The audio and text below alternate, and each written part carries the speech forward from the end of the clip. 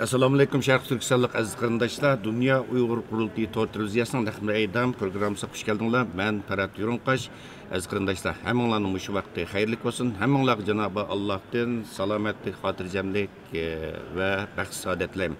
Aziz qarindoshlar, Xitoyninki shuncha qattiq besimi va hujumlarga to'sqinlik qilishlariga qaramasdan Dünya Uyghur Qurultayı'nınki təşəbbüslə qurulğan Xalqara Uyghur Sot Kollegiyasınınki ikinci qitimliq soti tünögün yana Angliyanın paytaxtı Londonda nəhayət muvaffəqiyyətli halda başlanğan idi. Mana bugün bu Xalqara Uyghur Sot Kollegiyasınınki ikinci qitimliq soti bugün ikinci günüge qadam qoydu. Aziz qarindoshlar, biz hozir sizlarga bu programmani shu Xalqara Uyghur Sot Kollegiyasınınki ikinci soti o'tkazilayotgan Londondagi Churchill House saraydan, naq maydondan sizlarga taqdim qilyapmiz aziz qarindoshlar. Tünögün 9'ga yaqin Sharq Turkistonlik va chet ellik mutaxassislar bo'lib 9'ga yaqin kishi guvohlik bergan. Bugunmi 10'ga yaqin kishi guvohlik berdi va hozir sot boshlanish oldida turdi. Sotninki tushdan burungi qismida Turkiyadagi 3 nafar bir yerde şahidimiz guvohlik berdi. Aziz qarindoshlar, xuddi tünögünki o'xshashlar tünögün sizlardan qisqacha uzr so'raymiz. Ba'zi texnik sabablar tufaylidan programmamizda biroz masala ko'rilgan. Bu masalani uzluksiz tuzitib mengyapmiz.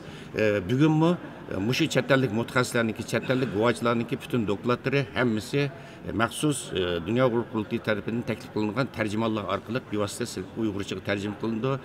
Aziz qarindoshlar, andan keyin bu sotninki damlash orliqlarida biz ba'zi guvohchilar bilan sotga bevosita qatnashish uchun kelgan guvohchilar bilan va dunyoning har qaysi ellardagi ba'zi siyosiy faoliyatchilarimiz bilan, Uyg'ur mutaxassislarimiz bilan biz naq maydon suhbati uyushtiramiz. Şuna aziz qarindoshlar, bu naq maydon programmamizni herkes qaçırmang. Mana yenimizde o'tirgan efendimni hammanglar bilasizlar. Dünya Uyghur Qurultayı'nın oliy maslahatchisi va algi tunilgan bizningki Uyg'ur olimlarimizdan doktor Rishad Abbas efendim ataydan mushu qatimqi sotqa bevosita guvohlik berish uchun kelgan shohidlarimizga madad berish maqsadida ataydan Amerikadan bu sotqa kelib qatnashib o'ldirdi aziz qarindoshlar.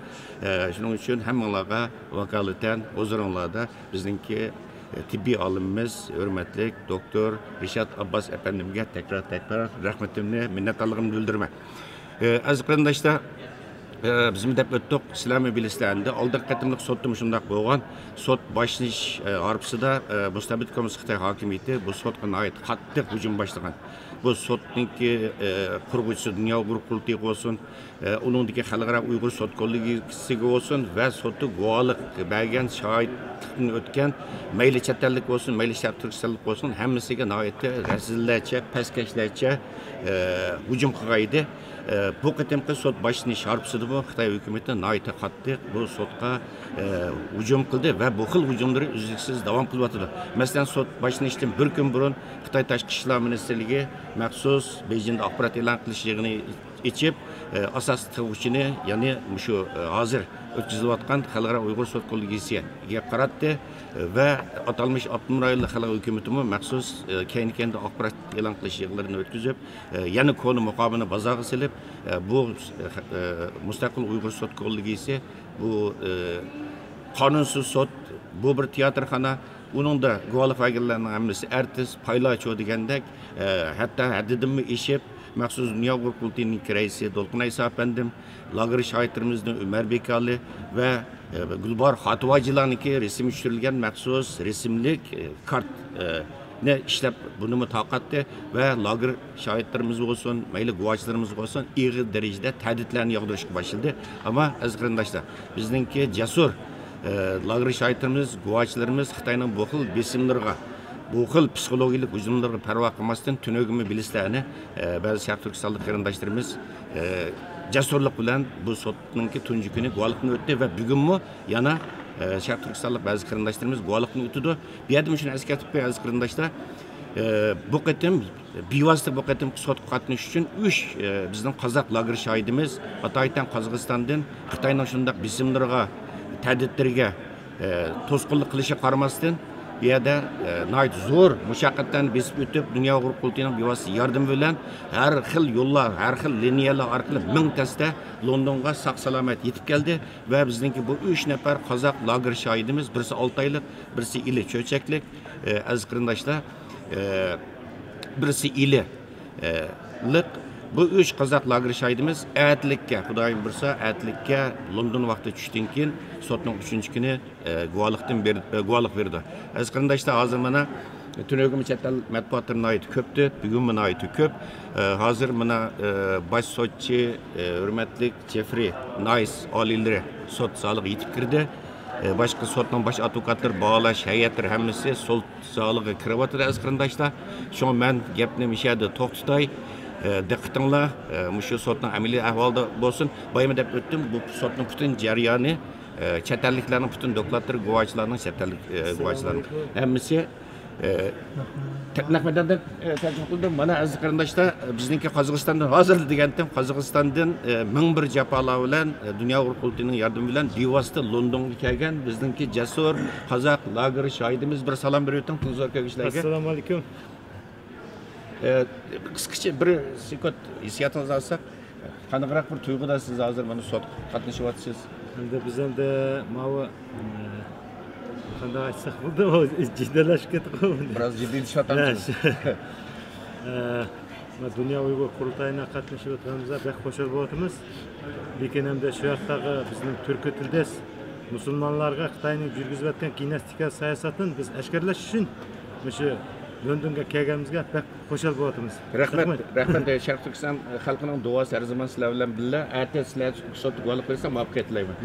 Rahmat. Hurmatli qarindoshlar, unda bo'lsa, diqqatinglar sotning amaliy avvali haqidagi naq maydon programmamiz bo'lsin.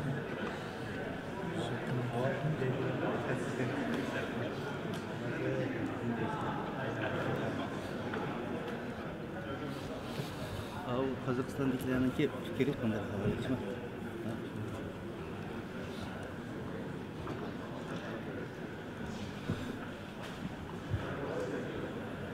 Aziz qarindoshlar, sot boshlanish oldida turdi. Bütün bağlar şahit hemiz kirib bo'ldi. Tünögün bu deb o'tgan to'q. Oldin qitim bu Londonda, Angliyada, Hindistondan koronavirusning yangi bir tipi bayqalganligi uchun bu yerga kirgan tomoshabinlarga zo'r shaklim qo'ygan, ig'ir shartlarni qo'ygan. Ammo bu qitim tomoshabinlarningki Tünögümün ait zal asosiyatini to'lgan. Bugunmi ko'p keyin kelyapti aziz qarindoshlar. Tünögümü biliste Xitoy matbuotlarini balkim izlagan bo'lsanglar kerak. Xitoymi mayli tashqi ishlar ministri bo'lsin, Xitoyning asos yer shari vaqti gizli bo'lsin, nihoyat ig'ir hujumni davomlashtiryapti va bugunmi Xitoyning bu xil hujumlari, sotga qaratgan hujumlari izchil turda davomlashib kelyapti. Hatto bizning og'a uchirimiz qaragan vaqtida bu Turkiyadagi ba'zi mushu shohidlarimizga bevosita Xitoy tadris silib sotga guvohlik bermaysan degan ahvollar bo'lgan.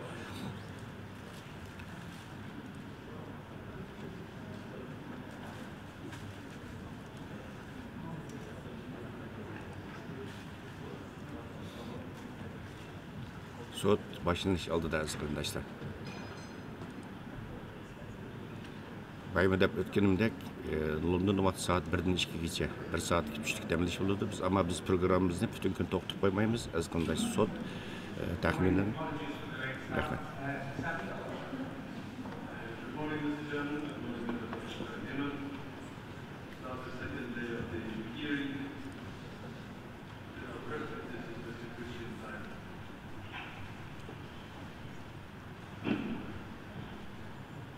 Rahmat eşittim benim size. Rahmat.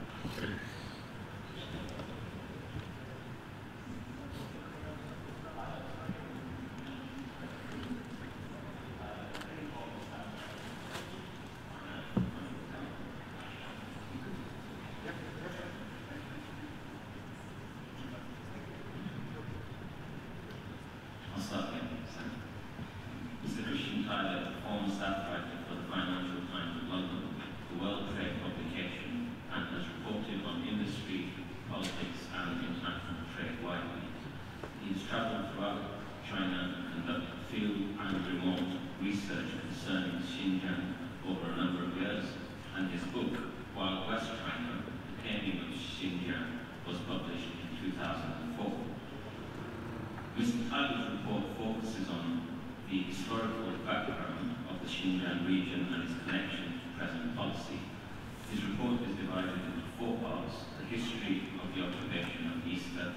Xinjiang, ethnic policy before and during Communist Party.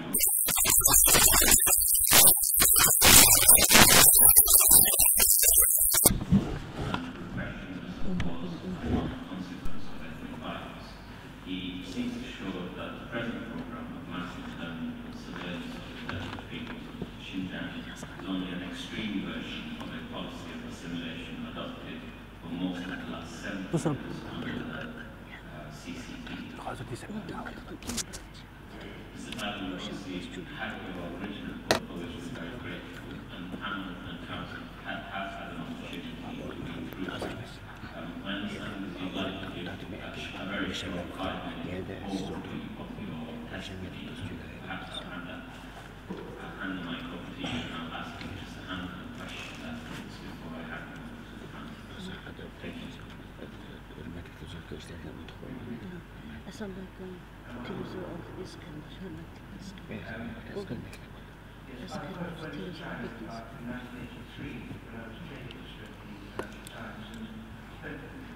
With a number of visits there, psychologists about the place and I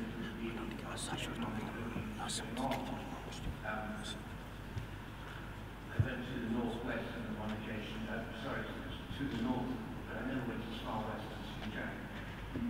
In 1995, I went on a trip, an expedition just for amusement, to cross paths with Taklamakan deserts with camels.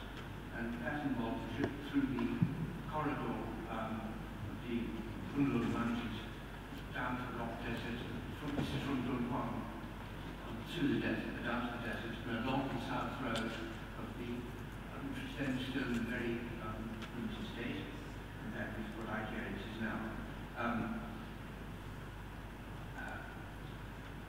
There was a trip across the desert and out into Mazar-Tag on the Khotan River, and then north up to Aksu, and then returning by jeep around the north side to Urumqi. So quite a long perspective. On that occasion, I noticed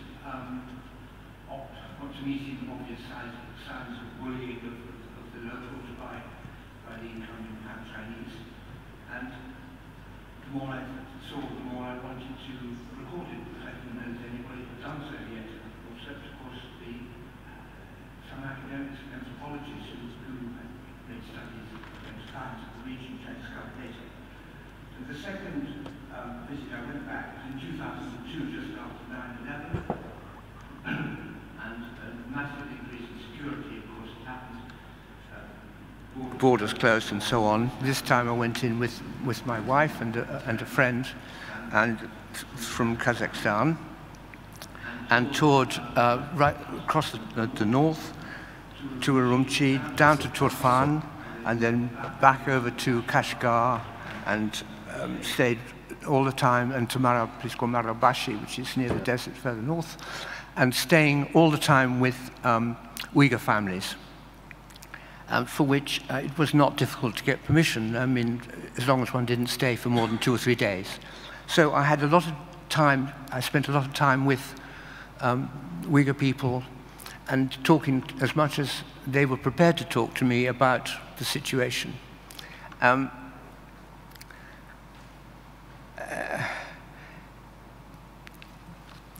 I kept a note of all the conversations. The people I talked to were not aware that I had been. By then I'd left the Financial Times in order to write the book, really. I'd been there 30 years and I thought it was time to move on. I kept a record of the conversations and so on. The people I was talking to saw me as a tourist, which is what I told the authorities I was. And I didn't, of course, want them to know. They wouldn't have spoken at all if they'd known what I was up to. And so there was some deception involved in that, I suppose. But obviously I was extremely careful not to mention any names of any people, then or since.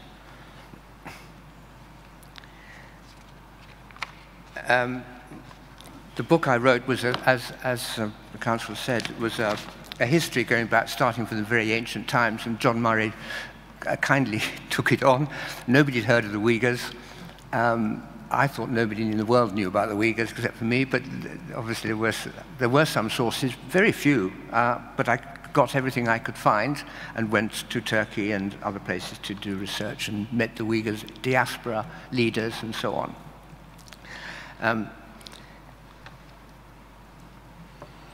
I'm not an academic, and I wrote a book which I wanted to be read by travelers to the region, so that they would have some idea what was going on there and what the history of the place was. The purpose of my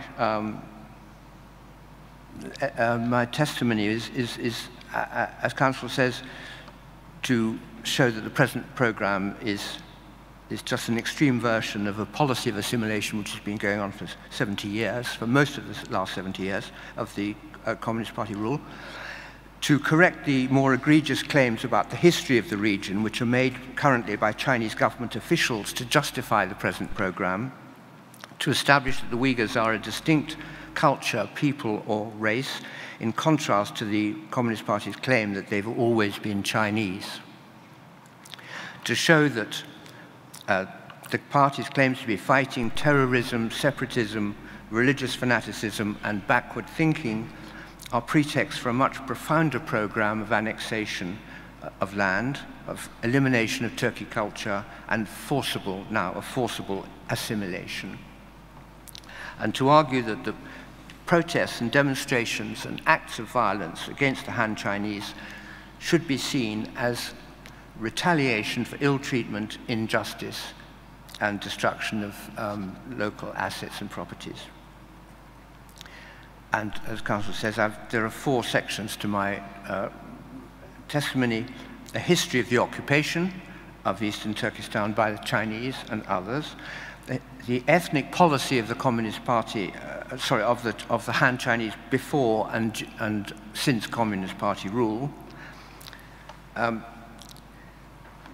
the regime's justification for the repression and its undeclared motives, and finally, an argument that the repression should be seen as much the cause of the ethnic violence and not the consequence of ethnic violence. Thank you. Great. Thank you, Mr. Tyler. I just have 3 questions for you before I hand over to the panel. My first question is, you've noted that the Shanghai Agreement of 1996 cut off routes of escape for Uyghur dissidents into neighboring countries. Would that, in your view, explain why Uyghur refugee flows are very minimal in the neighboring countries? Uyghur refugee what? Sorry? Uyghur refugee flows into neighboring countries minimal, i.e. the flow of people, Uyghurs from Xinjiang into neighboring countries. What would explain that? Explain the what? Sorry, I didn't hear the question. The sound system's a bit... So my question is, there are obviously Uyghurs who are fleeing alleged persecution in Xinjiang.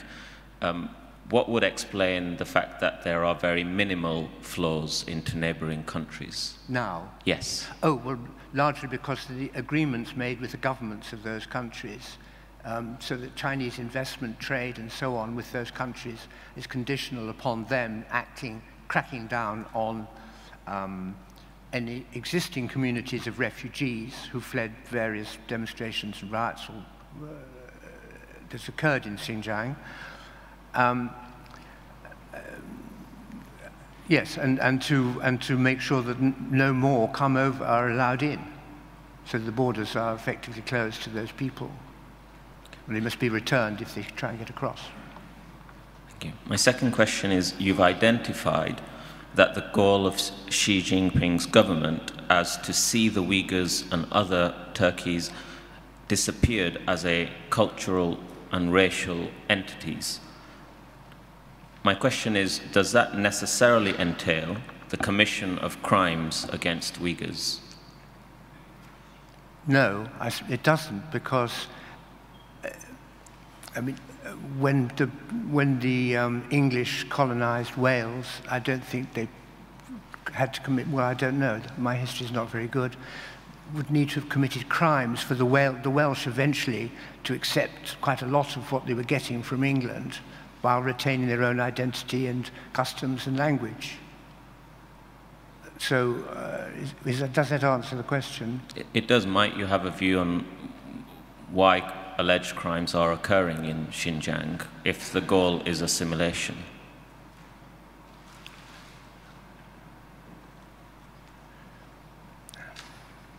Crimes against the Uyghurs? Yes.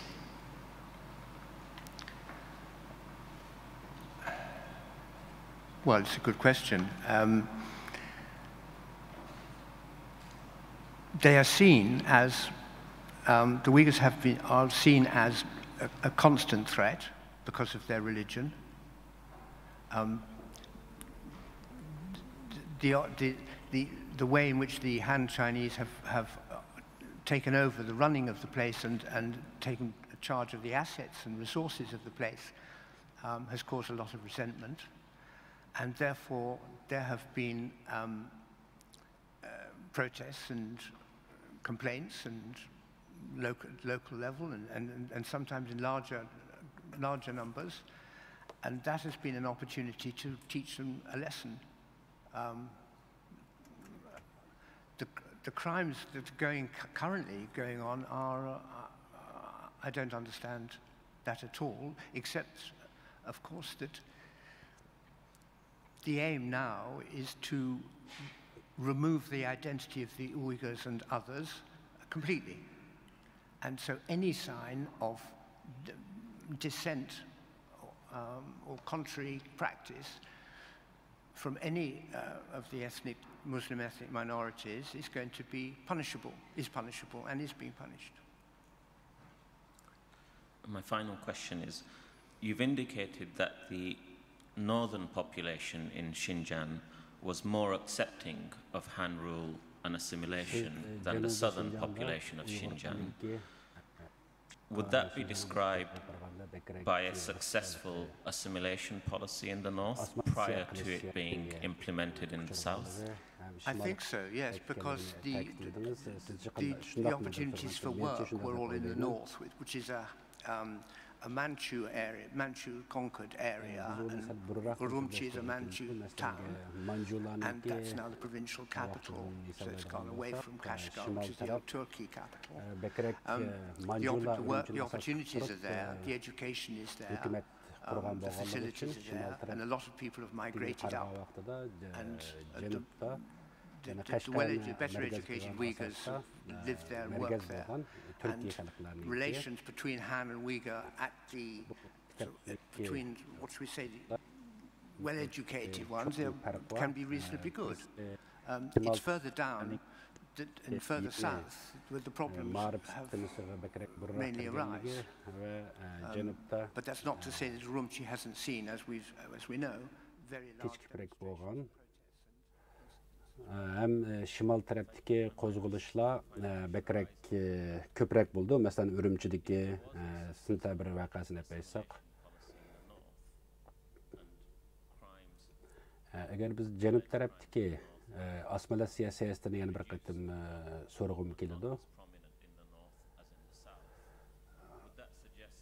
Cenubdaki asmalasiya qilish siyasəti Cenubga qaraganda hazır bekrek tutulup Şimalda elbette o tarafta mı assimilasiya siyaseti var. Bu ikisininki münasebet hakkındakini sorgan. Ben onu sizge aniq dep bermeymen.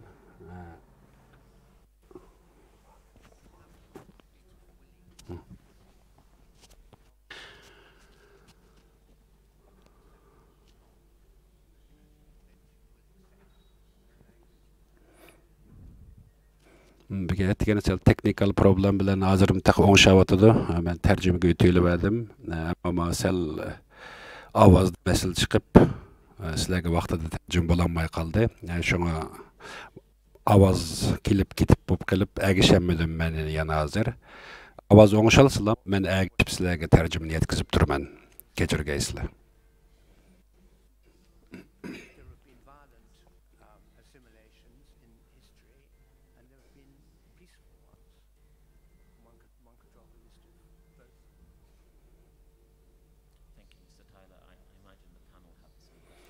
Tyler efendim, başkalarının sizge sualı buluşu mümkün. Mening sualım tügdi. Tyler efendim, siz bizge yollagan materialingizda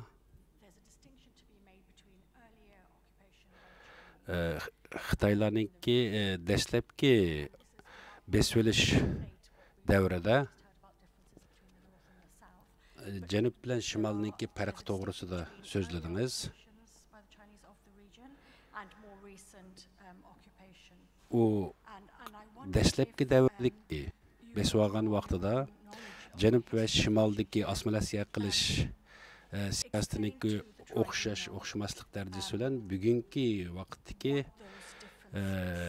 osmolasiya siyosatininki o'ttirishidagi farqining qandaqligini sotqa deb bilasizmi? Ikkinchisi, siz nima uchun bugungi ahvolni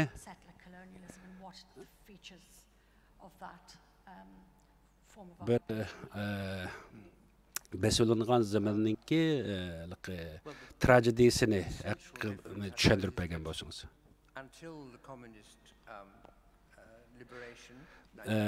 Dastlabki kolonializm davri, ya'ni 49-yili kommunistlar besibog'i chiqib bo'lgan arliqni deb aytsak bo'ladi.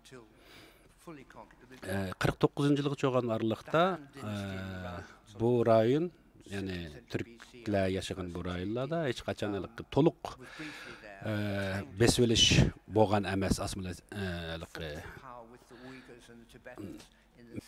Xan davridan tortib hisoblasaqmi 2000 yillar burundan ketib bu Turkiston yoki Xinjiang va bu Tibetlarninki o'rtasida Xitoy yoki shu vaqtdagi sulollar bilan bo'lgan munosabatlarga selishtirgan vaqtida ularda mustaqillik bir o'z oldiga hokimiyat bor edi. Ammo shu Manjular davriga kelgandan keyin bularda o'zininki huquqini yo'qotib qolgan, bir yo'qotgan holat shakllangan. Bu davrda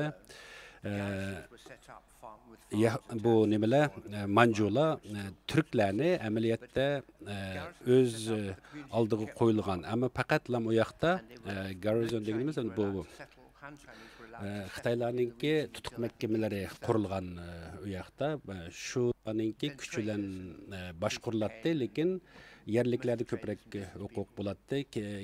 Bu o'rinlarninki boshqa alohidaliklari bu coğrafiyalik o'rinninki savdo munosabatlari va keyingi vaqtlarda Xitoylarninki yoki Xanzularninki ko'plab kirishiga yo'l ochgan bir asosni yaratgan.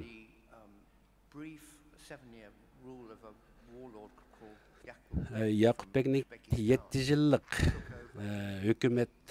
hukumat qurgan vaqt, davlat qurgan vaqtini aytsak, Yaqubbek ya'ni O'zbekistonlik edi. 1800-yillarnikida butun Türkistanning ham yeri nihoyatda qisqa bir vaqt bo'lsa-mu, tarixda mustaqil bir davlat qurgan edi. Bu mustaqillik Zozongtangninki kelib qayta mustaqillikka bo'lgan necha yillar tayyorlik qilish orqali kelib besulishiga bo'lgan arliqcha shunday mustaqilligini saqlagan. And many of the things which are being done now wholesale were then being done attempted piecemeal. That is to say, special schools, special education, not allowed, having to bow down to the incumbent, to the Han, having to defer and this and that. All elements of the present program, but in a much bugungi vaqtlarni aytsak, bugungi kundagi madaniyat, diniy, ma'rif taraflaridagi cheklash sistemalari u vaqtlarnikiga albatta selishtirg'ini bo'lmaydi. Shunlashqa bugungi davrda hukumat mag'lub bo'ldi desak bo'ldi bu rayondagi siyosatda. Hukumat, Beijing hukumati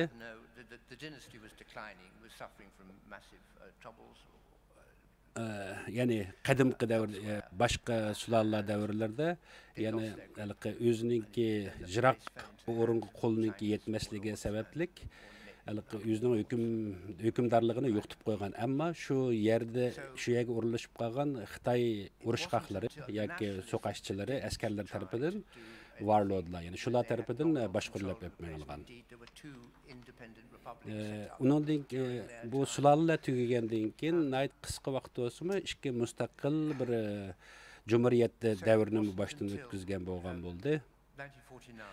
49-yılı dim başlap bir resmi halda assimilasiya qilish siyosati başlangan desek bo'ldi. Ama bu vaqtlarda unda qattiq emedi. Bu nayt bir siyliq. Yılman aletdiki assimilasiya siyosatininki başlanışı idi. Yerlikler hükümetninki hem Xitoy xalqlarininki küçük kelgan xalqlarninki har xil alayda imtiyozlarga ega huquqlar berilgan edi dastlabki vaqtlarda. Xan xalqlari 49-yillardan keyin küçük kirishga köp bo'ldi. Meni Uyg'ur deb atab ataman. Uyg'ur deb atishim albatta boshqa turkiy millatlarni o'z ichiga oladi deb tushunsanlar yaxshi bo'ldi. Qozoq, qirg'izlarni qo'shib. Ya'ni men qisqaroq mushunchalik bo'lsin. Mening yana bir savolim bor.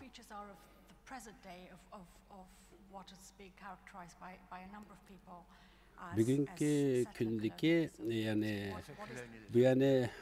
bu tuproqni koloniya qilishdagi siyosatlari haqidagi yani bu ko'chmanlar assimilasiya qilish siyosati haqida so'zlab bergan bo'lsangiz. Bugun demoqchi o'g'lingizda yani biz shu kampni o'rgangandan boshlab qisni bugun da'vatamsiz yoki qachonda bugun demoqchidingiz?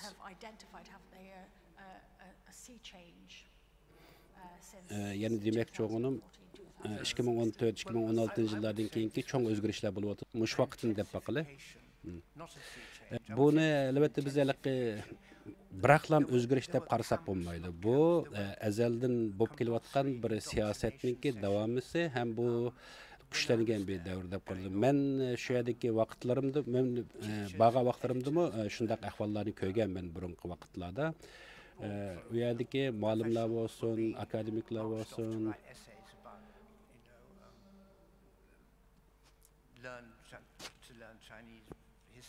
Hemmisi şu vaqtlardan başlap Xitoy tilini o'rganish kerakdi. Xitoy tarixini, Xitoy madaniyatini o'rganish kerakdi. Hem shuningga agish shart qilinadi.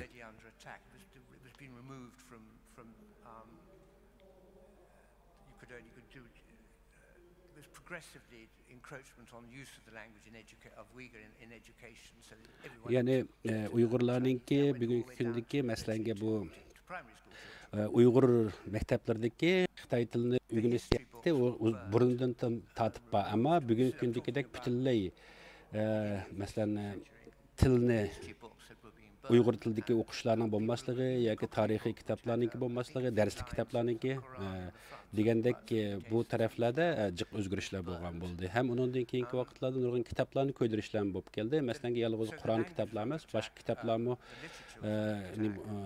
ko'ydirildi. Bu vaqtlarda bugungi kunda yana yolg'iz dinlam emas, adabiyot san'atmi nihoyat cho'ng hujumga uchirdi, ham cheklashga uchrab kelyapti. What arises from that then is whether what is underway here is an attempt to adjust populations or an attempt to eradicate Uyghur identity. And I wonder if you could reflect on that for the tribunal. Bir minut yana bir ovoz buzg'untuda. Which it is. I think you guys can understand what it looks like. And it looks like the eradication of identity combined with overwhelming an attempt to achieve overwhelming population and domination of population. The fact that birth rates, we heard, I think in the June hearings, figures of birth rates of Uyghurs have plummeted to practically zero in some areas. And so clearly, there's a third element, which is the physical elimination of, if you like, seems to be a wish to remove them physically as well without actually killing them. They stop them being born. Thank you. What, in your assessment, then, are the economic drivers? Sizin tədqiqatınızdan görə bugünkü gündəki iqtisadi tərəfdə qandaq bir əhval astıdır. Bu rayon stratejilik tərəfdə intayin mühim bir ornu var. Çünki bunlar Asiya və Avropa üçün soğuduğu çıkıdığan bir işik dervaza. Bu yerdə yol olsun, poyuz yolu olsun, uzaqça ulanğan. Hem Xitay'nınki bu bir yol, bir belbağı siyasetininki en asaslıq coğrafilik orunlardaki bir rayon. Bu iqtisad taraqqiy qilishi mushu rayonninki tinchlik bilan bevosita munosabatlik. Bu rayondagi har qanday bir siyosiy yoki tinchlik bo'lmagan vaqtida Xitoyninki iqtisodiga bevosita ta'sir yetkazadi.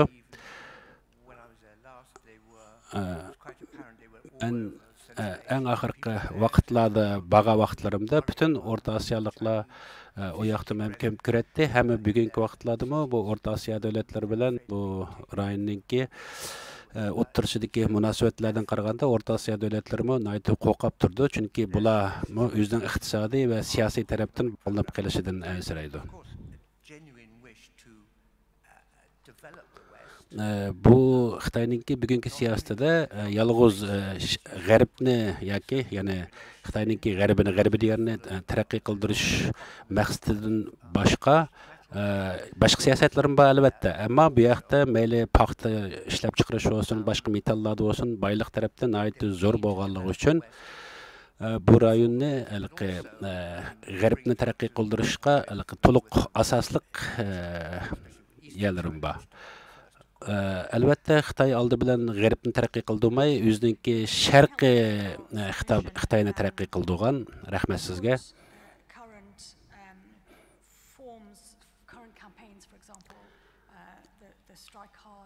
Sizdeki bizga yo'llab bergan uchurlaringizga ko'p rahmat aytamiz. Shuningga asosan bugungi shu rayonninki bugungi siyosiy ahvoliga asosan bir savol so'ramoqchi. Siz nima uchun hozirgi rejimni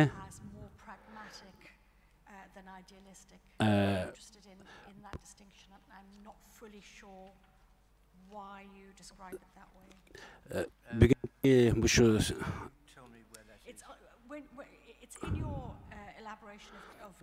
sordu, siz qayerdan o'qidingiz buni deb, men o'qigan yerini masalan xinshonistlarninki CCP'ninki sizningki bizga yo'llagan xabaringiz maqolangizniki 10-betidagiga asosan da'votiman. Shu o'rinni bir tushuntirib bergan bo'lgan bo'lsangiz.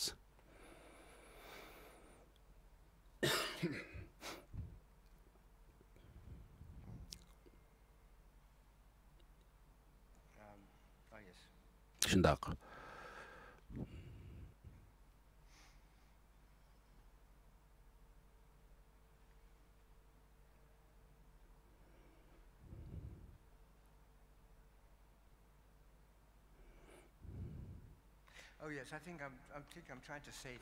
Men bu yerda demoqchi bo'lganim, bu yerdagi iqtisod tarafda taraqqiy qilishi bu rayonninki tangpongligini yoki muqimligini saqlashda nihoyatda yaxshi bo'lganligi, agar buni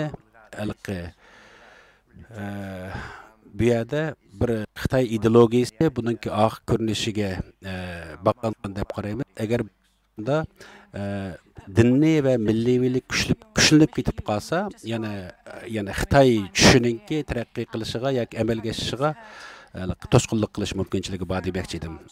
Rahmat sizga. Siz insonlarninki normal sosial hayotidagi bir-biriga ishonish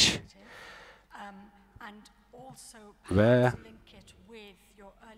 sizningki bugungi ahvoldagi odamlarning bir-biriga ishonmaslik ahvollari bilan qadimgi konraq davrlardagi shimol va janub tarafdagi hayotda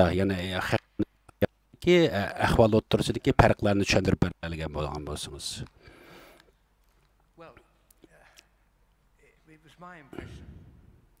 Meningki tushuncham bo'yicha bo'lgan vaqtida men shu yerdagi vaqtni ko'proq asos qilaman albatta. Masalan, sharq tarafni misol qilaylik. Masalan, ichkir Xitoyga yaqinroq taraflarga misol qilib aytsak, u tarafdagi xalqlarningki Xitoyni tushunishi ham Xitoy tilini bilishi janub tarafdagi qaraganda yuqoriroq. Janubda yashagan turkiylarga qaragan vaqtida.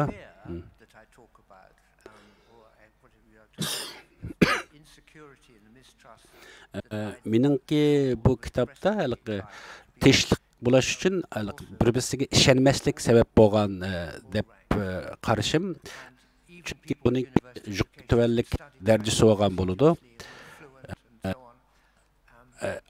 Gerçi adam yani Türkiye'yle üniversiteler Xitoy tili o'qib Xitoy tili ma'rifati cho'ng bo'lgan bo'lsa-mu, yana ham ularga ishonmaydi. Hukumat faqat Uyg'urlarmi yoki yerliklar o'zining xizmatini saqlab qolish uchun shu hukumatningki ishonchdan ayrilib qolsa, xizmatdan ayrilib qoladi. Shunlashqa hukumatni yoki xanlarni ishontirish uchun doim tayyor turish kerak. Bo'lmasa ularning o'rniga ko'chmanlar har doim hozir. Yana bir tarafdan bu yaniki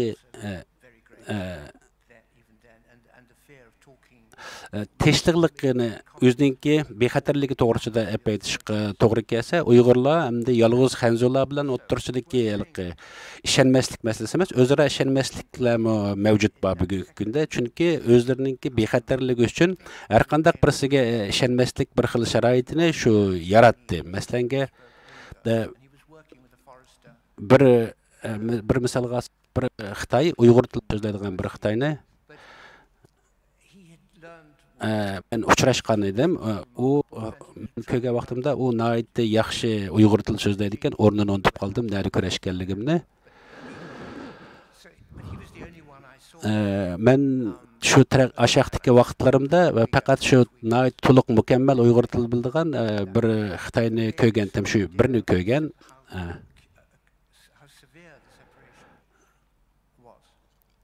Yani o vaqtlarda Xitoylarningki Uyg'ur tili o'rganishi bilan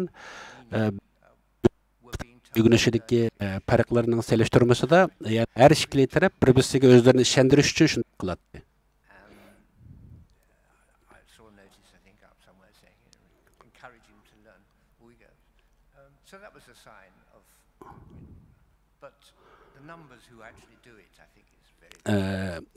Burungi vaqtlarda xeli ko'p fanlar Uyg'ur tili o'rgangan, ammo ular yetarli emasdi, ozdi. Bugünkidek Uyg'urlarning Xitoy tili o'rganishdek emasdi.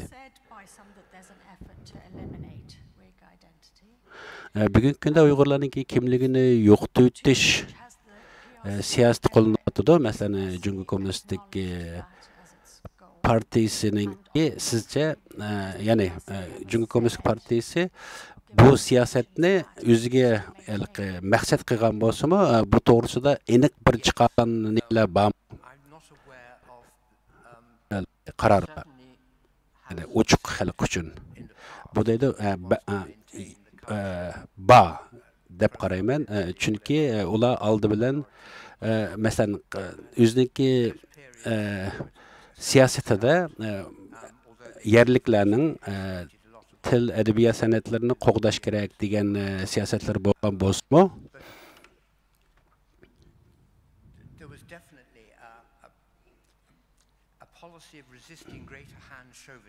men shunga ishonamanki, Han shovinizmniki, Hanzo shovinizmlarniki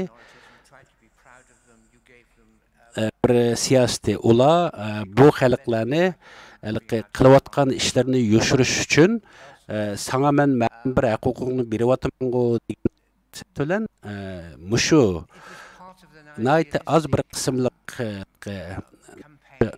muzey adabiyot san'at tarafda bir huquq berganda ko'ringani bilan bu shovinizmki o'zining maqsadini yoshirish uchun ko'rsatgan bir narsa. Masalan, bu Sovetlar davridagi siyosat, masalan, O'rta Osiyoga yurgizgan siyosatlar bilan o'xshash deb qarasak bo'ladi.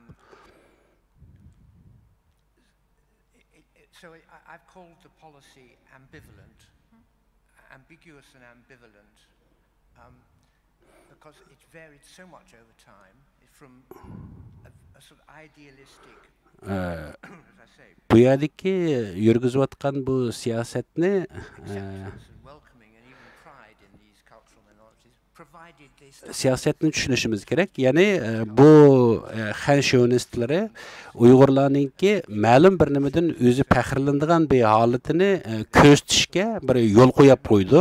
Shunglashqa hech bo'lmagan vaqtida shu o'zininki naqshi usul san'atidan bo'lsa-mu faxrlanadigan bir holatni ko'rsatib qo'yib turib, o'zininki millatlar barobarligi degan siyosatida bu huquqlarni berayotganligidek bir holatni shakllantirishgan bir siyosatni yurgizyotdi. Rahmat sizningki javobingiz uchun. Thank you very much. That was very informative. Siz uchun oldindan rahmat aytaman. I was slightly hesitant about the BRI working. I just wonder whether you could expand on that. Siz BRI deb bir xizmat to'g'risida dedingiz, ya'ni masalan bir yo'l bir balvog'mi shu siyosatmi deb demoqchi bo'lganingiz shu. Endi bu siyosatda masalanga jiq mablag' solib taraqqiy qilayotgan davlatlarningki taraqqiyoti uchun dunyoning har qanday yerlariga, ya'ni bir yordam qilayotgan holat bilan shu yoqdagi o'ziniki huquqini yurgizish maqsadiga yetish ham o'zi bergan shu iqtisodiy yordamlar orqali o'zining shu yoqdagi bizneslarini kengaytirish. Xitoy boshqa davlatlarga iqtisodlarni sotdi. Mening bilmoqchi bo'lganim Xitoylar bunchalar pulni nerdan kelayotgandi? Bu pulni qandoq tepib shunchalar jiq pulni qandoq tepotdi? Albatta men buningki mutaxassislardan emas. Ammo Xitoyninki Amerikalar bo'lgan savdosidan kelgan foydalar nihoyatda yuqori deyishga bo'ldi.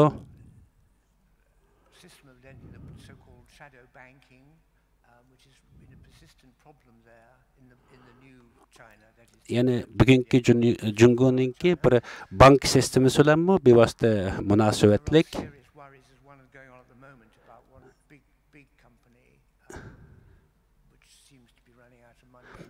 Masalanga meningki bilganimdan ko'ra cho'ng bir shirkat ehtimol yaqinda Xitoyda nim bo'lib ketishi mumkin, yo'qolib ketishi mumkin, chunki bankasi hozir nim bo'lib qolgan, bo'sh bo'lib qolgan o shirkatninki.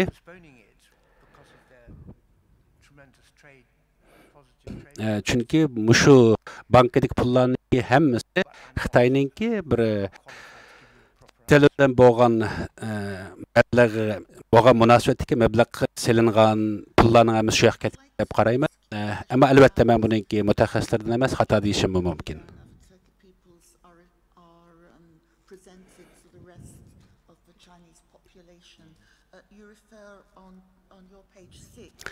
Sizningki bizga yo'llagan maqolangizningki 6-betida bu rayonda bu yashashninki bir xil xatarlik ekanligi 10-betda rejimninki ahvoldan qaraganda taxidimmi bu qo'rqinchli ahvolki bakrak yomon bo'layotganligini debsiz. Mushuningda siz biz yana bir o'zingiz uchratgan yoki bilgan Xitoylarninki mushu rayondagi xalqlarni assimilyatsiya qilish yoki yo'qotish siyosati to'g'risidagi nihoyatda kuchli bir isbotni ko'rsatib bera olamsiz bizga. Men hozir sizningki deganingizni agar to'liq tushungan bo'lsam, aniq mush bo'lganligi uchun deb bo'lmaydi. Chunki buni har tarafdan ko'rishga to'g'ri keladi. Har tarafdan ko'rgan vaqtida mukammal bir o'rin kelib turib, bir maqsadni tushungan bo'ldi. Bu meningki yozgan maqolamdagi bu qarorlarning olgan bu so'zlarimning hammasi nurg'ulg'an akademik tadqiqotchilarningki tadqiqoti asosida Xitoy rejim siyosatininki mush rayondagi maqsadlari asasida analitik maqsadlar asasida yozilgan. The complaints that Uyghurs have about the way they're presented when they go into mainland China or presented to the rest of the Chinese in mainland China. So can I just Мәсәләнгә нургын мәсәлән бу yerдәге юктылыш сиясәтенә minority peoples that they feel they're being treated rather than the messages that you feel are being picked up presented to you from Han Chinese. yani Muşu rayonda yerlik Türkiye xalqlari bilan Xitoylar o'rtasidagi munosabatda Xitoylarningki alohida imtiyozli ekanligi to'g'risidagi tushuntirishlaringizni yana bir anglagan bo'lsak, albatta men Tibetga bo'lgan vaqtimda men buni bekaraq Tibetdan bir tushundiray. Masalan, Tibetda Tibetliklarni meni ko'ramdan o'zimni ko'rishidan ko'ra, masalan men nayt jiq hurmat qilishdim Tibetliklar tarafdan. Ularningki nayt saddiligi o'zininki xarakteri boshqa urf odatlarda bo'lsin, nayt uzun yillik bir traditions bo'lganligi uchun urf odati garchi Xitoylar Barbarian Yavaylar deb atagan davrlarda bo'lgan bo'lsin, Tibetliklar ulardan jiq farqli edi. Ularni Mongollar, Manjulardan farqli ko'rish kerak. Mongollar nayt urush qildigan bir xalqlar. Ya'ni ama Xitoylarningki yoki Xanlarningki mushular, Manjular va Mongollar, Tibetlar o'rtasidagi nimasida Xitoylarningki, ya'ni Xanjularningki munofiqlik nimasi bek kuchlik kulturi va shunglashqa ularningki boshqalarni o'ziga singdirib olish mumkinchiligi naytki kuchlik bo'lgan bo'ladi. Ama bu Xanjular nayt uzun yillardan shu ko'chman xalqlarningki boshqarishida bo'lgan bo'lsa-mu, ular o'zining mavjudligini saqlab qalaolgan bir xalq. Thank you for your testimony. On page 9 at the top, Sizdeki 9. betinizde ayollarga yürgizgen ayollarni depsende qilish uçurlarınız to'g'risida bir tushundirish bergan bo'lsangiz, yani bu Türkik ayollar uchun Xitoylarningki, Xitoy erlarininki yomon niyatlarini demoqchi shundaqmi? Shundaq. Masalan 2002-yildagi bir uchuringizda shundaq yozgan edingiz. Ammo bugungi kunda biz Xinjiangda taqdimmo bekrak bundaq hodisalarning bo'layotganligini ko'rib turibmiz. Masalan nayt masalan ko'p kamplarda nayt 90% erlar balığı, lekin öylerde boytaq qolgan ayollarning ko'p qolganligi bilib turibmiz. Mushu ehtimol Xitoylarningki mushu majburiy to'y qildirish yoki bo'lmasa bir seksual maqsadlari uchun mushunda qoldirilgan deb qaramsiz. Mushni bir tushuntirib beradigan bo'lsangiz, ya'ni Xitoyningki qanday bir siyosati mushu?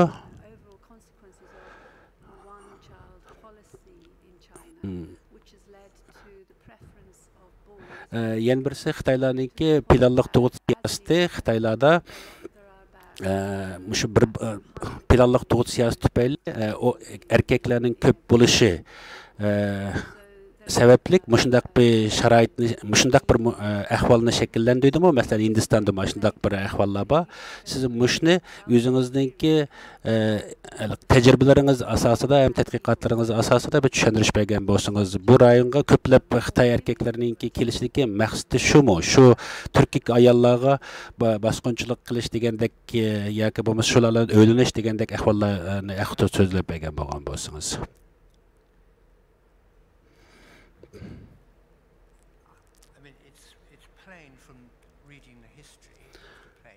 Mesela Şiray'nınki tarihten qaragan bo'lsak,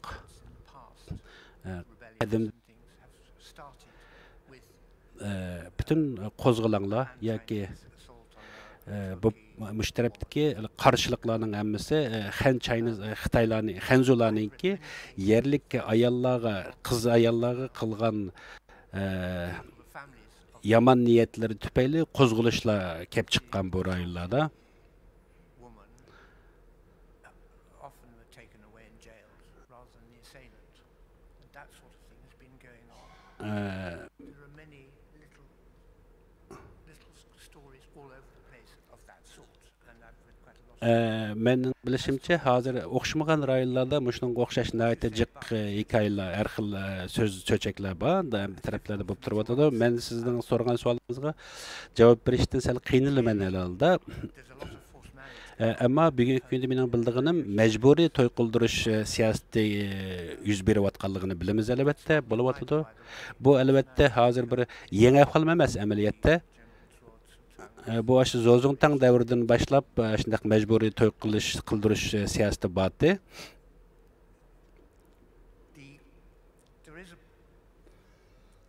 So a lot of girls, first of all, girls are being forced to marry Han Chinese. Aldılan nurg'unlagan qizlar majbur holda Xanzu erkekler bilan to'y qildirishga majburlandi. Agar ular to'y qilmasa, oilasi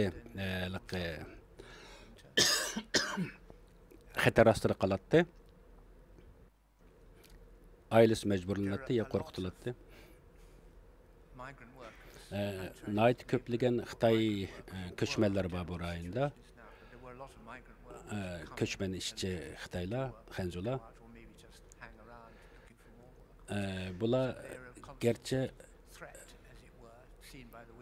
xizmatga keldi deyilgan bilan bularningki maqsadlari birinchi Uyg'urlarning xizmatini elib olishdan sirt, egallab olishdan sirt, ya'ni Uyg'ur yoki yerlik ayollarningmi nayt kuchlik xatari bor. Agarda Uyg'ur ayollari amaliyotda bek o'zini qo'g'daydi, bularga yo'l qo'ymaydi normalda.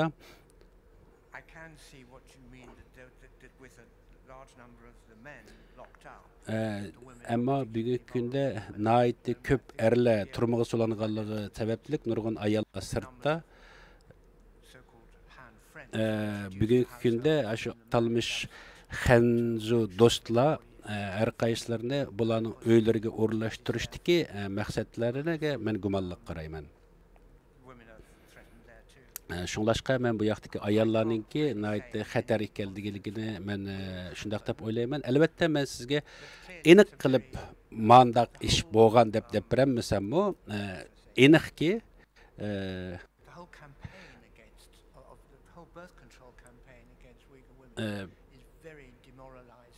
bugungi kundagi butun Uyg'ur ayollarga bo'lgan tug'ishni cheklash siyosati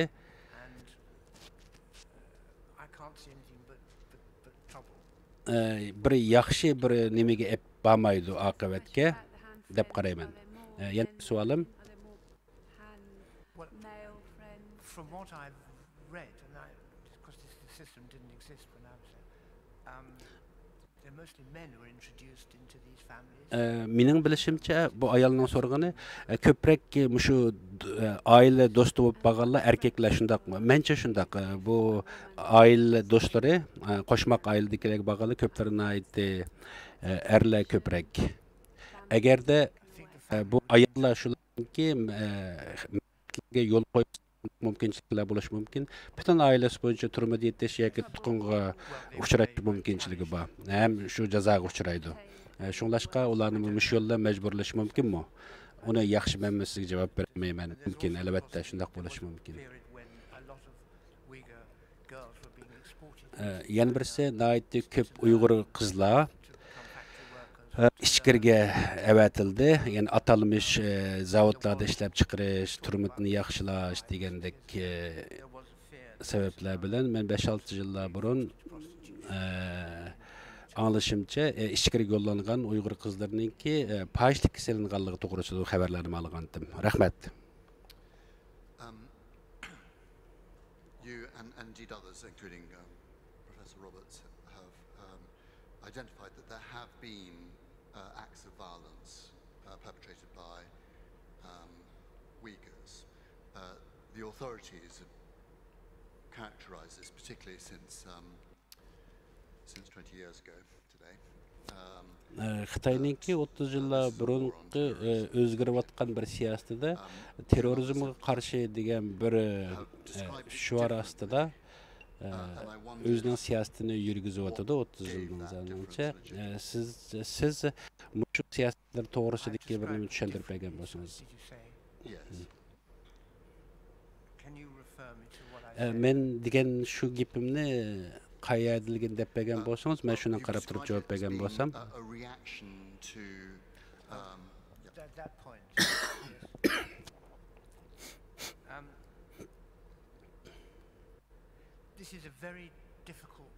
Bu bek qiyin bir savol. Bunga javob bermekmi nihoyatda qiyin bo'ldi. Men bir misolni keltirib tushuntirish qilay. Amaliyotda biz haqiqatda qandaq bir ish bo'lganligini bilmaymiz. Masalan, buniki asosliq bizni egillagan xabarlarimizning hammasi nihoyatda siyosiy ko'rinishlik xabarlarni biz ko'ra olamiz. Masalan, Uyg'urlarningki Jungoning ichidagi eppagan qarshiliklarini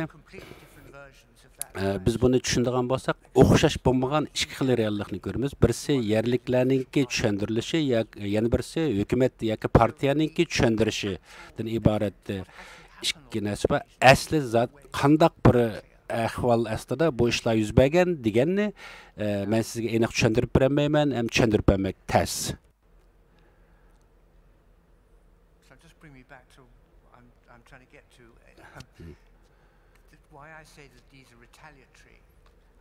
Men nima uchun bundaq bir tushuntirishni aytdim degan vaqtida masalan terrorizm degandan boshlab tushuntirib men faqat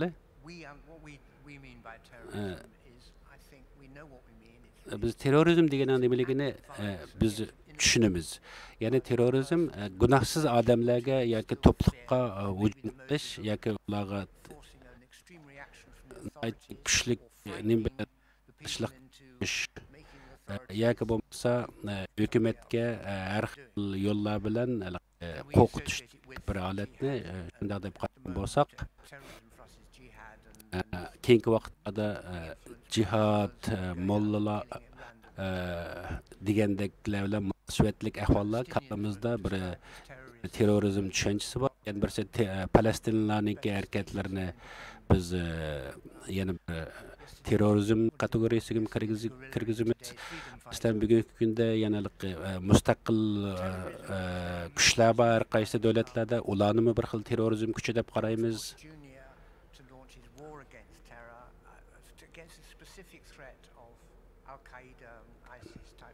Masalan, mencha ISIS, Al-Qaida deganlar bular terrorist bo'lish kerak. Chunki bular gunohsiz odamlarning jonini olyotdi.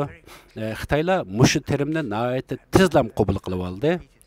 Shunlashqa terrorizmni nihoyatda yaxshi foydalanib, o'zi yaxshi ko'rmagan narsaning hammasini terrorizmga bog'lab turib tushuntiryotdi.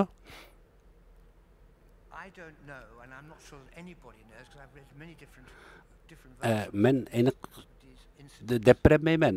Nima uchun shu Jungoning ichida bo'lgan shu qarshiliklarning sababdan bo'lganligini albatta hech kim uningki zodi nima uchun qandoq chiqqanligini deb bermaydi. Bu masalanga ayollarga bosqinchilik qilgandek o'zining ayollar dafsanda uchraganligi uchun qarshilik qildimi yoki umumiy bir millat xarakterlik dafsanda uchraganligi uchun qarshilik qildimi, uningga birim demak ta'sir. Masalan, Urumchidagi 2009-yildagi qarshilik namoyishini deydigan bo'lsak-bu, u nihoyatda teshliq bir yo'l bilan boshlangan, ammo ichkirdagi Xitoydagi bir Sharq Janubiy Xitoydagi bir Jungodagi bir Uyg'urlarningki o'ltirilganligi to'g'risidagi bir sabab tufayli bular qo'zg'algan. Buningda har xil tushuntirishlar bor. Sosyal medialar orqali bularga yetkazilgan. Shu sababli nihoyatda ko'p odamlar Urumchiga kelib bir qarshilik ko'rsatgan.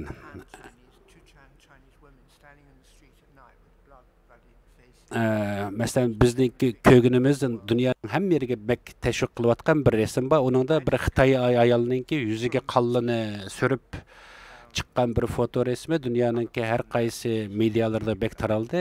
Meningki tadqiqotlarimdan ko'ra bir mushu Londondagi bir ko'chmanniki og'izdan egallashimcha bir Urumchidan kelgan bir ayol siyosatxonalik qilgan mishaqda uniki deb birishcha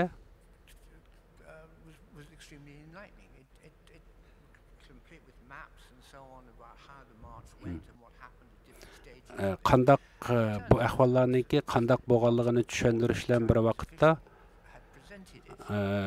bu ahvolniki Xitoylarniki tunishtirgandek emasligini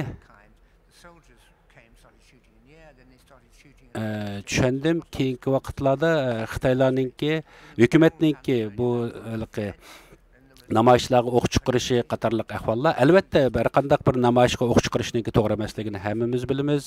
Masalan, u kuz kechda nima ishlar bo'ldi, janubdan kelgan, ya'ni Urumchining janubidagi Uyg'urlarga qandaq ishlar yuz berdi. Ularningki masalanki Xitoylarningki nimalarga, restoranlarga, biznes o'rinlariga hujum qilganligi bekrak ko'rsatildi. Ya'ni bir shu ikki ayol yuziga qon surib olgan bir ikki ayol Xitoyninki resmi bekrak tashviq qilindi. Biz mush ahvolninki zodi qandaq yuz berganligini, zodi qandaq bir ahvol ekanligini bilmagimiz, amaliyotini bilmagimiz bektat. Ammo nayt aniq bo'g'ini biz ko'raligimiz, bilaligimiz bu Kunmingdagi Uyg'urlarningki Xitoylarga qilgan hujumininki zodi qandaq bo'lganligini biz aniq bilmaymiz. Ya'ni Uyg'urlarningki pichoq bilan Kunming poyezd stansiyasida qilgan bu hujumlarni albatta uni mening tushuncham bo'yicha qaraganda uni bir terrorizmdek ko'ra olmayman men uni. Uni bir terrorizm deb tushunish mumkinchiligi bo'lishi mumkin. Ammo meningki demoqchi bo'lganim bu maqolamda yoki meningki tadqiqotimda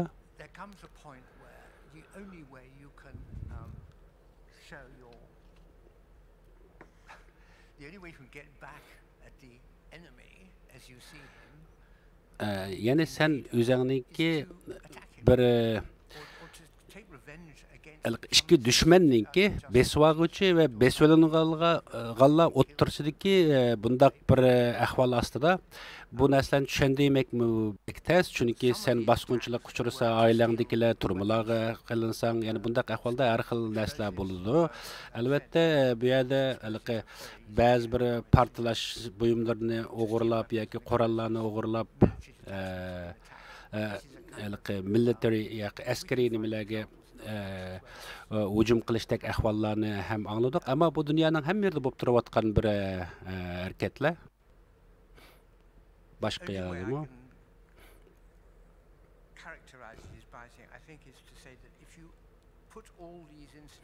Sen mush bo'lib turayotgan butun hamma ahvol, bir narsani unutib qoldim. Men shuni yetkazib deyitay. Men aniq kuni esimda yo'q. Men bir qarab qo'yqani.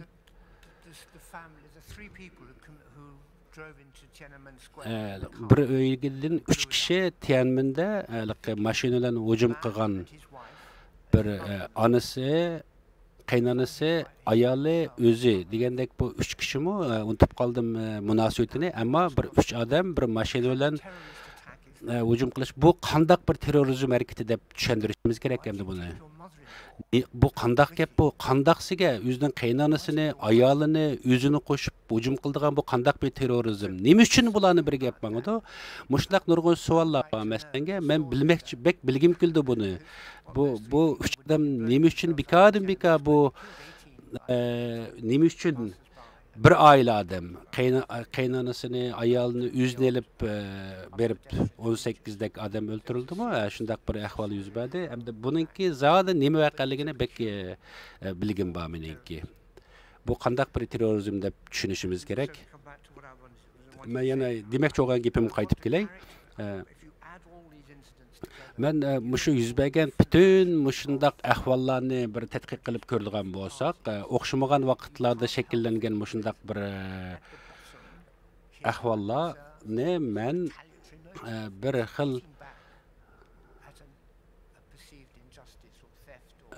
bir xil o'zaro nima deymiz bir o'zining haq huquqlari qo'g'dalmagan ahvol ostida yuz bergan ahvollardek ko'raman herhalde. Mr. Sabi, I know there are a couple of alterations to the timetable today, and I see we've exhausted the hour allocated to this witness. But I'd certainly have two questions I might like to ask. Meniki Sabi efendi, mening ikki savolim bor. Men bir ikki savolimni so'rab olsam bo'lamdi deb so'radi Jeffrey Nice efendi.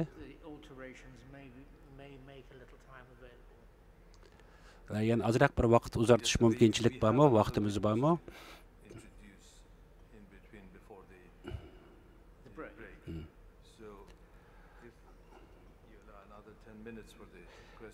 Men ehtimal yani 10 minut beralishim mumkin. Shu 10 minut ichida so'rasangiz bo'ldi savolingizni. Rahmat sizga.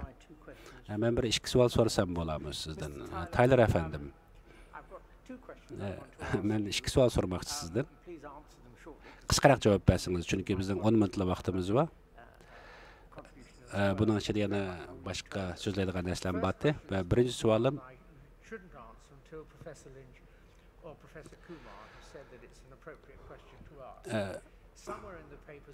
kitap sizniki yo'llagan nimangizda, uchurlaringizda bir uchuri berilgan. Bu yoqda Xitoy va Uyg'urlar o'rtasidagi munosabatda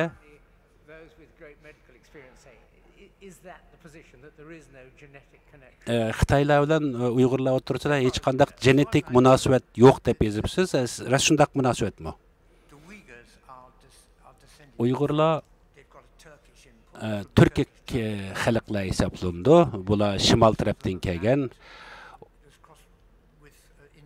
Bular nayt ko'plari Hindiston yoki O'rta Osiyo xalqlari tarafdagilar bilan nayt ko'p to'y qilish shakllangan, ya'ni Indiya Yevropa xalqlari bilan. Yani mening savolim aslida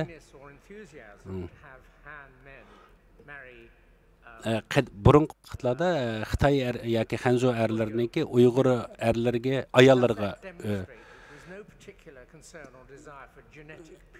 bugungi mushu to'y qilishi Xitoylar bilan Uyg'urlarningki mushundaq majburiy to'y qilishi Xitoylarning genetikini o'zgartirish bir maqsad qilingan deb qaramsiz deganda men unda bilmayman. Tunugungi bir savolimizda yoki bir suhbatimizda meningki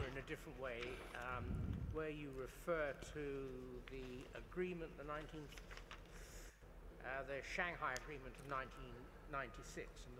1996 yildagi Shanghai birlikki nizomnomasiga asosan yoki ehtimnomasiga asosan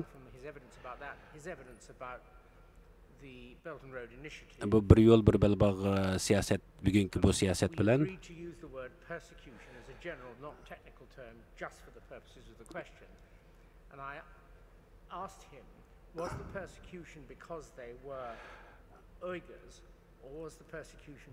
bu Uyg'urlarningki, ya'ni mushu rayondagi Uyg'urlarningki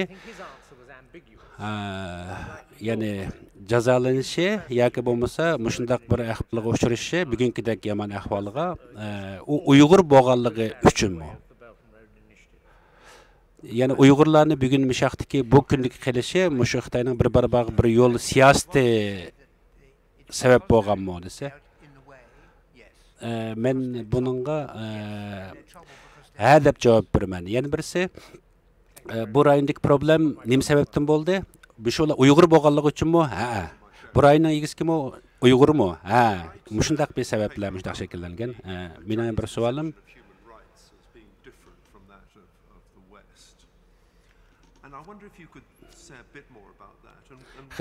Xitoylarningki janubda shimoldagi, ya'ni shimol-Xinjiangdagi o'xshash emasligi to'g'risida so'zladik.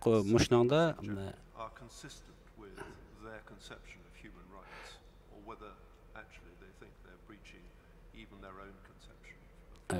managa erishmay qoldim.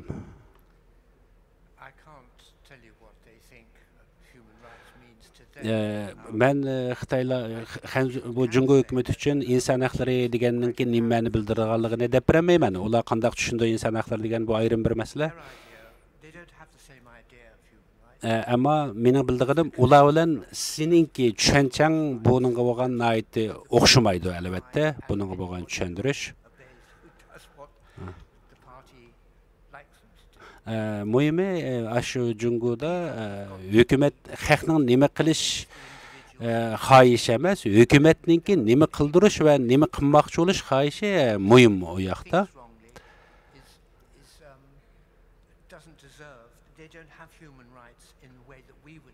Biz tushundigan inson haqlari degan tushunchani ular undaq tushunmaydi ham shundaq sifatda bir tushuntirish ep bo'lmaydi u tarafda.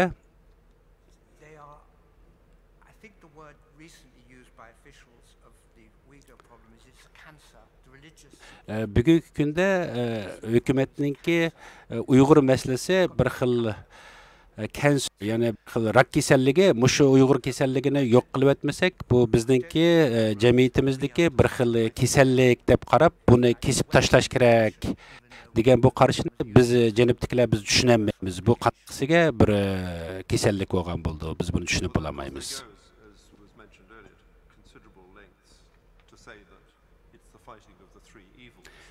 Yana birisi 3 evilga qarshi pal harakat degan bunday bir harakatni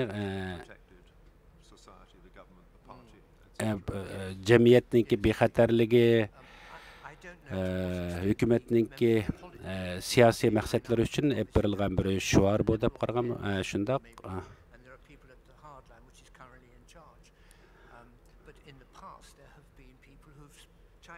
Spoken as if minorities are not just colorful, subdivisions of the Chinese people, but actually have a status of their own.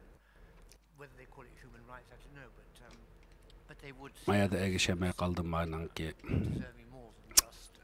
avaz kelib ketib qaybatıdı. Then on a different subject, you wrote the book, as Council mentioned earlier, and have written extensively about China and this part of China. Siz mushu aynaqada bir kitaplarni yozgan, ham buningda tarixdagi yozilgan kitaplarga qaragan vaqtda nihoyatda farqli bir kitaplarni yozgan, mazmunda yozgandingiz. Sizningki mushu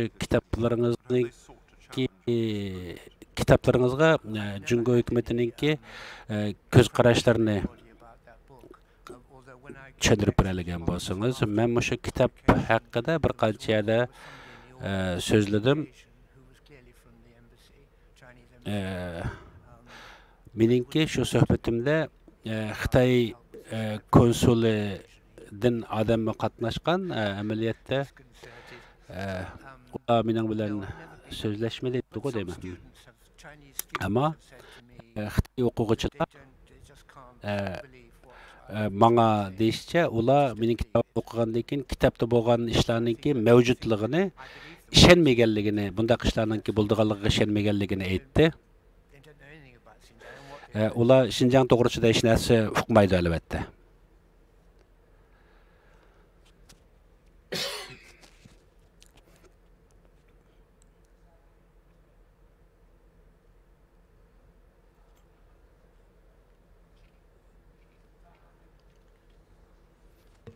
Tyler, thank you very much indeed for coming. Sizga nəhayət köp rəhmət Tyler əfəndim. Showing that you've been attending to what's been being presented here before. We're much obliged to you. Sizga nəhayət köp rəhmət bütün vaxtınız üçün. Köp rəhmət Tyler əfəndim. Mr. Chairman, our next witness is Ms. Nena Trump. Əmdi yeni bir quvvaçımızı təklif qılımız. Bu bizdeki gün tərkibimizdə yoxdur, amma intervention is to allow the panel to discuss with Ms. Trump the organogram. Bu vaqtincha qo'shilgan bir intervyu. Suhbat yana guvohlik.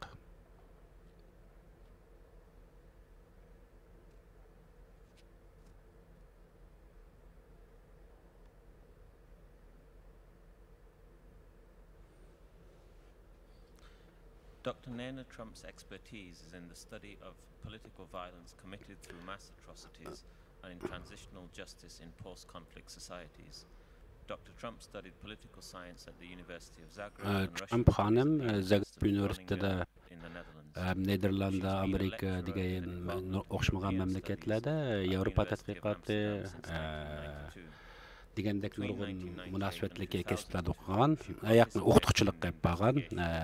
Keyingi vaqtlarda Serbiyadagi Srebrenica tadqiqotiga, Srebrenica voqeasining tadqiqotida qatnashgan.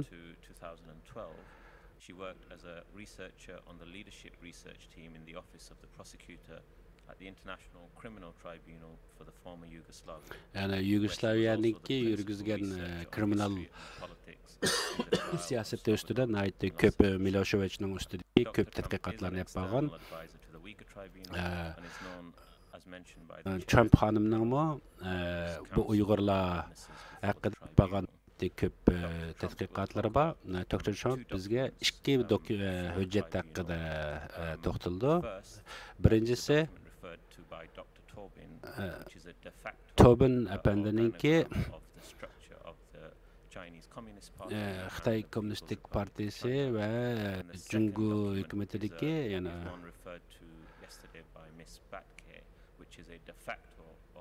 yani adam içki organlarının ki ahval hakkında bizge tushunch berdi. Hem biz bununla bir qiziqamiz. Bugun Trump xonimninki shu bizning aramizda bo'lganligidan nihoyat xush bo'ldik. Thank you very much. Thank you for the invitation. I would kindly ask Usher to present the URE organogram. Before we start explaining what you actually see in front of you, ben demek ne düşündürüş için aldılan bir tarihi bir görünüşünü düşündürmen. Of trying to understand the functioning of China as a state in relation to large-scale violence. Xitoyninki bir hükümet bo'lişi sübutidan Xinjiang rayonida yapgan hareketleri hem işlerininki qilgan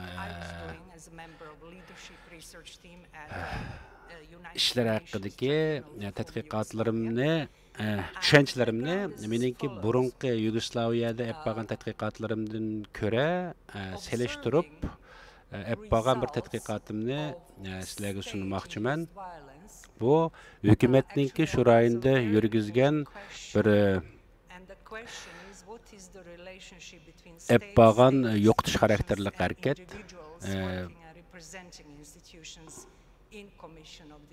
So it goes actually to show intention of the state institutions and as a state. Hem de bir yerde bir devlet buluş sübtülen hem yürgizgen bir siyasetninki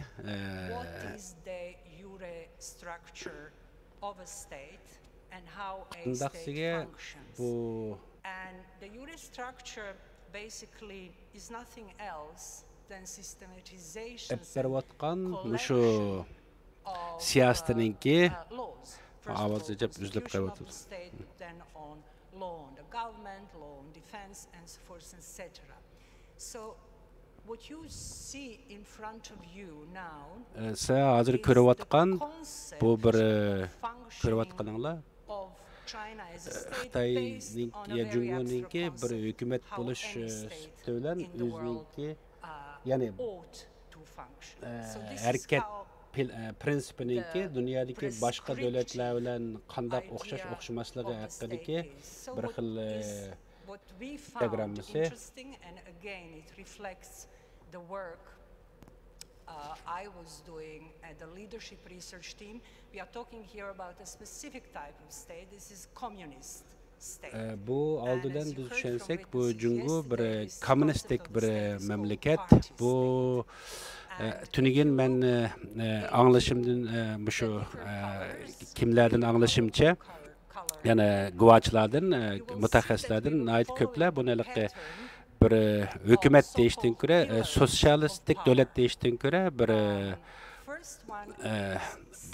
partiya davlati deganni ko'proq ta'kidladi.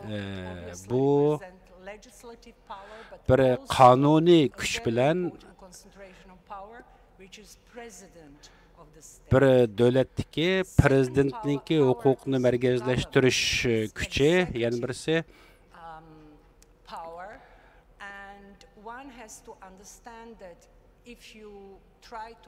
yana bir o'rlashtirilishida ichki qurilmasida davlatninki everyone in this room probably know who is president of China, but hardly anyone knows who is prime minister of China.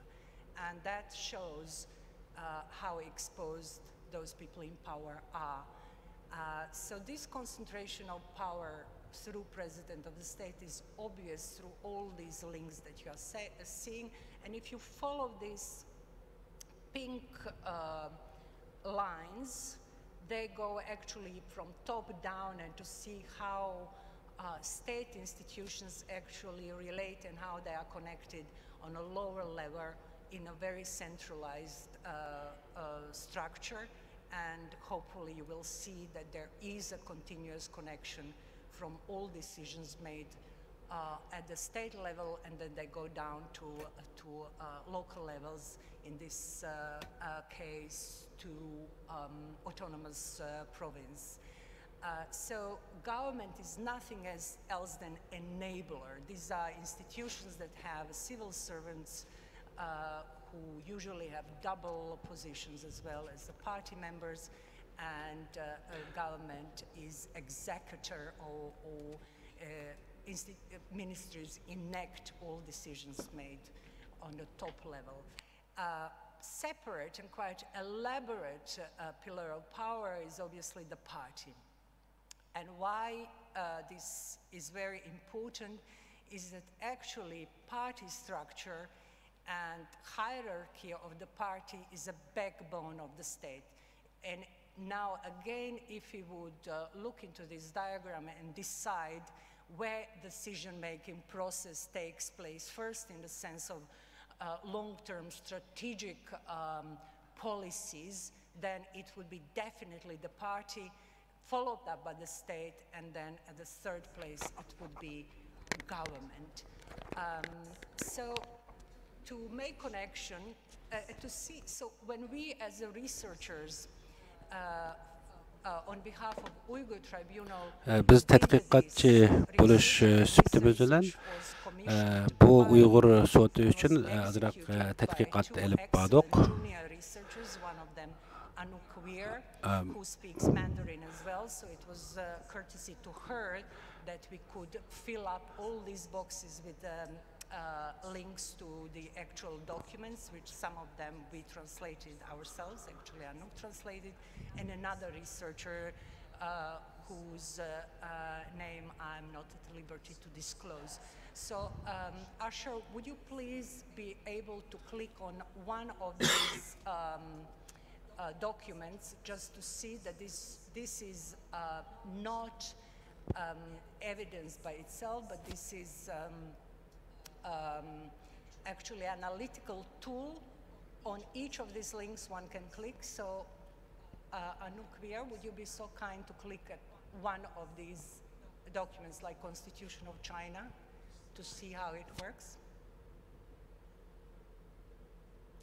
So when you click on these links, you will immediately be led to original text of the laws that we present here.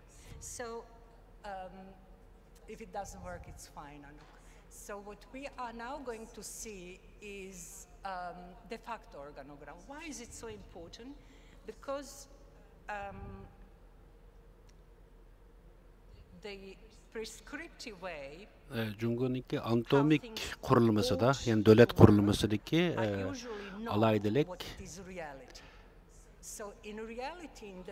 görünüşü bilen ameliyatındaki farkı hakkında occupying different sort of positions. Eppagan nimeler tadqiqatımızdan göre her kaysi hukukdarlarınki hukuk yürgüzüşü hem bir devletninki tutkan siyaseti bilen farklı kaldı yerlik ahvalga asasen yürgüzdiğen alaydilikka ega. Yani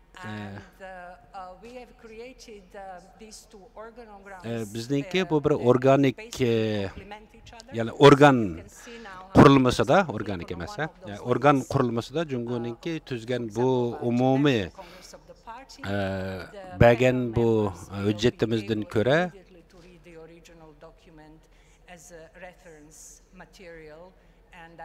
biz özümüzdeki hemen demekçi olganmış o dokladninki tayarlığını hazırlagan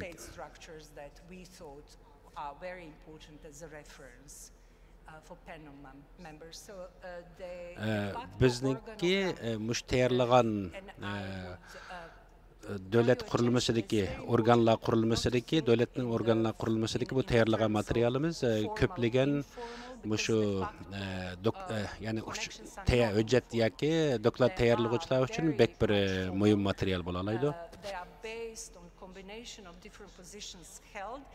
Bu okşumagan organlarınki münasebetleri asasında tadqiqatımızınki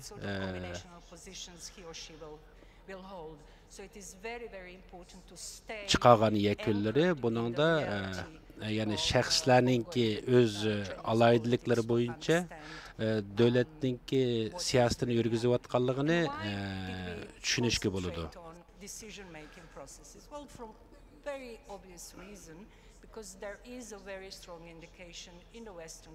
Biz Cenub yaki G'arbdagi demokratiya devletleri yaki bir diktator memleketlerde bolsun Әммәсідікі оқшаш болмаған бір органикал бір organ tüzlüm kurulmasıdaki okşamaslıklar buludu. Mesela Cumhur'un kimi öz alaydilikleri boyunca mesela Şinjan'da yürgüzüp atkan bu siyasetleri ne bir kriminallik dep mümkünçilik dep qarasak buldu. Çünkü şu yaktaki siyaset yürgüzücülerninki bir kriminal siyasetlerinki ahvallarını körüşk buldu. Hem bunu şundak bir kanuni javobgarlikka tartish mümkünçiliklerim buldu. Rahmet sizge. Panelninki sizge savollar bo'lishi mumkin.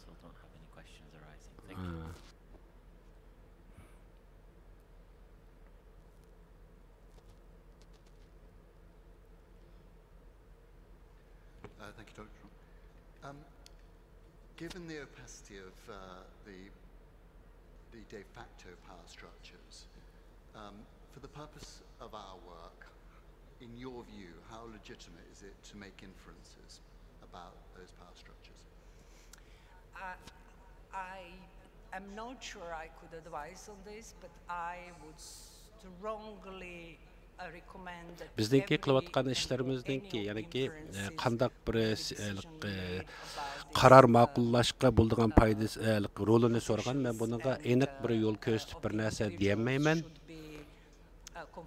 Ama şu guvaçlarınki guvalıkları hem real ahvalda kandak boğanlığı tarixta yoki bugungi kunda bo'lgan bu guvohlikni to'plashninki ahamiyatiniki yuqori bo'ldi deb qarayman.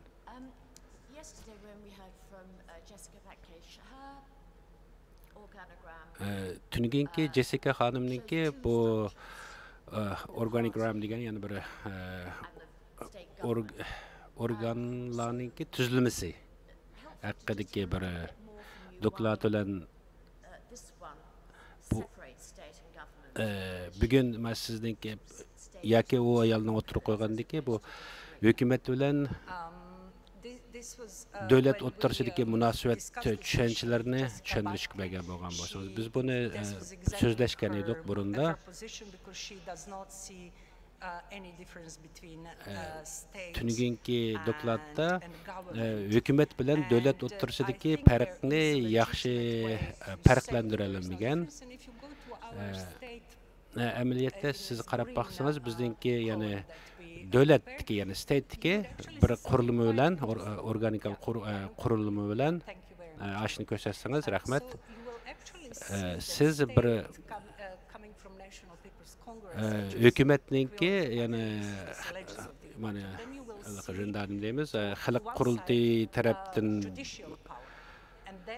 bulduğanlığını, başqurulduğanlığını gördük. Yani birisi onun üstüde yani bir ekşemeye kaldı mı?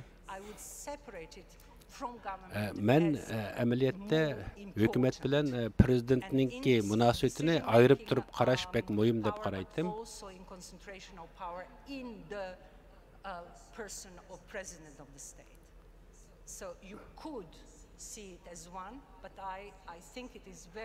Siz bir devletde bir prezident bilan bir devletninki hukukunu o'xshash holatda qo'yish farqlandirib qaralishi kerakligi bek muhim, bo'lishi bek muhim. Merkezleştirilgan hukukninki bek muhimligi yani bir kishiga huquq merkezletgan vaqtdagi o'xshamasliklarni biz suhbatlashdik boyaqi vaqtlarda. Masalan, bizde Jungoda Zhongleininki yoki bo'lmasa Prime Ministerninki, bosh vazirninki huquq doirasini so'zlamaymiz, har doim prezidentninkini so'zlab kelamiz, chunki u yoqda shunday bir markazlashgan, shaxsga markazlashgan boshqarish siyosati bor.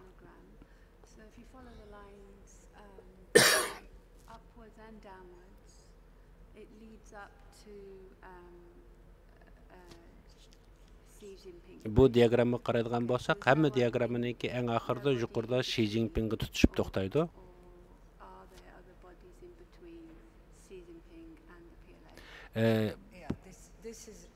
Buningda Xi Jinping bilan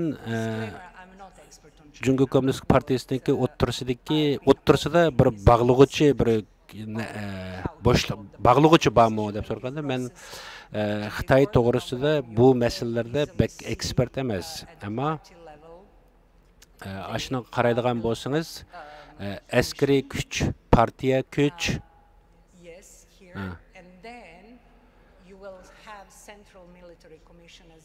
buningda markaziy askarlar markaziy hükümetinin içindeki hem devlet içindeki deb bölünüp bularninki özara münasebetleri her ikilisi en ahırda bir kişininki başqurilishi bilan hareketlendi, ular ayrı yutilgan emas.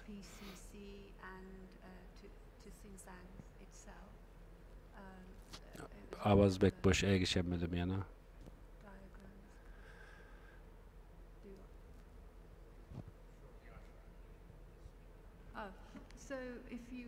Mikrofonni yaqinroq kelsangiz da bo'ldi deb. Organogram, the other page, and you come down from the PLA, you come towards the XPCC, and also towards the XUAR and various other bodies.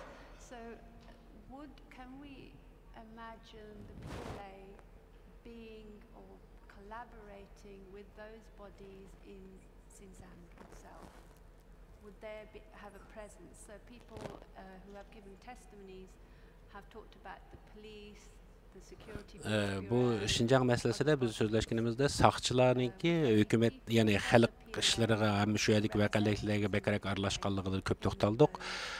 Ozodlik armiyasimi Xinjiangda cho'ng o'rni bor. Bularningki shu yerlik siyosatga aralashish nimasimi aralashyapti bormi? Men amaliyotda bu savolga javob beradigan to'g'ri odam deb qaramayman, chunki bu bir meningki bildiganimdan yuqoriroq tarafda, ammo men bir important decisions should go and mening support tushunchimcha the har party qandaq yuqori darajalik qarorlarningki partiya organlari tarafidan yoki partiya byuro tarafidan qaror elinish kerak. without parallel party structure, then answer probably is yes, but yet again I'm not Mening javobim chunki hammamiz partiya tarafdan boshqarilganligi uchun ha deb javob beraman, ammo men bu tarafdagi mutaxassis bo'lmaganligim uchun yana aniq emas. And I appreciate you may not be the right person to answer this, but I think we probably started thinking that XUAR had autonomous in its name, but autonomous is not. As I understand it, it doesn't look from that chart as if it has much autonomy. Bizning tushunishimizda burunda UAR degani Uyg'ur avtonom rayoni degani. Uyg'ur avtonom rayoninki huquqininki biroz yuqoriroq huquqda bo'lganligini bilamiz. Bugungi ahvolida qanday ahvol bor? And this is that this whole system of complexity and federalization of China is copied from Soviet system. Jungoniki umumiy sistemasi bir xil Sovet sistemasi, ammo avtonomiya sistemasi bilan republik sistemasi Sovetninkiga solishtirganda bu bir farqli bir ahvol. This territory belongs to minorities. Ammo mening bildiganim bu rayon asonliq atalmış asonliq millatlarninki geografik o'rni, huquqidagi o'rni, bularninki o'z huquqini o'zi belgilash siyosat bo'yicha o'zininki huquqini yoki o'zining kelajagini belgilash huquqi bor deb qaraladi republik bo'lgan vaqtida, ammo avtonom rayon xarakteridagi Sovet qonuniga qarag'an Sovet siyosatidan ko'ra buningda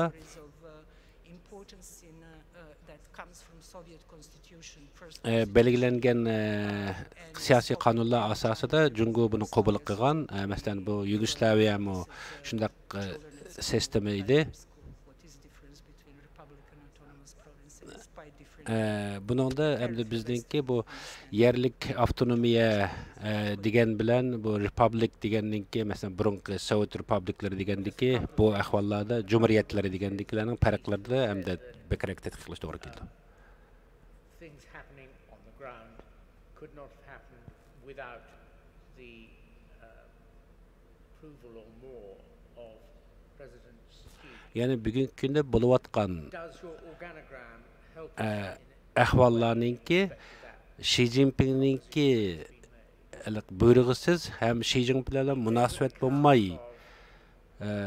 bo'lmaydiganligi haqidagini sizning shu organogramsi, shu nima deymiz, organ qurilmalarininki xarakteridan tushunishga bo'lamdi.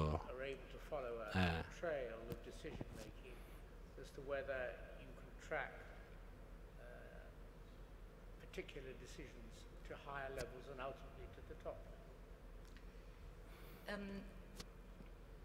Not directly, but indirectly it might. And why? Because the task before this tribunal is to investigate alleged criminal activities and atrocities. And if sotninki maqsadi shu yoqda o'tgan kriminal yoki qonunsiz bir xil hadislarninki qonun bo'lgan ishlarninki, ya'ni qandaq bir kriminallik hodisa ekanligi bilan bir tadqiqotni yoki shuni xarakterini belgilashdan iborat. This goal predisposes violence and criminality against individuals and groups. Bu bir mayli shaxsga yoki bir xil guruhga bir kriminal qilish, ularni yo'qotish siyosatininki qandaq bir siyosat asturda boshqarilib yoki xarakterlashib menayotganliklarini bir taraf tushunish deb qarayman. Bu yerda bu bir muhim savol tug'iladi. Undaq bo'lsa, davlatga mushundaq bir kriminal berish plani bormi? Mushundaq amalga oshirish mumkinchiligi bormi deb so'raydiganga to'g'ri keladi. In this organogram, one could and should pose the questions.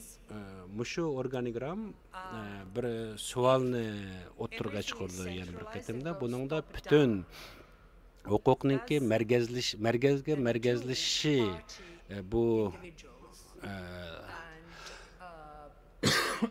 diagramimizdan ko'ralaydigan bir prezident, hukumat, davlat o'tirishidagi munosabatlarni bizga tushunishimizga yordam qildi. Ularning ham kimligini bilishimizga bizga tushunch bilalaydi. Ularningki, ya'ni davlat, hukumat va prezidentningki huquq doiralarininki xarakterini bilishimizga bek yordamda bo'ladi. Masalan, bir turma gundupayningki qandaq huquqlar bo'ldi. U nima qandaq harakatlarni qilish mumkinchiligi va uning qandaqsiga butun bir guruhga ziyon yetkazish huquqi bo'lgan bo'ldi, ham uni qilgan bo'la oladi. Biz mushundaq bir savollarga mushu organigram orqali tushunishimizga javob topa olishimizga yordam bo'ladi. Amaliyotda har bir shaxs bu hukumatga qandaq yoq bu davlatga qandaq vakolatlik ish olib beryotidi, ham uningki qanchalik ishlash yoki huquq doirasi bor. Mushundaq bir siyosatni yurgizishdiki ularningki o'rnini bilishimiz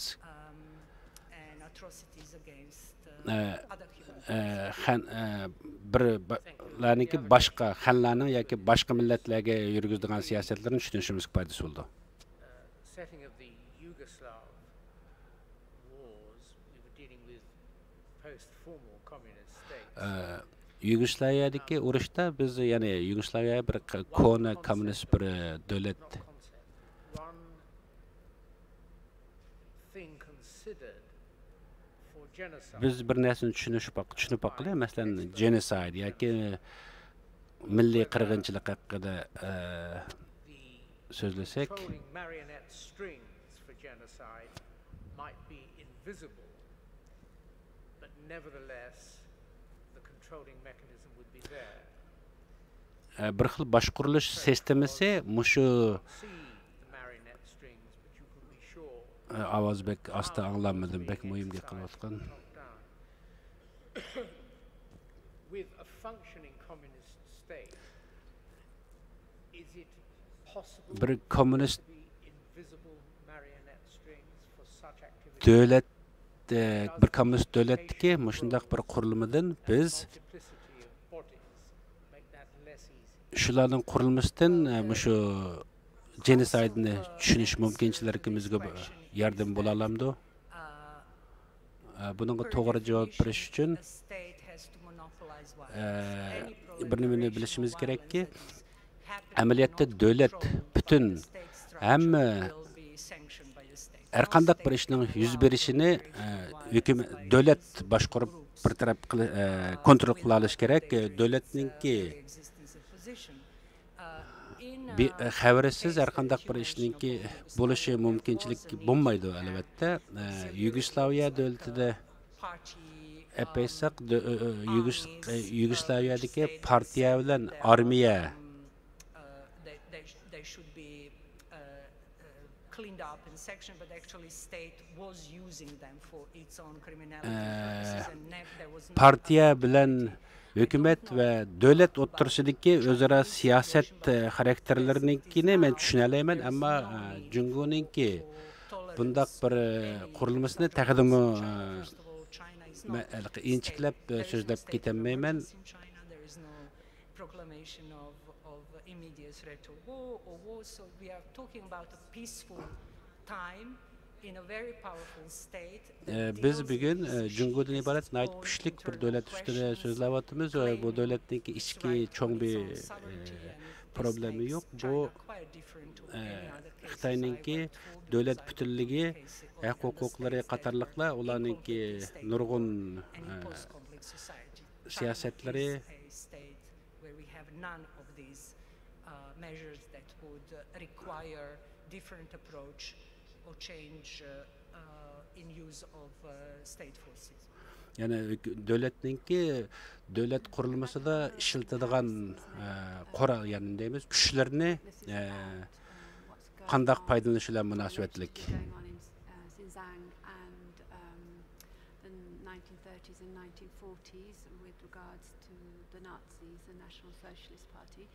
So have you studied that state structure and how does that compare with what we have here if you have?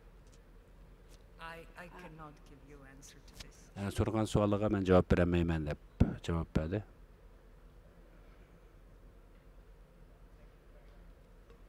Dr. Trump, thank you very much for giving evidence at short notice. Sizge nayt köp rahmet eytimiz. You seem to have achieved the result finishing a little earlier than expected. How long would you give us for coffee? Endi kafe vaktimiz geldi. Hamid Sabi bizge qancha minut vaqt bersiz kafe içishga?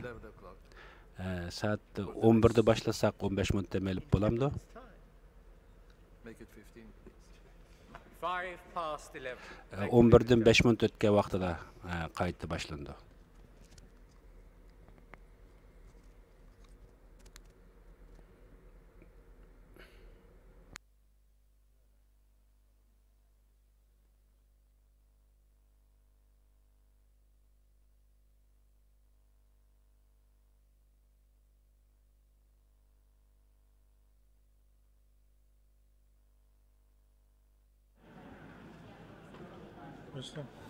Assalomu alaykum ekran oldidagi Sharq Turkistonlik aziz qarindoshlar, hammalarning shu vaqtda tekrar xayrli bo'lsin. Ko'rayotganlar Dunyo qurultiyi to'rt televiziyasining naq maydon programmasi. Biz hozir sizlarga Angliyaning poytaxti Londonda o'tkazilayotgan Xalqaro Uyg'ur sud kollegiyasining ikkinchi qatimliq sudning amaliy ahvolini naq maydonda xabar qilyapmiz va shu sud o'tkazilayotgan Londondagi Church House saroyidan aziz qarindoshlar.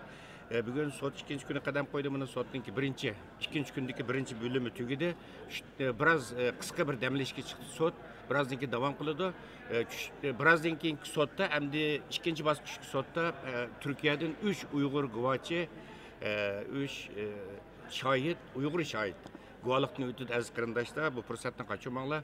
Mush fursatdan paylanıp turib, stansiyamizga vakaltan mush ekran oldida bizni qo'llab, bizga madad berib, o'ltagan bütün qarindoshlarımızga tekrar minnatdorligimni bildiraman aziz qarindoshlar. Mushining o'zimi bir qo'llash, mushining o'zimi destek biz sizlardan olamiz kuchimizni. Xo'sh aziz qarindoshlar, shu qisqa damlash fursatidan paylanib turib, biz bazı dini zatlarımızdan, dini ulamolarimizningki bu sot başlanğılmını 2 gün bo'ldi. Bu sot qo'ygan bazı qarashlarni, tushunchalarini olay degan maqsaddan fursatdan paylanib turib, 2 diniy ulamoyimizni vaqtliq studiyamizga taklif qildik. Aziz qarindoshlar, yanımda o'tirgan efendim balkim ko'pinchalarga tanishdik. Dunyo Uyg'ur qurultiyiningki Turk islom elleridagi xizmat turiga mas'ul rais vakili Sharq Turkiston ulamolar birligining ma'mur raisi bizning ulamolarimizdan Turg'unjon Alovuddin hojim, xush keldingiz. Efendim yenimizdagi bizningki efendim bo'lsa ko'pinchalar mushu oldin qatimliq sotni izlagan naq maydondan ko'rgan qarindoshlarimiz balkim xotirlasi kerak. Oldin qatimliq sot yana 6-ayning 4-kundan 7-kungacha Londonda o'tkazilgan tunji navbatlik bu sotda guvohlik bergan bizningki Germaniyadagi diniy ulamolarimizdan Habibullah Qarajim, Habibullah Ahad hojim Ataytan Germaniyadan yana bu da gerçi guvohlik bermismi? Mushu guvohlik berishga shohid o'tishga London kelgan qarindoshlarımızga madad berish, ularga jasorat berish maqsadida Ataytan yana xon bilan kelib bu sot qatnashib o'tiribdi. Alloh razı olsun. Hurmatli Habibullah Ahad Qarajim. Xo'sh, Turg'unojim. Mana sot sizlar tunji qatam qatnashyapsizlar sotga. Bugun ikkinchi kuniga qadam qo'ydi. Xo'sh, keldi Qarajim. Keldi. Xo'sh. ikkinchi kuni qadam qo'ydi. O'zlari bir diniy zot bo'lish sifatlari bilan mushu sotninki yuzlanishga qanday baholarlar, ahamiyati qanday berillar, nimalarni his qillar masalan tunugundan ya'ni sot boshlanganda yani. Degandek o'tgan qatim shu karantin sababli kelinmagandik, ya'ni vaqtning qisqaligidan. Bu qatim biraz yo'llar ichilib karantin yo'q ekan, shuning bilan biz o'zimiz berib ko'zimiz bilan ko'raylik deb keldik. Degandek haqiqatan bu sot nayte hayajonlarlik bir sot oldu. Çünkü bizning hozirgi vaziyatimizni bu şekilde yani xalqaro tanilgan sotchilarning din tarkib topgan bir mahkamaning bu bizning vatanimizdagi Xitoy hokimiyati jallotlari tarafidan elib berilayotgan irqiy qirg'inchilikning bu yerda sotlanishi bu nayte bizni hayajonga soldi. O'tgan qatim albatta buni bizning Doq TV'ning YouTube sayfasidan ko'rdik. Ama bu qatim biz ko'zimiz bilan ko'rganimiz bu boshqacha bir olayda boshqacha bir insonni bir hayajonga soldi ekan. Haqiqatan bu sotning g'albilik ichilganligiga ishonchimiz texmi ochdi, ham g'albilik natija chiqadiganligiga, ya'ni millatimizning erkinligi, ozodligi uchun bir foydali qarorning chiqadiganligiga ishondik. Chunki ta hozirgacha mayli birinchisi bo'lsin, ikkinchisi bo'lsin, guvohlik bergan bizning Uyg'ur guvohchilarimiz bo'lsin, mayli chet elliklar guvohchilar bo'lsin, hammasi degidek nayte haqiqiy shaklda haqiqatni so'zlab, to'g'ri shaklda xalqaro qonunga uyg'un shaklda guvohlik berdi. Bundan inshaalloh xayrli bir natija chiqib, millatimizning ozodligiga foydali bir karar çıkışıga işlendi. Rahmet, hürmetli Turg'unjon Alauddin efendim. Xo'sh, hürmetli Abdullah Ahad Qarajim, sizlar ikkinchi qatim qatnashyapsizlar. Alloh razı olsun. Yana bizga madad berish uchun keldilar. O'zlari ham bu ikkinchi qatim keldilar. O'zlarining bir tuyg'ularini anglasak, bizning muhojirat kechayotgan qarindoshlarimizga nisbatan qanday bir yurak so'zlari bor, buni bir anglasak, marhamat.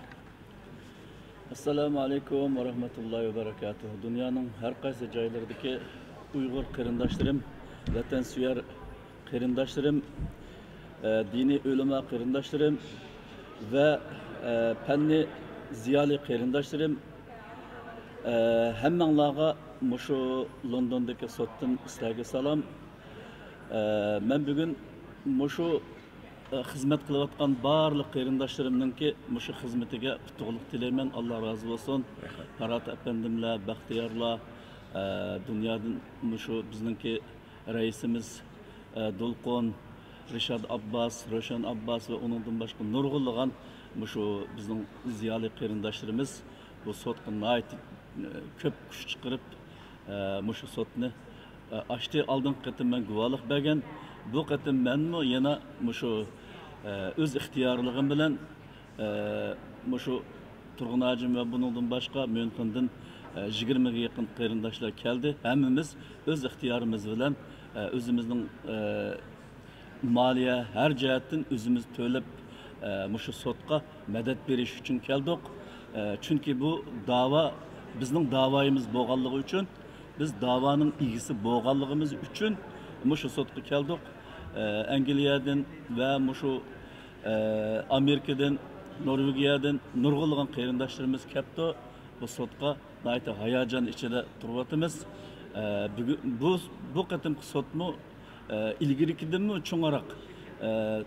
Bu bizningki dunyodagi boshqa qarindoshlar, boshqa bizni yaxshi ko'radigan qarindoshlarningki nurg'ulg'an tadqiqot professor mana shunday nayta jiq bizga istoshlik qilayotgan insonlarni ko'rdik. Bularning o'zi tadqiqotchilar mushu Xitoyninki bizga qilayotgan zulmi ve Xitoyninki dunyoga tarilayotgan bütün dunyoga besim ekanligi, bütün dunyoga bir ofat, nejis ekanligi bu yerda oshkorlanyapti. Bu bütün dunyo uchun foydali. Bu Xitoyninki hozirgi davlatiningki biz terrorist emas, Xitoyning terrorist bir davlat ekanligi ve Xitoyninki hili mekirga to'shgan yalğançı, bütün həmmə niməsində yalğanlıq bilan dövlət soravatqanlığı bizga ham emas, bütün dunyoga ziyon, balay, afat ep keldiganligini bu tadqiqotchilar, chet ellik tadqiqotchilar buni nihoyatda yaxshi tushuntirib ep beryapti. İnşallah bu Xitoyninki vaqti az qoldi. İnşallah bularning ömrü az qoldi. Bu razil hokimiyat chuqum dunyodan yo'qolishi kerak. Bu yo'qolmasa bütün dunyoga afat, bütün dunyoga balo qazo, bütün dunyoni mana mushundaq hozirgi ham virus mushu o'zlari ishlab chiqarib bütün dunyoga virusni taqitib жүрген mana mushundaq Xitoyning razil siyosati, razil harakati dunyoga pash bo'lyapti. Bu pash qilyapti hozir. Ammo shu tadqiqotchilardan anglayapmiz. Yana bugun ata nurg'unlagan tadqiqotchilar so'zlab Xitoyning razilligini oshkorlayapti. Bu biz uchun nihoyat yaxshi. Men chunki o'zimning mushu hayojonini besib olmayapman. Bu bizning harakatimiz nihoyat yaxshi ketyapti. Bütün dünyadagi qarindoshlar hammanglar mana shundaq bizga o'xshash ham madadkor bo'lib biz birla Allohdan qo'rqayli. Allohdan qo'rqishni o'rganayli. Xitoydan qo'rqmayli qarindoshlar. Ma'vo razil Xitoydan qo'rqmayli. Dunyo uyg'unidi inshaalloh. Bütün dunyo uyg'unib biz bilan bir safda bir yerga jam bo'ladi. Ashundaq qilish orqali cho'qim Xitoyga hozirgi mushu sotning o'zi Xitoyga bir ikki atomdanmi ig'ir bir zarba, mushu zarbani urlashtirgan Dunyo Uyg'ur qurultiyi buning mushunga vakil bo'lib, mana mush xizmatni qilayotgan qarindoshlarimizdan Alloh rozi bo'lsin. Buningdan keyin texnik tirishchanlik ko'rsataylik. Tirishchanlik ko'rsatsak, inshaalloh maqsadimiz amalga oshadi. Hammanglarga salomatlik, xotirjamlik hem iman hidayet ata qilsin qarindoshlar. Biz imonimiz bilan, vicdanimiz bilan vatanimizdagi qarindoshlarimizni qutqizishga hammamiz tirishaylik, hammamiz kuch chiqaraylik. Mening yurak so'zim shu. Hammanglardan Alloh rozi bo'lsin. Rahmat bu güzel tilekleriniz için, bu güzel arzularınız için hakikaten köp rahmet. Aziz qarindoshlar, bu yerda shuni qistirib qo'ygim keldi. Tunugün Xalqaro Uyg'ur sud kollegiyasininki raisi hurmatli Jeffrey Nice oliyleri tunugün qilgan so'zda Xalqaro Uyg'ur sud kollegiyasininki umumiy sudning mush ikki qatimliq sud bilan oxirlashadiganligini, ya'ni tunugün boshlangan 9-oyning 10-kunidan 13-kunigacha elib berilgan bu ikkinchi qatimliq sud bilan tugaydiganligini, 3-qatimliq sudning ichilmaydiganligini va 12-oygacha bu sud o'zininki hukmini chiqaradiganligini tunugün e'lon qilgan bo'ldi. Shuna oldu Baxtiyor efendim.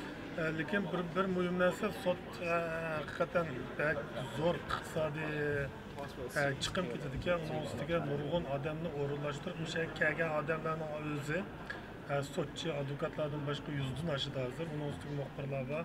Ham bu dunyoning hamma yerdan yig'ilganligi uchun bu zo'r chiqimni ko'tarmak taskan. Lekin sudniki material yig'ish, dalil isbot yig'ish xizmatlari to'xtab qolmaydi. Shu takim shu hukm chiqqancha shunga har qanday guvohlik berishni xohlaydigan ham muhim guvohliklar borlarniki davomli Uyg'ur adliya arxiv bilan aloqa qilishib turishni kechikdimiki deb o'ylab o'zining guvohligini o'tkazib o'tmaslikni talab qilamiz.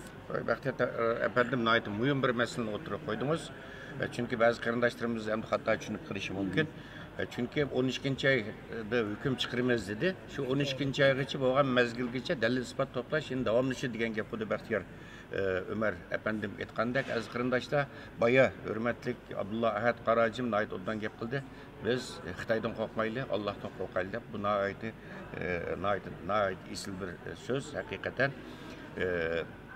Ama şundaqdimi aziz qarindoshlar, mushu ikkinchi qatimliq sudni to'sish uchun Xitoyning qilmagan razilliklar qolmadi. Xitoy matbuotlari qarab beqinglar, chet el matbuotlari qarab beqinglar. Mushu 3 kunning yog'i mushu mana bu ichilayotgan, mushu zalda ichilayotgan Xalqaro Uyg'ur sud kollegiyasiga bu yerda guvohlik bermoqchi bo'lgan va berayotgan shohidlarga mayli chet ellik bo'lsin, mayli sharq turkistonlik bo'lsin, intoyin razil vositalar bilan hujum qilyapti. Ta'dil silyapti. ma'lum mandiyat qalqdi bu ma'lum bir nimada yana Xitoy hukumati o'zining naqadar bir razil, bir pastkash, noydim o'tam bir mafiya bir hokimiyat bo'lganligini isbotlab bergan bu dunyo jamoatchiligining oldida o'zining razil qiyofatini masalan ishlayotgan kalimalari shu sotda guvohlik bergan chet ellik mutaxassislarni, olimlarni, boshqa sharq turkistonliklarni paylochiga o'qitishi, artistga o'qitishi, hatto texmi ig'ir kalimalar bilan ularga haqorat yog'dirishi bir davlatning. Bu qanchalik bir razil bir hokimiyat bo'lganligini bu dunyo jamoatchiligi ham bir qatim isbotlab bergan bo'ldi. Aziz qarindoshlar, birozdan keyin bir qancha minutdan keyin sud davom qiladi. Baymi deb o'tdik, keyin programmamizga keyin kirgan qarindoshlarimizni eskartib qo'yaylik. Birozdan keyin Turkiyadan 3 nafar sharq turkistonlik qarindoshimiz guvohlik berdi. Ularningki hozir matcha men ikkisining ismini oshkorlab turay. Birisi Abdusalom Muhammad, yana birisi Rahima Muhammad Nuri. Uningdagi yana bir qarindoshimiz bor. U o'zining ismini, salohiyatini oshkorlashni xohlamadi. Chunki to'g'ri tushunishinglarni umid qilamiz. Turkiyada qarindoshlarimizningki shu ko'pinchisi Xitoyning pasporti bilan turayotgan qarindoshlarimiz Turkiya garajdorlik masalasida hal bo'lmagan. Shundaq turibmi, yana jasorat bilan bu sudda guvohlik beramiz dedi. Bularning bu jasorati haqiqatan taqdiriga shayon. Xalqimizningki duosi har zaman mushu jasur shoirimiz uchun bo'lib keldi. Masalan, qarindoshlar 3 nafar qozoq qarindoshimiz ataydan shundan Baxtiyor afandim shunda qattiq Xitoyning besimi ta'ditlari, Qozog'iston hukumatining besimi ta'ditlari qarmay intayin murakkab yo'llar orqali nihoyat zo'r jafolarni chekib 3 qozoq qarindoshimiz, sharq turkistonlik qozoq qarindoshimiz, birisi Illidan, Ili Chapchaldan, birisi Oltaydan, birisi Cho'chakdan. Sog' salomat hozir Londonga yetib keldi. Bayma bir qozoq qarindoshimizning guvochininki qisqa gapini yurak so'zida oldinglar. Biz xalqimizningki dardini anglitimiz deb keldik bu yerga deb. Ular atlikka Xudoyim bursi tushdan keyin shundaqqa Baxtiyor afandim tushdan keyin guvohlik bermoqchi aziz qarindoshlar. Buningdan keyin bu yerda mush fursatdan foydalanib turib, shu chet ellik guvohchilarning, chet ellik mutaxassislarningki, chet ellik olimlarningki so'zlarini sizlarga uyg'urchaga tarjima qilib bergan bizningki parda orqasidagi nomsiz qahramonimiz Qaysar Abdurasul apandimga alayda rahmatimni aytaman. Birozdan keyin yana boshqa qarindoshlarimiz tarjimonlik qildi.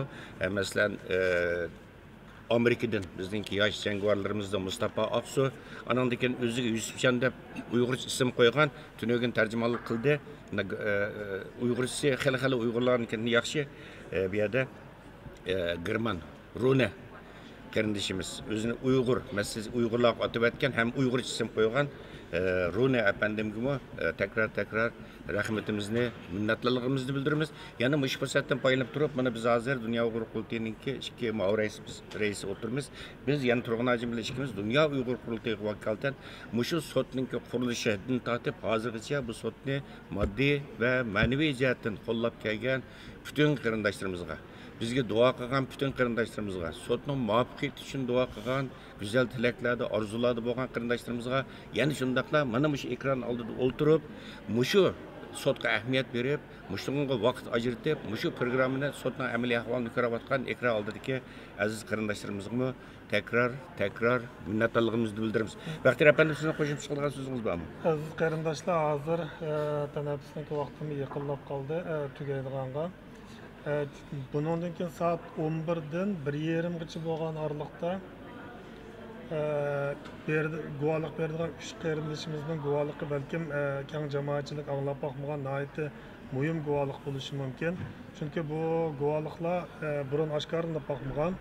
Ya'ni lager bilan munosabatlik, planliq tug'ut bilan munosabatlik, ham uning haqidagi xalqimiz ko'rayotgan ichinishlik hayot şunun bilan billa shu lager sistemasi to'g'riliq hech qachon Uyg'ur jamiyatiga oshkorlanib boqmagan muhim guvohliklar berildi. Shuningga Dunyo Uyg'ur qurultayi televiziyasiniki naq maydon ko'rinishini qochirmasliklarini umid qilamiz. diqqətinizlər bundan keyinki proqramımızda bo'lsin. Rahmat, düşərmən qısqa eskərtibə Bəxtiyar əpəndim nəhayət ondan bir izahat berdiniz. Başqa tunuş bilişinlərə, əziz qarindaşlar, Dünya Uyğur Qurultayı Tor televiziyasiga abunə olunlar və nəhayət mühim Bəxtiyar əpəndim deb ötkəndək bunundan texmi mühim şahidlər, Uyğur şahidlər, Qazaq şahidlərimiz oturuğa çıxdı. Şuna başqa qarindaşlarımızdan xəbər qılınlar. Bu Naq Meydan programmasının ulanmasını özünlər turvatqan dövlətlərdəki torlarga, ictimai taraqqilardakı torlarga köçürüb taqdınlar əziz qarindaşlar. Bu tarixi bir fürsət. Bununla endi bu çətelliklərim də oturdu Bəxtiyar əpəndim. Hazırgacha bu Uyg'urlarninki chet eldagi muhojirat tarixidagi eng cho'ng tarixiy voqealarning biri deb da'vatida. Buning bir shohid bo'linglar, guvohlik bo'linglar, buni bir anglanglar o'z bevosita. Bu sizlar uchun tarixiy bir fursat. Rahmat. Diqqatinglar hozir sotning davomida bo'lsin aziz qarindoshlar.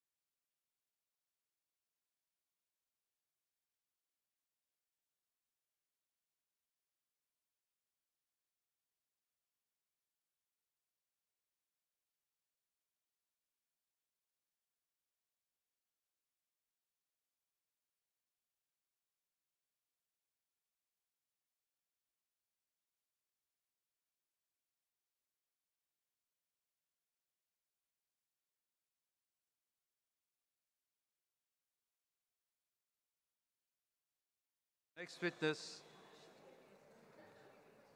witness is Mr. Abdul Salam Mohammed, giving evidence remotely from Turkey. Good morning. The witness was detained in a detention camp after handing himself over to the Chinese police in 2014. He was subject to inhuman treatment, including malnutrition, lack of hygiene. He was kept semi-naked in overcrowded cells and also witnessed torture. He was forced to memorize Chinese poetry every day at the risk of severe punishment if he failed to do so. During the classes, he was also forced to continuously read literature praising the Communist Party and to draft articles admitting wrongdoing. He was born in a religious family. He's the son of the Imam of the local mosque.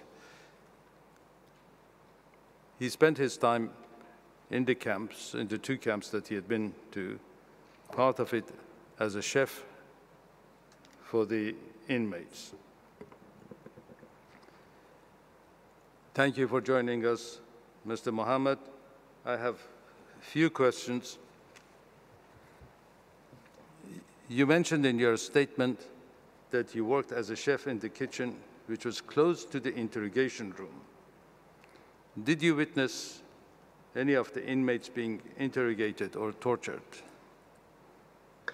Siz bayanatınızda, siz lagerlarda aşkaz болып işləpsiz ve o aşkana şu sorak tatırgan uyunun yin dikendik.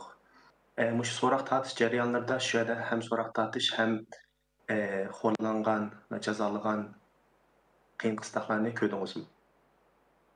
Sorak tatqanı öydün ep çıkandan keyin şu 2 dana saqçının oturusida söylüp meniş imkaniyeti bulmagan söylep açıp yataklarga kirayotgan adamni aşağıda tutup göreleymiz.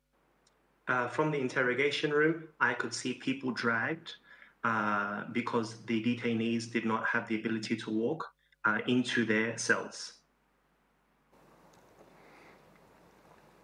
Did you notice how they looked like after being tortured? Were they in a healthy position or badly beaten? Can you explain a bit more on that?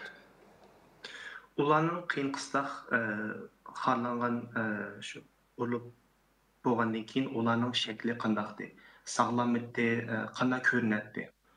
Ularninki yüz gözleri şu pişip ketken, kökürüp ketken, kızıl, adma paçakla tapan urgandan keyin mağanmay, yer desteş imkaniyeti yok, sörep açıp yatakka, tamirga kirip taşlatkanlığını gördüm ben dışarıda. Their faces were swelled up, eyes, faces bruised, also marks of red. And because the soles of their feet were beaten, they did not have the ability to walk and they were dragged in this manner into their cells. And did you hear one of the inmates saying, "I wish I was the one who died"?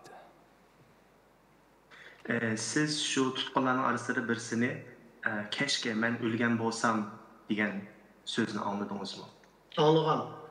Yatakla kirgandan keyin o yegan tayoqdan uni 3 gün sorakka chiqib ketdi. Her günüsü kirgan vaqtida yüzlere her taraf uçuk, okşamagan şekilde uçuk. Tutqunlara desteş imkaniyeti yok. Bu ecel toşmayken bu tayak qancha ig'ir bo'lgan bilan o ecel kelmesi ölgül olmayken degende anlagan meni. Yes, I did hear that. This person was interrogated for 3 days, various forms of swelling, and I also heard, well, if the time hasn't come to essentially die, then the time hasn't come. Can you explain anything more about the types of torture that you witnessed being inflicted upon the inmates? Şu tutqunlarga qilingan qiyin qistaklarni biraz tushuntirib o'tamsiz. Qanday shakillarda, qanday turlarda qiyin qistaklar bo'lgan? Biri so'roq qilgan vaqtida men hammadan bizge bu yatakta kirgendan keyin, kameraga kirgandan keyin bir azroq so'zlash imkoniyati bo'lib, u yerdagi qiyin qisloqdagi ahvolini biz uningki beden shakllaridan, yuz ko'zlarining ko'karib ketganligidan, yig'lagan holatdan ait holsiz kelib tashlanayotganligidan ko'ralaymiz. Shu kameradami, shu kamerani o'ziga tashlab qo'ygandan keyinmi, ashada bir kun 12 soat o'rindiqda o'tirg'izib shu Xanzocha Xitoy hukumatini madhiyalaydigan she'rlarni o'qishga majburlaydi. Uni yodalanmasa qirlar bak, 70dan 60dan oshgan. Ularni urdi, o'rindiqda tomga qarab o'tirg'izib, u yerda muqim o'tirolmasa, yana ochib urtgan, og'zini madhiyatlab urtgan har xil urushlar bor kamerada. Azroq so'zlash imkoniyati bor dedingiz kamerada. So'zlash imkoniyati yo'q, so'zlash imkoniyati shu tamoq yetgan vaqtida, tamoq yegan deb bergan 15 minut vaqtida shu oraliqda andan bundan gap qilayotgan gap. Demilish vaqtida. In the cells, whilst you could not actually speak about the torture, you could physically see it on their bodies. In the cells, you are made to so in the cells, they are made to sit on a chair for 12 hours straight, and they are made to recite CCP poetry and sayings that praise the Chinese Communist Party. There are 60, 70-year-olds in there as well, who do not have the ability to sort of recite and remember some of these verses. And during the time of eating, there is a short time frame, about 10 to 15 minutes, where we are able to sort of speak about what's happening. Bu halaga açıkta vaqtida her 48 saat bir qetim halaga açıqdı. Ondan keyin evde çoğun küçük taharatlarını çıkartgan işte şu oyunun içinde hala yok. Çileklerin içine oturup yotqanını yögep tursa iş gedem. Aşının içinde oturup, aşının içinde tamak yap. Aşında halatlarımız var. Yapkan keçilikler putlarımızda keşellengen, keçi gündüz halatı.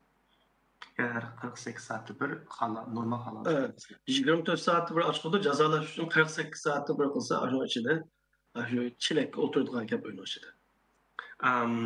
Every 48 hours or so, we are allowed to go to a lavatory. But normally, if we are to go, we go in the cell. There is a bucket inside of the cell, and yes. Thank you, Mr. Mohammed. You say that in May 2015, they declared that you are innocent after being kept months and months in the camp. But they did not effectively release you. They sent you to another camp. Can you explain why? Sizni 2015 yılı 5. ayda sizni mahsum, yani günahsız da eğitipti. Lekin yanala siz başka lagerga yütkülüpsiz. Bunun sebebi ne mi? Xitoy hükümeti şu tutup turuş ornu degan nam astidagi o'ringa har bir Sharqiy Turkistonlik, har bir insonni so'lab bu yerda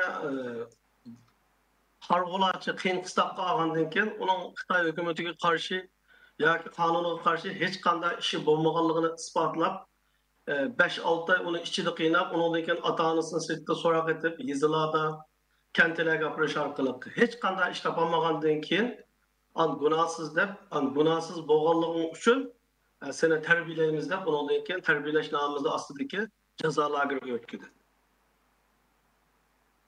Jazo lageriga faqat shu günahsizlar. Yani terbiyelash merkezi. Terbiyelash merkezi. So after I was declared innocent, normally for you to be innocent, to prove your innocence, you are interrogated. Also, your parents and close ones are interrogated, and therefore, after that, you are declared innocent. But after that, I was taken to one of the so-called re-education centers to be educated.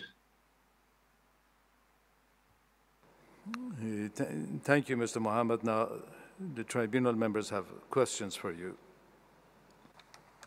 Sizge bazı avukatlar biri sizge sual soraydı. Thank you very much. Good morning, Mr. Mohammed. Can I just ask you a few questions about your background first? You were a teacher at a very young age of 16, and you taught physical activities and also Chinese language. So were you taught Mandarin in school? Siz biraz geçmişinizden bizge tushuntiramsiz. Siz 16 yaşında muallim bo'libsiz, beden eğitimi o'gitibsiz. Siz mektep jarayonida siz Xitoycha o'rgandingizmi? Men Sharqiy Turkistondagi Yakan nahiyasida tug'ildim. Boshlang'ich maktabni va o'rta maktabni nihoyatda yaxshi a'lo natija bilan bitkazdim.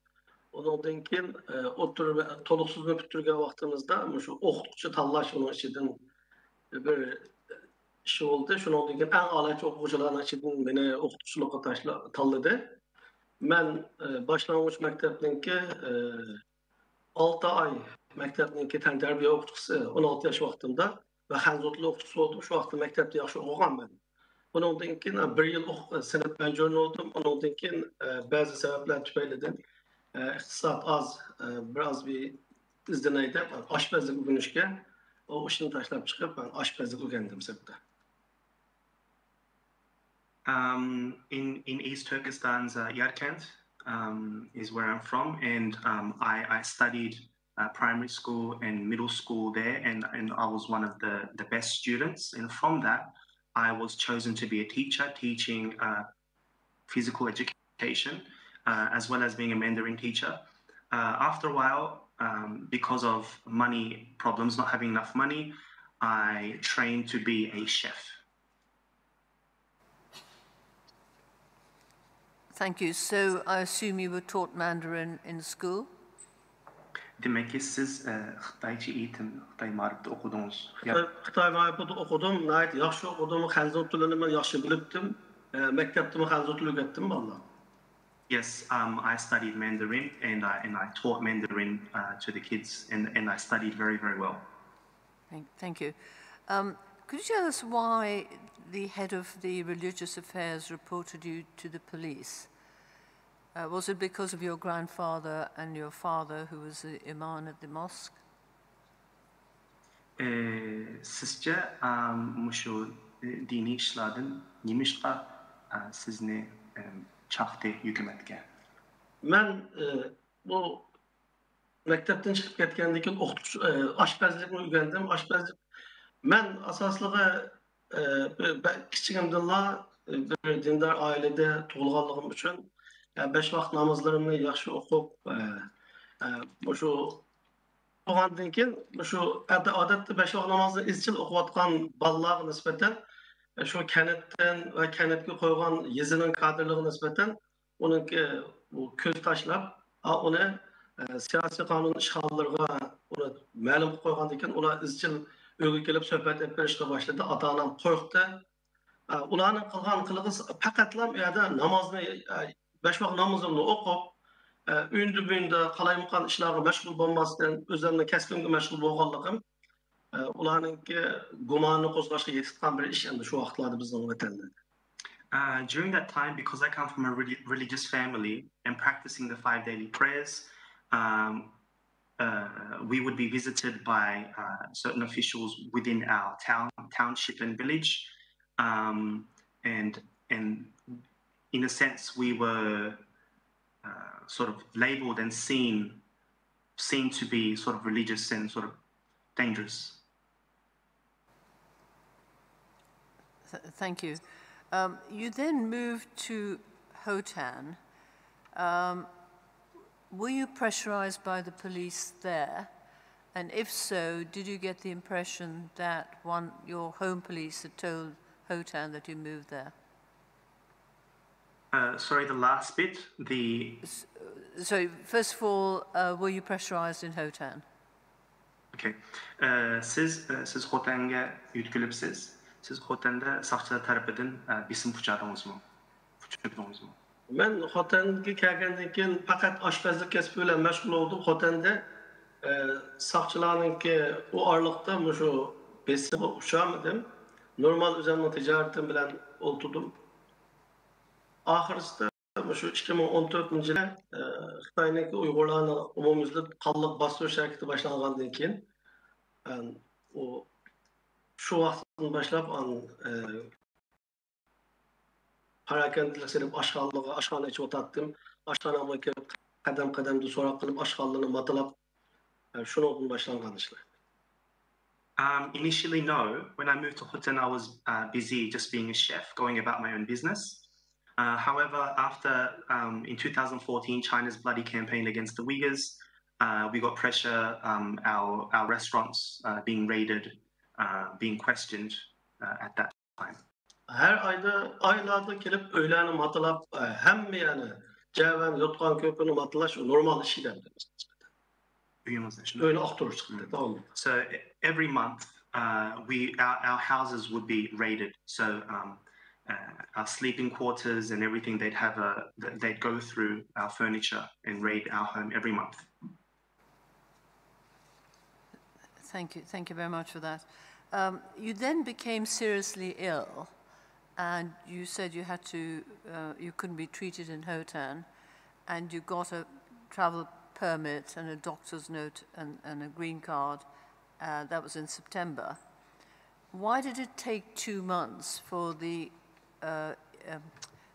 police to issue a warrant, arrest warrant on you?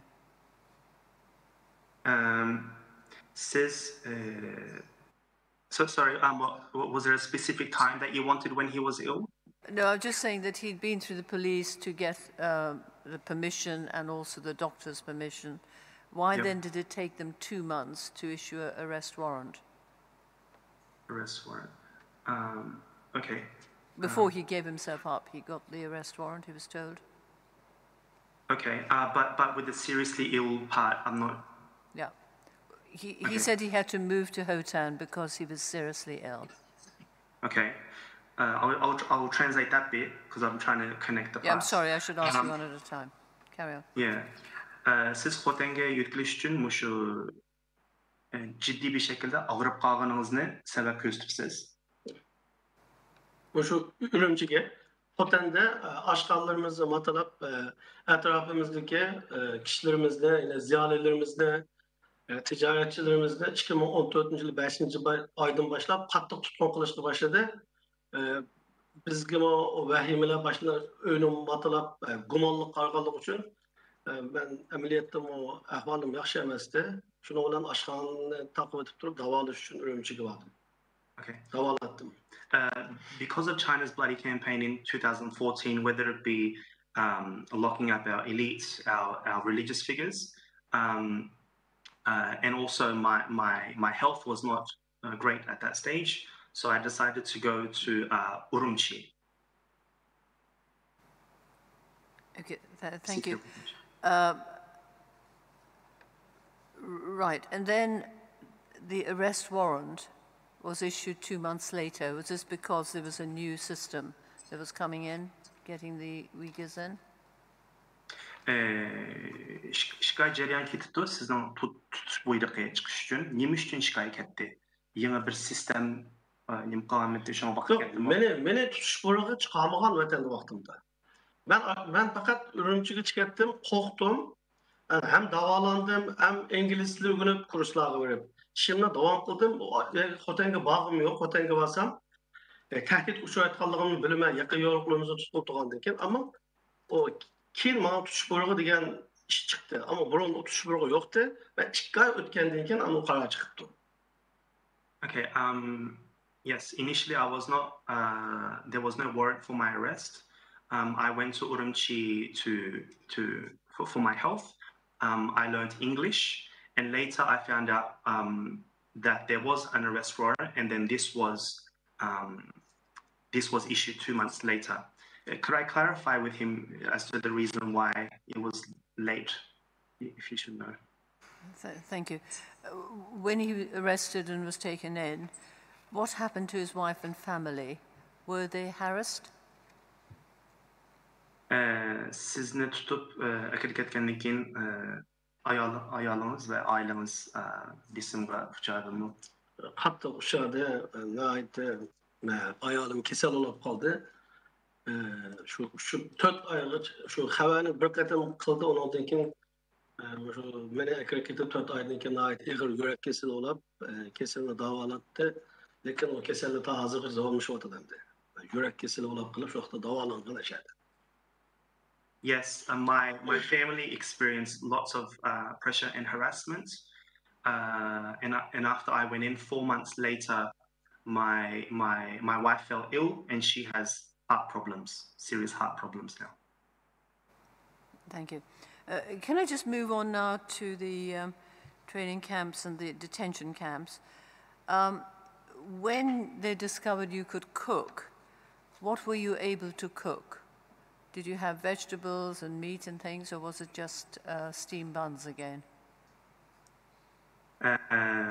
Sizni aşpaz ekanligingizni bayqagandan keyin aşpazlik qilibsiz. Ya'ni nimalarni aytdingiz? Tamoq aytdingiz. Masalan, saypay, ko'ktat bormidi, go'sht bormidi yoki bo'lmasa shu mo'ma pishiriblarmi chiqarib berardingiz? Bu kadrlarga tamoq akkili salatdi, ularninki hamma narsasi bordi. Ammo bu mahbuslarga etadigan tamoq şu bizde Oqsay deydik, Baysay, şu saylan bordi. Şu sayni to'g'rab, tuz tashlab, shuni bilan bir vaqt shu gurjni tashlab, suyuq gurji etib beramiz. Ba'zi vaqtlarda tayyor go'manni tashlab, suyuq bir osh etib berishga bo'ladi. Ashuni bir kun uni, bir kun buni etib beramiz. Ani 2 vaqt mo'miydi. For the officials or the cadres, we would have everything prepared. For the detainees, they received what I would describe as white vegetables and a rice soupy food, and at times pre-prepared noodles or ready-to-go noodles were served to the detainees. Thank you. Can I just go on to the training camp? What were the facilities like there? Did you have a room? How many people in the room? Did you have beds, blankets? Mush tarbiyalash lagerdagi ahvol muhiti qandaqdi? Bir yotoq berandi, qancha yotoq bor, qancha kishi yotadi, shu yerdagi muhitini biroz tushuntirib berasiz? Tarbiyalash o'rnininki bexatarlik o'rinlari atrofidagi tomlarda simlar, telekamera qo'yilgan, yotoq bordi, yotoq beratdi, yotoqninki yotgan ko'pi bir narsalarni uyimizni keltiradi. Bir uyda 3 karvat 2 qatdan 6 donadan bir uyda yotadi. Uyda bir kamera bor, kamerada ko'z turadi. 2 qat shunaqmi? 2 qatdan 3 karvat, 6 kishida. The training center itself has high walls, surveillance with barbed wire. Yes, we were given a room. We had to bring our own bedding sheets, and each room had 3 bunk beds. So we slept 6 to a room.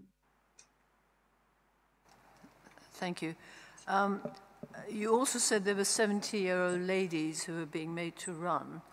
So what's the definition of the training camp? What exactly were they training you for? Bayonotыңызda depsiz, masalan 70 yoshlik atrofida cho'ng ayollar bor ekan, mo'maylar bor ekan, ularni masalan yurak zibdi. Did you say the idea or the reason for the training camp? Right? Yes. Why do they call it training? What was the training? Was it just educational? Masalan tarbiyalash o'rni, tarbiyalash markazi debdi. U yerda nimani tarbiyalaydi, nimani o'rgatadi? O'rgatadi. U yerda asosli o'rgatimiz degan narsa shu haftada 7 kun ichida 7 xil idoradan kelib, birdan shu gap qila oladigan, yaxshi so'zlaydigan odamni o'rgatish bilan ularning asosli so'zlayotgani Xitoy hukumatiningki qonun siyosatlarini madhiylash va mustaqillik iddiasini bu ozg'unlik, xatolik deb qilish, undan keyin musulmonlarningki diniy e'tiqodini cheklash, hamma ibodatga diniy asabiylik, qonunsiz diniy faoliyat deganlarni yo'taldirishdan iborat uçuş kılattı. Ettikene saat 8'de ders geçecek. Saat 5 ders, düştü bir saat aram eliş. Ondan keyin bir saat yine aram eliş kılsa, ondan keyin saat 10'gacha yine ders verecek. Gece akşam saat 10'gacha. 7 days a week, we would receive so-called training. Each day we would be visited by a different administration. So throughout 7 days, there'd be 7 different administrations visiting us. Generally for us to praise China's Communist Party policy and to say and to teach us to be not separatists, to go against separatism, and that any form of religion is extremism. And so this would happen from 8 to 5 p.m. with a break in the middle, and then another training session from 6 to 10 p.m. Thank you. There's another sentence which I didn't quite understand, and it's, what do you mean by saying the quality of illegal elements were interviewed with these 70, 80, 50, 30 rules? What are these? Could you please rephrase that? Yes, I'm sorry. It's in the statement. Yeah. So if I just read the line, the quality of illegal elements were intertwined with those 70, 80, 50, 30 rules. I didn't understand 50, that. 70, 50, 30, 80 rules. 70, 80, 50, 30 rules. Okay. Muşu kanunsuzluk, aşkınlık, muşu nesler 70, 80, 50, 30 kanunlara bağlangan, karşılanan diyen bu yerde bu bayanınızın yemini düşündürüyorsunuz. Bunu düşündürüşüm ulanınki mesela dini asabilikninki türü 50 xildeydi. Mesela kanunsuz dini faaliyetinin türü 70 xildeydi. Mesela kanunsuz dini devletine ağdırışta uğrunğanlarınki süpetleri mançı xildeydi. Her birisi her bir şu turmu içindekilerle çıkargan her bir kanunundaki siyasetindeki tarmaklarına sağladı. 70, 60, 30. Bu 70'ten dini asabilik şundan mı? So there are 50 types of extremism, or 50 types of extremism, and 70 types of religious activity that goes against the law. 70 types, 50 types, yeah. Yes, okay, thank you. That explains that. So the last question, you then managed to get passports for all your family to leave the country. Which country did you go to?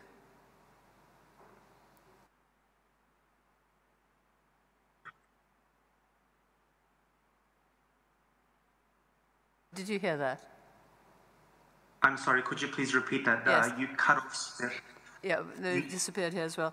So he managed to get passports for his family and himself to leave the country. So where did he go? You mean how he got the passports? He got them, and he left the country. But I just asked, where did he go? But first of all, I think we ought to check that he's happy to answer that question. I'm sorry? We better check that he's happy to answer that. Is he happy to answer that question? Which country did he go to? Not if he's not happy. Okay. Siz muşu pasport apıgandan keyin özüňiz we ailеңizge başta näge bardınız? Toxtap turuň, bunu siz muşu sual jawap berişge razymy dep soraýdyr. Razy. Razy. Okay. Yes, he is okay to answer this question. I'm sorry? Yes, he said he is okay. Okay, so thank you. Okay, cevap versiniz bu. Ben pasportumda 2013 yılı seyahat pasportu algan. 2013 yılı seyahat pasportu alıp seyahatin kelgendikin eli oldu ne? Onu eli algan. Ondan keyin avlatlarımga pasport aldım. Bu yeni nasıl pasport belge vaxtida 2016'da. Menin pasportumda şu qatada aldım. Şunu bilen evvel Dubai'ye çıktım ben. Üzem yalnız. Ondan keyin Mısır'a çıkıp Türkiye'ye geldim. Ayalım menandan keyin 15 gün keyin ballarımla evvel Dubai'ye gelip Türkiye'ye gelenmeydi oldu. Ondan keyin Türkiye'ye geldi. So initially I was given demek ki 16'da normal passport yüklüyormuş. Okay. So initially in 2013 I was given a tourist passport which they had taken away from me. But in 2016 I received the passport, and by myself I traveled to Dubai, then to Egypt, and then to Turkey. Later on, my wife and my kids joined me. They couldn't fly straight to Turkey, so they first went to Dubai and then to Turkey. Thank you. And then very last question. After all these problems, have you any remaining health problems, either physical or mental? And is the family otherwise well? Muşu zulümlerden keyin hazırgıça şu zulümden, kıyınlıklardan sağlam cihetten, psikik cihetten, vücudi cihetten hazırgıça tesirleri var mı? Ve siz ya da ailemiz? Ailemninki ayağımın adı şunun tesirde nait eğer yürek kesilip tehdit kılıp korktuğunu öde. Yok çıkmaydı o çıkırça an o korkap gidip yürek kesilip inşallah meninki.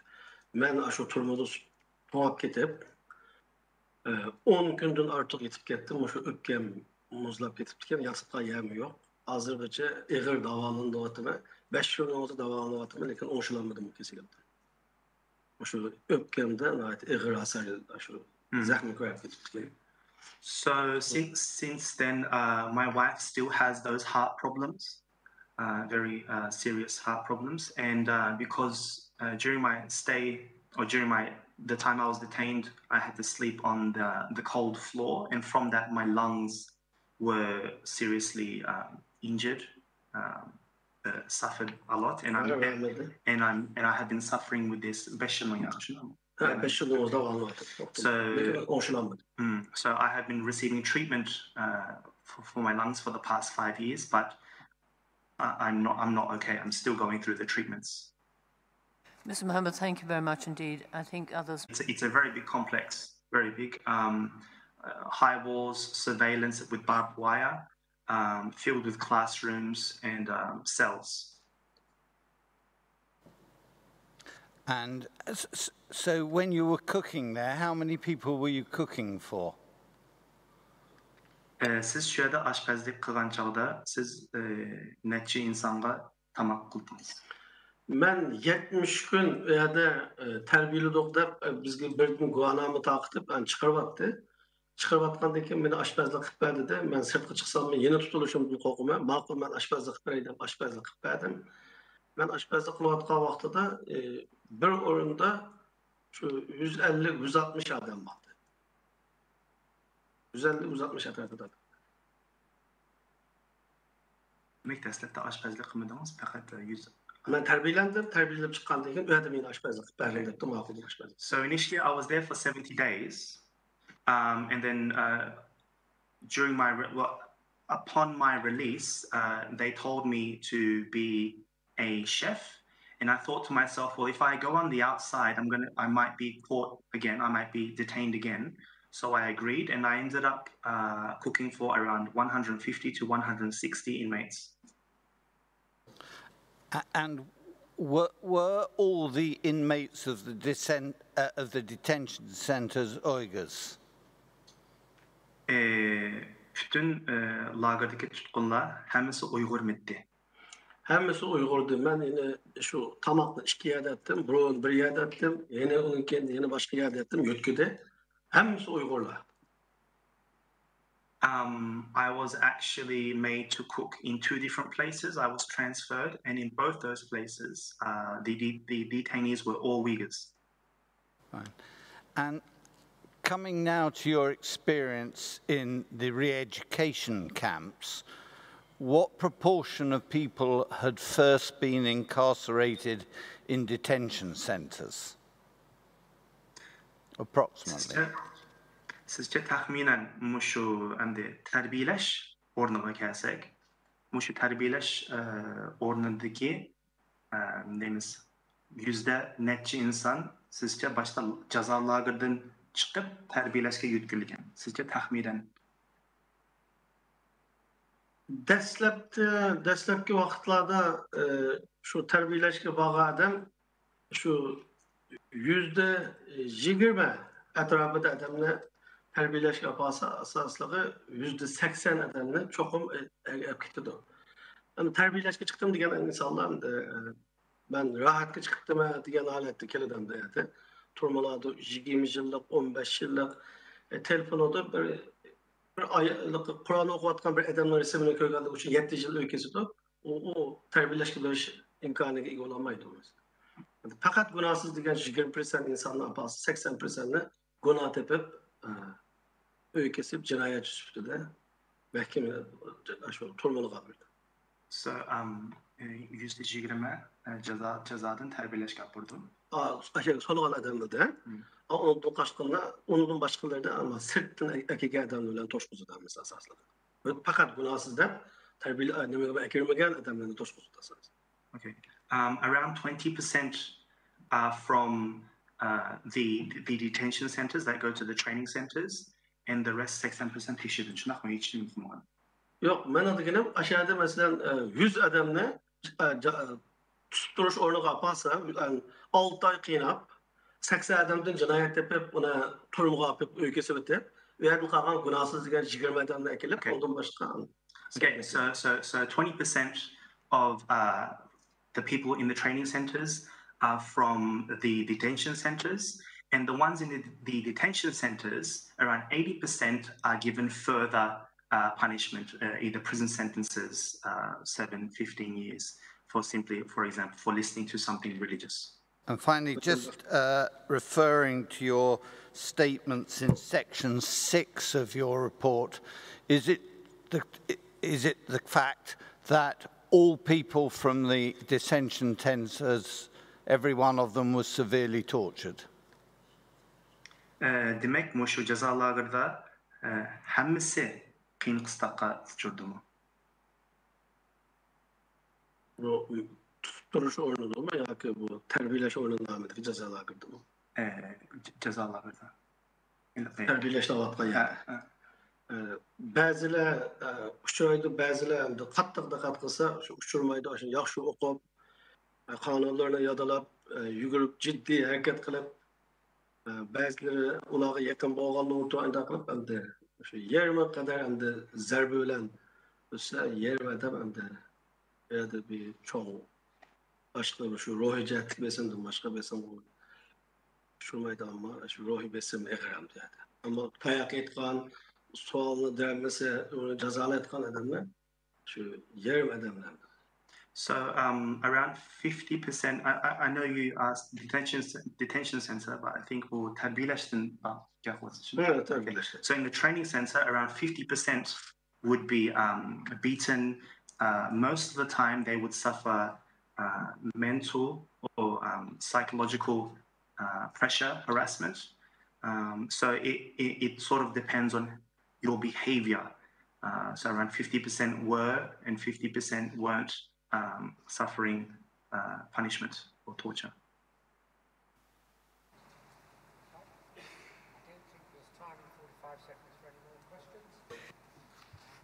Mr. Sabi? No more questions, sir. Thank you very much for making yourself available to give evidence to the tribunal today. Your evidence is now concluded. Thank you. Rahmet sizge bugün bayanat kılığınız için sizin söz hakkınız tügedi. Rahmet. Barlık azizlerimiz rahmet. Thank you very much.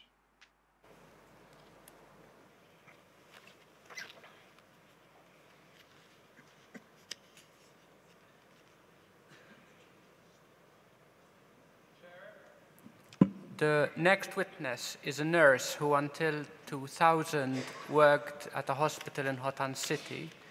She worked in the maternity department focusing on conducting abortions.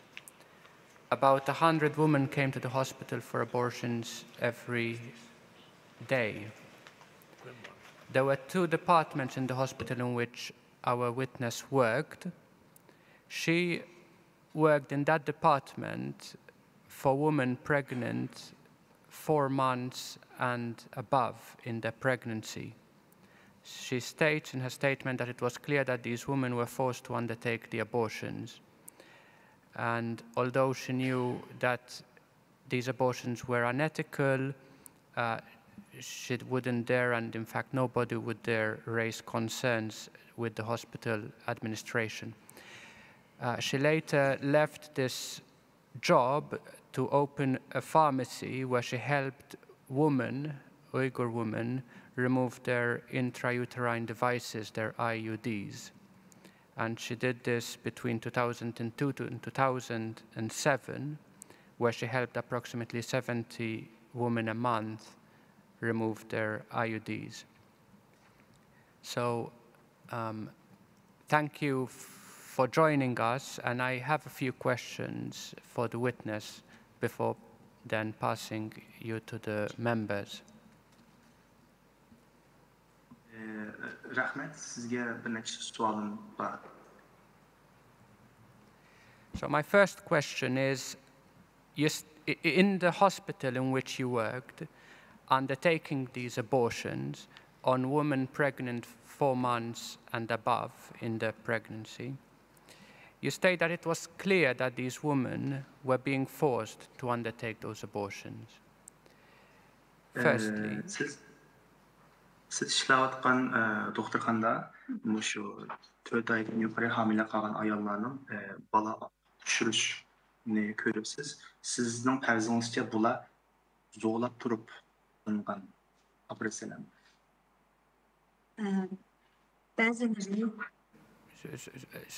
My question to that is, were these women Uyghur women, or did they also include Han Chinese women?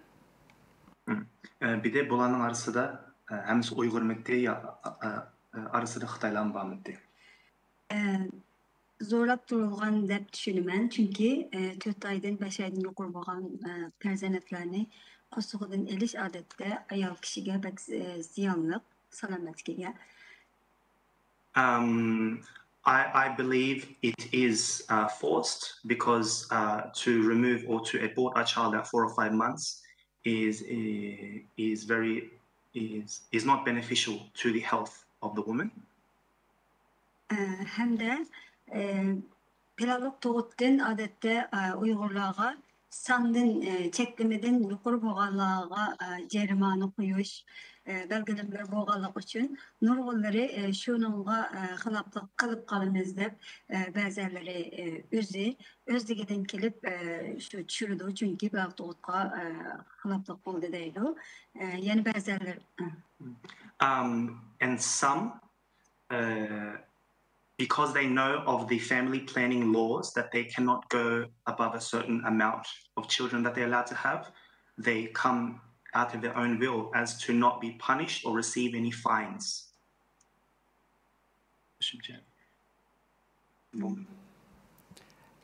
And could you specify therefore whether these women were Uyghur women or whether they also included Han Chinese women? Bu ayollarning arasida hemisi Uygur mekteği ya Xitaylan var mekteği. Uygurlar köptü, Xitaylanlar az. There were a lot of Uyghur women and there were some Chinese, but the Chinese were very little amount of Chinese women. So, just to specify, even in the category of women with a pregnancy of 4 months and above, these also included Han Chinese women in that category. Şu 4 aydan yukarı hamilelik kalan ayollarning arasida Xitaylar var mıydı?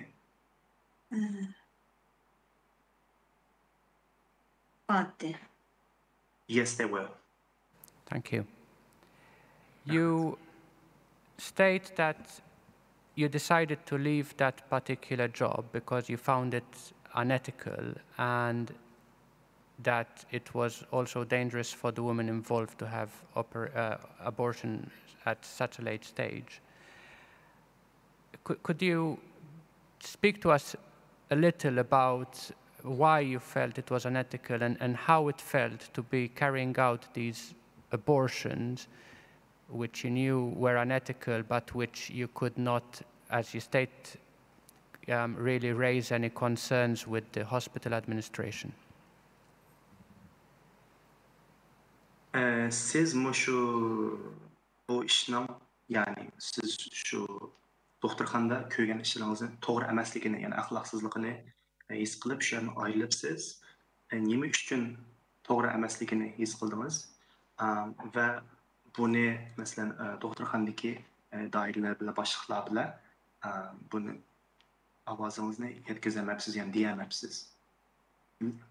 Men bu ishni haqiqatan cinayet deb qaradim. Çünkü o bir hamileni öldürüş, bir adamı öldürüş bilen beraber de qaraganligim üçün bunu bargan seri cinayet qilmishninki ig'ir ekanligini his qildim. Buni doktorxonadagilarga yetkazilmasligining sabab, chunki ularniki planlik tug'ut siyosatini de onun xiloflik qilganlarni jazolash va unga qarshi turganlarga jazolash manda nimalardan qo'rqqanligim uchun men unga ovozimni haqiqatan yetkazolmadim, ammo vicdanım haqiqatan unga yer bermadi. I saw this in my conscience, I felt that this was a crime, and this was the same as killing a human being. I couldn't raise this with the administration because there is a family planning policy, and it would be like criticizing the policy, this policy where you are punished for for going against that policy. So I could not raise it with the hospital administration. Thank you. Moving now to your pharmacy, your work in the pharmacy, and you're helping Uyghur women remove IUDs in secret. You state that whereas, for example, Han Chinese women could go to a hospital, an official hospital to remove these devices, Uyghur women had to do it in secret. Firstly, why was there the difference? Why couldn't Uyghur women go to a hospital, a government hospital, to remove their IUDs? What would happen if they did that? Siz bayanatınızda depsiz, bu şu darxananızda Uyghur ayollarının üzükünü məxfi bir şekilde şu şekilde yardım kıpsız. Ama Xitaylar normal hükümetin doktorxanaga berip eveteleydiler. Siz biraz düşündüremsiz, nima üçün Uyghur ayollar normal hükümetin doktorxanaga berip şu yüzük evetiş operasyasını kılalmaydı? Çünkü Uyghur ayollarga Uyg'urlarga plandan sırt, yani 2'den artıq tug'ishga bo'lmaydi shahar ichida. Yezada 3'den artıq tug'ishga bo'lmaydi deb siyosati bor. Onun qarta hamda Uyg'ur ayollarimiz onundan sırt hamildor bo'lib qilganlik uchun albatta planlik tug'utninki guvohnomasi yoki bo'lmasa o'zi ishlayotgan idora organinki isbotnomasi bo'lgan ahvol ostida ondan keyin u yerga berib hukumat doktorxonaga berib yüzükünü aldırıyorlardı. Hani tercüme olsa mümkün değil. Ahirki şiirlerden guvahname ilip demsiz anınızı baralayın. Ispat. Aslı buldu degen ispat. Okay. As you know, in the cities or in the town centers, families cannot have more than 2 children, and in the villages 3 children. And so to not go against family planning policy, they either need to get a special permission to get their IUDs removed, and that's half of it. She's going to continue. Devam kılın. Bunu alalaydı. Şuna ular planın sırtıda hamildor bo'lib qolg'achqa, uni basa, qo'lda isbot bo'lmaganligi uchun u yerga hukumat doktorxonalarga borolmaydi. Shuning bilan bizga o'xshash ochgan shuna maxfiy holatda elib o'tishga ular shu majbur bo'lgan. Because they're not able to get this special permission, and they know that they have gone outside, they have gone against the family planning policy, and to avoid punishment, they come to us to get the IUDs removed. And just to clarify, when you say they, we are speaking here now exclusively about Uyghur women, not Han Chinese women. Yani sizin aldığınızda kelgen ayallar, yani ular degan chog'da Uyg'ur ayollardan bahsetyapsiz, Xitoylar emas. Sizin aldığınızda Xitoylar kelgan. Meniki Uyg'urlar kelgan. Yes, only Uyghur women come to me. And when I refer to they, I mean Uyghur women. What would happen, has it ever happened in fact, that the Chinese authorities would discover that a woman, an Uyghur woman, has removed her IUD secretly? What has it ever happened, and if, you know, what could or would have happened if that were the case? Mesela muşnaq izinsiz bir şekilde bir ayol kişinin yüzüne evetken, yani Xitoy saqchilar tarafından, hükümet tarafından bayqilib qalsa, bu ayol bo'ldi mu bu ish? Birinchi, bo'lgan taqdirda shu kishiga nima bo'ldi? Bu iş bayqalmadı çünkü biz onu açkan doğruhanemiz kanunlu, ama ben onu özümün uyda qildim, maxfiy qildim. Birga tekshirib kelib qolsa, Musayya idorasining odamlari doğruxonga keladi, uyimga kelmaydi. Nayt diqqat qildik shuni. Okay. So the first part of the answer is that we had a registered legal pharmacy. The IUD removal itself wasn't done in the pharmacy, but in my home, and so we were never caught. And if there is a raid or we are checked by authorities, they come straight to the pharmacy, and we were very careful about this. Anandan keyin agar ular bilib qolib qolsa, açkan yani bütünley taqaydı, hem Cerman koydu, hem meni pilavlık tuğutqa qarşı çıktı deb, belki bana ceza kesişi mümkün. Aşında kılıdı deb bilim. So if they found out that I was carrying out these practices, they would close down my practice, they would close down my pharmacy, and they would also punish me for going against family planning policy. Thank you. My final question relates more to today, so just if you could let us know from your own knowledge, because you were carrying out these removals of IUDs in secret between 2002 and 2007, and at that time the surveillance system, of which we've heard a lot about yesterday and in previous hearings, had not yet been fully developed, and it was still possible, therefore, for women to come to your pharmacy or to your home to carry out these operations in secret. My question is, would you still be able to do that today, do you think? Is it still possible with the surveillance systems that we've heard about to carry out these operations today in secret? Mesela şu 2002-2007 arası şu maxfiy holatda ayollarning yüzüne evitish operatsiyasini qilibsiz. Hammamiz bilamiz, shu chog'da Xitoyning mush kuzatish apparati o kadar ilg'or emasdi. Ama bugungi kunlikda, did you say would she be able to, or would she? Would she be able to, in light of the current surveillance system? Ve hazırki bilsiz küz aparatları, tekşürüsleri naiti katta. Bugünkü kunlikda şu 2002-2007 arasındaki kılgan şu yüzük evitiş operasyonu bugün mü kılalamıdınız, kılalaydıgan fırsat bulamıdı bugünkü kunlikda? Mümkün emas. No way. It's not possible. Thank you for that. I'll pass you on now to the members. Thank you. Rahmet sizge, başkalarına sual soraş fırsatını vermem. Mrs. Nouri, you say that over 100 women had abortions at the hospital every day. How are you confident about that figure? Siz bayanatınızda şu siz işleyen doktorxanda her günü 100 bala düşürüş operasyası bulduğunu da eğitimsiz. Siz kançılık bununla işini durup değilsiniz yani. Doğru mu diyeyim?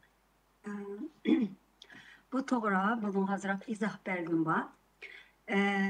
Bu taxminan 100 ga yaqin ayol bemorni, ya'ni buningda bug'dirish operatsiyasi, bola tushirish operatsiyasi va kichik homilalarni qirish operatsiyasi, yuzuk selish qatorliq, ya'ni pilalik tug'utga doir kasalliklarni o'z ichiga olgan holatdagi yuz kasalligi.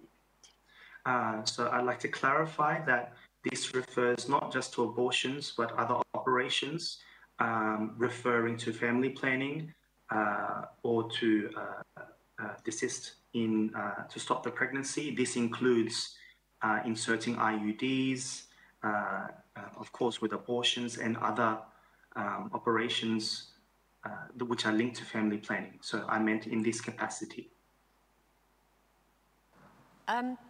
Could you tell us how late abortions took place? How late in a pregnancy they might have taken place? Şu bala düşürüş operasyonları kançılık küçük türüp mesela 4 aydan yukarı demsiz mesela kançılık küçük türüp kılalaydı. Ya mesela 7 ay hamilelik 8 ay 9 ay geçip bala düşüren vakalar oldu mu demek? He, oldu. Yani çendron yani tercümede demek ki azat izahlama. Could you please rephrase the question? Were there pregnancies taking place, were there abortions taking place at 6 or 7 months of pregnancy or even later than that? Bala düşürüş operasyonları mesela 6 ay bo'lganda, 7 ay bo'lganda yoki bo'lmasa 10dan keyin bala düşürüldü mü? Düşürüldü. Yes, they were aborted. What was the latest abortion that she knew about? Siz bilgen en küçük türlügen yani en vakti bala düşürülüş. 8 aylık. At 8 months. And were any of those born alive? Şularning mesela şu yakın şularning tirik holatda tug'ilganlar bo'ldimi?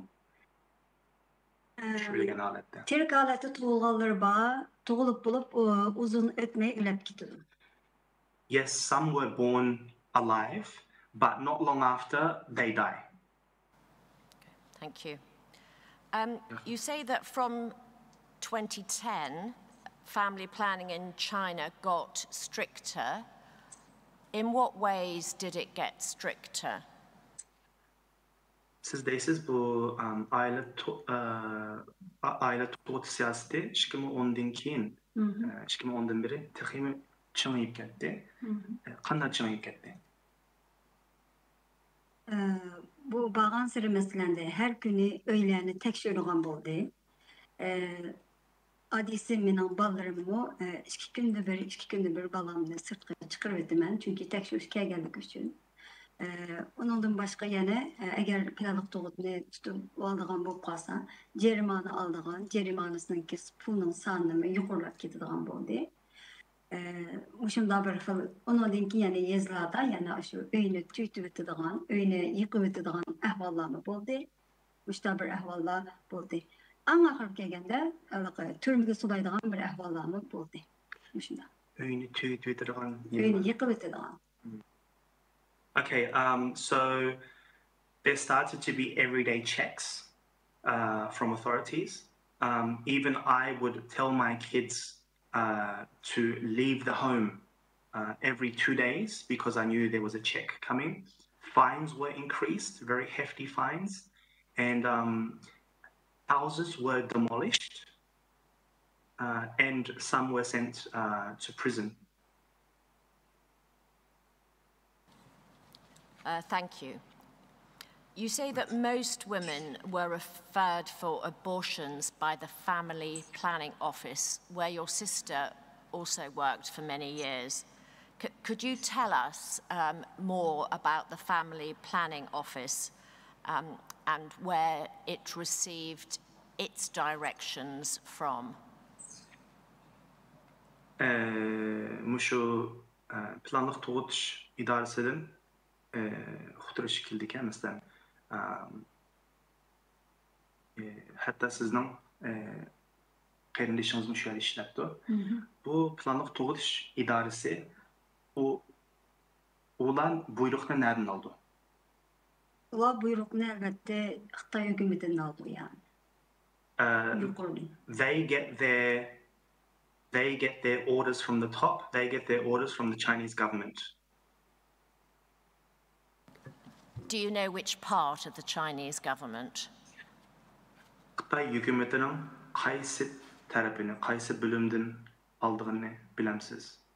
Qayədən tam olarak? Yox. No. You say your sister was imprisoned because she resigned from the Family Planning Office. What was her job at the Family Planning Office? Qeyrindeşiniz, yani kız qeyrindeşiniz, aile tuğut idarəsinin istifa bəgəşkə solunubdu dəpsiz. O aile planlıq tuğut da idarəsi də nerede işleydi, makamı nimetli, yemiş kıldı? Teşviqat işleriga məsuldu. She was involved in, what's the word? Advertising, promoting. Ailəyə birib, planlıq toğut siyasətini düşəndirdiğən, bəzi vaxtlarda hamildarlıqdan saqlanılan doğrularını birdiğən, şunda işlərini təşviq qıladığan işlər bilən şoğlanatdı. So she would go from house to house and explain the family planning policy. She would also, yani şu darlan biremdi ya öptem. Darlanı biretti. O darlamı yadımda var küçük yumalak meyfi sütun yani aşı yadımda kaptı. Aşı doğrularını berdikte şundan digini yadımda var açanla. So she would go house to house to explain family planning policy, hang out pamphlets, and she would also hand out pills to essentially sterilization pills to stop women becoming pregnant. And so she was involved in promoting the policy. When was she imprisoned and how do you know that she was imprisoned for resigning? Kaçan tutuldu, kaçan turmuga akitildi kız kardeşiniz ve siz qandaq bilisiz muşu idarəsidən istifa bəgini üçün tutulğanını, qamakka ağını? 2016 yılı pasportlar yolu koyuldu. Şunundan kişiler çıkışqa başladı. Ben şu yerden şu çıktık. Çıkıplam şu dosturum keyinimden, axımdan Türkiye'ye çıkandan keyin şu acamdan ki tutulup ketkenligini dedi ama lekin qancha yil kesilganligini ulama bilemedi. Şu sebepten yani birge xizmatdaşlığa sebebinden yani birge deymiz başqalarga yaxshi axloq bo'ling deb bir axloq dinga doir ba'zi bir so'zlarni qilib jamiyatni buzg'unchilik qilmoqlar deb ba'zi dinga doir ba'zi ishlar bilan tashviq qilganligi uchun masalan shuningda tutildi deb shundoq bildim. Okay. So in 2016 I was able to get a passport and leave for Turkey. And not long after, some of my friends were able to do the same, and I had heard from them that she had been imprisoned. But the actual reason for her being imprisoned more has to do with ethical, religious reasons. Yani din təşviq qilish səbəbindən. Yaxşı əxlaq buluş. Doğruluqla tutuldu deyə qardım. İcabdan atdı olma. So she was also covered And so I assumed that she was detained because, in a way, she was promoting religious and ethical ideas. Do you know whether there was any judicial process involved in her imprisonment? Bu kız kardeşimiz hakkında şu qamoq tutish jarayonida bir sotlanış ahvoli bo'ldimi? Sizning xabaringiz bormi buni? Yo'q, xabarim yo'q. Chunki aloqa bo'lmadimi. No, I'm not aware of any judicial process because I was not able to keep in touch. And do you know if she is still imprisoned? Hozirgacha tutilganini, ya'ni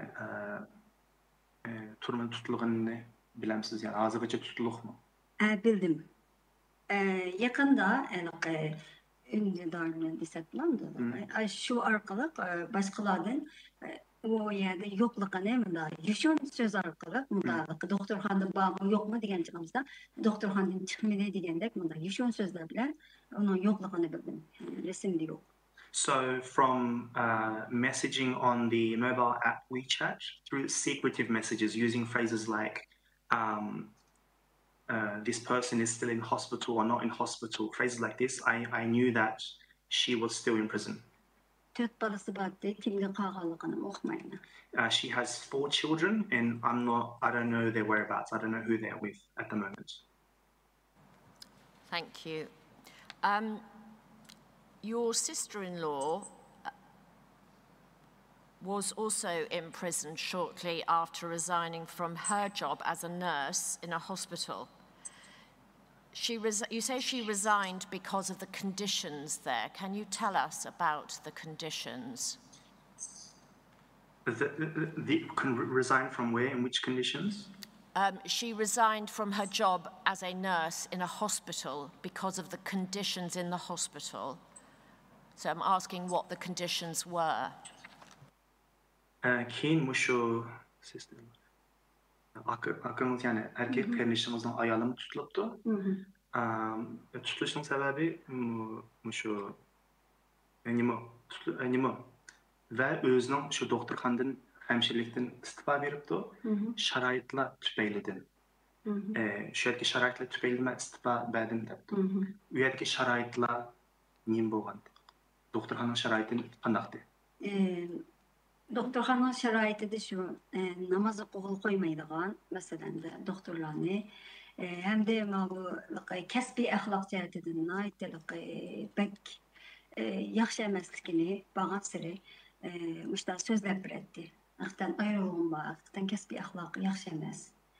O yerdə həm namaz qoğul qoymaydı, dinğə işinləşməsdən cəhətin dinğə işinləməndə məndə digilimi olmaydı. Mesela bunda da kalsa onu tutudu. Yani bir planlık doğutta o 2 katım ne oldu dedim ya. Ya az tercüme kılalım siz. Okay. She found that she was not able to pray and even not able to live out her religion, and also the unethical practices being practiced there, brought on by family planning. These were some of the reasons why she left her job, resigned. What were those unethical practices? Şu abaylayanak şu ahlaksız işler boptu, şu ola tam olarak nimte yani aile toğutuş. O özünki taşqı keselde işleydi. Taşqı kesel bölümüde. Ondan başka mı yani ayarlar bölümü yani başlanan nasihatlik şu kasıptaşlarının diyen gaplarında taşqı keseldeki doktorlarının kesellerle bazı tutkan muameleleri bir xil yezinin ayarlarga belki adamdek muamele qilmaydigan bir xil muamelelerini deydi bizlerge. So it was she worked in various departments within the hospital, whether it be the female ward or different wards, and the treatment that she got, certain interactions, women from the villages, so she sort of work practice type things, just the general everyday interactions she would have, she felt uncomfortable there. Şunun bilan uzun etmey hamildar bolup kaldı. Planın sırtıda. Şunun bilan yani şu yerden yani aşının sebebini o sebep onun kırtılıp çıkışa mecbur oldu. Also, while she was işleş jarayonida hamildor qoldi, shundaymi? Shu ishdan keyin istifa berib bo'lgandan keyin. Oh, okay. Lekin bu, all right. And not long after, she also fell pregnant, and this fell, this went against family planning policy. Ama lekin o hamildor bo'lgandan keyin akamga nisbatan aytganda akam ishlaylik. O 3 yaş vaqtida başqalarning deb qo'yishi bilan 3 yoshlik bolani shu planning sirtidan bu bizga xiloflik qilsa deb 100 ming liraga yaqin mana jarimani qo'ydi. Yani aklınızdan balası şundan. Akamın balası. So my brother's child, essentially, when he was 3 years old, people reported him, doxed him to the authorities, and my brother was fined approximately 100,000 lira. Yuan.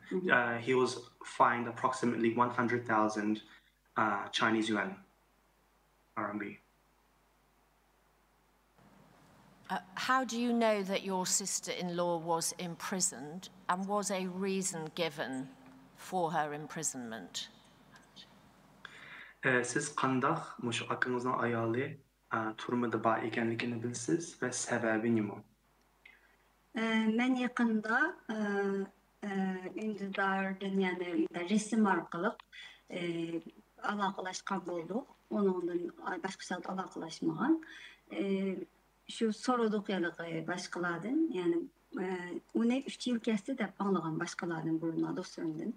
Ama lekin doktorxonadan chiqdimi desek, yani chiqmadi dedi. Faqat shularga javob berishardim, shularning chiqmaganligini bildim. Before I knew, I had heard from others that she was sentenced to 3 years, and recently, using WeChat, again in secretive messaging, I asked, has she come out of the hospital? And I received a message saying, no, she hasn't come out of the hospital, symbolizing, that she was still imprisoned. Thank you. And my final question, you talk about families who had more children than the permitted number, hiding their children, and the children therefore not being able to go to school. How widespread was that situation in your area? Siz bayanatınızı depsiz, muşu planlıq toğudun sırtıdın bala toğulğan ahvallar var ve bularını mesela yuşurup durup, mesela mektepke baramayran ahvallar var de. Siz turatkan orunda yani ançılıgan insanlar muşu durumda sizce? Ben bunun sanlıq məlumatını, mən özümdeki yakın dostlarımı dep bereleyim. Özümden yakın dostlarım var. Sanlıq məlumatı gəlgəndə təxminən məncə də dərhal deməyim, amma müşna durumda tuğallar əsası 40-50%'ni yerləydi də qarayım. According to my knowledge, I feel this is about 40 or 50%. If I were to speak about just my immediate surroundings, about 40 or 50% people are in this situation. Thank you for your testimony, Mrs. Nouri. Hello. With regard to terminations at a late stage of pregnancy, 7 months and beyond, using a prostaglandin such as misoprostol, I would anticipate there would be a large number of live births, and you've already mentioned that and said that they died soon afterwards. I'd like to know how they died, these babies, and whether anything was done to bring on their death or accelerate their death. Bayanatınız depsiz, muşu 7 ay ve 7 aydan keyin hamildar qalğanlar ayollarning balaları düşürüldi. Şu bayanatınızda bir darının ismini depsiz. ve bazıları tirik halette doğuluptu ve uzun ütmey vafat buldu dediniz. Şu ballarının yani özlükiden tirik doğulup özlükiden tüyep bitendi ya ki bulmasa koşumça yani darla işiltendi.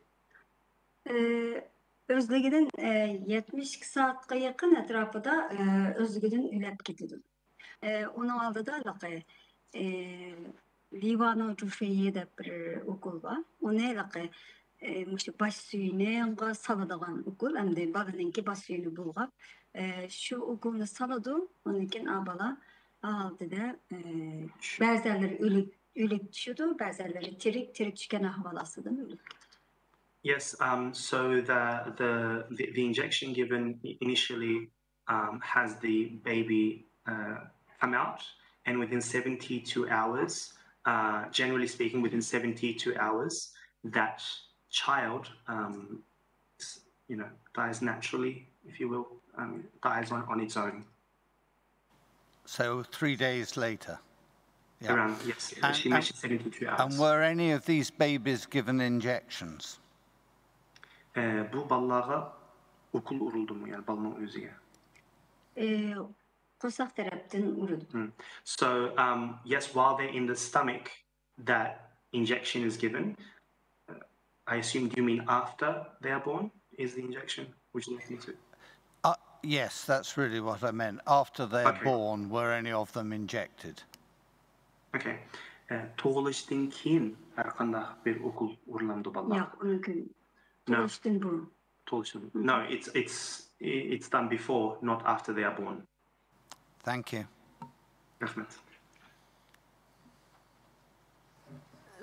Thank you very much. Could I do a follow-up question?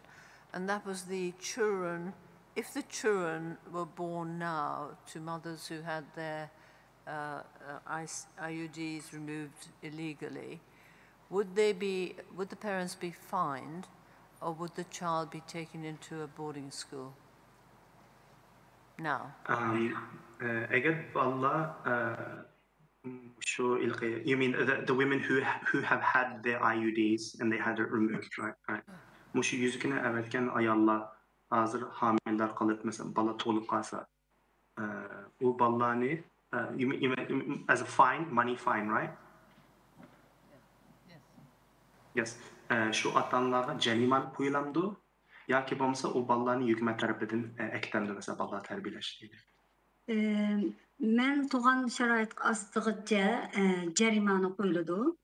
Men hatta üzerine aksininkini dedim bu. Ondan başka hani duasınız yani bir değmiyor. Yok siz devam edin. Ondan başka bir dostumunki ailesiga 1.700.000 yuan cerimanı koygan. Bu da yani bu yakınımız, benim yakın dostum oldu yani. O Türkiye'de bağladı. 1.700.000 euro. Okay.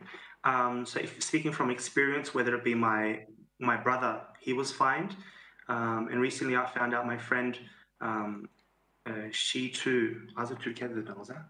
She is currently in Turkey, but when she had given birth, she had gone against the policy. She was fined approximately 1,700,000 Chinese yuan.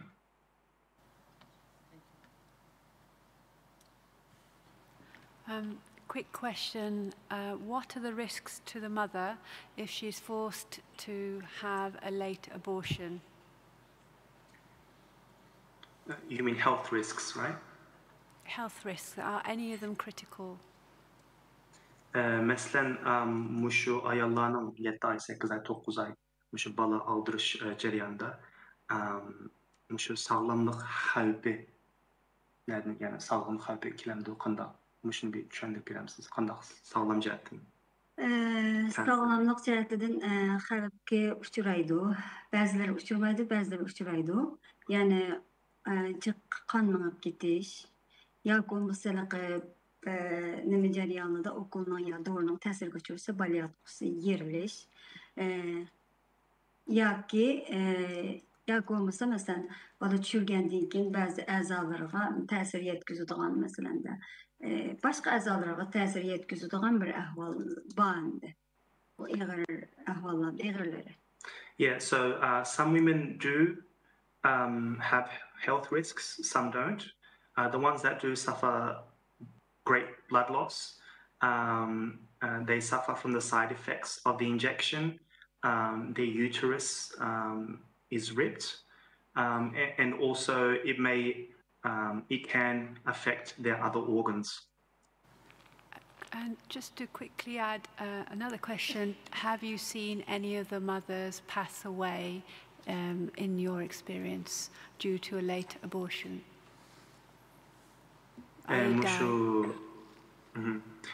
Muş ayollarning vafot bo'lgani, ya'ni o'sha vaqtcha 7-8 ay, 9 ay bola tushirish jarayonida vafot bo'lgani ko'rdingizmi, olmadingizmi?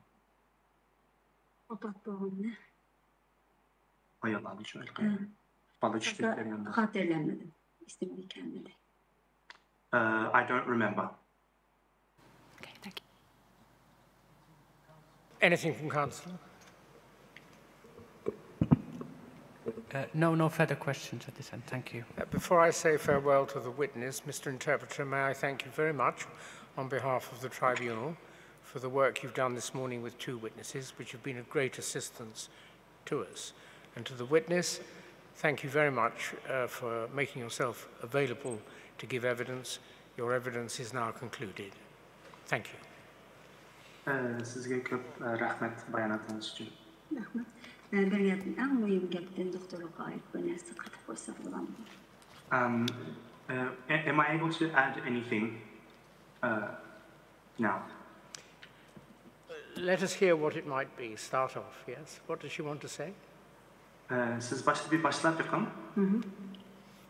Men 2002dan 2017ga qadar bo'lgan aralıqda doktorxonada faoliyatlarni yapmandik. Hamda tug'dirish bilan shug'ullandim. Shu vaqtlarda 2 ayol bor. Ular Lopdan kelgan ayollar. Ular bizni mening qishimga kelib tug'di. Tug'ishni planliq tug'ish tarafidan qochib kelganligini deydi. Undan keyin o'sha yerda tug'ish jarayonida bolalar. You know, from 2002 to 2007, with my pharmacy, 2 women from LOP had come, and there is an incident involving these 2 women because they were running away in order to give birth. Would you like her to continue? Yes. Yes, devam qiling.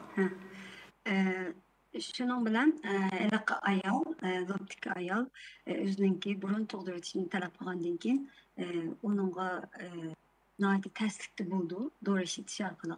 Ammo shu yerda tug'ilmay, ya'ni boshqa doktorxonalarga yo'tkazib tug'ildi, lekin u bola o'lib tug'ildi. 7 oylik bo'lgan bola. At 7 months, a woman came to me asking me to give birth, to assist in the birth of her child, and using various medications. We tried to give birth, and later on we had to take her to another facility, but that child died during the birth. Ondan keyin 2-3 kundan keyin shu aydan yana bir ayol, qo'shig'i hamilisga 9 oy bo'lgan bir ayol, yana planliq tug'ishdan keyin o'zini bilib qolganligini deb yana tug'ishga keladi. Men uni tug'dirman, u bola sap tug'iladi. Tug'ilgandan keyin so few days, 2 or 3 days later, another woman comes from that same town of Lop. She's at 9 months, and again I help her with her birth. Tug'ilgandan keyin u yana planliq tug'ish idorasininki bolasiniki o'ligini ko'ksitishni xohlaydi. Chunki bola tirik tug'ilib qolganligini bilgandan keyin uningga jarimani oldi yo uyini tuytirganligini tahdid solganlik uchun uningga bolani qabristonlikdan qo'lab, uni oldida o'lib ketgan bolani bizga bir o'lik bola deb bersanglar degandan keyin shu bolani qabristonlik qo'lab bola bilan almashtirish holatlarini olib bordi. Because this woman, the second woman, gave birth outside of the family planning policy, they have to show the body of essentially a dead baby to the authorities so that she is not punished or receives any hefty fines in any way. So we exhume the baby, which was born at 7 months, as proof to the authorities that her child was not born. Thank you for that. I think probably that's sufficient. I'll just check.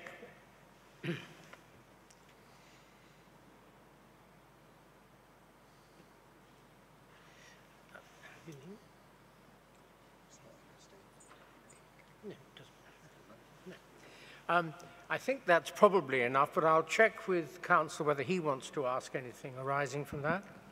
Thank you, Chair. No further questions. Just to Mr. thank the Rowe, witness. who did- yes, you can continue for a little. Yana biraz devam kılalım. Şunun bilen o balın almaştırgandan keyin menden süt kesadigan ukulni talep qildi. Nimishqa deb so'ragan chig'imda, chunki ularning qishig'i borgan chig'imda meniki mush emchikimni sütni sig'idi. Agar u narsa chiqib qolib qolsa, sen bola emitibsan, sening bolang hayot ekan deb menga shuningdan mening bolamning hayot ekanligi bilinib qoldi. Uning uchun menga shunday qiling deydi. Shuning bilan aşularını tepişken de mecbur buluyorum. So after the woman obviously gives birth, she requests that Miss Rahima finds her an injection to stop the mother lactating, because later on, if the authorities check for the lactation, it means that the child is still alive and feeding. Elbette bunun hükümetinki kanunu nispeten etkanda nima ekanligini bilamiz. Anaqa planlı tuğu siyasetiga, ammo lekin bir adamni öldürüş, cinayet bo'lganligi uchun men bütün jenimni tikib qo'yib, men nima bo'lib ketsa mayli deb boshqalarga tug'dirdim. Men shunga yaqin mancha yil jarayonida 150-200 ga yaqin kasallarni maxfiy holatda ham yuzini sanlı iniq, lekin şunun qarta şu kasallarni shu tug'dirish appadim. Yeah. So because of my conscience, over the time between 2002 and 2007, it wasn't just IUDs removal, but with others' help, I also assisted in the births of around 150 to 200 women. Şunun için bir sual sorgum keldi, ben koyğum keldi. Nima uchun shu ayolni o'zining xatarga, jani hayotining xatarga qaramay, shunda maxfiy bo'lgan yerdan faqat menlam yo'q, boshqa shaxsiy doktorxonalar bor. Nima uchun bu yerga bordi? Chunki ularninkida yana planning sirtida bo'lganligi uchun shu yerga berishga majbur bo'ldi. Bo'lmasa, bunda bayatdagida o'zining hayotini xavfga etib turib, bunday yerga kelishni odamni aqli qabul qilolmaydi. Bu nima? Planning tug'ut siyosatininki naqadar eg'ir ekanligini, millatimizni qanchalik durumda qo'yganligi bilinadi. So you would want to ask the question, why would women put themselves in such a dangerous situation going to private clinics like mine? I'm not the only one, but there are other clinics. Why would they put them in this situation? It's because these women are trying to escape, find a way away from the family planning policy, and it just goes to show how dire the situation is for our people. Rahima Noori, thank you for that additional evidence. I think your evidence is now concluded. Thank you. Thank you. Mr. Sabi, what time would you like us to sit this afternoon? This is just to have an extended lunch break to 2 o'clock. And for those interested, evidence this afternoon will include the first detailed evidence where law and facts are dealt with, evidence focused on the position of children and other matters. Thank you, yes. Thank you. 2 o'clock, ladies and gentlemen.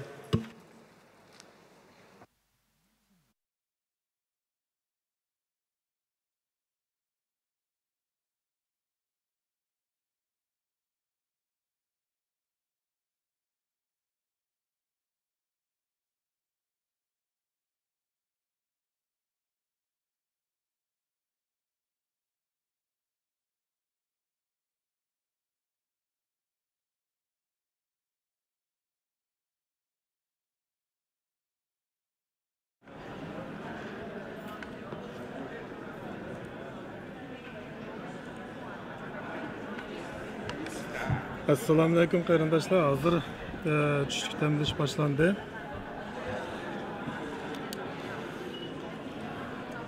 Vaqtni ching tutib ziyoratimizni yana Parat Muhammad apandaniki riyosatchiligida boshlab beraylik. Qani marhamat. Assalomu alaykum ekran oldidagi aziz qarindoshlar. Kravat qilingan Dunyo Uyg'ur qurultiyi Tor televiziyasininki naq maydon programmasi. Hammanglar ninki mush vaqtda xayrli bo'lsin. Mushu programmamizni atgan yog'i zerikmay, terikmay hozirgacha ko'rayotgan butun qarindoshlarimizga tekrar minnatdorligimni bildiraman, chunki mushning o'zim bir qo'llash, mushning o'zim bir madad. Sizlarning duoyinglar bilan, sizlarning mushu madatinglar bilan biz texnik kuchimiz inshaalloh. Aziz qarindoshlar, mana Xalqaro Uyg'ur sot kollegiyasininki 2-qatimliq soti tunog'in yana 9-ayning 10 kuni mushu zalda Londondagi Church House sarayida boshlangan.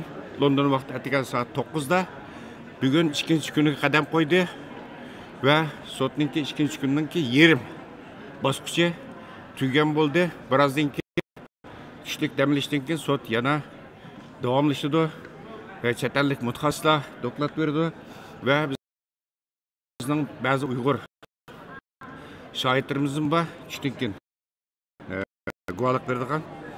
Az qarindoshlar mush fursatdan foydalanib turib biz davlatlardagi qarindoshlarimizga bog'lanamiz ve ularningki mushu sot haqidagi ta'sirotlarini, qarashlarini, tushunchalarini ilishtirishimiz. Oldi bilan biz Türkiye'ye bağlanıp bakaylı. Türkiye'deki Dünya Uyg'ur qurultiyi vaqtininki raisi hurmatli Abdurashid efendimga bağlanıp bakaylı. Türkiye'deki qarindoshlarımızdan bu sot qo'ygan qarashlarini sizlar bilan bir o'rtoqlashib bakaylı.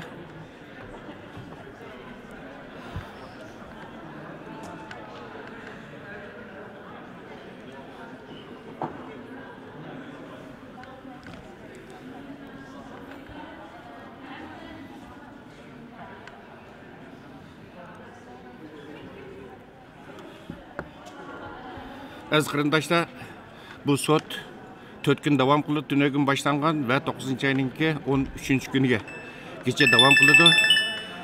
O sotning oxirgi kuni kechda, ya'ni 9-ayninki 13-kuni kechda yana mushu zalda Dunyo Uyg'ur qurultiyining o'rlashtirishi bilan mushu Uyg'ur irqiy qirg'inchiligininki Angliya parlamentida ma'qullanishida kuch chiqargan va bu sababdan Xitoyninki zarbasiga uchrab kelgan Nusrat G'ani boshchiligidagi parlament a'zolariga butun Sharq Turkiston xalqi nomidan ularga bir sharafnoma taqatmoqchi biz. Assalomu alaykum. Naq maydonda sizlar ko'rayotgan shu Dunyo Uyg'ur qurultiyi Tor televiziyasining.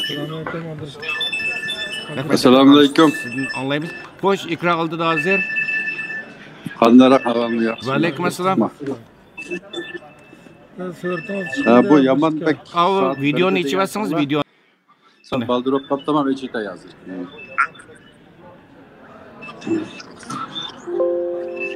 Aziz qarindoshlar, biz rasmiy xo'sh bog'landi Turkiyada. Ekranda Turkiyadagi yangidan qurilib faoliyat boshlagan Dunyo Uyg'ur qurultiyi vaqtininki raisi hurmatli Abdurashid Abdulhamid efendi ekran oldida.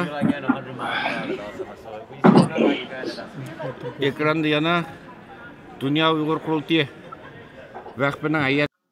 Aleykümselam. Bizden bahamalar salam. Türkiye'deki bazı qarindoshlarimizni ko'rdik. Hammalarga salom Londondan. Hammalarga salom Londondan.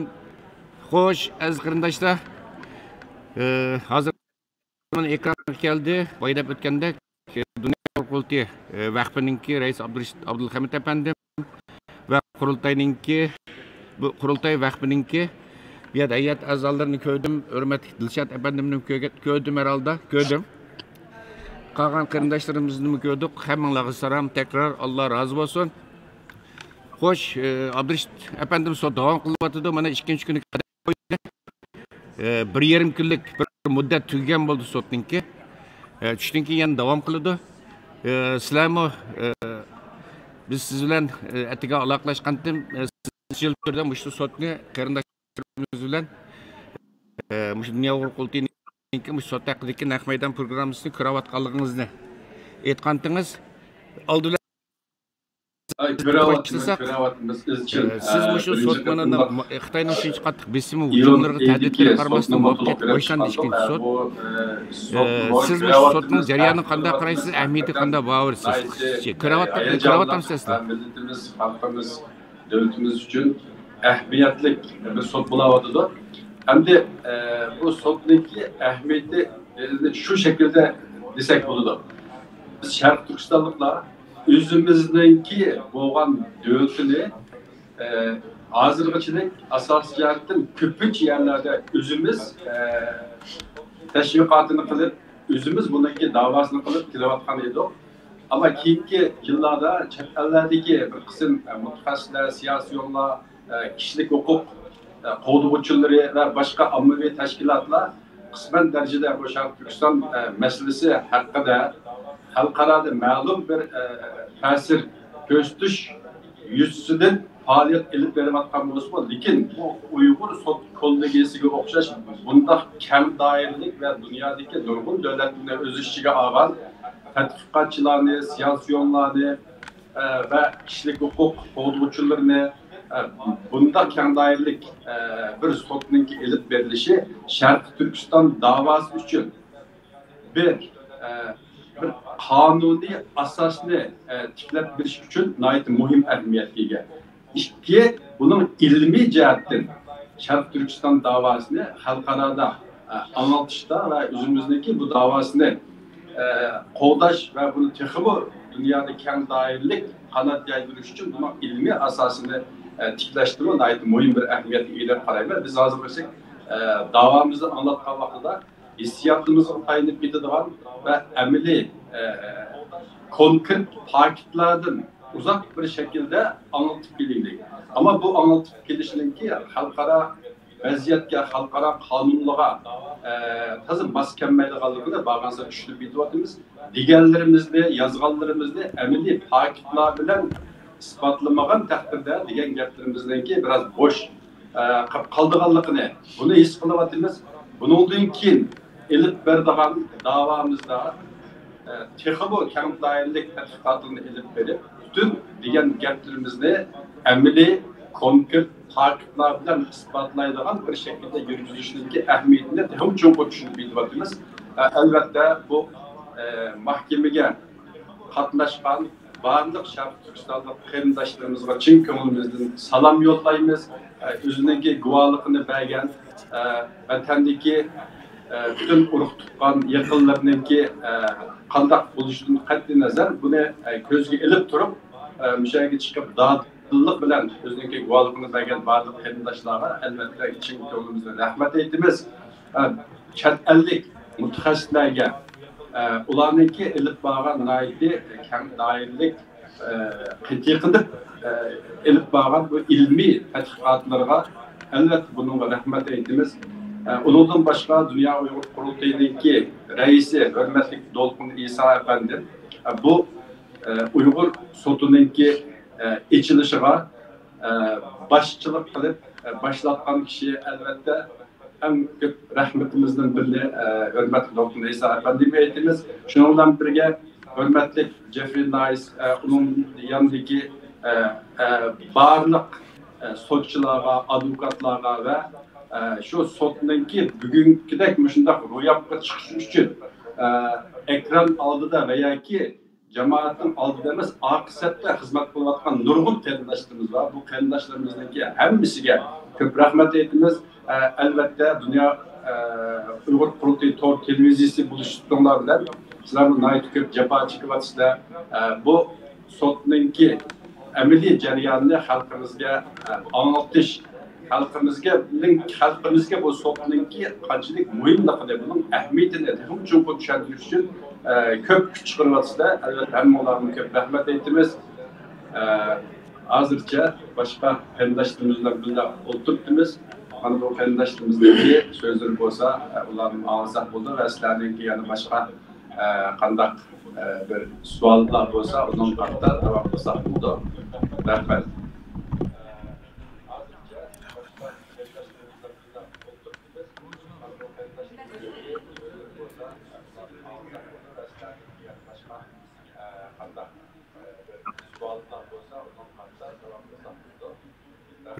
Rahmat, hürmetlik Abdurrashid Abdulhamid efendim, nayeti bergen bir kıymetlik yürek sözleriniz için, tilekleriniz için sizge köp rahmetimizni bildirimiz.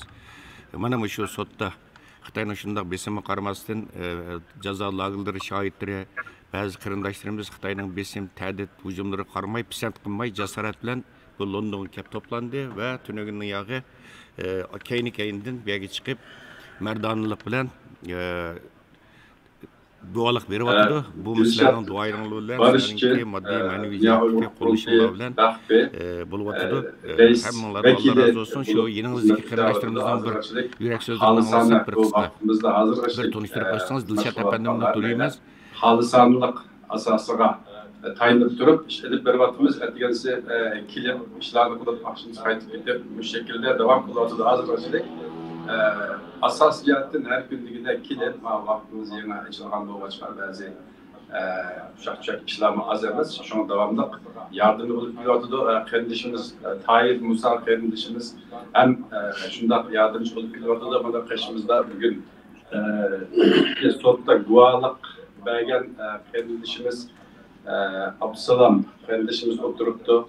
Ondan keyin Rahime kardeşimiz bu yerimizde oturuptu. Kimden qanday şekilde bir sual so'rashni xohlasangiz shu şekilde devam qilsak bo'ldi.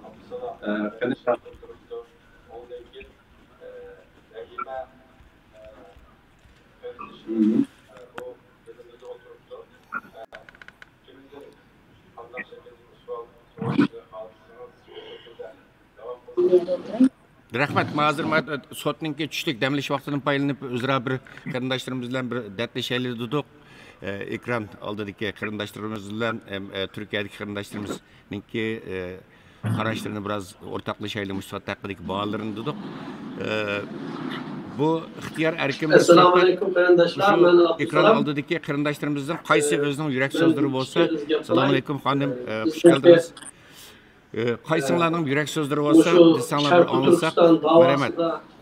Tavranmay, ümidsizlanmay, shuncha ümidsizliklarning ichidan umidni tug'dirib, millatimizning Sharq Turkiston vatanimizning mustaqilligi uchun qo'ldan kelgan cho'ng kichik har sohadagi ishlarga o'zini qilishlayotgan barliq azizlarimizga shu ekran uzundan rahmat bildirman. Xususan shu sot ekologisini tashkillashga sabab bo'lgan Xitoyni sotga tortib xalqaro uning jinoyatini fosh qilishga sabab bo'lgan Dunyo Uyg'ur qurultiyi boshchiligidagi barliq tashkilotlarga chin ko'ngildan rahmat aytaman.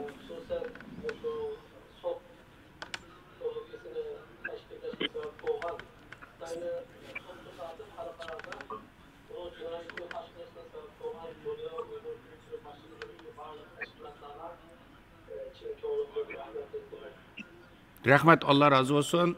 Rahmat sizlarning kimishdan medetinglar bilan, sizlarning duoyinglar bilan inşallah bu sot nayt muvaffaqiyatli tugaydi deb o'ylaymiz. Chunki sotningki raisi, bosh sotchisi Jeffrey Nice efendimmi tunugin dedi, bu sot ikkinchi qatimliq sotlar oxirlashdi va 12-oygacha sotning hukmini chiqaramiz deb. Inşallah millatimizga foydali bir hukmning chiqishini orzu qilamiz hamamiz.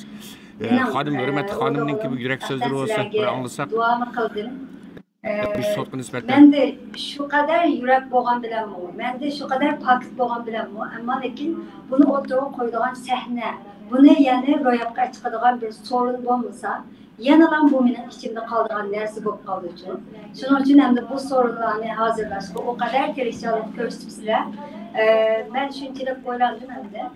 Şu an ben sırayla Allah'tan hakikaten dua kılmaya başka ayol qarindoshlarimiz vakolatan haqiqatan rahmat o'qiyman. Agar bu sorun bo'lmagan bo'lsa Uyg'urlar uchun bunda pakta nurg'un Uyg'urlarda haqiqatan buningmi eg'irlari bor.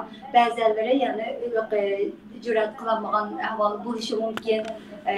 Muşundan sorun bu açığa biz bazı neslerin oturup Pakistan'ın oturup koyalıdır. Çünkü birinciden Allah hamdülillah olsun. İkinciden sizlerge hakikaten dua kılımız, köp rahmet eytimiz. Bundaki yollar güzel olsun. İnşallah gücümüze yetişecek. İnşallah ömrüm ben üzem bu vakaliden ömrüm bulap boğacak. Xitay'dan intikam veriş için nimem kesimeydim ki hakikaten pida bulmayan inşallah da bu işten bir oyun var.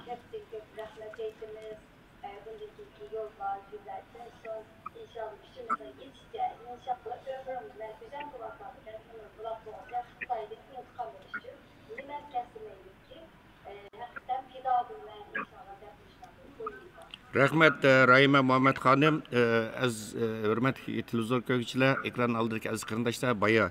Bugün tuncu qitim guvalık vergen bizdeki iki Uygur şahidimiz, Şarkı Türkistan şahidimiz Abdüsalam Muhammed Efendim baya ekranda köydüңlar, guvalıkını alındыңlar. Onun keyindiler Ramil'le Abdüsalam Hanım'ın hanımı Rahime Muhammed Hanım guvalık verdi. Hazırgıç bizge nait köp inkaslar kilovatını toxtumay bu şahitlerimizninki bergen guvalıqdan nait memnun bolğanlığını, nait razı bolğanlığını ifade kılıvatıdı. Tekrar işkanlarga bu cesur iki şahidimizga tekrar rahmet eytimiz. Çünkü hazır chet ellerde minglagan şahitlar var.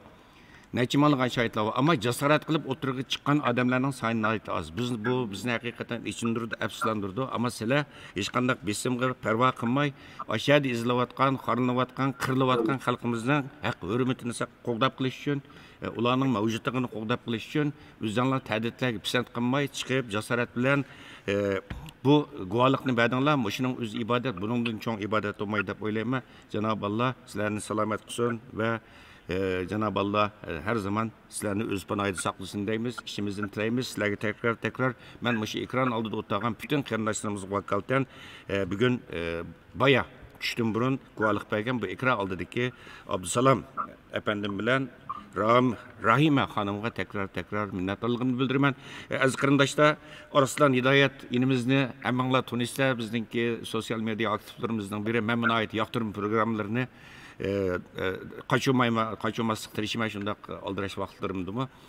Özümüz pəxirlandıgan, bizdeki cesur, ot yürek, iktidarlık yaşlarımızdan biri, yaşlarımız örnek ilişki tegişlik yaşlarımızdan biri ve bugün Abdüsalam Efendim bilen Rahime Hanım'ınki tercümanlığını bayağı programımız keyin kirgen qarindoshlarimiz belki ko'ramagan bo'lsanlar kerak. Arslan Hidoyat inimiz tercümanlığını kıldı ve nait yaxshi mukammal qildi deb o'ylayman. Allah razı olsun. Arslan Hidoyat inimizga ve Arslan Hidoyat inimiz siz tercümanlık qilish jarayonida menimcha tunji qatim so'z tercümanlık qildingiz herhalde. Nimalarni his qildingiz masalan tercümanlık qilish jarayonida bugun masalan sotda? Bu iki hanım bir aileden emas, yani başka. Aşağıda tutuş verip koyaydı ben de ilahiyetin ismini devam ettim.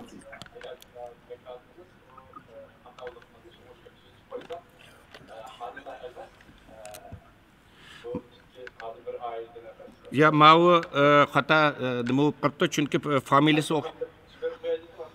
bu yaxshi bo'ldi. Men tuzishni berib qo'yganingiz yaxshi bo'ldi chunki biz bu tunji qatim ko'ryapmiz. Uning ustiga familiyasi o'xshash kun tartibda familiyani o'xshash yozibdi. Bu bir bizda familiyasi qarab turib bu xatolik bo'ldi deb qo'ydik. Rahmat, sizlardan kechirim so'raymiz.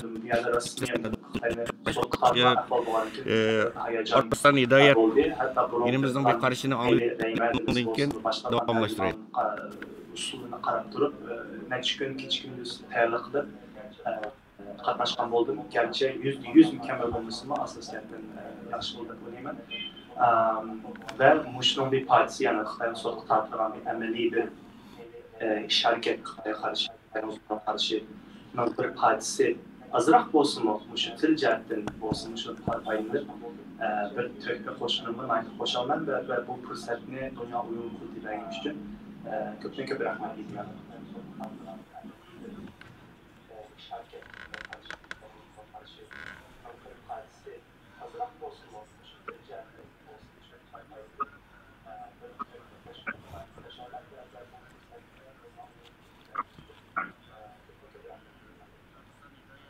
Rahmet, hürmetli Arslan Hidayet efendim, sizge tekrar rahmetimizni bildirimiz. Hoş, Bahtiyar efendim, siz tağı ötkendiniz, muş sot başlanıştan burun Türkiye'ye berip bizdeki Şark Dünya Uğur Kurultayı Vakfı'nın reisi Abdülhamid efendimler öyle. Muşu yeni delil ispatlarını şahitlerini toplaş hizmetleri yapağantınız. Bu vakti bir təsiratlarınızı bir kısıkça anlasak. Muşun Uyghur soğutluğu tayarlık kılış jarayonu az kam bir yıl vaqt ketdi. Yani ötken yılı 9. aydan başlangan sot mana hazır 9. ay oldu, bir yıl oldu. Bu jarayonda nurgun şu ot yürek vatanperver qarindoshlarimiz bilan urug' tuqqandek bo'lib qoldik. Nurgun qarindoshlarimizni to'nidik. Nurgunlarni qaytadan tushungan bo'ldik, lekin bizga nihoyatda hayotim meningki o'zimning shaxsan hayotimda nihoyatda unutilmas bir yil bo'ldi deb qarayman. Chunki bu xizmatniki sharafligidan boshqa yana nihoyatda nurg'un esil kishilar bilan tanishdik. Mush oldimizda o'tagandek Abdusalom efendi bo'lsin, mayli Rahima xonim bo'lsin. Biz bu qarindoshlarımızdan faxrlanishimiz kerak. Bulupmu Türkiye'de bir devlet tutup guvalık beriş nihoyatda tez.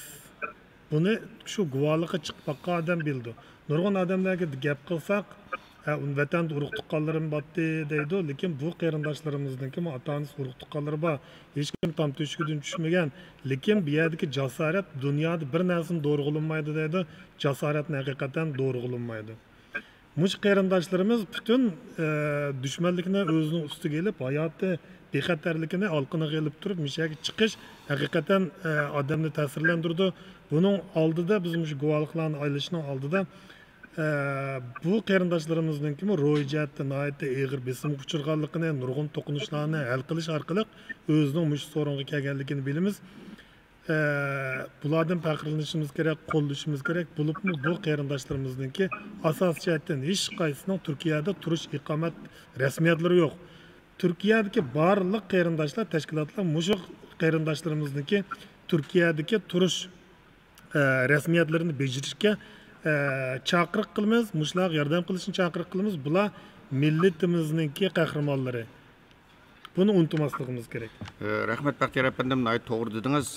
Haqiqatan bizim masalan avval qatimliq sotda guvohlik bergan Uyg'ur, Qozoq, O'zbek shohidlarning, ya'ni Sharq Turkistonlik shohidlarning soni 15 atrofida, 14-15 atrofida. Bu qatimmi taxminan bir rasmiy shohid 9 nafar bo'laymi Bahtiyar efendim.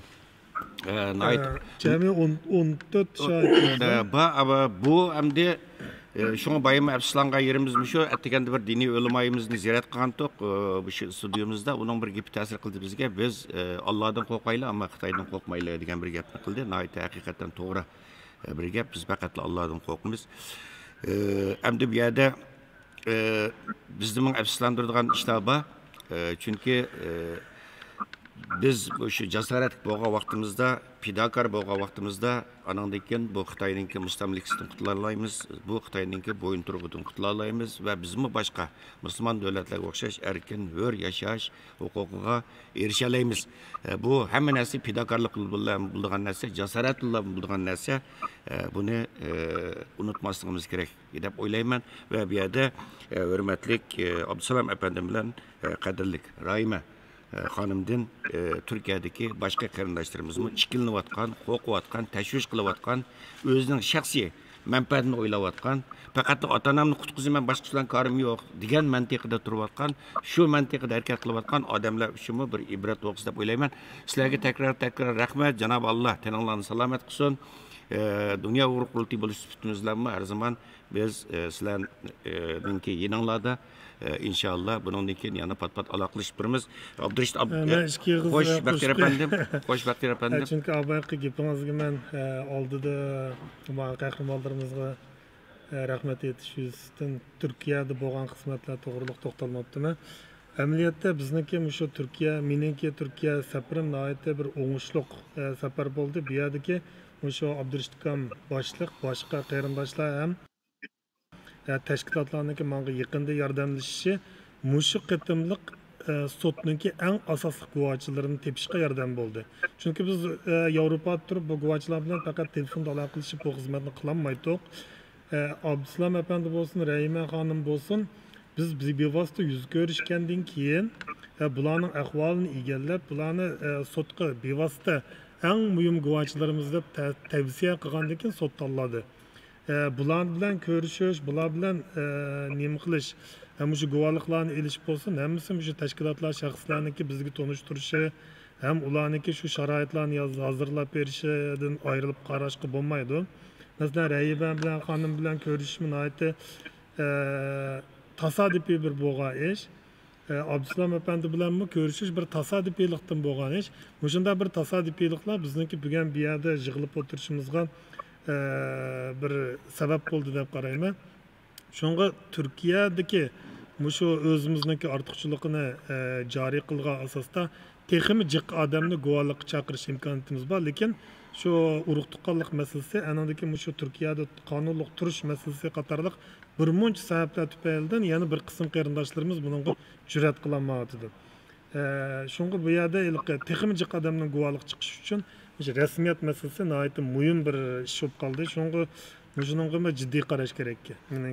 Rahmat, hakikaten bu siz degandek bu Cenab-ı Allah'ın uğurlaştırışı hem de bugün hemimiz bir ekranga cam bulduk, bir sorunga cam bulduk. İnşallah. Hem de bu hazır Türkiye'deki qarindoshlarımızga bir az qarindoshlar bir yerde bir eskartib qo'yay. Hurmatli yanımda o'tirgan Baxtiyor Umar efendim Uyg'ur Adliya Arxivi Ambirininki direktörü ve Norvegiya Uyghur Komisiyaninki reisi ve oldingi sotdan buyon hozir ikkimiz mushu birlashib sizlar ko'rayotgan Dunyo Uyghur Qurultiyi to'rt televiziyasining Naqmaydan programmasiga riyosatchilik qilyapmiz. Bu yerda buni bir eskartib qo'yay ve sot 12-oyda hukm chiqardi.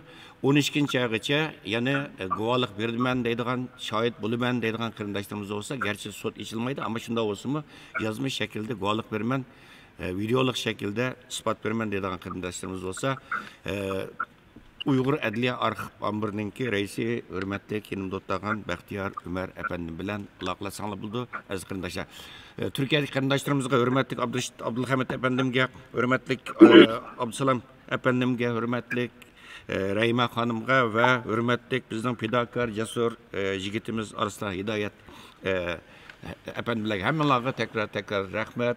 Yana sizlar bilan ko'rishimiz inşallah. Hurmatli huzur ko'ruvchilar, tuvanda biz Avustraliyadagi qarindoshlarimiz bog'lanib boqaylik. Avustraliyadan bizningki Sydneyda yashayotgan jamoat arboblarimizdan va Dunyo Qurultiyi Ichki ishlar komissiyasininki reisi hurmatli Baxtiyor Böre efendim bilen bir aloqalashib boqaylik, inşallah bağlanıp qolar. Avustraliya qarindoshlarimizningki görüşürüz inşallah. hissiyatları bilan, tushunchalar bilan, qarashlar bilan bir o'rtoqlashaylik. Aziz qarindoshlar, ko'rayotgan Dunyo Qurultiyi biz hozir Xalqaro Uyg'ur Sot Kollegiyasininki Londonda tunugun boshlangan ikkinchi qatimliq sotdi haqida Naqmaydandan bu programda taqdim qilyapmiz. Assalomu alaykum.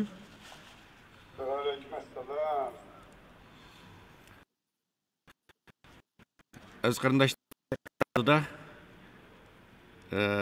bizningki Avustraliya Sidneyda ishlab turayotgan bizningki jamoat arboblarimizdan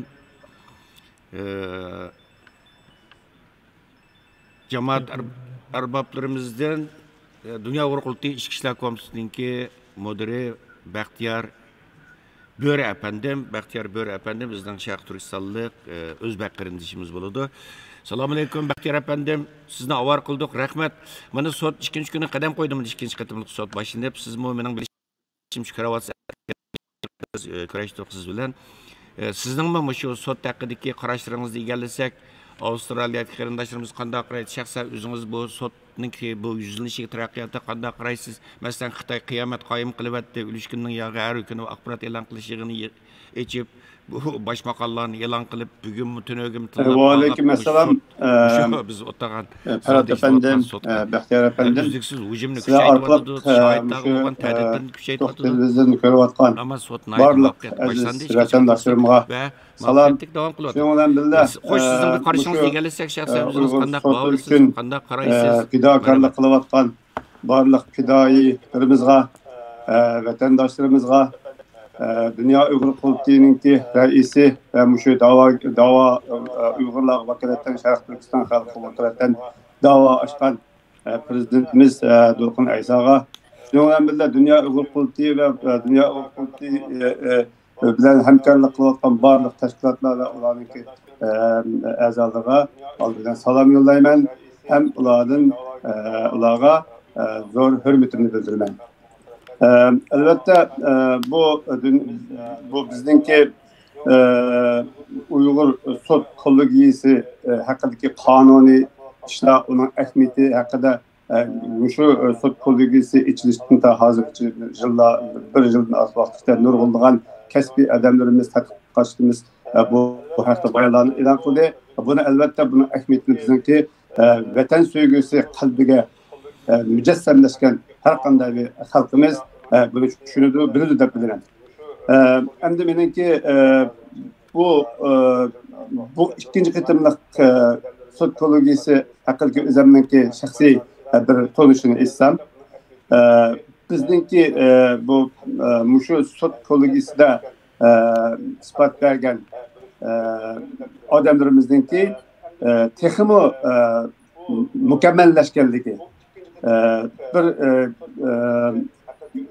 yaxshi bir tadqiqotlarni elib borganligi va shu savollarga berilgan javoblardan ko'rinib turdi. Savollarga javoblar nihoyatda dalil isbotlari bilan to'liq berildi. Bo'libmi tunugunki berilgan sahnaga chiqib isbot berguvchilarninki bo'libmi bizningki qizimiz yoki singlimiz Mihray Mirzinsov ve başka xodimlarniki bu bergan isbotlari bu nimalarga sot egalariga ninki savollariga bergan javoblari nihoyatda o'rinli, nihoyat ilmiy bo'ldi deb aytaman. Bo'libmi bu qizimiz Mirzinsovniki, ya'ni Mihrayninki bugungi bir so'zini naql edib Avstraliyadagi axborotlarda berdi. Yani o deydi ki kızımız Mihray mini yuyuşqa qanchalik tirishsin, ular bizning kimligimizni hargizmi o'zgartirmaydi. Bu shuni tema qilib turib, mushuni ilib turib, Avstraliyadagi gazetlarda nihoyat ko'p tashviq qilindi. Mihray Avstraliyada tug'ilgan. Avstraliyada tug'ilgan, bizdan oldimiz tug'ilib bizden aldığımız çoğunluğun ikinci evlat bizim Şarkı Türkistanlık bir kızımız. Mişerdi çoğunluğu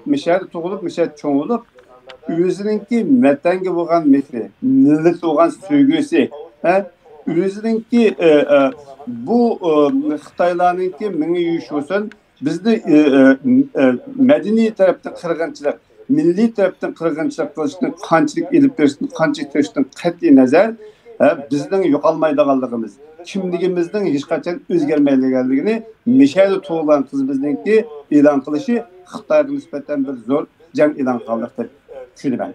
Shundaqla bizning xalqimizga vatanda yashayotgan, Xitoyning zulmini tortayotgan shu xalqimizga zo'r bir ilhom bo'lsa, chet eldagi yashayotgan bizga o'xshash muhojirlarningki g'ururni qo'zg'aydigan bir ilhom, bir dori deb tushunaman. Doğru deysiz. Şundaqla bizning xalqimizga vatanda yashayotgan, Xitoyning zulmini tortayotgan shu xalqimizga zo'r bir ilhom bo'lsa, chet eldagi yashayotgan bizga o'xshash muhojirlarningki g'ururni qo'zg'aydigan bir ilhom, bir dori deb tushunaman. Rahmat. Xo'sh, masalan, hurmatli huzurkashlar, bu yerda masalan sotninki tunji kuni guvohlik bergan ba'zi qarindoshlarimizning sotning tunji kuni ko'rmagan qarindoshlarimiz bo'lsa, bu yerda bir eslatib qo'ydim. Hozir Avstraliyadagi Baxtiyor Umar Bo'ri apandim bu yerda Mihray Mirzinsov xonimninki gapini qildi hozir. Tunugun Muşu ikinci qatımlı sotda tünögün tuncu bulup guvalık bergen Şarkı Türkistanlık guvaçamdı. Tuncu şu, mesela tünögün sot 9'da London vakti etigen saat 9'da başlandı. Jeffrey Nice sot reisi Jeffrey Nice'ninki işleyiş notku bilen ve tunculu guvalık bergen şu Avustralya'daki aşı Bayı Bahtiyar efendim dep ötkendek Avustralya'da doğulup çoğun olgan ve her zaman kalbi vatanga talpingan, vatangil bilen boğa rishini hiçbir zaman üzmegen. Yada bizdeki kızlarımızda Mehray Mezansop. Bu mu hem çeteler olup özken bizdeki yaşlarımız için mi örnek teşkil kıldığın bir hadise hakikaten Bahtiyar Ömer efendim de ötkendek. Tünögün bu sanımız Mehray. Guvalık bergendeki mi? Naiti Mehray hanımınki guvalığı nispeten naiti yaxşı inkastan geldi ve naiti küçük bir guvalıkını bergenlikini ve ikinci katımlık sottun mu? Naiti küçük bir guvaçının guvalık bilen başlanganlıkını hazırlıca ekran aldığındaki kırındaşlarımız bunu kayıt kılıp gelip atıdı. Hürmetli Bahtiyar efendim siz hem de Dünya Grup Kurultayı İçki İşler Komitesi'nin müdürü. Hem de bu kurultay Xitay hakimiyeti bilesiz ana. Sot başlanıştan bir gün burun atalmış Abdülmuraylık Halk Hükümeti Beijing'de şu sotga karşı muhbirlerin küçülüş yığın çakırdı. Onun diken Xitay Taşkı İşler Ministrliğinin bayanı Jowlijan maxsus şu sot ne asas temi qilib turib axborot e'lon qilishini chaqirdi. Xitoyninki masalan xalq gazeti bo'lsin, yer shari gazeti bo'lsin, hammasi cho'ng maqolalarni, obzorlarni e'lon qildi. Bu davom qilyapti bugungacha. Avval qatim shu razilliklarni qo'llangan va ta'dis qilyapti masalan. Xabarlarda Xitoyninki Jowlijanninki bayonotlar haqida qiyma qilib bo'lsin, mayli shaxsliklar bo'lsin, hammasiga ta'dis. Men shuni bir degim siz shaxsan bu Xitoyning bu xil ta'didlariga qanday qaraysiz masalan? Shuni deydiki, Xitoy g'oldirlik bilan bu Uyg'ur sotiga hujum qildi. Xitoy g'oldirlik bilan Uyg'ur sotiga hujum qildi. Bu chet eldagi axborotlar gazetdagi shunday deyapti.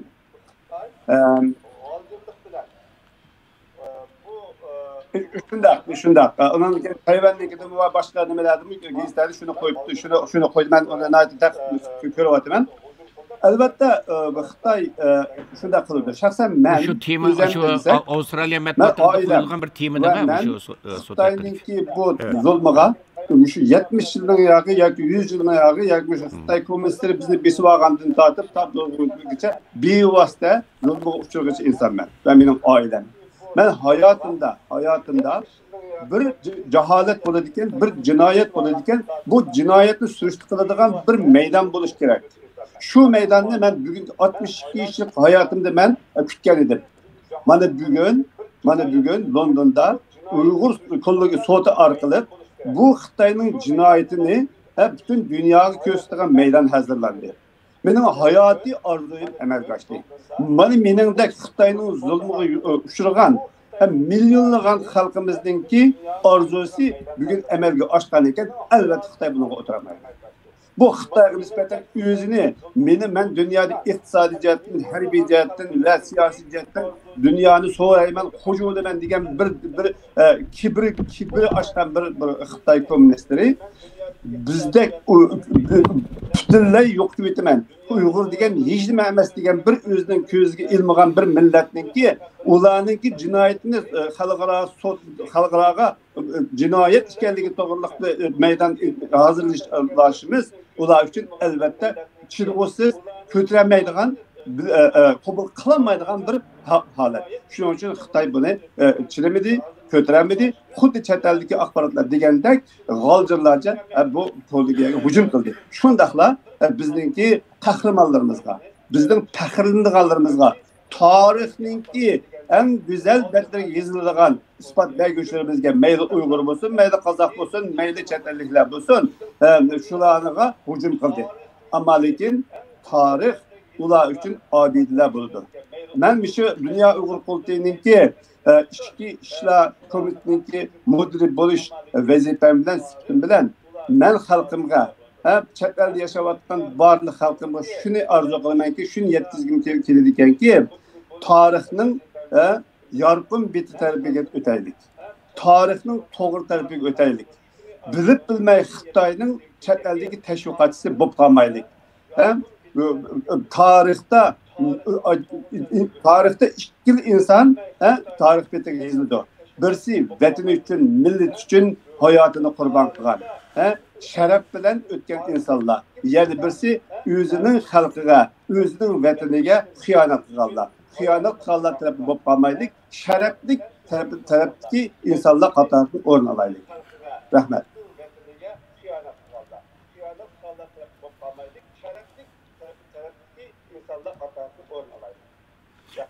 Rahmat Baxtiyor efendim, bergen bu ma'lumotlaringiz, bu yurak so'zlaringiz, bu tavsiyalaringiz uchun rahmat sizga, tekrar rahmat aytaman. Bir yig'i salomimni davolay. Sizga yana albatta bu sotda yana davom qiladi, ikkinchi kuni bu shu kollegiyani qo'llagan, moddiy ma'niy jihatdan qo'llagan barliq azizlarga bo'libmi Avstraliyadagi vatandoshlarımga salomimni yetkazaman, rahmatimni bildiraman, ulardan faxrlanan.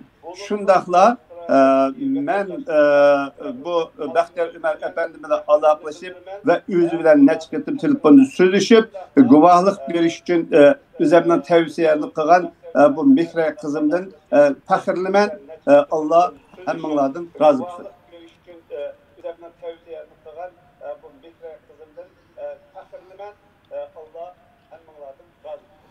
Rahmat, televizor ko'rguvchilar, ekran oldidagi aziz qarindoshlar, bu shu savrichanlik bilan zerikmay bu Dunyo Qulti Tor televiziyasining naqmaydan programmasini hozirgacha ko'rayotgan butun qarindoshlarimizga rahmat aytamiz.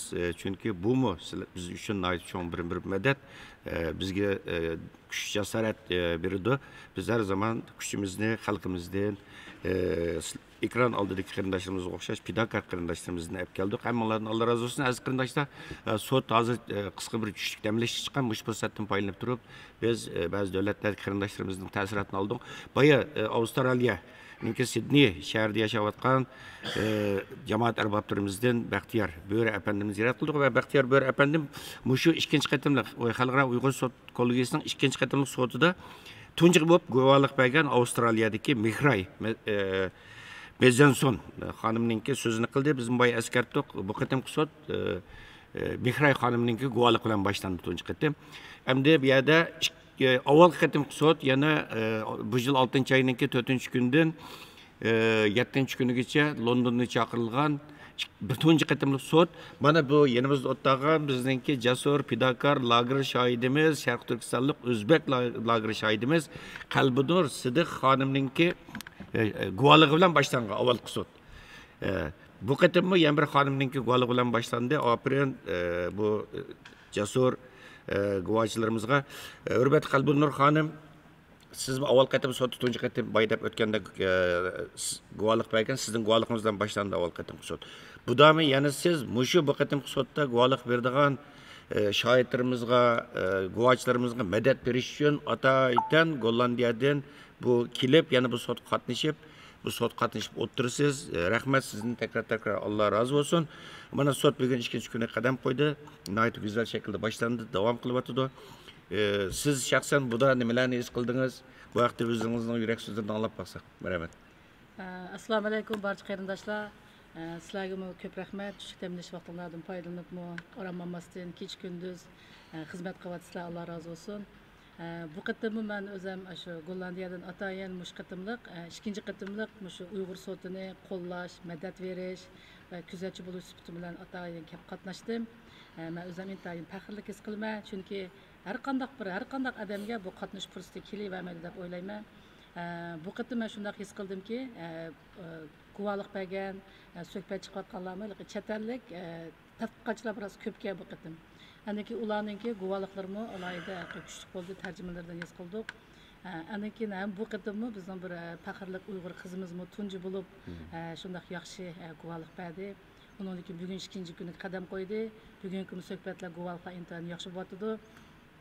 Bu qatimmi mush qatimlik guvohlikning nihoyatda kuchli ham yaxshi bo'lishini chindan umid qilaman.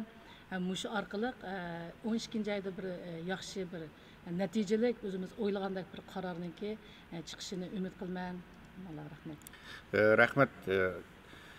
Qalbinur xonim, hurmatli televizor ko'rguvchilar, biz boya Xitoyning mustabid Xitoy hokimiyatining bu sotqa qilayotgan buzg'unchiliklarni deb keldik. Hamda shu darajada razillashganki, oldin qatimmi shu sud ichilishga 1-2 kun qolgan vaqtida nayt rezil vaslarning hammasini ishga soldi. Ya'ni lager shaytlarimiz bulubmi lager shaytlarimiz asosan hujum nishoni qildi va hatto bu tunji guvochimiz oldingi sudninki Qalbinur Sadiq xonimninki psixologiyasini buzish, kayfiyatini buzish uchun vatanda ajrashib ketgan yo'ldishini ekranga chiqarib, bu yerda so'zligiga selib, psixologik jihatdan hammamiz inson bu albatta ruhimizga ta'sir qiladi. Şu sotdan bir kun bo'lg'ashqa deyman Qalbinur Sadiq xonim. Endi bu ma'lumotda aytgan vaqtida bu mustabid Xitoy hukumatining bu rezilligini naqadar rezil, mutam lökçek, mafya bir hakimiyet bo'lganligini ko'rsatdi. Zaten hozirgacha davomlashtiryapti buni. Şu vaqtda siz nimalarni his qilgandingiz? Masalan, siz tunji qatim guvohlik berdingiz avvalgi sotda, ammo hech tamtirmadingiz, hech qanday nima qilmadingiz. Sizga şu vaqtda nimani his qilgandingiz siz? Bana bu 6 ayının 4. günü tunji qatim bu sotu guvohlik berishni anglagan kuni bir kun burun xabar topdim. Hem şu bir kun burun bana o video keldi, yo'lishimni ashanda qilib majburiy so'zlatkini. Chunki men bu yo'lishim bilan aloqam uzilishdan burunlam bu video ishlab qo'yganda menga bir 2 kundan keyin uchur yozibdi shu unidarni qo'shib meni. Kechirgan men seni qo'g'diyolmadim, meni bak qiynab ketdi deb. Men ashundan yo'lishimni qanchalik darajada qiynalganligini, buni bisim bilan shunday qilib so'zlaganini o'zim tushunib yetgandim. Şundan keyin qat'iy yo'lishimla aloqam yana bo'lmadi. Ben bu videoni shu bir kun burun ko'rib, o yo'lishimning shunday qilib azoblik ichida o'ziniki chiroyli tatirib ketgan, tamtirab ketgan bir jiddiy holatda so'zlaganini ko'rib, o'zim ko'nglim shunday bearam bo'ldi. Bek azoblandim, qattiq ko'z yosh qildim men. Chunki mening sababimni yo'lishim ikkimizning bek yaxshi o'tibdi vatanda. Bizim romantik yaxshi kunlarni, turmushlarni kechirgan. Mening sababimdan yo'lishim ashanda azobli kunlarda yashayotgandim. Hozir u qanday narsa uni bilmayman, xabarim yo'q. Shunga atisi atiganda tunji bo'lib men guvohlik berganimni his qildim. Buni bilgan bo'lg'achqa men mushu Xitoyniki mushu tahdidlarini, mushu zulmlarini o'zimga bir qayta jasorat elib, to'xtabdi mushu sakna mening sening qayta adabingni berdigan, seningki sen uchun men yana shu davomli seningki Abdubashirga uchraydigan bir yaxshi saknika degan bir hissiyotda o'zim qaytadan bir jonlanib, jasoratga kelib, o guvohlikni yaxshi berdim deb o'ylayman. Rahmat.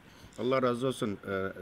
Hürmetli uzar kökçüler ikrar aldık ki bu bizdeki cesur lager şahidimiz Qalbinur Sadiq xonim hazır şerhlab o'tdi. Şu tunji qatimlik sot başlangan kundan tortib Aşı tunji sotda guvohlik bergan, endi nayt ko'p lager shaytir guvohlik berdi. Hammasining vatandagi urug' tuqqanlarini aşı sahnaga chiqarib, ekranlarga chiqarib, majburiy so'zligiga silib, yig'izora qilib silib, yolg'onga chiqarib, endi butun o'xshamagan darajada avval qatim guvohlik bergan bo'lib, lager shaytlarimizga nayt ig'ir ta'didlarni, hujumlarni qildi. Endi ya'ni bularninki vatandagi urug' tuqqanlarini turmush bilishlarini go'raga ilib olib, anandan keyin bularga Ninki ovozni bo'g'ish taktikasi bu hamda mafiya qiladigan bir ish. Mafiyalarning qiladigan bir nimasi hamda bu hukumat zaten bir mafiya bir hukumat, mustabid kommunist Xitoy hokimiyat, mafiya bir hokimiyat. Hamda mesela avval qatim shu Sayragul Saudbaymi hamda lager shaydi. U bir xonim hamda. Shuningmi shu bexatarlik organlari telefon qilib ig'ir darajada ta'did qilgan. Shu sotdan burun Basan onda qilamiz, Londonga basan bunda qilamiz deb nəhayət ig'ir ta'didlarni saqan. Uningdan keyin hammasiga o'xshamagan darajada psixologik hujum qildi va sot tugagandan keyinmi taqa yaqinqi mezgillargacha sizlarga bo'lgan hujum hammasi davom qildi.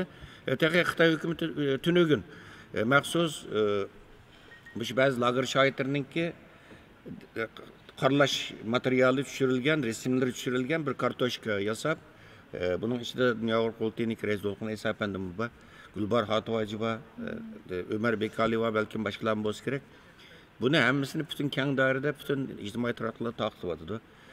Onundan keyin bazı özünün chet eldeki gumaşçıların, çomakçılarını, hakkerlerini işe silip, bütün ictimai Twitter deymiz, Facebook, YouTube türlük taraftarlardı mı? Muşu sot başlanıştan bir gün burun nayet iğir. Bu sotka ve sottaki guvaçılara, şahitlara, Dünya Qurultayıga nayet iğir şekilde hücum kılıvatıdı. Mesela biz tünögün az kırındaşlar ikra aldık ki şu tunji sotun naqmaydan programmasını başlagandan keyin bizdinki Dünya Qurultayı tor televiziyasining YouTube sayfasiga nayet iğir hücum bo'ldi. Shunday qilib efendim. o yüzlegen Xitayninki jasusları, gomaçlıları, hakkerleri kirvelip ağır şekilde sotka, kurultay ve guvaçlığı ağır şekilde til hakaret yağdırışkı başladı. Bu sebepten biz toğruçununla hürmetli zor köşkler muş fırsatın payını sizlerge esket koyla. Bizninki YouTube sayfasındaki komentar yani bağ yazıdığın fikir yazdığın yerine takap koşku mecbur kıldık. Çünkü bütün neme bilen xudu mesletişi olgandek yüzlep tünögün kirip aldı. Tünögün YouTube sayfamızda den kögen kırındaşlar belki bunu bilir dep oylayman. Hoş hürmetli kalbiniz Sıdık Hanım yani ki sizinki yolunuzu yerim kıldık. İnşallah Cenab-ı Allah sizge tekrar köp kuşkuvvet ata kısın salamet bulun. Sizge köp rahmet aziz kardeşler. Tünögün yani 9. ayınki 10. günü London'daki muşu sizler kıravatkan Church House sarayda başlangan Halkara Uygur Sot Kollegisi'ninki ikinci çıkıtımlık sotu bugün ikinci günü kadem koydu. Düştün burun kısmı tügüdü. Düştün keyin kısmı başlanış aldı turdu. Birazdan keyin başlandı. Yana bizninki Şarq Türkistanlık şahitlerimiz var. Mening bilishimcha bizninki dağınlık sanatkarımız, edebimiz bizninki bir yerde bütün Şarq Türkistan halkınınki suyumluk bir yerde ustazlarımızdan biri Qurban Mahmud efendimninki oğlu Bekram Sıntaş düştün keyin guvallık berdiğanların içinde hürmetlik Bekram Sıntaş efendimi var. Biz Bekram Sıntaş efendimге muvaffaqiyat tilaymiz. Aziz qarindoshlar, biz turayotgan bu vaqtliq studio sotning ikkinchi qavati. Bu chet ellik muxbirlar, ajanslar turadigan bir bo'lim. Nayt ko'p Türegin 10dan ortiq agentlikning 20 daka agentlikning muxbiri Türegin kelgan. Bugun nayt ko'p. Nurg'un Türegin yag'i chet el matbuotlarini izlagan bo'lsanglar kerak. Diqqat qilsanglar, Tünögünning ham sot boshlangan yag'imi chet el matbuotlarida Angliya matbuotlarini asos qilib turib, nayt ko'p ikkinchi qitimlik sot haqida, Xitoyning sot qaratayotgan talablar, hujumlar haqida nayt ko'p xabar, maqolalar e'lon qilyapti. Xo'sh, Baxtiyor efendim, bu sotning ikkinchi tushdan keyingi qismi boshlanish oldi turdi. Sizning izohat qilgan so'zlaringiz bo'lsa. Eng muhimi Muşu sotunu qollaş, muşu sotku çıqqanlarını qollaş körüş bilen buldu. Bir yerde bevosita ma'naviy ve başka cihette yoki iqtisodiy jihatda yordam qilish imkoniyati bo'lmagandan keyin sotqa muşu sotni naq maydondan ko'rish, taqitish bizniki eng cho'ng yordamimiz muşu sotga chiqqanlar uchun. Shuning barliq qarindoshlarningki taqitishni unutmasligini, Uyg'urlarningki tarixda bo'layotgan muşu sot mahkamasini qo'llash, hatto bu sot mahkamasiniki Uyg'urlar tarafidan emas, xalqaro insoniy huquqni oliy ko'radigan mehnatkash kishilar tarafidan qurilgan bir sot ekanligini, bu sotniki Uyg'urlar tarafidan qanday azizlanganligini, qadrlanganligini, buniki natijasiniki qanday bo'lganligini to'rt ko'z bilan kutadiganligini bizning shu naq maydonda ko'rishimiz, shuni taqitishimiz, shuni texmo ko'p atrofdagi qarindoshlarga bir yerda til inglizcha bo'lgandan keyin bir necha kanallardan taqitlayotdi. Erkin Osiyo radiosi, Dunyo Uyg'ur qurultayi, Uyg'ur adliya arxiv biri, andan keyin shu sotning o'zining tor beti bor. Bu yerda Uyg'ur tribunal deydigan. Shuning bularni dunyoning har qanday yeriga o'zimiz to'niga har qanday qadamga taqitishga bo'ldi. Bu yerda til cheklimasi yo'q, madaniyat cheklimasi yo'q. Haqqoniyat buni qilaylik qarindoshlar. Mening ta'kidlaydiganim shu. Rahmat aziz qarindoshlar. Dünya Uyg'ur Qurultayi tor televiziyasininki naq maydon programmasining alayligi biz maxsus mushu sotni guvohlik bergan, doklad bergan butun chet ellik mutaxassislarninkini so'zlarini Uyg'urchaga tarjima qilish uchun maxsus Dünya Uyg'ur Qurultayi 3 nafar bizningki tarjimonimizni bu qatimliq sotqa maxsus inglizchani Uyg'urchaga tarjima qilishga o'rinlashtirdik va Tünögünning yog'i bu Uyg'urcha udulluq tarjima qilinyapti. Bu yerda hurmatlik bizningki Shivsiya turayotgan Uyg'ur ziyolilardan, bizning akademisyenlerimizdan, san'atkorlarimizdan Qaysar Abdurasul efendim, bu yerda Uyg'ur xalqaro Uyg'ur qalamkashlar jamiyatining raisi, özü bevosita keldi Londonga ve namus kahraman tariqasida ayrim bir kabinda o'ltirib bu atigan niya qilayotgan tarjimonlik shu Qaysar Abdulsalo efendimninki tarjimalligi ve bundan başqa yana demedi Amerikadan bizdeki biz pedagog yaşlarımızdan Mustafa Aksu bu Amerika'da turib bir yerde elektronlik vasıta arqılı tercüme qildi ve tushdan keyin tarjimonlik qatnashdi ve yana o'ziga Uyg'urcha Yusufjon deb ism qo'yib olgan ve o'zini Uyg'ur deb atagan ve o'zini shu Uyg'ur xalqininki milliy mustaqillik kurashiga atagan bizningki germaniyalik german do'stimiz var Rune deydigan tunögün İngilizceni Uyg'urchaga tarjima qilishga qatnashganda bu Runeninki yani Yusufjonninki Uyg'urchasi xili Uyg'urlarnikiga qaraganda yaxshi biroz qashqacha talaffuz so'zlaydi chunki qashqacha nimani Uyg'urchani qashqacha o'rganib ekan. Endi bir germanninki ham shu darajada bir Uyg'urchani o'rganib o'zi berib o'rganib.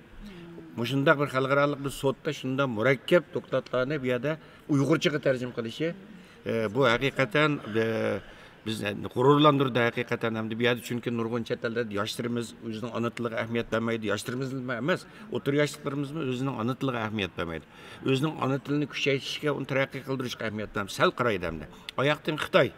Bizden Uygur halkının ki anıtlığını, medeniyetini, bütün milli miraslarını yoktu mende vatıdı. Miyade biz sel qaravatka özünün anıtlığı sel qaravatkalar. Muşundak bir şaraitte bir Gırman'ın ki kopup Uygur içine özü ügünüp muşunda bir sotta İngilizceni Uyg'urchaga tarjima qiladigan bir holga kelishimi bütün yaşlarımız örnek ilişki tegishlik, bütün Sharq Turkiston xalqi örnek ilişki tegishlik, hammamizni g'ururlantirishga tegishlik bir ish. Men bu yerda shu ekran oldida bu fidokor xolis Sharq Turkiston xalqining suyumlik o'g'loni Rune efendim yani Uyg'urcha ismi Yusufjonli deyli. Yusufjonga alayda tekrar bütün ekran oldidagi qarindoshlarimiz vakolatan tekrar rahmetimni bildirmen. Az qarindoshlar sotdinki baş sotchisi Jeffrey Nice efendim muxbirlar ve başka bağla şahitdinki xodimlar asosida sot zaliga kirib inşallah tushdan keyingi sot manaydi yuqori saviyada bo'ladi deb o'ylaymiz. Boya Baxtiyor Umar efendim Qalbinazar xonimi dedi, bu qatimki sotni biz uning oldidami degandik. Çünkü bu sot asosida hukm chiqarish bosqichiga qarab ketyapti.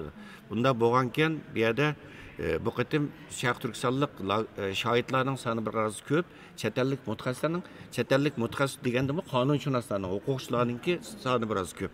Chunki hamda bu hukm chiqarish bosqichiga ketayotgani uchun, xulosa chiqarish bosqichiga ketayotgani uchun bu sotningki nimasi shu shaklda davom qilyapti aziz qarindoshlar. Yana bir eskartib qo'ydigan narsa hamda bu hammamiz Angliyaga kasallik sababidan yig'ilib qolmaganligimiz uchun Yusufjon qarindishimizga o'xshash ba'zilar yana Mustafa Tunögundan tor orqali tarjima qildi. Ya'ni bu naq maydon taqitishninki torda ko'rilishi bir qadar kechikdi, bir necha sekund. Endi uni anglab yana ovozda tarjima qilganligi uchun bu yerda bizga kechikish bo'ldi, oldi-keyin. Shuning buni xato tushunmasliklarni umid qilamiz. Agar hammamiz kelib mishada naq maydonni ko'rib mishaniki tarjimani anglagan bo'lsak albatta unda ahvollar yuz bermaydi. Chunki bu texnik jihatdan hal qilish imkoniyati yo'q ba'zi masalalar bor.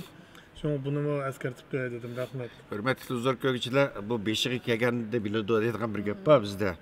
Hamda bu qarmoq sirtqi ko'rinishdan ayt oson. Ama hamda bu mushu sot o'tkazilayotgan zal Churchill House sarayi sot kollegiyasidan birlashib turib bu sotninki bexatarligiga kapolatlik qilish uchun chunki avval qatimli sotni Xitoy hakkerlari sot kollegiyasininki to'rbetiga shundan Baxtiyor efendim hujum qilib palashalga tushirib qo'ydi. Endi bu yerda bu sotqanni palashalga tushirib qo'ymishson deb simliq internet bog'latishini kesib etdi. Bizmi bu qatim yana o'zimizning uskunlarini akasak ularni bu yerga akragil qo'ymadi internet bog'lanishini kiralash uchun maxsus muşlarınki, muşu zalninki texnik bexatarlik bölümünden maxsus bu şu kompüterlerin hemsini kiralaşıp doğru geldik. Onu kiraladık, sot başına çıkı yarım saat kalkanda, onun bütün programlarını kayıt yükleş doğru geldi. Bulardan kiralagan bu kompüterleri, özümüzün kompüterleri işlekli koymadı bir yerde, bexatarlik için. Şu an teknik cihattan bunu tanışıp, onşap kıpağıcı biraz tünögün teknik cihattan biraz üzülüp ketib qilish, to'xtab qilish avvaldir ko'rindi va inshaalloh bugun nihoyat yaxshi boshildik. Hech qanday texnik jihatdan bir program problem ko'rilmadi aziz qarindoshlar. Bag'asir mukammal yaxshi ketyapti. Inshaalloh hammalarning duosi bilan, hammalarning madadi bilan bu sotni ikkinchi qatlamli sotni nəhayət yaxşı, muvaffəqiyyətli bir axırlaşdırmamız degan ümidimiz və bu sotdumı 12-ci ayın axırıgacha bütün xalqımızga faydalı, nəhayət yaxşı bir hökümün, yaxşı bir qararının çıxıdığanlığına işenimiz və şunu bütün Şərq Türkistan xalqı yürekdən arzu qılımız. Xoş, Qalbinusra xanım bir qancha minut qaldı. Ən axırda sizin yürek sözləriniz olsa, yəni anlayılı. Məsələn, özünüzdənki lager şahitləri var. Avval qətim Amerikada lager şahitlərimiz var. Fransiyada var, Şvetsiyada var, Gollandiyada var, yəni məsələn Ömər Bekalli efendim. Bunlarga bir ikra aldıdan yürek sözləriniz var mı deydiğin? Assalamu alaykum. Tekrar barlıq lager şahitləri aldın qatımda tan guvalık qatnışıp şundaq isil guvalık bergen aziz qarindoshlarım. Ularning salamlari bor sizlarga. Hammasniki bular qatnışamağanligidan ko'ngli yerim. Lekin hammasi menga salom aytdi, telefon qildi, so'z qoldiribdi. Bizning salomimizni yetkizing, bak xursand bo'ldik sizning aşağıda bo'lganliginizdan deb. Bularning hammalarga salom bor. Bularning yani kutadigan o'zlarini yaxshi asrab, guvalıklarni undan berib, salomat, sog'lom bo'lishini umid qilman. Hem yani Abaytulmu Baxtiyar efendimi degandek, sizmi deganga o'xshash barliq muhojir qarindoshlarning cho'qim vaqtini chiqarib, şu Dünya Uyghur Qurultayiniki, şu Tor televiziyasini naqmedan ko'rib, buni ham bahrlab tarqitishini, ham buni qo'llab, yaxshi yurak ifodalarini bildirib, chin dilidan qo'llab-quvvatlashini, madad berishini umid qilaman. Rahmat. Müşahede bir eskartib qo'yay dedim, amaliyotda shu aldın qatımı, bu qatımı şu Xitay'nınki nes kesel sebep bilen nurgun qarindoshlarimiz kelenmedi. Lekin meyli qurultay olsun, meyli sot mahkamasi olsun, bütün guvohlarning bir şey kelib naq maydonda guvohlik berishini chin qalbimizdan umid qilyaptik. Lekin ba'zi shu rasmiyat sabablar, eng cho'ngi shu kasal sababidan kelish imkoniyati bo'lmadi. Masalan, maqatim Turkiyadan bor, boshqa yerdan bor, kelish imkoniyati yo'q qatdi. Hatta bazılarınınki devletki kiriş imkaniyeti yok ki çıkık kılı buludu ki mesela Avustralya'daki Mekray Hanım devletten çıkış ruhsat yaptı. Lekin sen kançılık vakit kilaleyse eğer devlet çegira itilgen takdirde sen bir ay 2 ay sırtı kılışın mümkün. Degandek muşunda sebepler tüpeyelden kiliş imkaniyeti bulmadı. Başkalar mı acındak. Lekin bu Türkiye'dekilerin ekileyilse katli imkanı yok. Hatta Angliyaga, şu Şotlandiya bilan Angliya puhrasidan boshqa odam kirishga bo'lmaydi ekan, masalan, Qizil rayon bo'lsa-da. Shu sabab bilan biz nihoyatda qattiq kuchdik. Qarindoshlarimizning o'tda kelgizibdi. Lekin imkon bo'lmay qoldi. Mana bu Qozog'istonning ahvoliga kelsak, bular kelish imkoniyati borki, Qizil rayon bo'lmagan ekan. Lekin bularni ekilish acayip bir müşkül bir iş oldu. Belki anlagansızlar, üç qarindishimizniki faqat müşaga kelish iqtisodiy chiqimini qurultay o'z ustiga kelib $10,000 ortiq pul chiqadi. Yani 4 davlatdan otilib, shu qarindoshlarni kecha kunduz telefon orqali tang menib, tang o'tirib, tang qo'pib, shu qarindoshlar bilan bo'lib, buni qurultaydagi erkin qarindishimizning ko'p kuchida ham zehni bütün vücudu bilen qığaşqa bu qarindoshlarımızın sağ salamat bir yerga elib keldi. Bu yerdagi kesel sebep bilamiz. Bularning bexatarligi, yani qaysi davlatlardan o'tish, qandaq yo'l minib, nereden nerga kelish, bu nihoyatda tasdiq to'xtadi. Haqiqatan biz o'zimiz ko'rdik. Bu qarindoshlarimiz nihoyatda minnatdorligini bildirdi. Shuningga bu yerda kelanmaslik boshqa sabab emas. Shu keselning sababi bilan nurg'un qarindoshlarimiz kelanmadi, amaliyotga kelgisi botdi. Shuningga buningki hamda o'zimiz hal qilolmaydigan haqiqatan nurg'un masalalar bo'ladi ekan bu dunyoda. Shunga o'zimizningki mush qarindoshlar bilan ko'rishanmaganimiz mishada bu bir odamni mayuslantirdi. Lekin shundaqdimi bir necha qarindoshlarimizning kelgini nihoyat xo'shallik bir ish bo'ldi.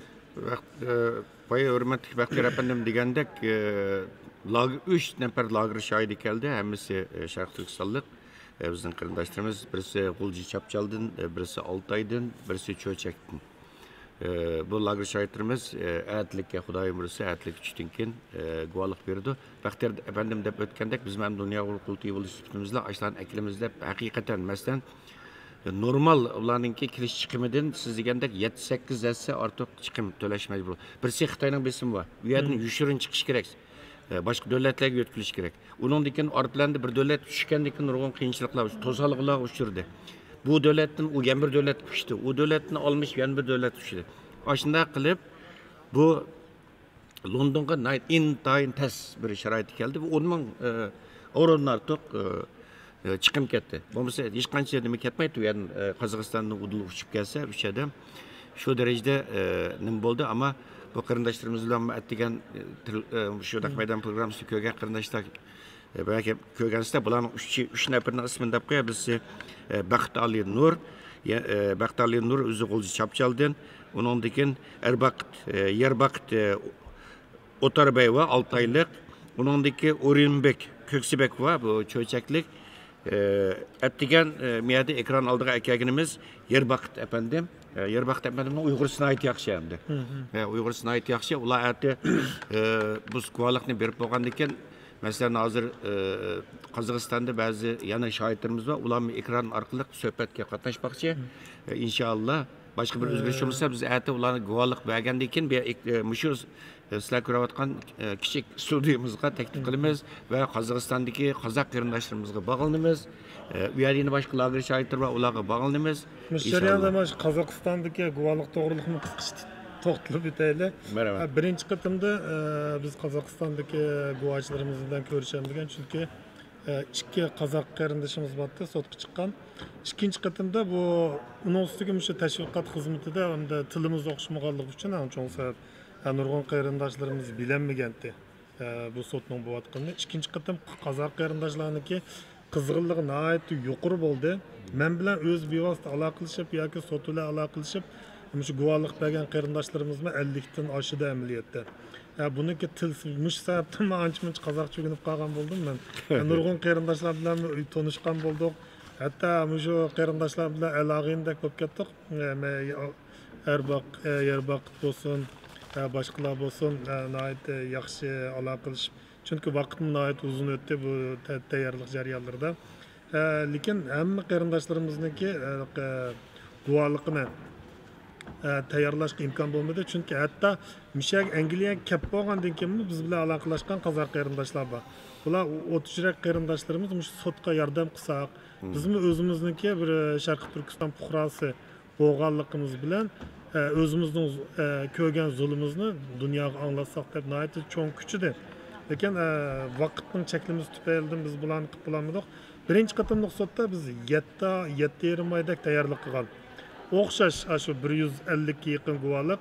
Ikkinchi qatimda 2 oydan ortiqroq vaqt ketdi, lekin shuningdan o'xshash 150 dan ortiq guvohlikni tafsiliy ishlab chiqdik. Shu sahna orqasidagi qarindoshlar 50 dan oshdi. Shu inglizcha tarjima qilgan. Buning ichida Turkiya, Amerika, Avstraliya, Yevropadagi akademik Uyg'ur akademiyasiniki xodimlari, Amerikadan 20 dan ortiq odam shunga yordamlashdi.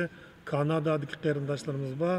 Hurmatli To'yg'on apandiniki riyosatchiligida 6 qarindoshimiz bunga yordamlashdi. Yevropada 5 qarindoshimiz yordamlashdi. Turkiyada 7 odam shunga yozuvchilar qishlariga yordamlashdi. Avstraliyada Avstraliya Sharqiy Turkiston jamiyati yana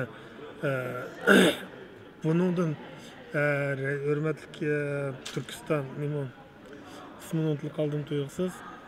Kechiringlar. Bize ciddiyleşiş var bizde. Nurmehmet Türkistan efendi bu hizmetlerimizge yardımlaştı özü. Hem de Avustralya Uygur Akademisi'nden İlhamcan efendi o yana 4-5 adamla riyasetçilik kılıp bizden bu yazıkçılık hizmetlerimizge yardımlaştı. Yani Dünya Uygur Kurultayı Uygur Adliye Arxip Ambirdim koşkanda 9 teşkilat 50'den artıq adam 2,5 ay jarayonida kecha-kunduz jafolik xizmat qilib, shu sotga chiqayotgan barliq materiallarni birdan qo'ldan o'tkazib, Uyg'urchani inglizchani Uyg'urchaga tarjima qilib, uning hammasini yana shu guvohchilarga qaytadan qo'l qo'yg'izib, nihoyat bir jafolik yo'llar orqali buni xalqaro o'lcham bo'yicha shu sotniki bevosita talabi bilan o'rindab chiqdik, lekin bu haqiqatan oson to'xtamadi. O'tganda mandach aytgancha 3dan 1 qism vaqtda o'xshash natijani qo'lga keltirdik. Bunun uchun bizga yordam qilgan ma'naviy moddiy jihatda yoki yoziq material tayyorlash jihatda yordam qilgan barliq qarindoshlarimizga chin yuragimizdan samimiy rahmat aytamiz. Rahmat, albatta bu mushu sotninki o'sha qurilgan masala o'tgan yil 9-oyda Dünya Uyghur Qurultayı'nınki reis Dolqun Aysa efendimninki bu Jeffrey Nice efendi bilan ko'rishib iltimos qilishi bilan o'tgan yil 9-oyda qurilgan. Qurilgandan keyin nihoyat tez suratda bu xizmat kirishdi bu sot. Bu xalqaro o'lchamlik bir sot bo'lgani uchun buning nurg'un bunun tayyorlıq nimalar bo'ldi. Necha 10,000 betlik yozma arzlar keldi. 10,000 betlik birinchi qatimliq sotda tayyorlangan, ikkinchi qatimda yana 10,000 betdan ortiq nima tayyorlangan. Hamda masalan bu bütün sotning guvohchilari mushu avval qatimki sotga 10 nechadan bu qatimki sotga 10 adam deb o'ylab qolmanglar aziz qarindoshlar. Buning kelgan yozma arzlardan necha 500 ortiq odamga deyman. Yozma arzlarga shuni oldin ichidan faqat o sotda ba'zi savollarni so'rash uchun chaqirgan. Guvohchilar buningda tarjima qilingan 10 necha ming betlik Uyg'urcha arznoma inglizchaga tarjima qilindi. Buningga masalan Uyg'ur akademiyasi deymiz, Baxtiyor afandim degandek bu yerda. Uningdan keyin bizningki Uyg'ur olimlarimizdan alga tunilgan Rishad Abbas afandimning boshlamchiligidagi tarjimonlar hay'ati nurg'un qarindoshlarimiz xolis yordam qildi va moddiy va ma'naviy jihatdan nurg'un qarindoshlarimiz, tashkilot rahbarlari, aktivistlarimiz yordam qildi. Hatto Turkiyada o'qiyotgan o'quvchilar o'zining o'qishni ochgan ishingan pulni sotga yordam qildi. Hatto Qozog'istonda pensiyaga chiqqan ayollar choyda o'ynab, choyda yig'ilgan pulini pensiyaga chiqqan ayollar bu yerda qanchalik maosh tegadi Qozog'istonda.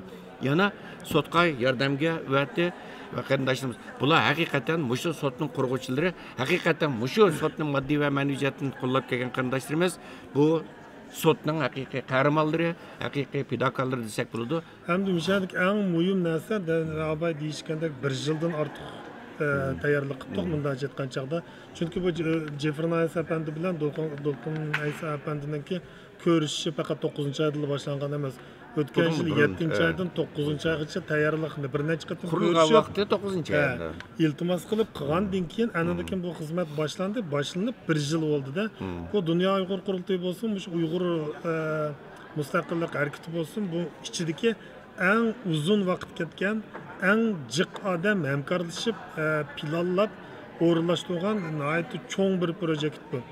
Shuning hammasiga abaysiz degandek Dolqun Aysa efendi, Rishad Abbas akamiz bevosita haftada bundanki ilqi haftada bir yig'in bo'lgandan boshqa qo'shimcha yana necha qatim yig'in bor. Sotuvlar o'tkazilgan yoki o'zimizning ichida bo'lsin. Masalan, bu yerda tarjima guruhi qurildi. Anadaki guvohchilar guruhi qurildi, tayyorlik guruhi qurildi degandek. Bu yerda yozilayotgan shu xatning o'zini o'qib bilishim bir gap maxsus. Biz hamda shu ishni 20 soat qilganligimiz uchun biz ulgurgan bilan Dolqun Aysa efendi, Rishad Kamilga o'xshash o'zining xizmatidan sirt yana bu ishga ko'ngil bilib riyosatchilik qilayotgan odamlar buni ulgurolmaydi. Hatto ko'p shu tayyorlik xizmatini ko'rib chiqish shunda tasdi. Lekin bu tarixiy bir xizmat, eng cho'ng bir projekt bo'lib qoldi. Inshaalloh bu xalqimizniki erkinligi uchun, mustaqillik uchun eng cho'ng to'k bo'lib qoldi deb qarayman. Rahmat, mana qiziq ishlayotdi. Hurmatli huzur ko'rishda biz miyada programmani Dünya Uyghur Qurultoyi televiziyasining naq maydonida taqdim. Bizni boshqa kameramanlar kelib, bizning naq maydon programmamizda ne xabar ishlayotdi. Kaynimizdagi logoni, masalan, uchimizni hozir necha kamerani kelib yanimizga tikilib oldi. Chunki o'ng qo'l tarafimda butunlay chet el muxbirlari bor. Bularmi bizning berayotgan shu naq maydon programmamizni az surat kelib filmga ishlayotdi. Bu biz uchun foydali bir ahvol. Hamda miyada necha kundan davlatimiz o'tgan qatimni degan bexatarlik eng muhim omil bo'lganligi uchun o'tgan qatim ancha-muncha naq maydonni boshqa yerlarda taqitishga tirishgandik. Atrofdagi muxbirlar, lekin ikki tarafga hozir nima qilib qo'yibdi, ogohlantirish. Yana naq maydon taqitishga bo'lmaydi, surat tortishga bo'lmaydi,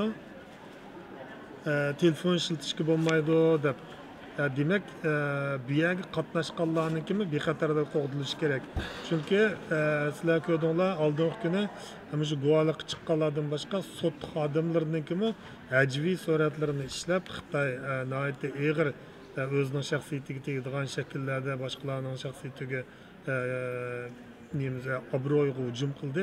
Ya'ni bundaq bir lo'kchak davlatniki bir partiyaniki har qanday qish qo'ldan keldiganligi uchun hamda g'arbga o'xshamaydi Xitoyning madaniyati. Shuningga bu yerda o'zimizdan boshqalarni filmga chiqarmaslik, surat tatmaslik qattiq bir qoida bo'libdi maqatim. O'tgan qatim bu yo'chiqdan foydalanib ancha-muncha taqatgan bo'lsakmi, bugundan tunog'undan boshlab bu surat tatishga yoki o'zimizdan boshqalarni surat olishga qattiq cheklandi. Buni uqtirib qo'yildi. Rahmat, hurmatli Baxtiyor efendim. Men bu boya his qildim, tunog'unga qaraganda bugun biroz bexatarlik tadbirlarini kuchaytgandek. Shuni his qildim men. Biroz xodimlarning pastki amalli xodimlarning sonining biroz ko'payganligini his qildim. Balkim bular bir uchirg'i ega bo'lgan bo'lsa kerak deb o'ylayman. Avval qatim nayt qattiq ig'irti bexatarlik tadbirlari favqulodda, chunki Xitoy yomon ta'dis solgan.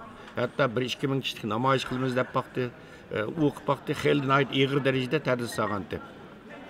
Endi bu yerda aziz qarindoshlar, hozir boshlangan, mana bir qancha boshlangan o'qibdi, hozir boshlangan chet ellik mutaxassislarninki sizlarning dokladlardan başlayıp, onun keyindilla Bekram Sintaş, yani bizdeki milliy ustozlarimizdan Qurban Mahmudning o'g'li Bekram Sintaş. Amerikadan Naqmaydandan taqishga guvohlik berdi, to'xtab turing Baxtiyor efendi.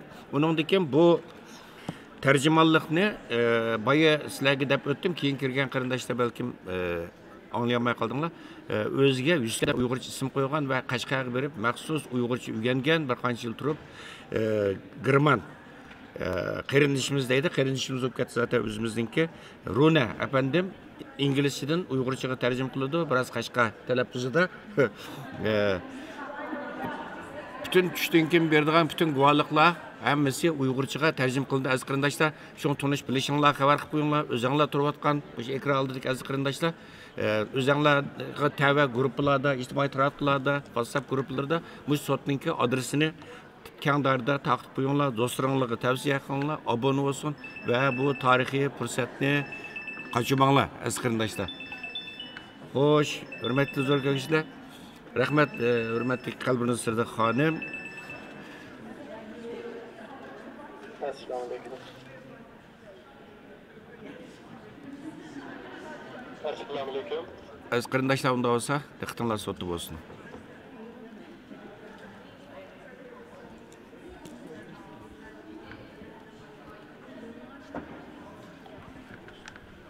Assalomu alaykum.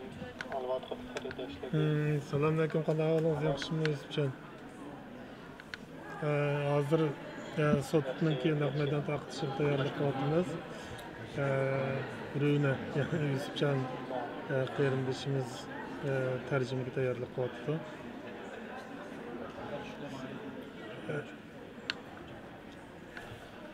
Men anglayapman.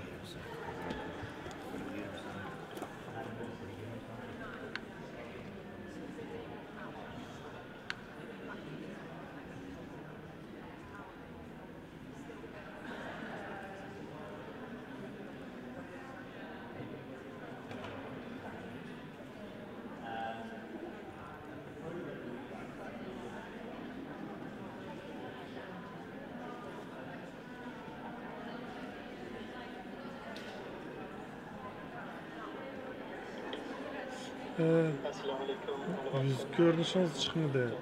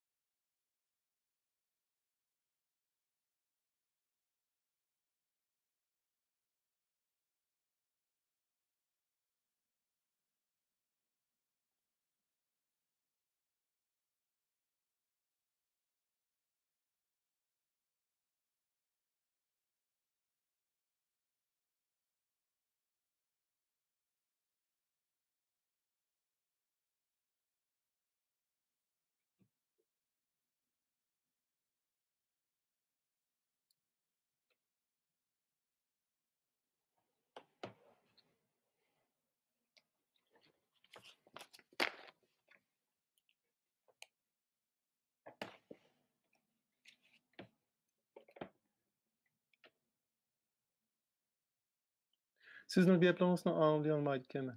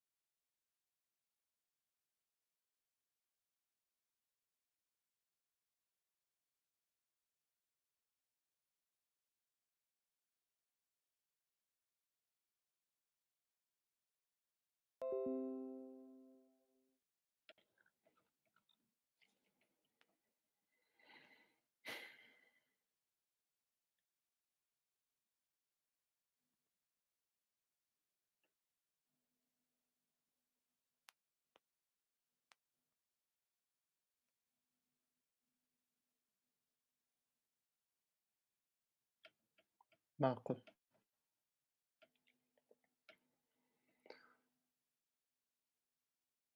Assalomu alaykum.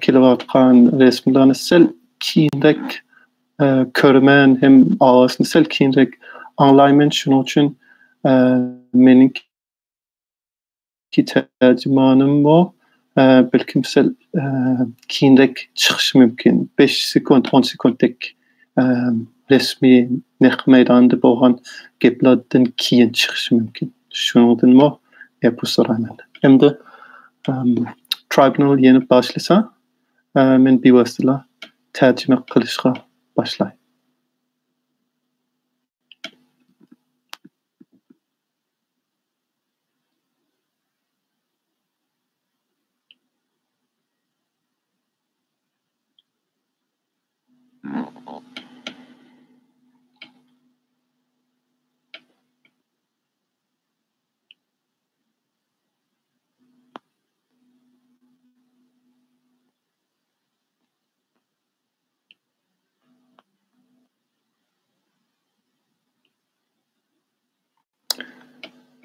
Assalamu alaikum. Rune Stenberg, Erotisme Yusufcan. Men insanshunos Uyg'urlarni tadqiqot qilayotgan ham Uyg'urchani tadqiqot qilayotgan 10 yil bo'ldi. men burun Qashqarda bir mezgil turgan, hozir Xitoyga bara olmaydi ekanman. Shuning uchun sirtdagi Uyg'urlarni, chet eldagi Uyg'urlarni tadqiqot qilyapman. Men bugun sizlarga shu Uyg'ur Tribunalda bo'lgan inglizcha gaplarni Uyg'urchaga tarjima qilay. Men kasbiy tarjiman bo'lmagandan keyin hem Uyg'urcha mening ana tilim bo'lmagandan keyin ba'zi gap so'zlar balkim sal oddiyroq bo'lib qilish mumkin yoki to'g'ri to'liq tarjima qilolmasligi mumkin. Shundan pul so'rayman, kechirim so'rayman. Yana ikkinchisi, men Londonda bo'lmagandan keyin Berlinda turyapman hozir. Men Uyghur Tribunal'ni to'g'ri orqali anglayman. Shuning uchun naq maydonda bo'lgan gaplardan sal bir necha sekund sal keyinroq anglaydi ekanman, ham sal keyinroq tarjima qilaman. Shuning uchun tarjimanim balkim 5 dan 10gacha sekundlar keyiniga tortishi mumkin.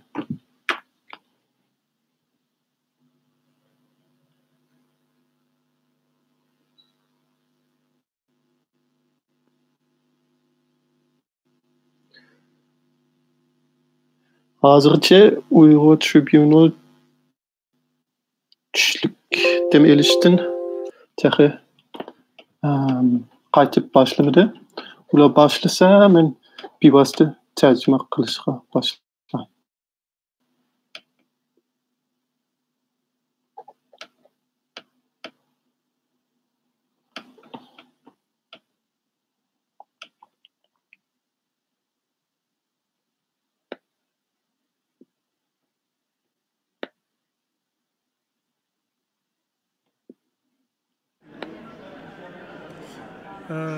Yusufcha apandi to'g'ridaydi. Hozir oldi bilan guvoh demoqchi bo'lganlar John Packer bilan Yona Diamond bo'ldi. Ikkisi cho'ng bir dokladni yozgan, bir reportni yozgan. Newsline report degan. U Uyg'urlarga bo'lgan irqiy qirg'inchilik to'g'riliq bo'lgan bir cho'ng bir report. U pek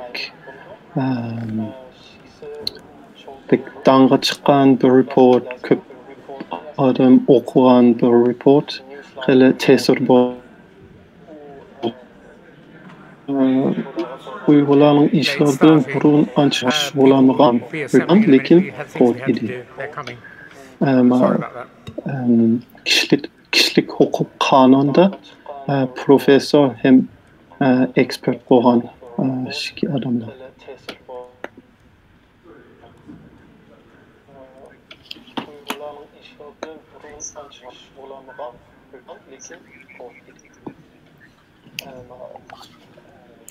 Endi boshlaymiz. Kechirim so'rayman. Sal ishimiz chiqib qolgan. Yana 1 minutdan keyin boshlaymiz.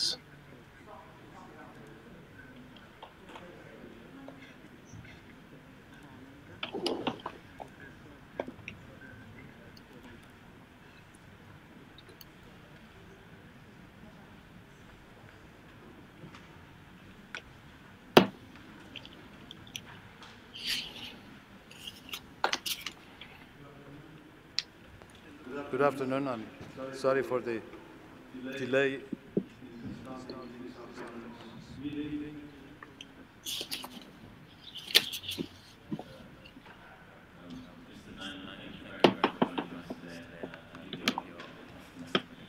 Men hozir degan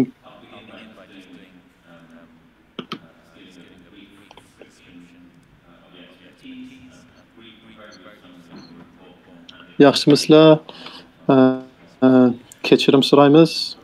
Sal kechilib qoldik.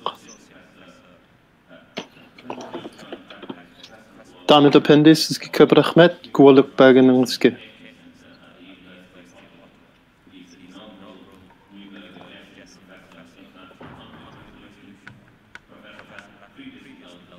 Men sizni tushirib beray, hem reportimiz to'liq ozroq so'zlab beray.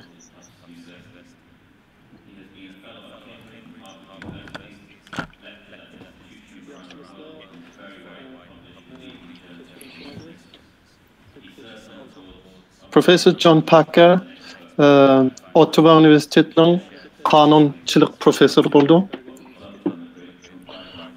U burun bu Essex Üniversiteti, boshqa universitetlarda kishilik huquqi bölümde işleyen. U Harvard hem boshqa cho'ng universitetlarda doktorat bergan. Hem dünyada tanılgan mutaxassis adam bo'ldi kishilik huquq qonunida.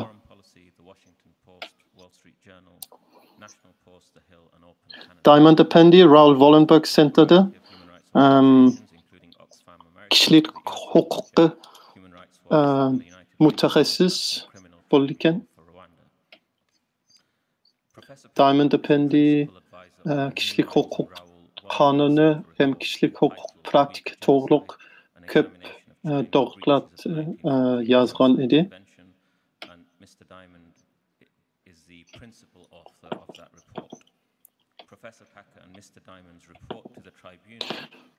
U ko'p teşvikatlarda işleyen.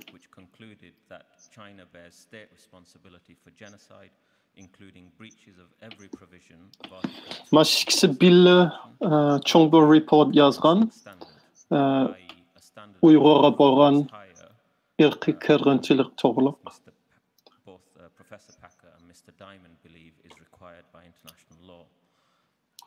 Ular tribunalga topshirib bergan qog'ozda shu ularning reportniki qisqa mezmuni bo'ldi. Hem uning ichidagi bir necha muhim nuqtalarni yana tushuntirib berdi.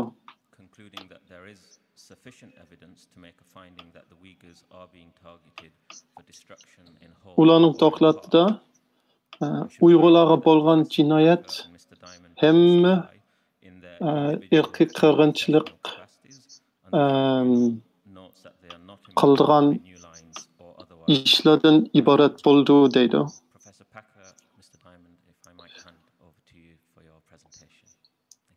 Ularningchi cho'qim isboti bek aniq bo'ldi. Uyg'urlarga hozir irqiy qirg'inchilik Xitoy Uyg'urlarni yo'qotmoqchi bo'lgan niyati aniq qilish uchun yetarlikmi isbot bor ekan deydi. Rahmat sizga. Men hozir bizning report to'g'riliq ozroq so'zlab beray.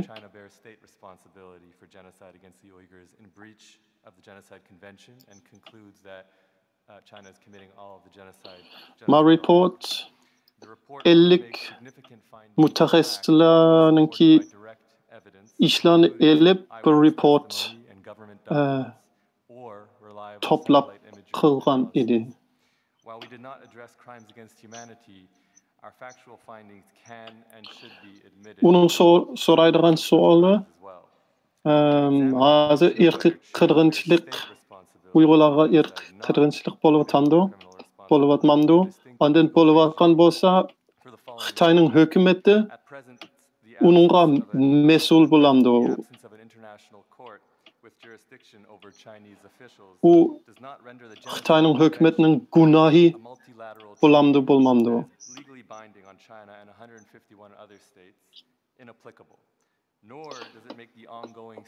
Biz hozir ko'rayotgan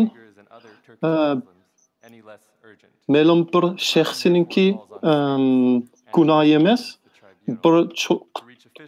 butun bir davlatningki gunohi bo'ldi.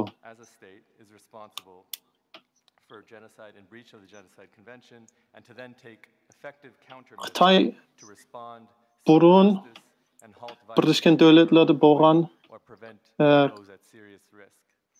qirg'inchilikqa qarshi turayotgan bir qog'ozga imzo qo'ygan edi. Shuning uchun imzo qo'ygandan keyin ularningki davlatda qirg'inchilik bo'lib qolsa, ularningki o'z gunohi bo'ldi, ham ular xalqaro sotning oldida cho'qim javobga bo'lish kerak. To assess the crime of a crime of the severity, magnitude, and complexity of genocide. Next slide. So this is the definition. Az bo'lib o'tgan Uyg'urlarga bo'lgan jinoyat bir shaxsniki emas. U butun davlat hukumatniki gunohi bo'ldi. Uning ichiga pek ko'p odam kirdi ham sunniy aqlliq degan mashinalar kirdi. Under a state responsibility analysis, the primary sources of law are the genocide qirg'inchilikniki eng muhim bo'lgan nuqtasi boshqa bir millatni yo'q qilmoqchi bo'lgan niyatdan iborat bo'ldi. Though it can be considered persuasive authority. Article 31 of the Vienna Convention on the Law of Treaties, next slide, provides the applicable interpretive approach. A treaty shall be interpreted in good faith in accordance with the ordinary meaning to be given to the terms of the treaty in their context. Başqa bir qonun Birleşken Devletler'ninki qirg'inchilikqa qarshi turayotgan qonunni qandaq o'qish kerak, qandaq tushunish kerak deb so'zlab berdi. Uningga Xitoymi imzo qo'ygan edi. Shuning uchun umid Xitoyga hisob bo'ldi. Neither of which necessarily entail physical or biological destruction of the group members. An interpretation of group destruction as encompassing the social unit in all yezishcha, uning dokumenticha irqiy qirg'inchilik 5 nuqtadan birsi bo'lsalar bo'ldi degili bo'ldi ekan.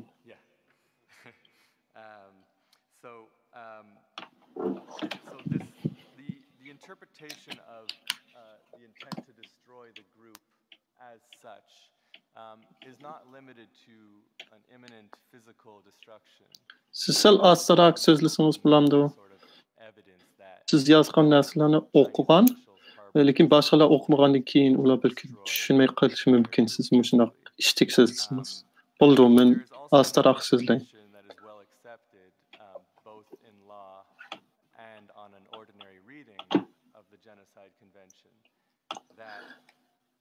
Bir millet ya bir grubu yo'qotish uchun ularni o'ltirmasami bo'ldi, boshqa omillar bilan yo'qotishmi bo'ldi.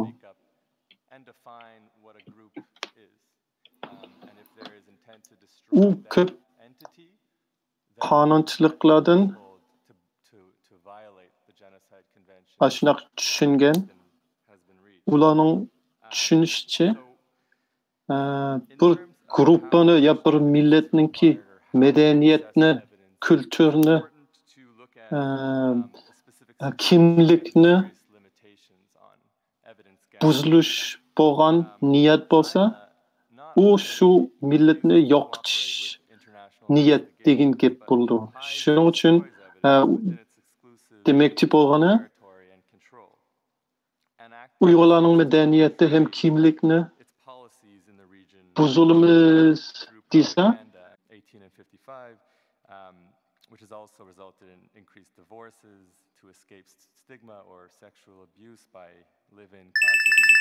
And the government is also subjecting Uyghurs to a parallel system of unprecedented forced labor programs, neither of which show any signs of slowing down.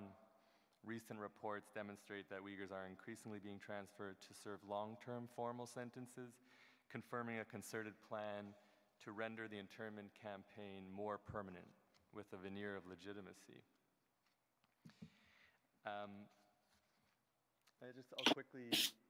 I can go into more detail with the other campaigns. Hazır Uyghur olmak bir türmege taşlaşның sebep bo'lib qoldi.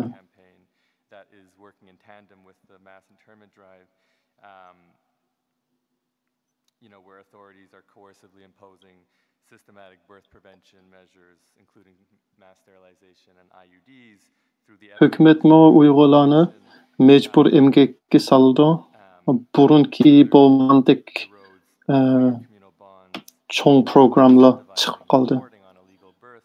Hem Uygurlarni kesse, azı burunkiden köprek kesdi hem uzunraq kesdigan boldu ki. Bolganki. Xinjiang had the highest net IUD placement of any region in China in 2018, despite making up 1.8% of the total population in China. Eng muhim bolgan tuğut toxtaş programlar boldu. Çünkü ular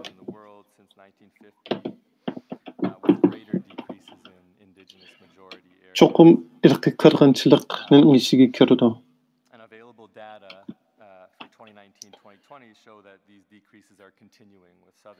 Şunun için Xitayning hökuməti Uygurlarni yoqitishimiz demisəm o, ular qilgan ishlardan aniq bo'ldi Uygurlarni yoqitmoqchi bo'lganligi. The combined mass internment and coercive birth prevention campaigns further evidence an intent to biologically destroy the Uyghurs as a group in whole or in part. Xinjiangdaki hamildar saqlatish salgan aletler 2018'de başka ülkelerinki qaraganda köprek bolgan idi.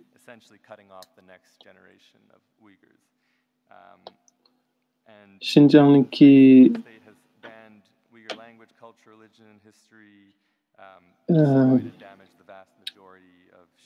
adamların sani az bolgandan keyin bolgan bilenmi şu tuğut saqlanish programlar başka yerlerden köprek boldu ekan.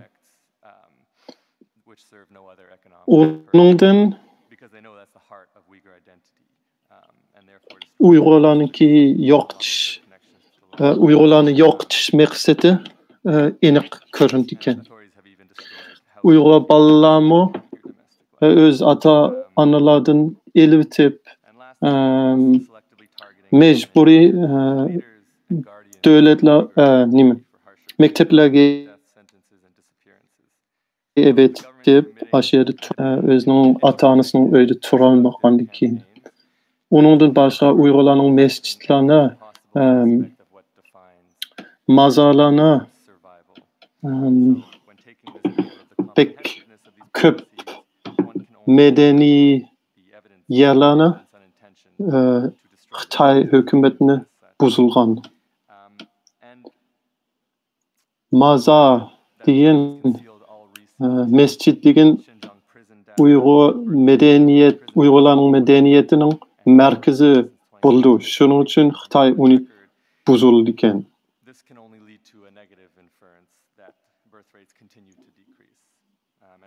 Uyghur ziyalilar bolupmu Uyghur kimlikqa muhim bo'lgan ziyalilarni uzun yillikqa kesibyapti.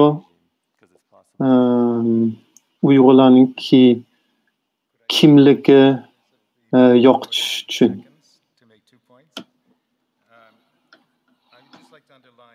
Mushunaq siyosiy programlarga qarsak, o'zi og'zi bilan demisimi, ularniki Uyg'urlarni yo'qotish maqsadi aniq bo'lyapti.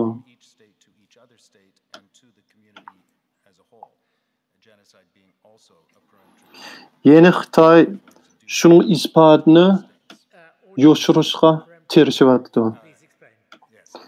Hozir 2018'dan boshlab tug'ut nomeri ko'rinmaydi ekan.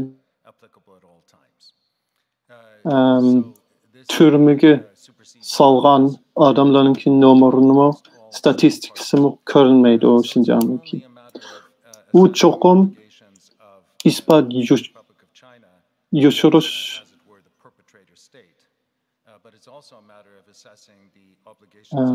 bir amal bo'lishi kerak. Rahmat sizga. Men sizningki bir nomeringlarni tuzitib beray.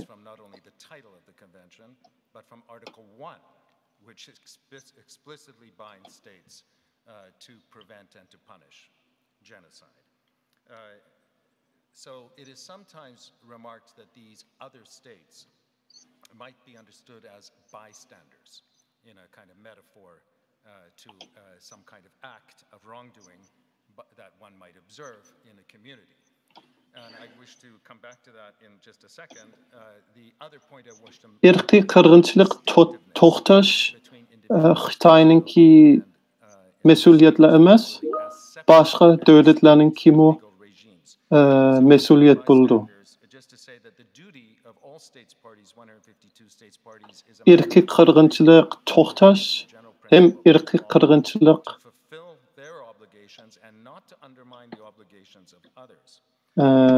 ning oldini olish hemimizning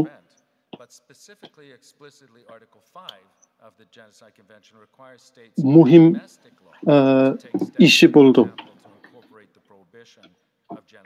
Hemmimizning mas'uliyati. Moreover, a breach in this regard, with regard to the duty to prevent, is in fact manifest through a failure or an omission from the point at which a state may know or should have known that a serious risk occurs, that the state should take. 1052 davlatlar, Birleşken Devletler Teşkilatı'nınki dokumentga imzo qo'ygan. Irqiy qirg'inchilikni to'xtatamiz, hem irqiy qirg'inchilikning oldini olamiz deb. I just emphasize that these are not only distinct and separate regimes of international law, which is not my assertion. Xitoy bo'lsa, uninki ba'zi yerlarga imzo qo'ymagan ekan. And simply follows from the character of international law. But these two distinct and separate regimes include distinct and separate Başqa davlatlar shundoq. with regard to substantive obligations. For example, individual responsibility not only imposes duties but also applies regime and international rights law. Lekin hamma davlatlar va'da berganki irqiy qirg'inchilikni to'xtatish ning mas'uliyatiga hem irqiy qirg'inchilikning oldini olishning mas'uliyatiga. And third of all, the distinct and separate nature of these regimes applies to the consequences, both in terms of legal consequences and sanctions, which may apply as a result of breaches of their obligations. So with regard to these distinct and separate regimes, one may reasonably, and we would argue that this tribunal should, draw distinct conclusions, differentiating individual responsibility from state responsibility, such that there is neither in law nor in logic the necessity that one depends upon the other. That is to say, it's quite possible and entirely reasonable to find that there may be a violation of state responsibility in the absence of proving individual responsibility for breaches of genocide, and vice versa. It may be possible. Mushu başqa 152 davlatlar Uyg'urlarga bo'layotgan ishlarni to'xtatish uchun vazifasi bor. Xalqaro qonun bo'yicha.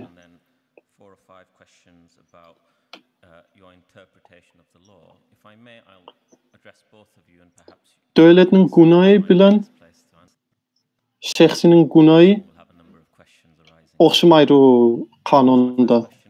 Ba'zi qonunlarga bo'yicha bir davlatga gunoh berish bo'ldi. Hozir Xitoyga gunoh berish bo'ldi.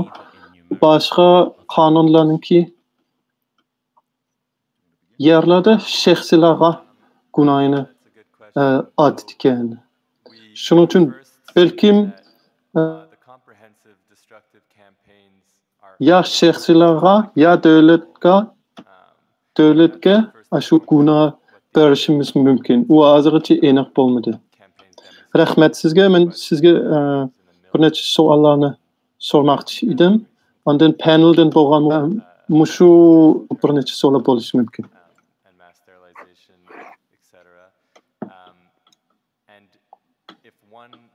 Sizningcha Xitoyning davlati hem Xitoyningki hukumati Uyg'urlarni yo'qotmoqchi ekan.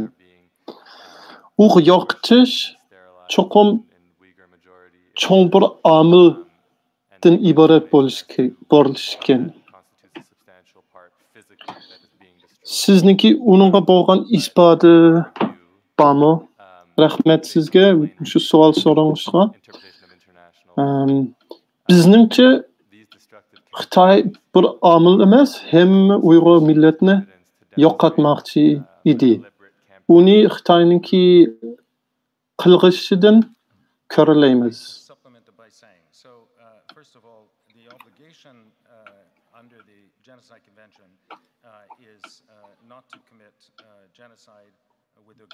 U belki biyologiyalik yo'qotish bo'lmasligi mumkin, balki madaniy yo'qotish bo'lishi mumkin. Lekin biologiya yo'qotishmi bo'lishi mumkin. Uni hozircha aniq bilolmadik. Shuni yaxshiroq tushunish uchun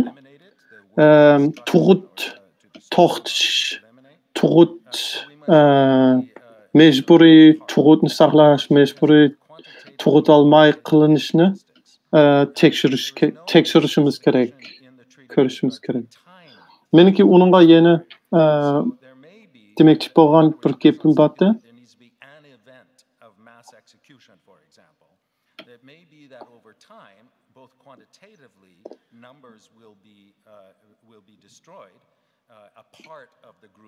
Birleşken Devletler Teşkilatı'nınki erkek qirg'inchilikqa qarshi bo'layotgan qonunda hammasini boshqa bir millatning hammasini yo'qotmasami, bir parchani yo'qotsami erkek qirg'inchilik bo'ladi ekan.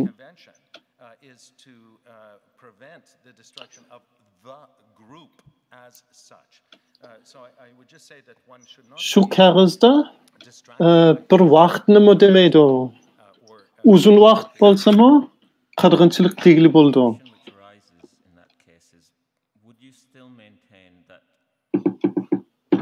U cho'qim ishniki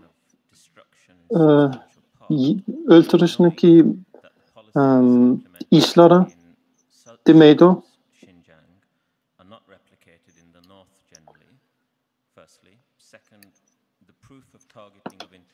Bir millet ya bir gruppanınki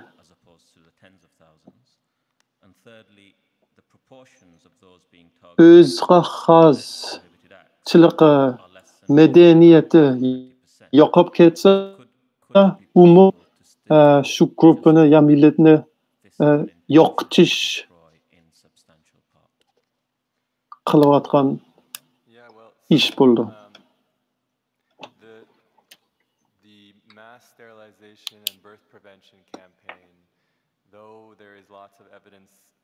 Suggesting that it is really aggressively pursued in the south, where Uyghurs constitute 90%. Sizningcha, Janubiy Shinjongda bo'lgan siyosat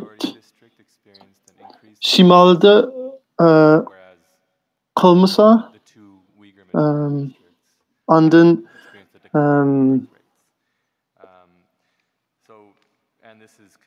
yo'qolib ketgan Uyg'urlarmi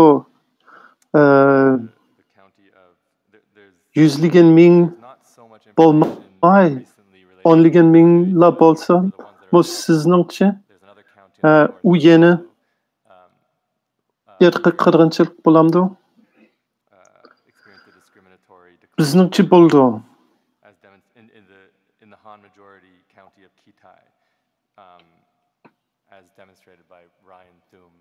Bizningcha shimolidami shunaqa programmalar bo'ldi. eng muhim bo'lgan programlar mecburi tug'utni saqlash hem mecburi homiladorlikdan saqlanish programlar bo'ldi. U hamma yerda qilinar ekan.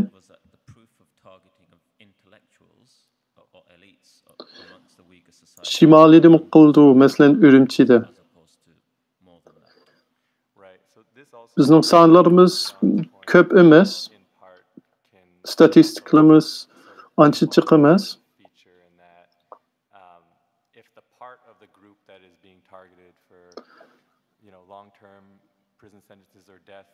Lekin shimolida bo'lgan Xitoy degan bir noyadimi? Aşırı xanzular ko'proq bo'lgan bo'lsa-mu, Uyg'urlarningki tug'utni saqlanadigan bir program siyosatmi chiqishningki isboti bor.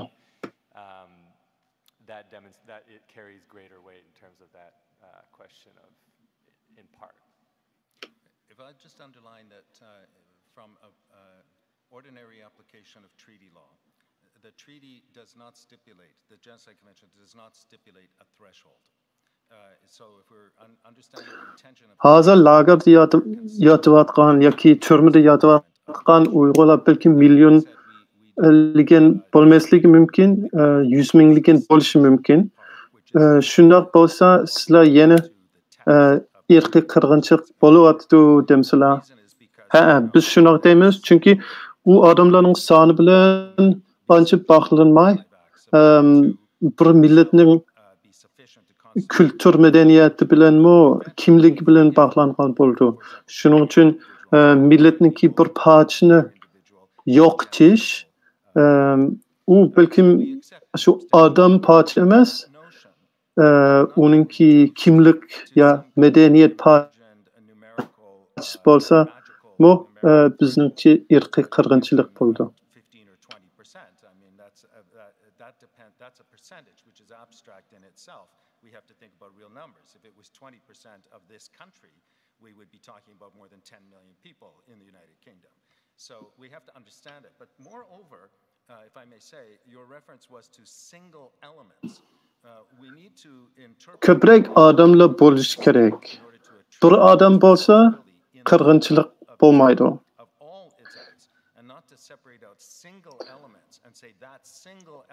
Biz onunla qo'shilamiz. Lekin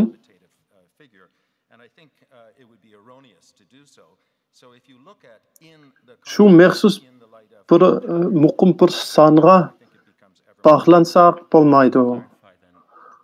15% bo'lsa, 20% bo'lsa,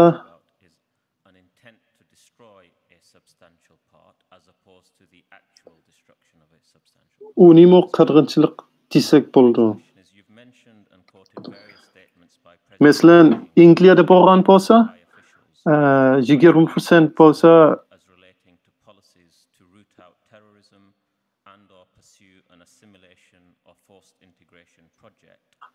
bu necha million odam bo'lishi kerak.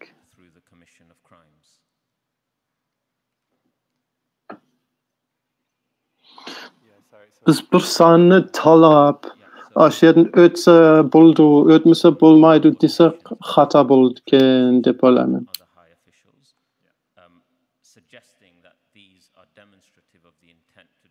Unda bo'lsa siz son desangiz, u son yo'qotishninki maqsadi to'g'ri so'zlaysiz. Shundaqmi? Uni yo'qotishning praktika emas, shundaq.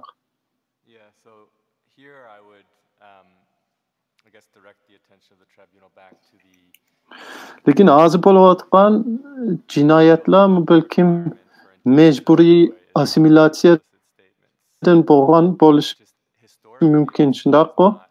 U 100% irqiy qirg'inchilik bo'lmasligi mumkin.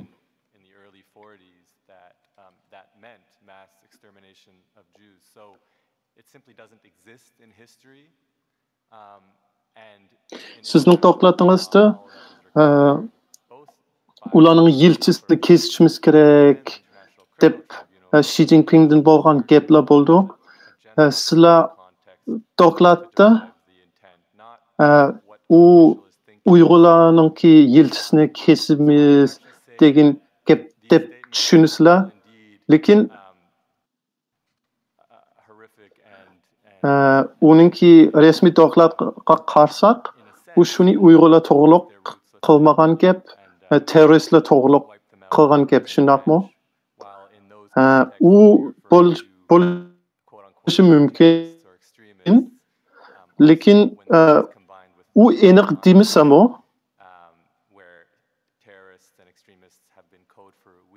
yana Uyg'urlarni yo'qotish maqsadi bo'lishi mumkin. U aniq demasam-u, uning qilgan ishlaridan aniq ko'rindi ekan, ko'rgili bo'ldi.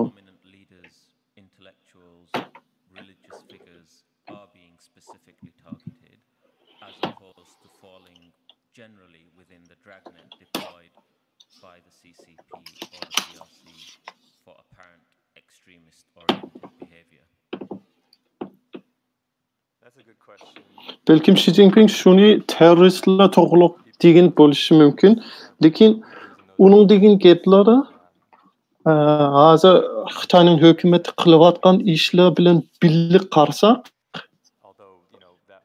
bizningcha cho'qim yo'qotish, Uyg'urlarni yo'qotish qilishninki maqsadining isboti bo'ladi deb o'ylaymiz.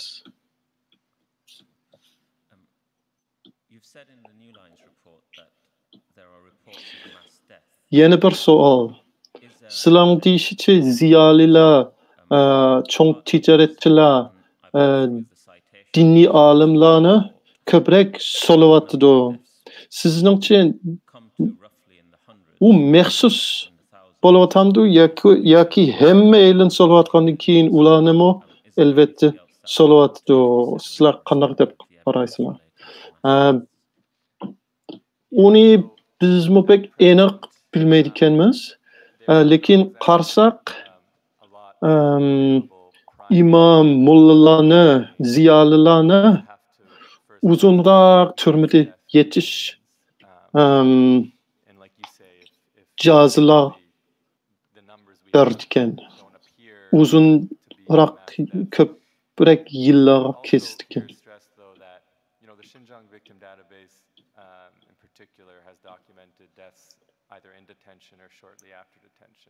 Sizlarning dokladinglarda o'ltirdigan odamlar hali ko'p deysizlar, lekin qarasam sizlar bir necha yuz deydi ekansizlar. Uyg'urlarningki soni bir necha million bo'ldi. Bir necha yuz o'lib ketsa, u rasmiy qirg'inchilik bo'lamdi.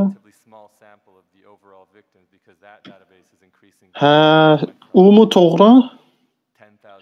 Hozircha pek ko'p odam o'lib ketishniki isboti yo'q bizda. Lekin biz anglagan, hem biz shahid bizning to'rbetdan ko'rgan türmede o'lib ketgan yoki türmeden yangi chiqqan, ondan o'lib ketgan odamning soni xili yuqori bo'ldi.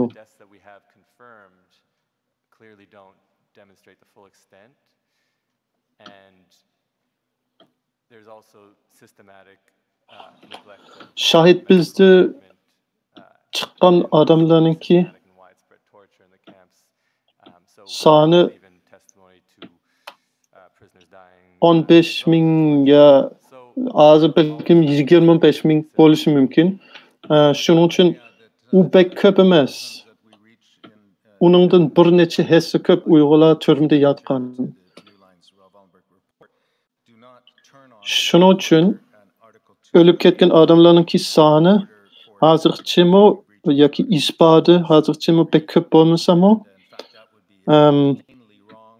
mushunaq oz odamlarga qaraganda xili jiq o'lib ketgan edi. Çünkü başkalarınınki ispadı bizde hazırca yok buldu. Xitay uni bermeydi hem bizninki kere tekşiriş imkaniyeti bermeydi. Ondan bir neçe adamlarınki kıyınıştın öldürgen.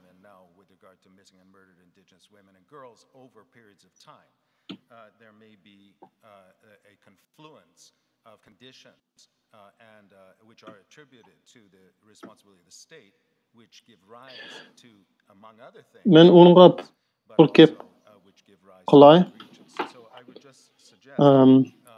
Aşında köp adamla ölüp ketmegen bolsa, başka noktalara boğan cinayetler hele bar. Şunun için bizim reportumuz şunun ölüp ketken adamların sani köp bolsa az bolsa mı bizning yazgan doklatımızınki mezmunu hem neticesi yine o'xshash chiqib qoldi.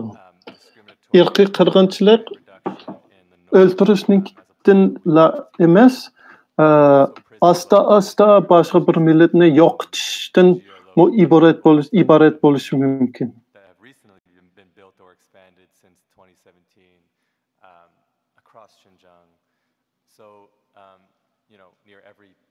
Lekin bizningcha hozirgacha hali jiq odamlar o'lib ketgan, biz uniki isboti bo'lmagandan keyin biz hozir uni aniq deyolmaymiz, lekin cho'qim ashunaq bo'ldi deb o'ylaymiz. Mana sizlarningki yozgan reportlar, maqolalar Janubiy Şinjan to'g'riq bo'ldi.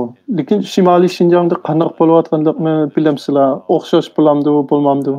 Menimcha ba'zi programmalar cho'qim o'xshash bo'ldi. Muhim programmalar, masalan, homildorlikni saqlanish, tug'utni saqlanish programmalar Osiyada bor. Shimolda bor. Janubiy Şinjongda eng og'ir bo'ldi, lekin shimolda bor.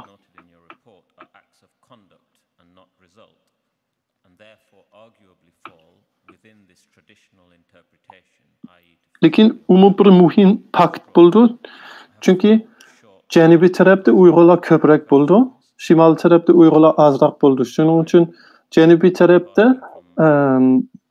og'irroq bo'lsa, u demak Uyg'urlarga og'irroq bo'lyapti degan gap.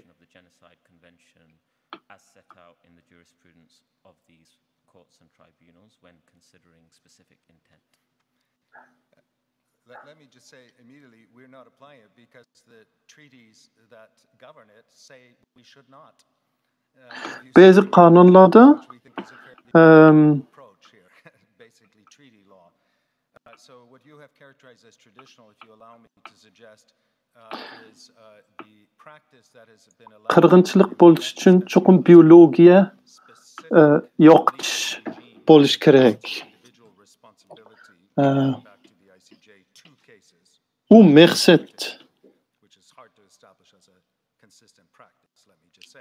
to'g'riliq bo'lgan yerlar yana to'g'ri bo'ldi, lekin texib bo'lmagan ishlar uning ichiga kirmaydi. Sizlar nima uchun shu qonunlarda bo'lgan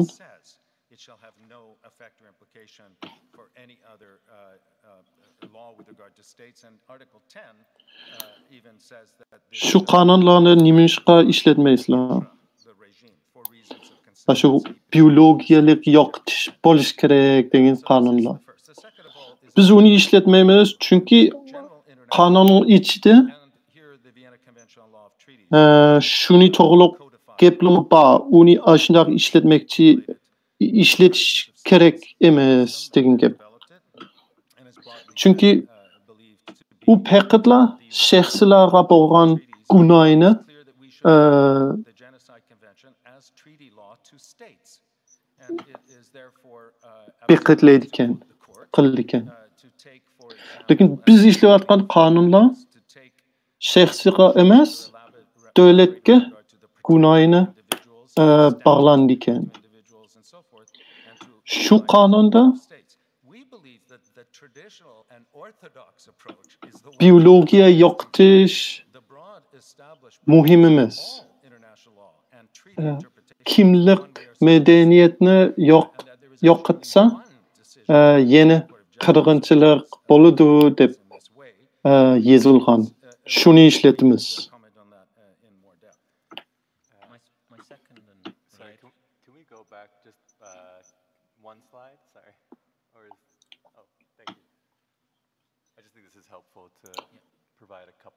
Şu qonungami Jungo imzo qo'ygan?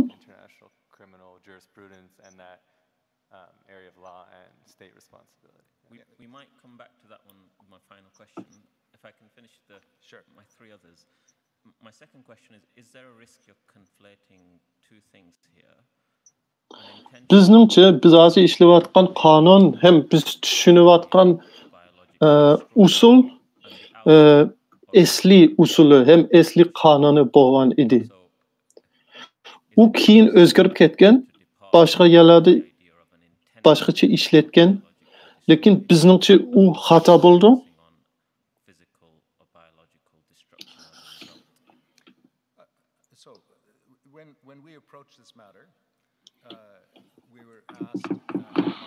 Men yana bir ishni tushuntirib beray.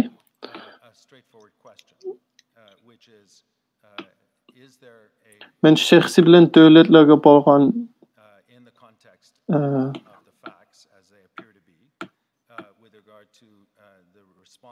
gunohi bu ikisi o'xshamaydi. Ma'qul bo'ldi, biz keyin aniq qaytaylik. Lekin men bir savol so'rayman.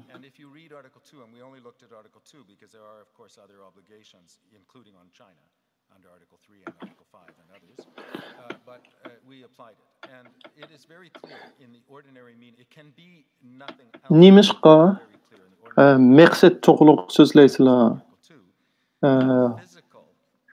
Bir millatniki yo'qotish maqsadi bo'lsa, bo'lmasa bilan bir millatni yo'qotib bo'lganligi o'xshamaydi. Yo'qotib bo'lganda cho'qim irqiy qirg'inchilik bo'ldi, lekin uning maqsadini qanday bilamiz?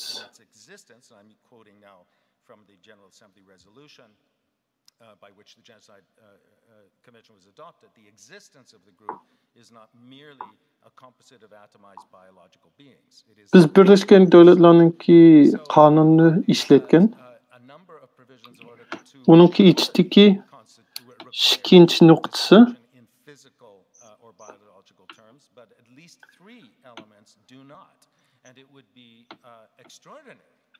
fizyologiya, biologiya yo'qotish uningki bir parchasi bo'ldi, lekin uningdan boshqa yana psixologiya, madaniy yo'qotishmi irqiy qirg'inchilikningki bir parchasi bo'ldi. U bo'lsa, uni irqiy qirg'inchilik tegili bo'ldi deb yozilgan. Chunki bir millat ya bir gruppa faqatla bir necha shaxslarning birga turayotganligi emas, uningki madaniyati, tili, boshqa omillardan iborat bo'ldi. Shu omillardan bir nechini yo'qotsa, buzilsa, u cho'qim şu milletni yo'qotish degan ish bo'ldi ekan.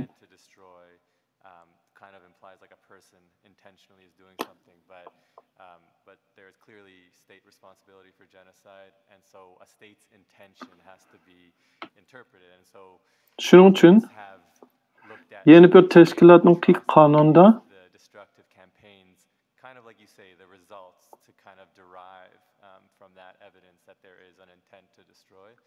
köpligen adamlara devlet bilen şahsininki guvalıqı ayrıyalmay şunun için yaxşı kılamıdı.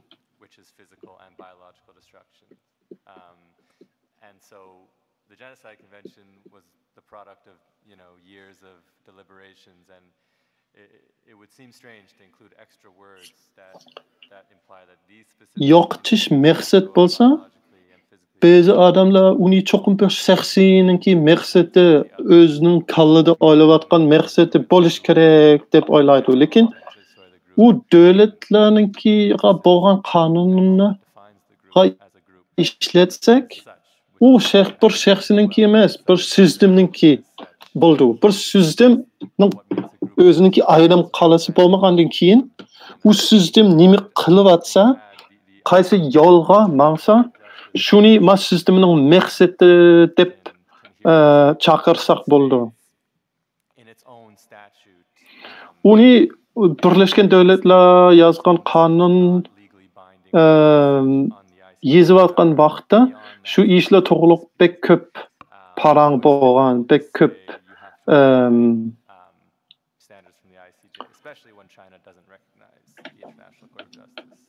tartishlar bo'lgan. Keyin biz hozir ishlayotgan qonun uningdan chiqqan, bizningcha u eng muvaffaq, eng yaxshi qonun bo'lyapti. Shuning uchun biz uni ishlatamiz. Uning ichida biologiya ya fiziologiya yo'qotish bo'lmasa, til, madaniyat, psixologiya jihatdan yo'qotish ya buzilish ishlar bo'lsalar yetdi. Ig'ir qirg'inchilik deyish uchun, irqiy qirg'inchilik deyish uchun.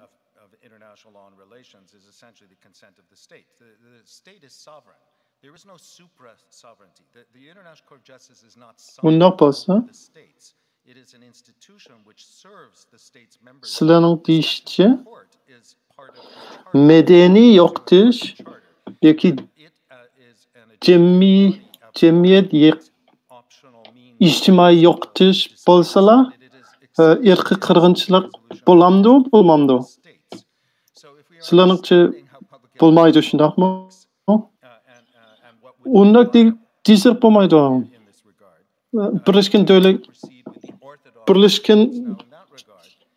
Birleşken Devletler Teşkilatı'nın kanun içinde undaq demaydi. Belki bu ijtimoiy yo'qotish bo'lishi mumkin. Ya belki bu madaniy yo'qotish bo'lishi mumkin.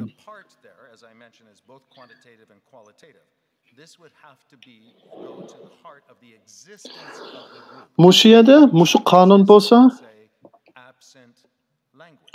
150 kişilik devletler imza qo'ygan. U devletlarga bo'lgan bir qonun bo'ldi. Shuning uchun shaxsiga bo'lgan qonunni uninga ishlatmaslik kerak. U demak,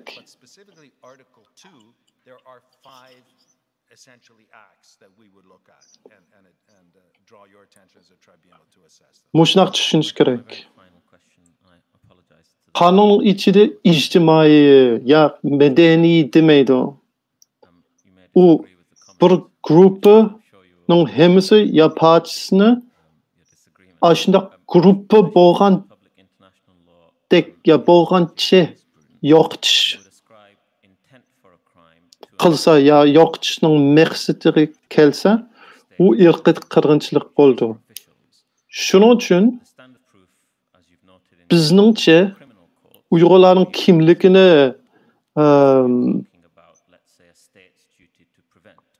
madaniyatni, tilni yo'qotsa, u qirg'inchilik bo'lishi mumkin. Yana bir eng oxirdagi savolim bor.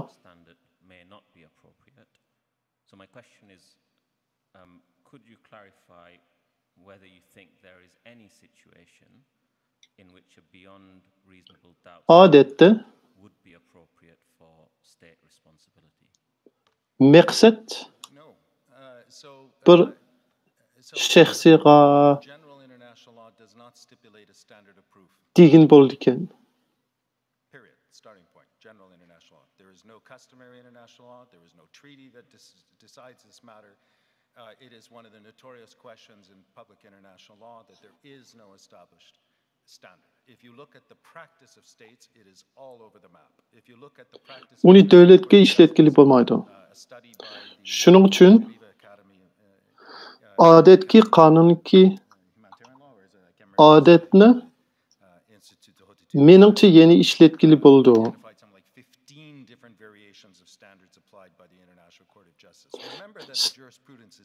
Sizlarningcha uni davlatlarga ishlatgandi?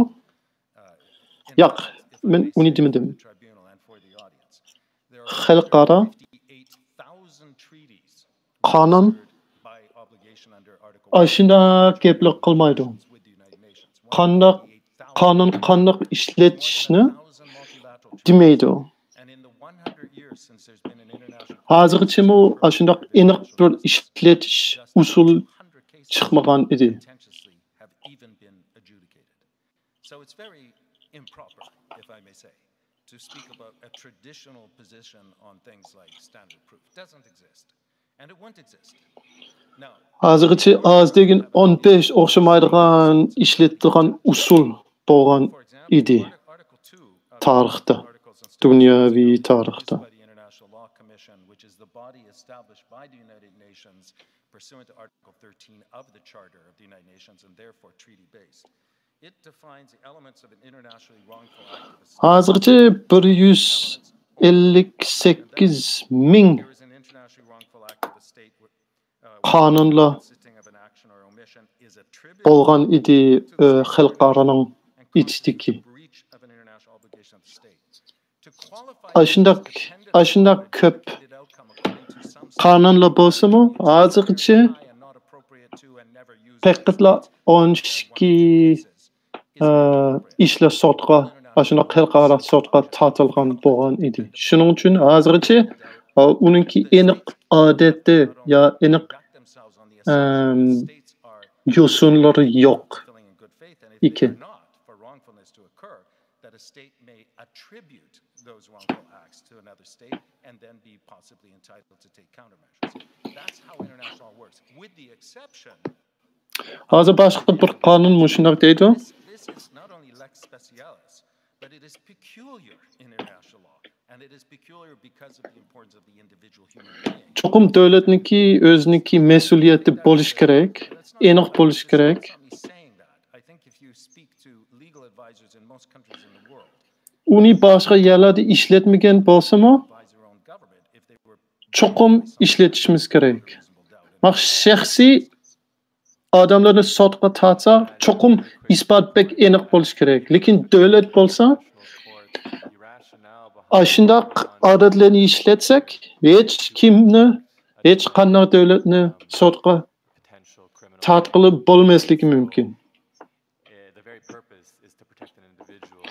Ma shaxslarninki mas'uliyati, shaxslarninki vazifasi hem gunohiga kelsak, davlatlarninki bilan o'xshamaydi, hem sotda boshqacha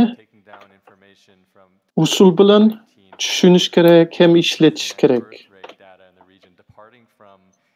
Long-standing tradition of public documentation.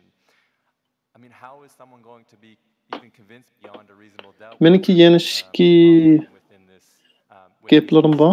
And this is why state responsibility is an important framework, because it allows other states in their sovereign capacity to make determinations without any cooperation and in fact obstacles in the way and destruction. Hozirki shaxsiy qonunlarda bo'lgan odatlar shaxslarni qo'g'dash uchun bo'ldi.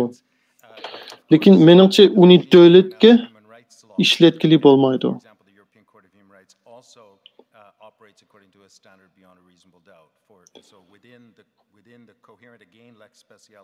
Hozir bir yerga qarashimiz kerak.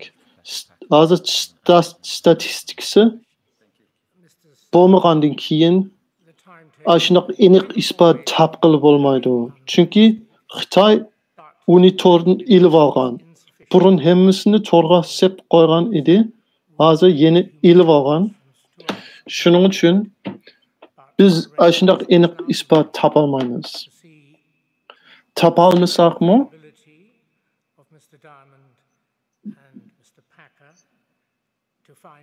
Ularni yeni sotga tatib hem hüküm qilishimiz kerak.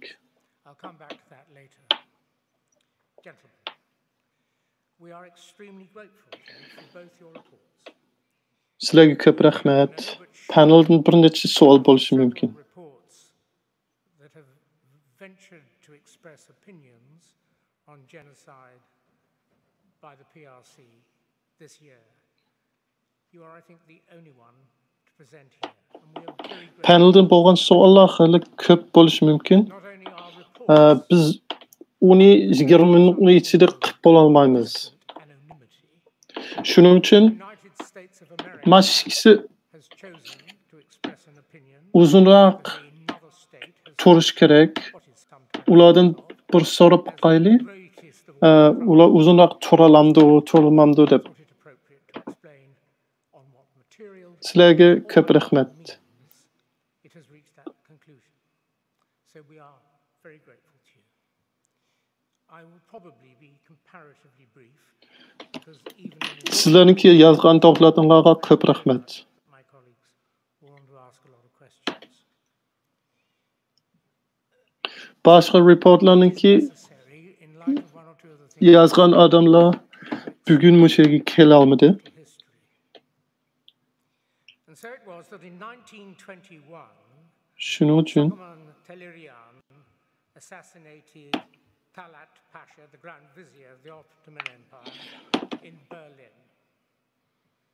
And Raphael Lemkin Amerika Jungo irqi qirg'inchilik qilgan deb qo'ygan, lekin qandaq material bilan isbotlaydigan, qandaq isbot bo'lganligini tushuntirib bermagan. Shuning uchun sizlarga bek minnatdorligimizni bildiramiz. Biz tarixga qaytaylik. to advance the concept of genocide. He found himself in a climate, a political climate 1921 yılda of state resistance Ottoman'ın padişahı Berlin'de öldürülgen.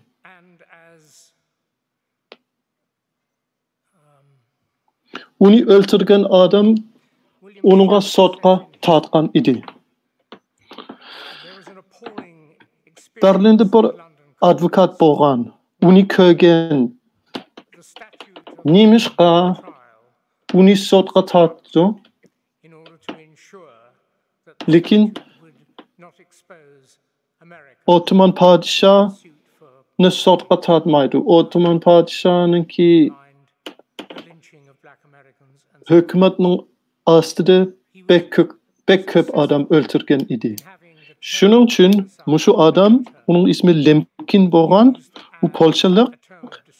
Shuningdan boshlab, Ikkinchi dunyo urushidan keyingacha ashundaq jinoyatlarni qandaq tushunimiz, qandaq sotqa tortimiz deb o'ylagan edi. Shaxslarninkilar emas, bir sistemning jinoyati. with such things as the Holocaust of the Jews was not going to be allowed for by lawyers. And so he went to the United Nations and he forced the convention through. An extraordinary act. Anda nasistlar Ikkinchi dunyo urushidan keyin sotqa tortgan vaqtda sotda bir ish chiqib qolgan. Be understood, and it's often forgotten, to have been much unloved by all the great powers. Shu vaqtda They didn't want it, but they had. irqiy qirg'inchilik You agree with me so far? birinchi vaqtda ishlatgan. Discussions, and this may be material for Lekin later witnesses. uni isbat qilish uchun pek qiyin bo'lgan. Political genocide. The one at the hands of one state, the other, I think, at the hands of Russia, perhaps not unsurprisingly, and so on. And so, Shuning uchun let us be under no doubt. Lemkin Birleşken Devletler Teşkilatı'nın aldığı çıkıp hozir biz so'zlayotgan qonunni sep qo'ydi.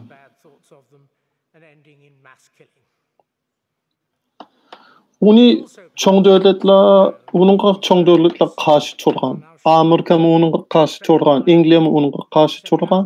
Cho'ng davlatlarning hammasi uningga qo'shilmasa mejburiy ma'qul bo'lish bo'lgan. Towards the end of the 60s, I think, or was it the beginning of the 70s, Great Britain finally acceded to the convention. China, irqiy qirg'inchilik 5 years later, the United States acceded to the convention. An unpopular, unwanted convention so far as states were concerned. The reason they didn't want it may probably be Article 1. Birden bir jinoyat emas. U hali jiq jinoyatning arsida bo'lgan bir jinoyat bo'ldi. Keyin mushu gap irqiy qirg'inchilik yo'q bo'lib ketdi. Ishlatmagan. 50-yillarda, 60-yillarda, 70-yillarda ishlatmagan bir gap bo'lib qoldi.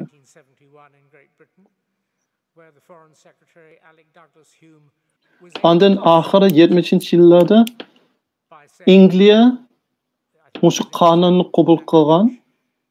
Ondan keyin Xitoy uni qabul qilgan. Eng oxirida Amerika uni qabul qilgan.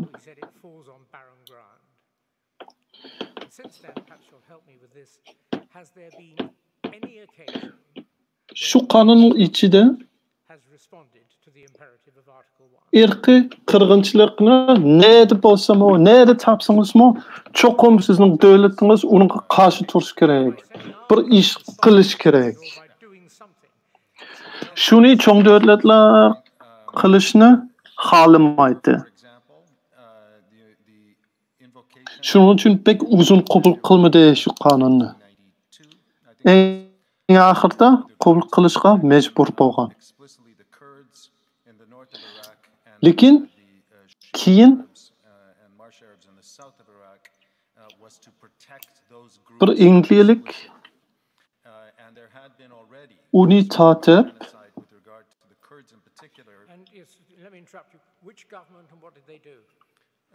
sot xalqaro rasmiy sot bo'lmagandan keyin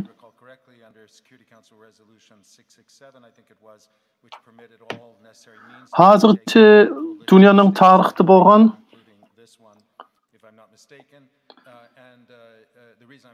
uni qilgan davlat bormi? Irqiy qirg'inchilik ko'rganda uningga harbiy evetib uni to'xtatgan ish bormi?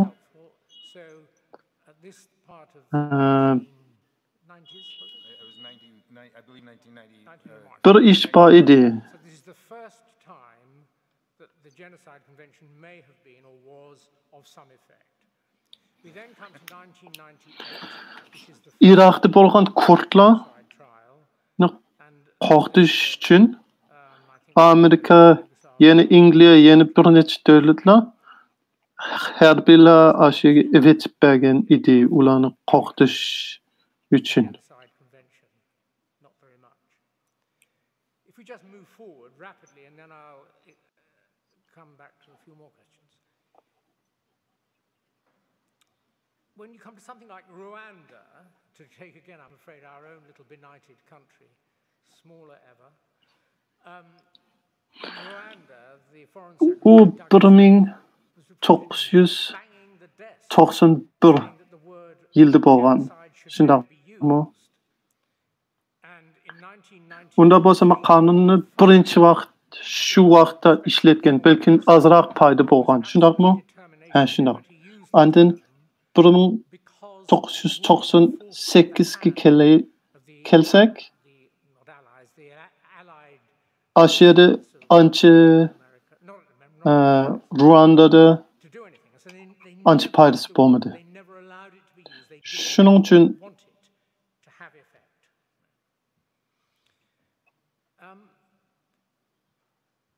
this is a people's tribunal, as you understand. It will not make recommendations in all probability, and it will provide Ruanda'da bo'lgan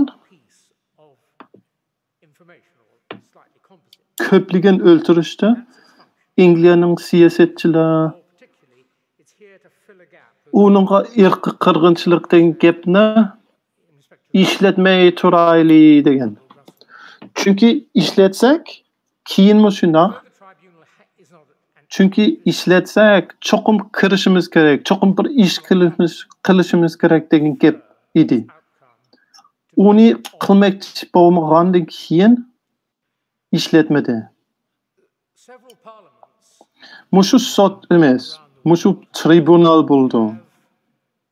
pronounced that genocide is being committed, and in no case have they succeeded in getting their governments to act under Article 1 of the Mushu tribunaldan bir dokumentlar chiqdi. U hukumatlarga hech nima demaydi. Hukumatlarga nima qilish kerakligini demaydi. Lekin bir dokument chiqdi. where it says genocide can only be determined by a judge. Lekin shunaqa bo'lsa-mu, bizniki deyotgan gaplarimiz ninki ta'sir bo'lmasa bo'lmaydi.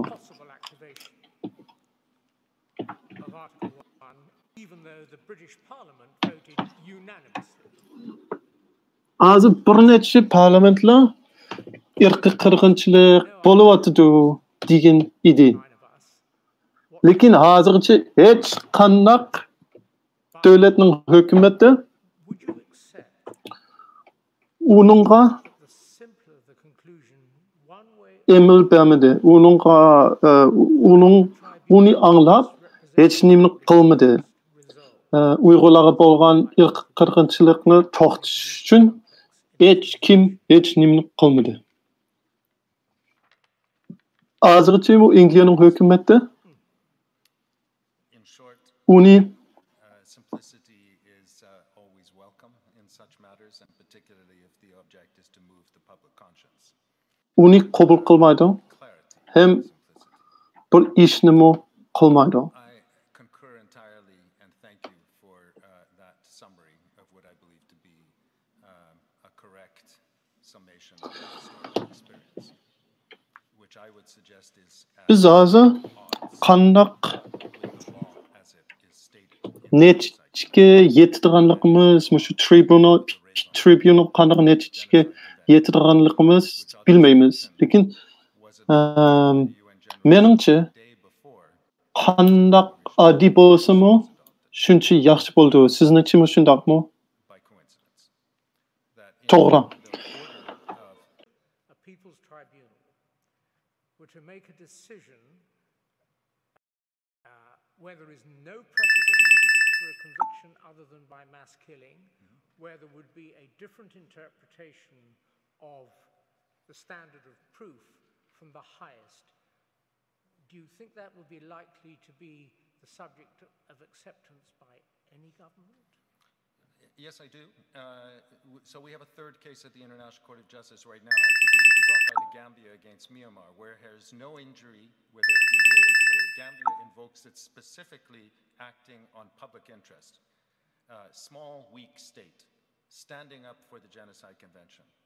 And I think the point, sir, is that is it not about time that we change the practice of states? And a contribution of this tribunal could be, in fact, to underline this point. I think it is entirely simple and clear to distinguish between individual responsibility and state responsibility, people can understand that a state cannot be arrested, a state cannot be prosecuted, a state cannot be put in jail. And to give you a very simple example from the Rohingya case, which is now before the International Court of Justice, one of the key elements of the persecution of the Rohingya has been the notorious 1982 law on citizenship of Myanmar. That law was not adopted by an individual, cannot be abrogated by an individual, cannot be repaired by an individual. It is an act of state. It is attributable by international law to the state. Men sözlereyim. Tercüme qilish uchun mas sizning mikrofonni mute qilib etsangiz. I don't think the People's Tribunal should take into consideration political ramifications. Men sizden sormoqchi bo'lganim, hozirgacha irqiy qirg'inchilik deb chaqirganning hamma ishlar, hamma bo'lgan voqealarning ichida cho'qim ko'p odam o'ldirilgan edi. Sizningcha hozir buni mushu vaqtida o'zgarishimiz kerakmi? Menimcha shundoq qilish kerak. Burun shundoq bo'lmagan bo'lsa-mu, hozir menimcha u qonun bo'yicha bo'lgandan keyin, qonunning ichida bo'lgandan keyin mengish kerak.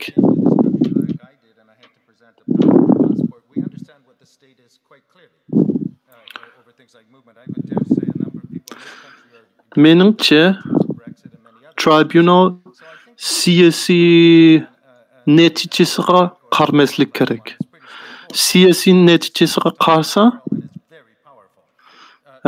u qonun bo'lmaydi. Shuning uchun qonunga bo'lgan natijasi cho'qim yaxshiroq bo'lishi kerak. Unda bo'lsa men sizlardan yana bir gap so'ray. Siz hozir so'zlayotgan devetgan ishlari odatki odamlar tushungili bo'lamdi. Menimcha odatki odamlar bizning qilayotgan gaplarni cho'qim tushundi. Chunki bir davlat bek kuchlik bo'ldi. Bir millatli ya bir guruhning kimligini yo'qotsa, uni hamma odamlar tushungili bo'ldi. Uningki irqiy qirg'inchilik ekanligini tushunalaydi.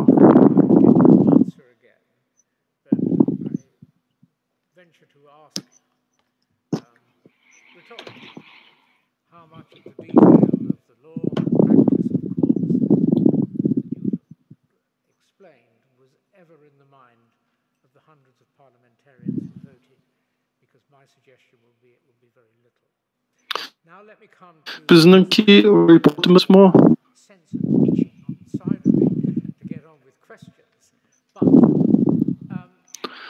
bir necha davlatlardan ishlatib irqiy qirg'inchilik ekanligini isbotlangan edi.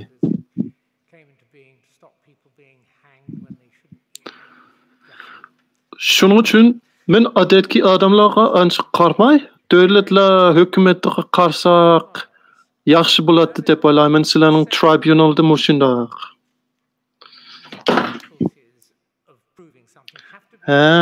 Shundoq demsiz? Agar shundoq bo'lsa, biz hukumatga qanday gapirishimiz kerak? Odatki odamlar aqlli gap qilmasligimiz kerak bo'lsa, qanday qilishimiz kerak?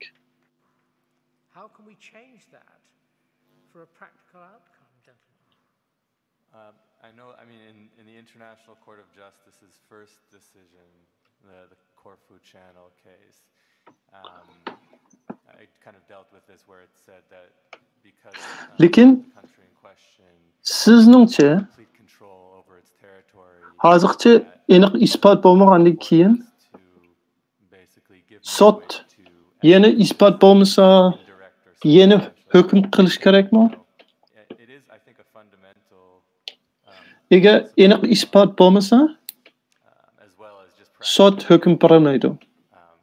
Something that should be, because we have such mountains of evidence pre-2019, which have, and we're Menimcha aniq bevosita ispat bo'lmasa, with almost, close to zero, basically zero transparent reporting on Xinjiang right now. Boshqa vositalik bunaqa isbatlarga ko'proq qarash kerak. Bo'libmi, mushundaq cho'ng, kuchli davlat bo'lsa, Xitoy isbatlarni yo'qotdi, isbatlarni yoshirdi. Shuning uchun vositalik isbatga ko'proq qaramasak bo'lmaydi deb o'ylayman.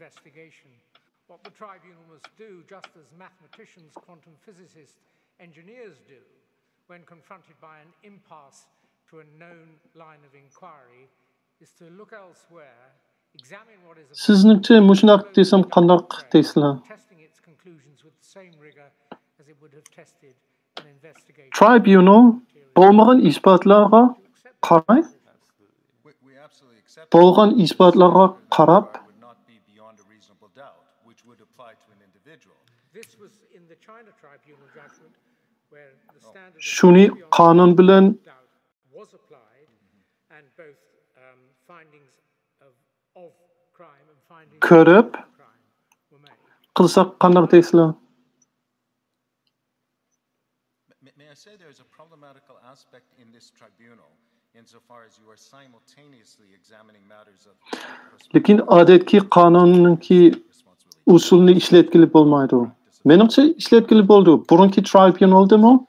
Shundoq bo'lgan.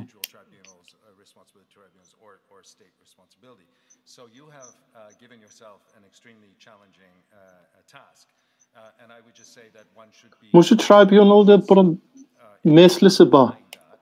Sizlar hem davlatniki hem shaxslarning gunohini, jinoyatni birlikda ko'ryapsizlar. Uni ayirish kerak. U bek qiyin bo'ldi. Mashqsi burilish qilsinglar, menimcha bek qiyin ish bo'lib qolishi mumkin. Eğer biz faqatla shaxslarninki gunohiga qarab baksak, siz deydigan gapingiz to'g'ri bo'ldi. Lekin davlatniki jinoyatga qarsak, sistemning jinoyatga qarsak, u to'g'ri bo'lmasligi mumkin.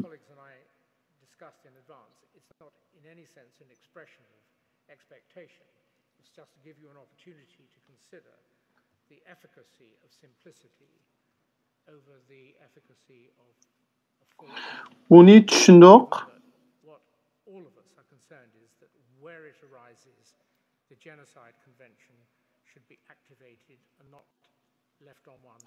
Sizningki qilayotgan gaplarni tushundik. Uni o'ylab, biz o'zimizningki hukmni qilamiz.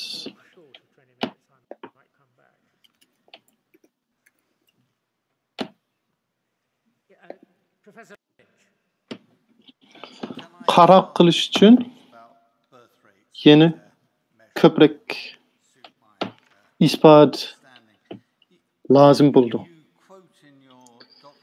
Men hozir meniki mushada bo'lgan paneldagilardan savolim bor.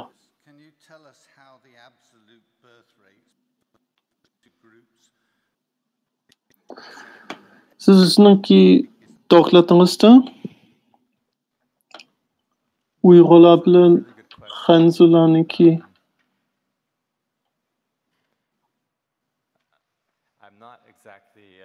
o'xshamaydi.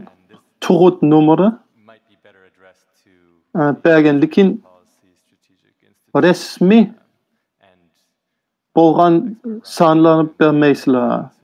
O'zgarishning sonlarini bersizlar, lekin rasmiy bo'lgan sonlarni bermaysizlar. Hazır bizga so'zlab basinglar bo'lamdi. Kechiring, uni bilmaydiganman. Uni Adrian Zenston so'singlar yoki ASPI Avstraliyaninki siyosiy institutdan so'singlar bo'ldi.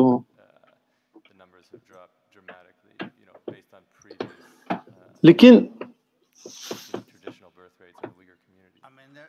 meningcha tug'utniki nomeri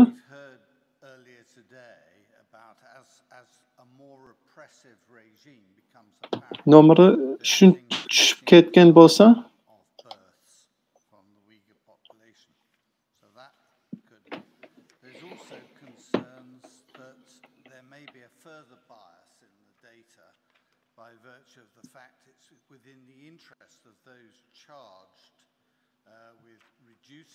shuning uchun cho'qimmi to'liq nomerimi tushib ketgan bo'lishi kerak deb o'ylaymiz. Bunun bir necha meslari bor. Birinchisi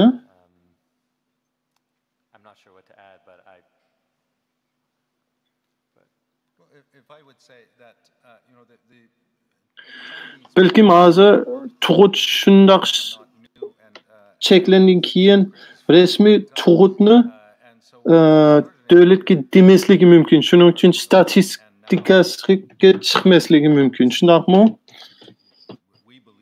Uni bo'lishi mumkin.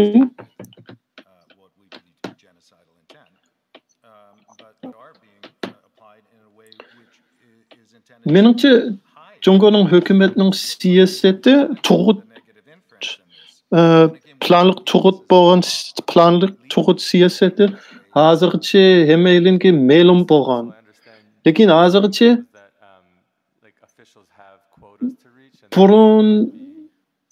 burun ancha qattiq ishlatmagan edi. Hozir pek qattiq ishlattirgan bo'ldi.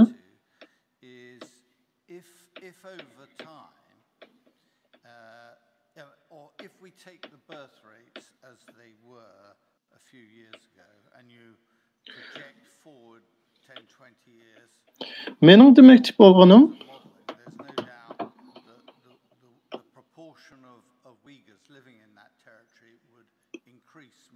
agar tug'ut soniga qarasak, bir necha yildan burun qarasak, ondan bir necha yildan keyin qarasak, o'xshash turgan bo'lsa, cho'qim Uyg'urlarning soni Xanzurlarninkidan ko'proq o'sishi mumkin. Shundaqmi?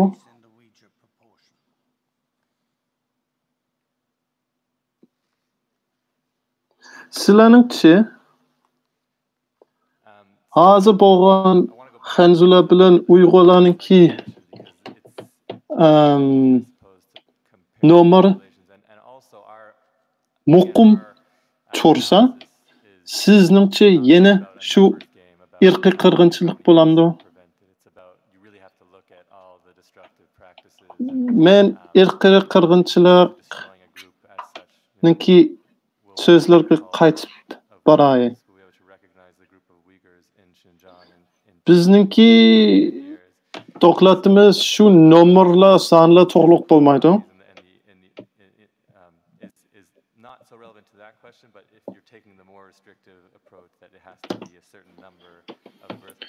Biz yozayotgan dokladimiz shu Uyg'urlarning kimligi yo'qotib ketdi degan ishlar to'g'riq bo'ldi. Shuning uchun bizniki dokladga shu tug'utninki saqlanishningki ishlar pek muhim bo'lmagan.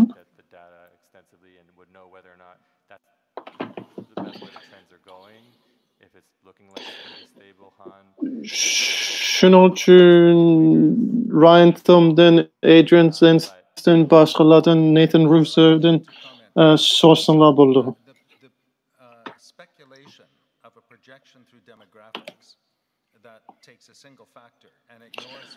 Agar Xanzurlar bilan Uyg'urlarninki soni muqim turib qolsa, Uyg'urlarning kimligi yo'qotib ketsam, o yeni irqiy qirg'inchilik bo'ldi. Provision in Article 2 is on prevention of births. That's what we have to look at. And there we have not the speculation, we have the evidence of acts attributed to the state that have prevented births. There we can look at the numbers. So we would stop in our position saying on the 11th of September, Qonunga qarsak, our view is that attributable to the People's Republic of China, there have been acts to'xtash to'g'liq so'zlaydi. Hozir pek aniq bo'ldi. Xitoy to'xtagan edi. Ko'p to'xtagan edi.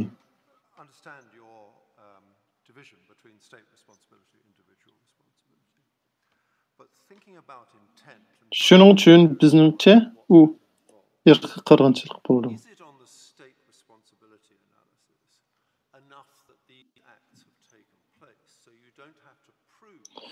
Men sizlarningki shaxsiy bilan davlatlarningki majburiyati, mas'uliyati ham gunohi o'xshamaydiganligini tushunaman. Lekin buni degan bilan sizlarningki maqsadinglar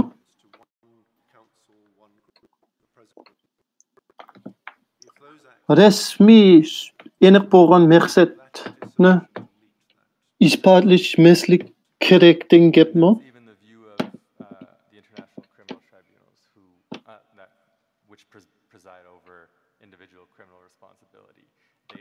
They admit that it's near impossible to look into the mental state of a particular official, and that's why the majority of those decisions are based on a broader context and like you say, the acts rather than inquiry. Biz aşınaq aniq isbot topolmasaqmi? Xitoyninki hukumatni qilayotgan programlardan uning maqsadini belgili bo'ldi. Aniq demasam, aşınaq diyelaymiz. Stipulates intent. And so the intent there, and before we talk about as such, just the simple word intent. Lekin biz mushunaq demaymiz. Aşu ishlar bo'lgandan keyin cho'qim qirg'inchilik bo'lishi kerak. Cho'qim shundoq demaymiz. Cho'qim bir maqsad bo'lishi kerak. Lekin maqsadni qandoq bilib olamiz? U Xi Jinping o'zi aniq og'zi bilan demasam, uning qilayotgan programlardan maqsadni bilib olishimiz mumkin. Uni qandoq qilamiz? Shu bir odam bilan o'xshamaydi.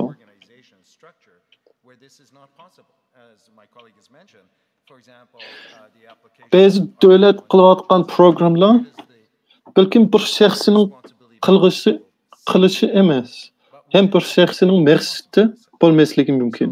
Lekin sistemning ichida bir xil maqsad shakllanib keldi ekan.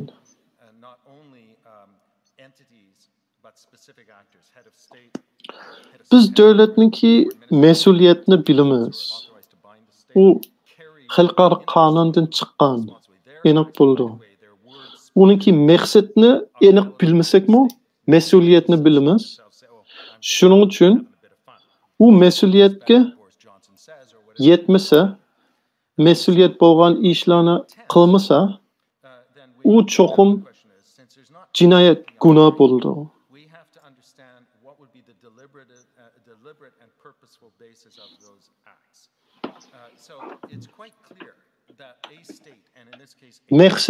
Maqsadga qarsak,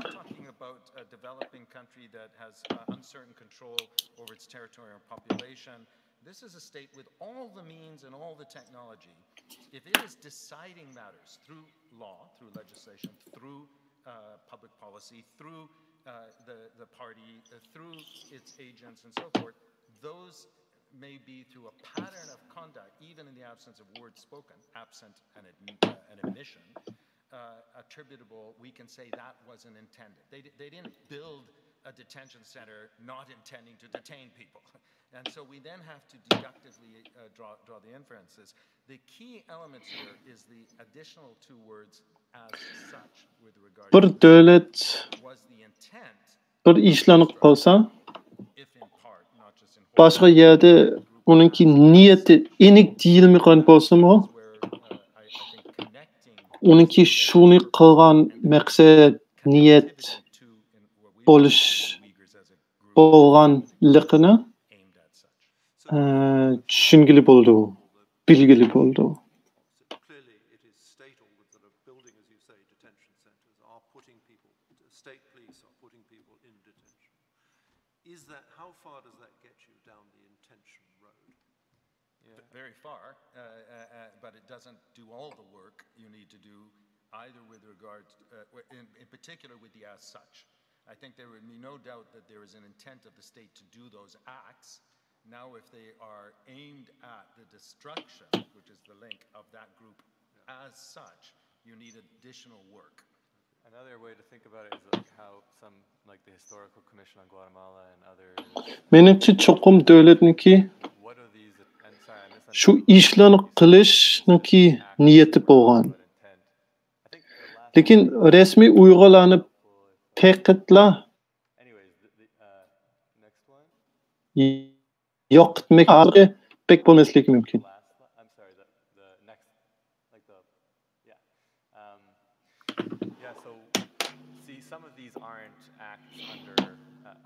Bizning eng oxirgi resmimiz shunga foydali bo'lishi mumkin. Categorization of Uyghur as grounds for detention, even potentially. Those things really have to be viewed from kind of a bird's eye perspective, and starting in 2017 until the present, it's not only the acts cumulatively, it's looking at all of this together and whether or not that points towards a logical sequence. That's kind of the way that the commission phrased it. Mushu rasmdagi jinoyatlarning hammasi qirg'inchilikqa kirdigan jinoyatlar emas, jinoyat bo'lsa-mu. Shunga aniqroq ko'rish kerak, ko'proq tekshirish kerak. Lekin hammasini birlikda qarasak, hammasini qilgandan keyin yana shu qonunda bo'lgan 5 nuqtalar bilan birga qarasak, shuningdan maqsad, niyatni, yo'qotish niyatni aniq ko'rgili bo'ldi deb o'ylayman. Bizga yana 15 minut bergan. Shuning uchun yana so'zlar bo'ldi.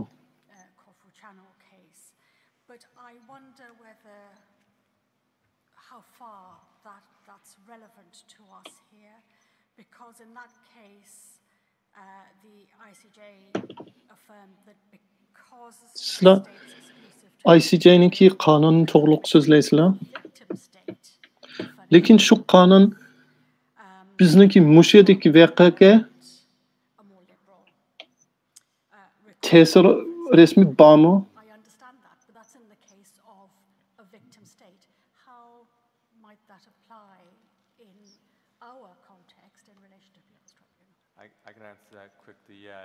Lekin sizlar bergan misol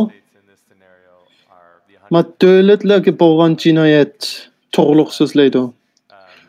Hozir davlatlarga bo'lgan jinoyat emas.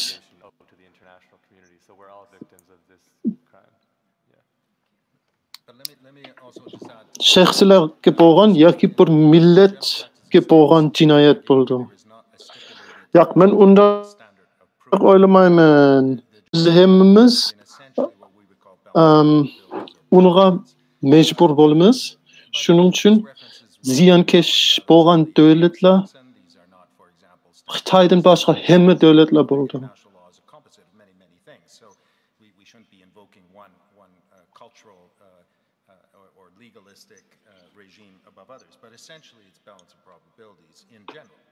What is interesting in the Genocide Convention, and there has been an argument made in the International Court of Justice about the particular kind of gravity or seriousness that may cause one to have a different standard. And then they've been all over the map, the different kind of standards. Xalqaro qonunda Imagine if we now look at the Genocide Convention, eng muhim bo'lgan yerlardan biri to incorporate its domestic law. Do we need a beyond a reasonable doubt standard? I mean, if they haven't adopted it in the law, and it's not in the law, I mean, I think it's pretty convincing that it's not there, and it's probably intended not to be there because they're the ones in charge of their laws. So we can just read their laws. Beshinchi nuqtasi bound to share their laws through gazettes and so forth, that other states may know what they are. So I think it is possible. qarsak uni bir davlatga qarsak shuning niyati ya maqsadini aniq demasimi shuni o'ziniki qonun ichiga kirgizmagan.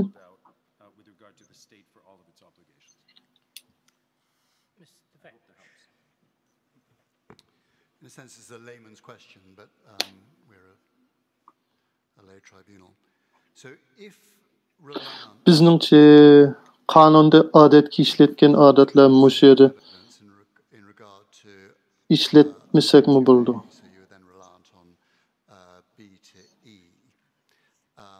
Mushu odatga odamlarning savoli bo'lishi mumkin.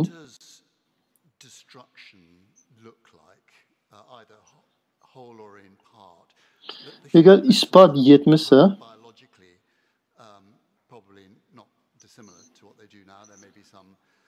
forced into marriage, which dilutes the look. But what does it actually look like in 10 years' time? So if you sizlarningcha yoqtish degan nima ekan? Agar biologiya, fiziologiya yoqtish bo'lmasa, bu qanday bo'ldi? Odam yana o'xshash turdi, shunaqmi? Beden shaklisi o'xshash turamdi ekan.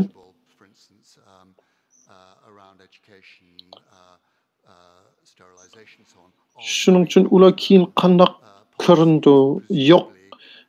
Yoqtib bo'lgan yerlarni qanday ko'ramiz?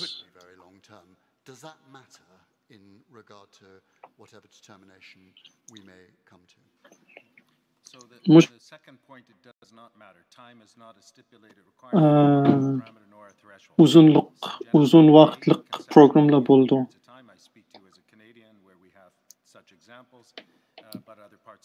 Uningki ta'sir bormi? Mana ikkinchi gapingiz uningki ta'siri bo'lmaydi. U bir kunda bo'lamdi, ya 10 yilda bo'lamdi. Yoqtib bo'lsalar, u irqiy qirg'inchilik bo'ldi. Kanadadami bek uzun yillik irqiy qirg'inchilik bo'lgan. Kanadadagi indianlarga bo'lgan. Shuning uchun u bo'lmaydi. U o'xshash bo'ldi. Lekin sizning yana bir nuqtangiz, yana bir gapingiz qanday bo'ldi? Keyin qanday ko'rindi? Irqiy qirg'inchilik bo'lsa,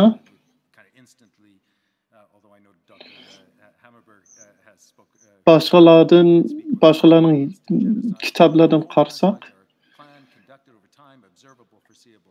bir necha qism bor. O'xshamaydigan qismlar bor.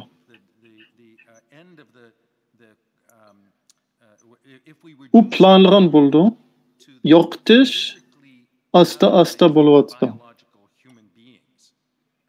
Oldi bilan bir millatningki odam emas ekanligini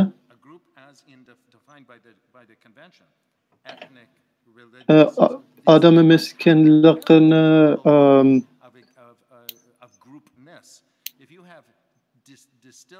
shu qirg'inchilik qilayotgan davlat deydi o aldı bilen.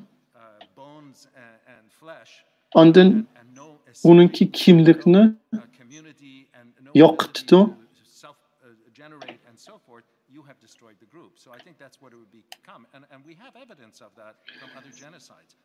Eğer perkatla biyologiye beden kalsa millet yok yakıp ketdi. Uni millet yoktur. Yeni bir kırgınçılık demisek bolmaydı. Ben onunla yine bir gep deyişim gerek.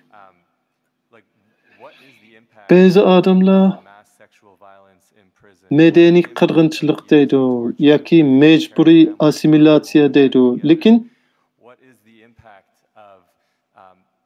Şarkı Türkistan'daki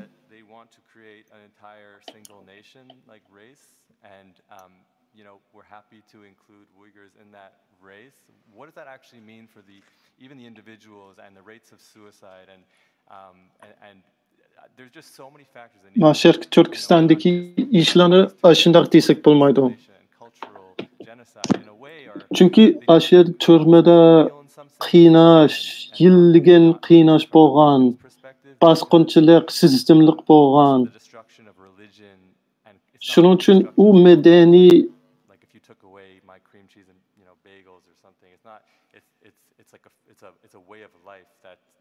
medeni kırgınçılık bolmaydı, çokum irki kırgınçılık boldu. Yeah, I just wanted to note that from 10 years time from now, the destruction is kind of terrifying. Bu muqim bir adet ya örf adet yok düşmez. Bütünley bir milletninki turmuş yolunu yok tuş buldu. Bu pek korkunçlu bir iş buldu. Individual responsibility versus state responsibility. That's your proposal. Thank you for that. What if the state and individual is fused? And by that I mean, for instance, we have notions such as a party state. President Xi has changed potentially president for life. He has Xi Jinping thought enshrined in the constitution. Kılavatkan farkınlardan sormak istedim.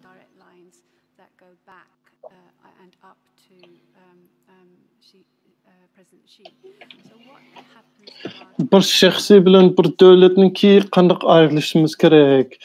Mesela Xi Jinping bolsa, hazır Xitay devletininki ömürlük diktatör oldu.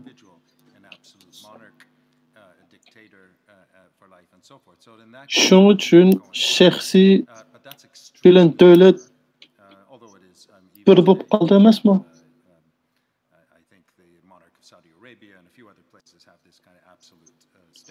Şu diktatör yaki padişah bolsa bazı misallar boluşu mümkün.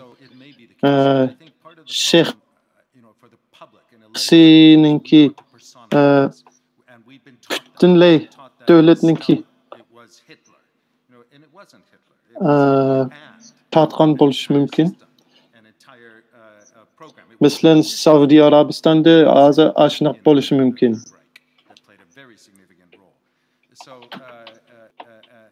Bizning tarixda mı aşında mesele çıkıp kalgan. Çünkü köpünçi vakalarda şahsi bilen devlet oxşamaydı. Biz ma Yahudilerini öldürgen adam Hitler dep çonup algan emniyette. Onunki çoğun bir sistemi boğan. Stalin mi özü bekçik adamlarını öldürmegen. Onunki sistem şuna kılgan.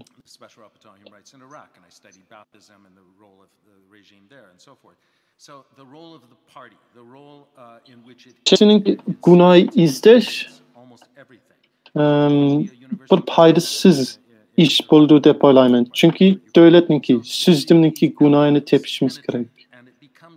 Bolupmu Xitay bolsa, şunçu çoğ devlet bolgandan keyin, şunçu çoğ süzdüm bolgandan keyin, u çoqum şahsi to'g'riliq bolmaydi.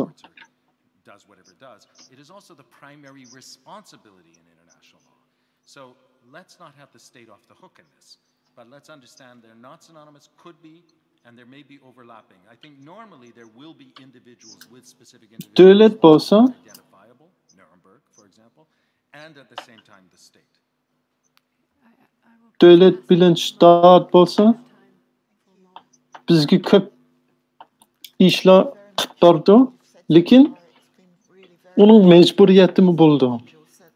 Mesuliyeti hem vazifesi ağırroq buldu. Şunun için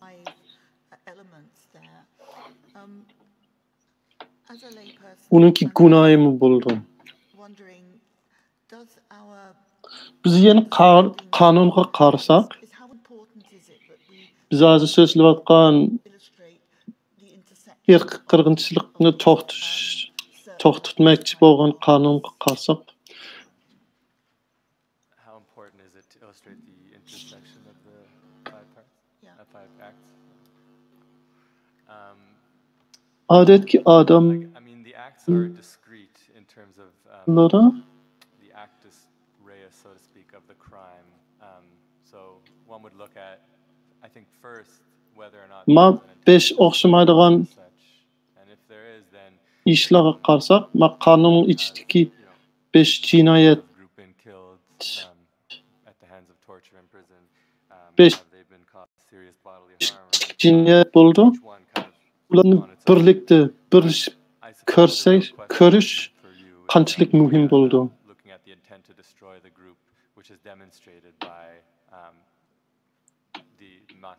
Oldi bilan shu 5 omillarga qarashimiz kerak ayrim-ayrim.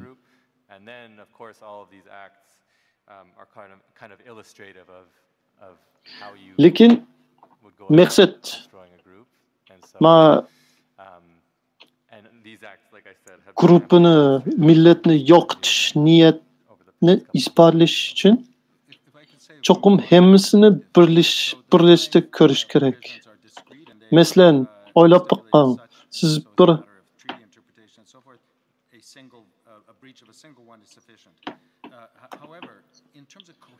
bir millatni yo'qotmoqchi bo'lgan bo'lsangiz, qanday qilasiz? Cho'qim Xitoy davlat, Xitoy hukumat qilgan ishlardek ish qilishingiz mumkin, shundaymi?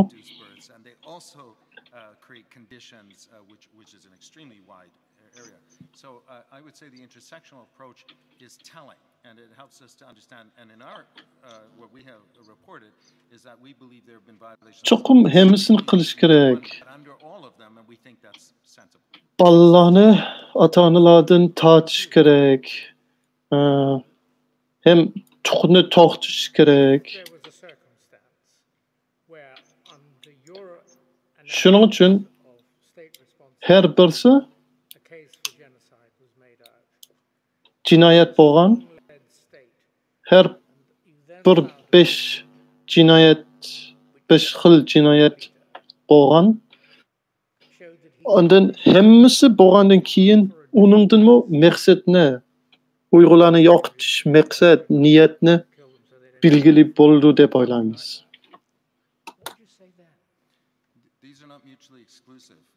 Undan bo'lsa hozir boshqa bir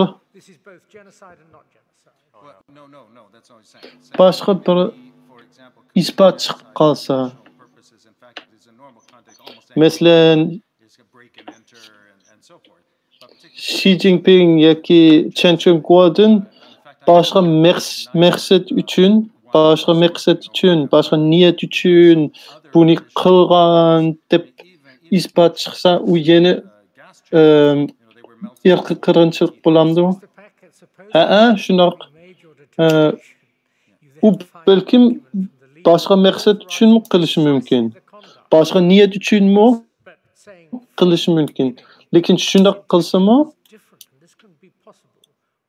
say then? Would you say that your determination of genocide... Qirg'inchilik üçün, yok üçün. In terms of determination with regard to attribution is the composite of acts that you can infer. Otherwise, then I would simply, in the commission of a genocide, write a little note to myself and put in a safe saying the purpose of my genocide is not to commit genocide. I mean, that would be perfectly ridiculous. So, and that is part of the argument that has been made of the so-called sole purpose. If it simply means that the People's Republic of China today issues a statement saying, and they do, they argue counterterrorism, they argue... Başqa bir yerden, başqa bir qisat chiqib qolsa, yana qilayotgan ishlardan yana shu maqsadni ko'rgili bo'ldi, tushungili bo'ldi. Başqa maqsad bo'lsa, bo'lmasa, legal genocide, just in case this becomes helpful in future evidence. Sociologists are also able to look at genocide from a different perspective, and indeed to prove the existence of genocide according to the stages or the constituent elements. Is their circle bigger than, in your view, than the legal circle, or is it a Venn diagram that intersects? And if you want to think about that and send us a note, I'd be only too happy, but it just could arise, and it's quite helpful thinking. Third question, before I hand back to Mr. Abraham, and then I'll express my gratitude to you. But the third question is, if we would like to find a contemporaneous writer opposing your view, who would it be? Apart from William Shabas, of whom we know. And I ask you simply because, as you know, you're the only ones who've been good enough to turn up and help us. Who would be the person to turn to for the other view?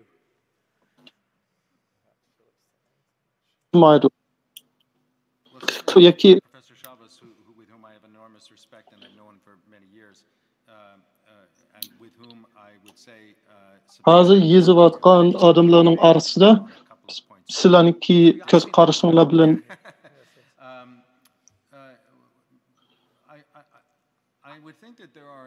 uning bilan sizlarniki ishlar bilan qo'shilmasa qo'shilmaydigan odam yana bormi? Professor Shabas bo'ldi. Self-generating and closed, so not just as legal regimes, but they talk to each other and they quote each other. And so I Ondan a number of yeni bir necha criminal law scholars who will support ondan bir necha ziyolilar bo'lishi mumkin. Bizniki ko'z qarash bilan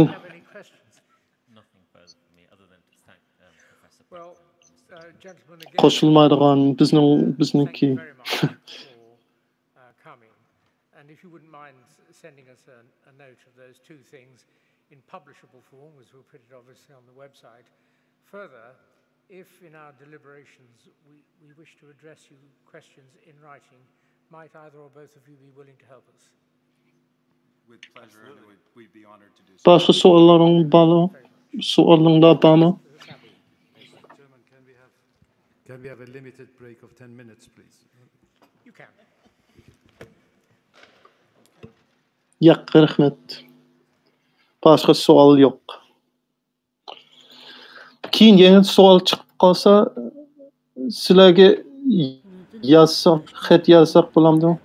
Bo'ldi albatta. Hozir dam olish vaqti, yana 10 minutdan keyin yana boshlaydi. Hozir men 10 minut demelish bo'lsa bo'ladimi? Bo'ldi, 10 minut demelish bo'ldi. Boshlanib bo'ldi?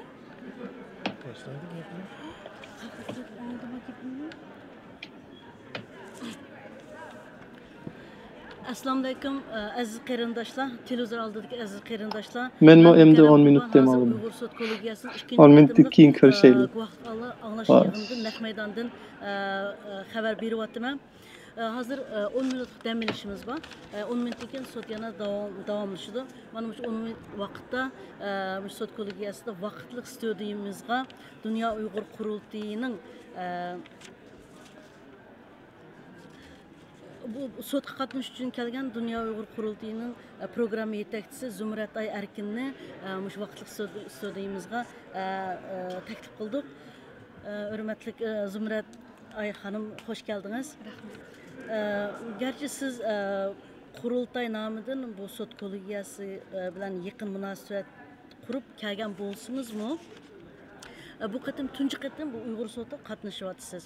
Shunga ham shu 2 kunlik sot jarayonida shu kundan buyon sot haqida nimalarni his qildingiz? Mush to'g'riliq bizning televiziya oldidagi qarindoshlar so'zlab bersin siz qilganligingiz. Rahmat mukarramada. Avval ammamlarga o'tib salom Londondan. Biz bu yerga shu necha kun yog'i shu Londonda turyapmiz. Butun kun yog'i shu sot kollegiyasi bilan mishada sotni ko'rib o'tyapmiz. Mening bu yerda birinchi qitim siz degandek birinchi qitim kelishim, o'z ko'zim bilan ko'rib qilishim shunga hayajonlik bilan turib ham ko'ryapman. Bu biz bir yilning yog'i tayyorlik qilib kelayotgan sot o'zimiz kelib öz gözümüzü görüp kılışımız yana o'xshamaydi ekan. Shunga beklam hayajon o'zim ham xushal, chunki bu odamlarni bu olam masalan advokatlar ya bo'lmasa boshqa ziyolilar ya bo'lmasa mutaxassislar donliq odamlar. Shunga o'z ko'zimiz ko'rib ular bilan paranglashishmi bir xushallik deb ko'raman. Rahmat, siz bu sotning qanday bir ahamiyati bor deb qaraysiz bu sot? Menimcha bu sotning ahamiyati xili ko'p ham xili cho'ng deb o'ylayman, chunki bu dunyoda shu Uyg'ur qirg'inchilik ustida, Uyg'ur qirg'inchilik to'g'risida bo'lgan birinchi qitimliq shu kollegiya, sot kollegiyasi. Undan keyin bu sot kollegiyasining ahamiyatini deb kelsak, ahamiyati xili cho'ng, chunki birinchi qitim bu Uyg'ur qirg'inchilik to'g'risida yig'ilgan isbotlar. Bu isbotlar albatta isbotlar burundan tortib batdi, ammo hamma isbotni bir yerga akilib bo'lmagan hech kim. Shunga bu sot kollegiyaning roli bek cho'ng deb o'ylayman, chunki birinchi qitim butun shu Uyg'ur qirg'inchilik to'g'risida yig'ilgan isbotlarni bir yerga akilib, bir yerda analiz qilishi bek muhim ham bu keyingi bizning faoliyatlarimizga, harakatlarimizga bek muhim deb bilaman, chunki buni tarafsiz bir doklad ishlab chiqdi. Sot tugagan chog'da bular 500 batdak qarorni qilib, butun sot bo'lgan vaqtning tortib 5-dan tortib oxirgi kelgan bo'lgan qo'yilgan isbotlarning hammasini bir yerga yig'ib kitob ishlab chiqdi. Bu kitob bizga bek muhim, bek qulaylik bo'ldi deb o'ylayman, chunki buni biz davlatlarga ko'rsatamiz, parlament a'zolariga ko'rsatamiz, ham tashkilotlarga ko'rsatamiz. Shunga bu isbot bir yerga yig'ilgandan keyin bir ishni rasmiy bir davlat balkim qaror chiqqandan keyin bir davlat mushu isbot qarab, balkim Xitoy hukumatini sotga aklalishi mumkin. İnşallah shunday bo'ladi deb umid qilamiz. Hozir shu damlashning oldidagi ikki guvohchi so'zlagan ikki tadqiqotchi to'g'ri azroq so'zlab bergan bo'lsa, ularning kalamini anglatamiz. Anayda muhim so'zlarni qildi ham bu qatim qilmish bugungi sotda eng jiq savol so'raldi ulardan.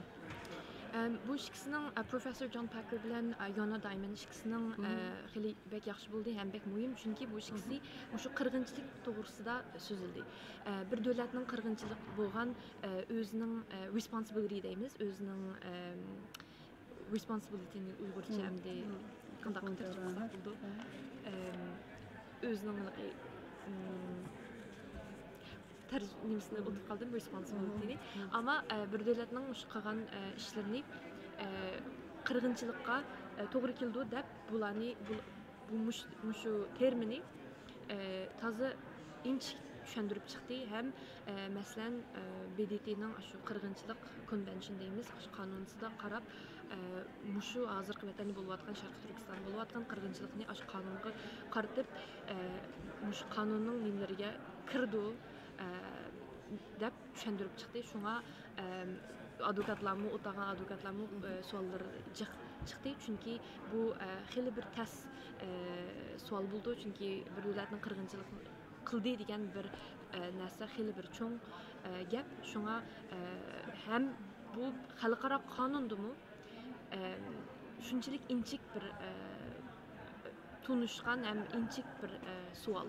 Shunga bular xil savollarni so'rdi. Sorgan savollardan aytib, muhim savollarni so'rdingiz o'zingizdan. Yani bugünkü sot yana tushungan so'zlaydiganlar Uyg'urlardan bormi? Yani tushungan so'zlaydi, sotda guvohlik berilgan. Hozir mana bu nima tanaffus tugagandan keyin Bahram Sintash akamiz so'zlaydi. Undan keyin qozoq guvohchilar bor. Ularni bugun tushungan so'zlamoqchi inshaalloh. Hürmetli televizor köygüç qarindoshlar, bu sotnimiz naytı yaxshi ketyapti. Yani başka bu Angliyadan kelgan Uyg'ur qarindoshlarmi hali keldimi bugungi? Bu sotga men shu ularni ko'rib hayajonlandim, chunki Uyg'urlardan bütün Uyg'urlar keldi, Londondagi Uyg'urlar keldi, ama Yevropadagi jiq Uyg'urlar kelibdi, jiq yerlardan, Germaniyadan, Gollandiyadan, Norvegiyadan, hem Kanada, Amerikalardan tatip Uyg'urlar yeni yerlardan keldi.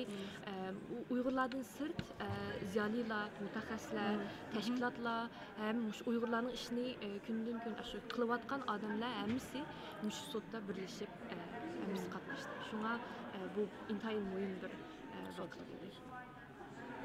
Siz bir so'zlab bergansiz.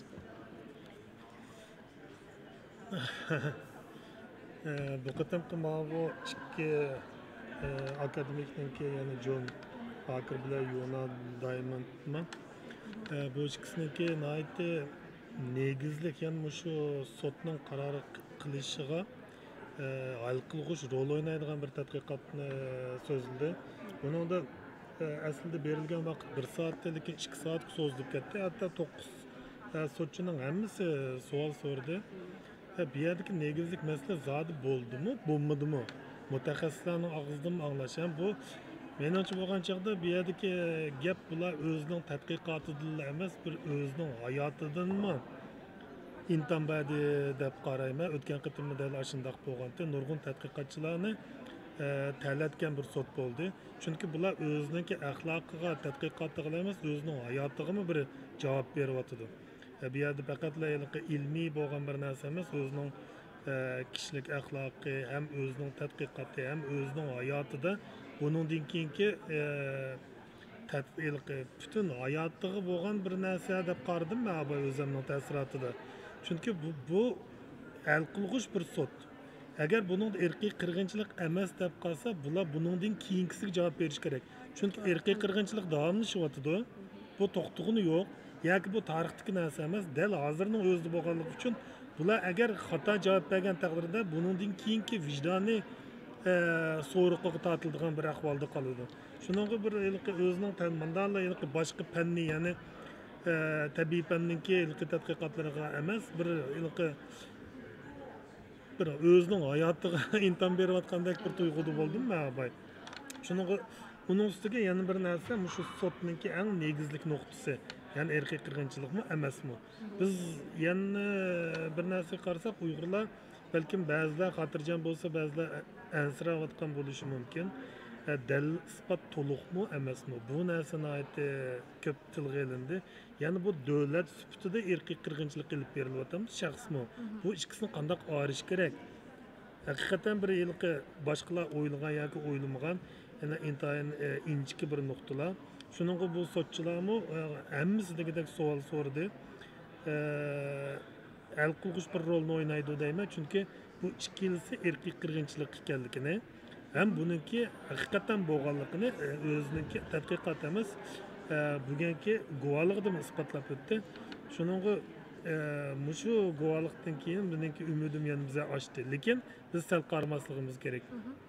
Sot bo'lgankan dalil isbot qaraydi. Biz dalil isbotni to'liq ta'minlab bera oldikmi? Mening o'zimningcha biz to'plagan dalil isbotlar yetarli emas. Biz buni nihoyat hushyor bo'lishimiz ham inchik muomala qilishimiz kerak. Uyg'urlarning irqiy qirg'inchiligiga Xitoy hamma narsani yo'shirib yo'q qilayotgan bir paytda faqat chet eldagi necha 10 guvohchi bilan buni isbotlash amaliyoti mumkin emas.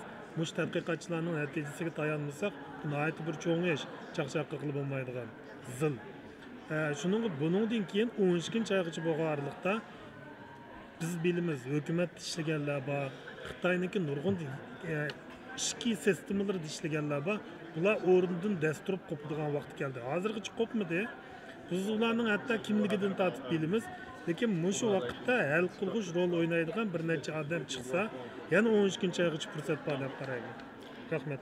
Şu Abay Baxtiyor kam degandek bu guvohchilik berish oson ish emas. Abay degandek bular o'zlarining özünün şəxsi nimisini bitə müşə kelib Uyğurlarning işini qılmıyız, Uyğur qırğınçılıq toğrusunda sözləyimiz dəb nurgun məsələn təhdidlər uçurdu. Məsələn yaxında Xitay hökuməti şahidlərimizə təhdidini qıldı.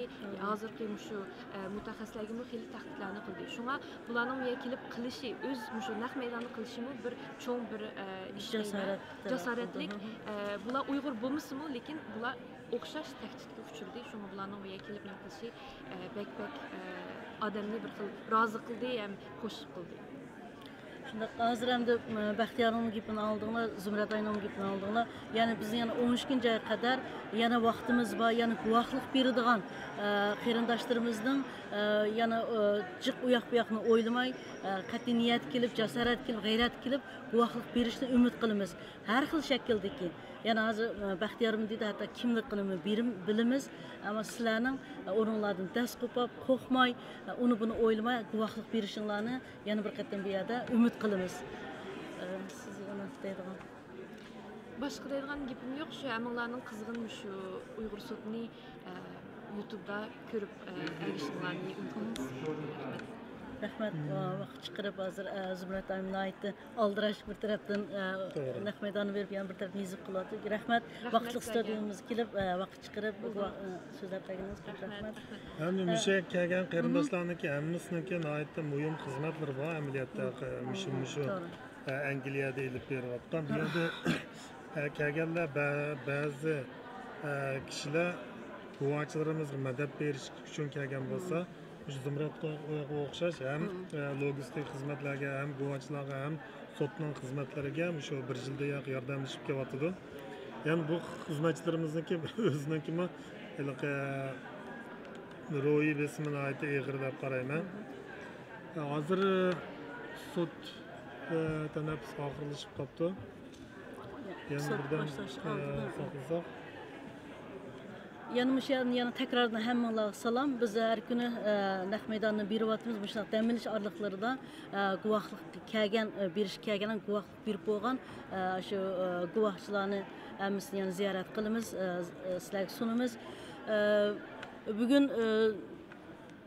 Bugün ikinci günü Angliyaning Londonda naq meydandan beriyotimiz. Yana bugün tugagan chog'da yana dam olish orliqi bo'lsa yana ziyoratimizni qilamiz. Yani bu yerden tekrardan bütün Uygur qarindoshlarımızdan ümid qildiğimiz guvohlik berish, isbotlarni qo'rqmay, Xitoy tajovuzchilaridan qo'rqmay, o'rninglardan dast turib guvohlik berishga tirishinglar. Har bir kichik bir nuqtalar intayin muhim. Shunda Baxtiyor. To'g'ri deysiz. To'g'ri deysiz. Abay degandek, masalan, Abdusalom Efendi bo'lsin yoki Rayima xonim bo'lsin, hammasi tasodifiy fursatlarda uchrab qolgan nihoyatda muhim guvohchilar. Guvohlikqa hargiz sal qarmaslik kerak. Uyg'urlarning irqiy qirg'inchilikqa uchrayotgan shunday bir minutda hamma odam o'rnidan dastur guvohlik berish kerak. Bir odamniki balkim puttasab turolmasligi diqqat etilmasligi mumkin, lekin 10 minglarga, 100 minglarga odamniki guvohligi Uyg'urlarning irqiy qirg'inchiligiga qarshi turib bo'lmaydigan bir dalil isbot bo'ldi. Hammanglarga rahmat. Naq maydonga qaytib kelaylik.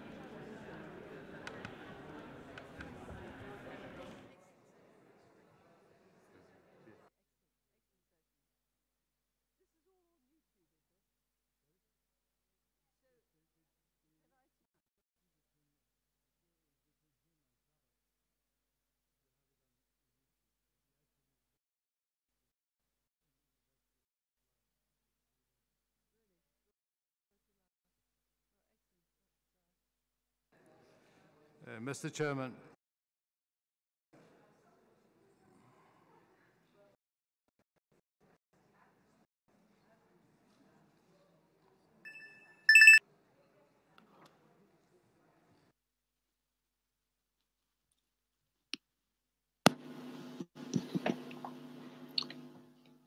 Yaxshimiz.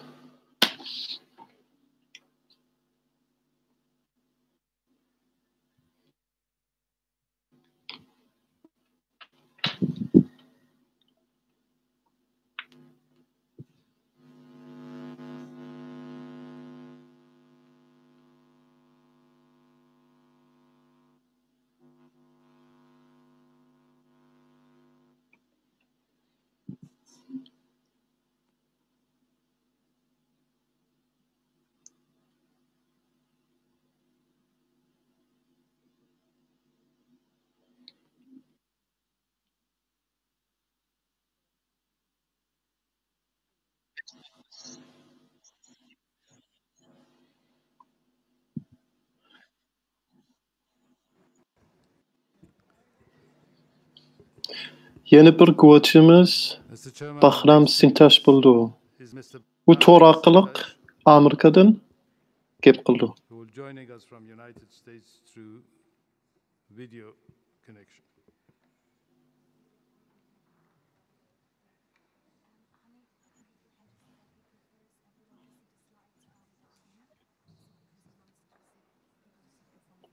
Sintash Efendi Uyg'urlarning medeniyetlari hem Mr. Sintash is an artist, open source researcher and multimedia designer who focuses on Uyghur history and culture. Uyghur senatlarni tadqiqot qilgan edi. On Uyghur architectural history. Uning iddiasi About his father's Qurban Mahmud's detention in 2018, he started what he says in his words. Qurban Mahmud yo'q bo'lib ketgandan keyin Sintash Efendi aktivistchilik qilishga kelgan. Uyghur neighborhoods and Uyghur cemeteries. His work relating to the destruction of the cultural Sintash Efendi'ninki published in AFP, Guardian, Washington Post among others. Guvohlik berayotgan temasi Uyg'urlarninki is a report entitled Demolishing Faith, the Destruction mazarlar ve mescitlarninki Xitoy davlatidan buzilib qo'yish bo'ldi. Sintash Efendi, sizga 10 minut beraman. Mr. Sintash, can you please make your presentation? Because of the delays, we only have. Sizlar mening gaplarimni anglay olamsizlar? I would appreciate if you limit it to 10 minutes. Thank you. Gapingizni anglay olamiz. Thank you, Hamid. Can you hear me? Please respond. Meniki bugungi guvohligim 3 temaning oldida bo'ldi. My testimony today includes three. Birinchisi mescitlarni buzilishi. Demolition of Uyghur mosques. Buzilish. Ongoing crackdown in the Uyghur region is aimed at the eliminating Uyghur ethno-cultural identity. Uni Xitoyning hukumati Uyg'urlarninki kulturini, madaniyatini yo'qotish uchun qilyapti. Has been a major target of this campaign. Next slide, please. Mescit buzilishi 2016-yilda boshlagan bir program bo'lgan edi. Began in 2016. The campaign has taken the form of Mushu program tangible signs of the region's Islamic identity from the physical landscape. The campaign was Mescit remont qilish program deb atalgan. The mosque rectification program and was undertaken with the justification of mosque demolishing. The CCP Central Committee released an M12 document which calls for unilateral ban on Lekin ular mescitlarni remont qilmadi, mescitlarni chekib etdi, hem yo'q qilib etdi. Witnesses a wave of shrinking mosques and a reduction of many mosques. Next slide, please.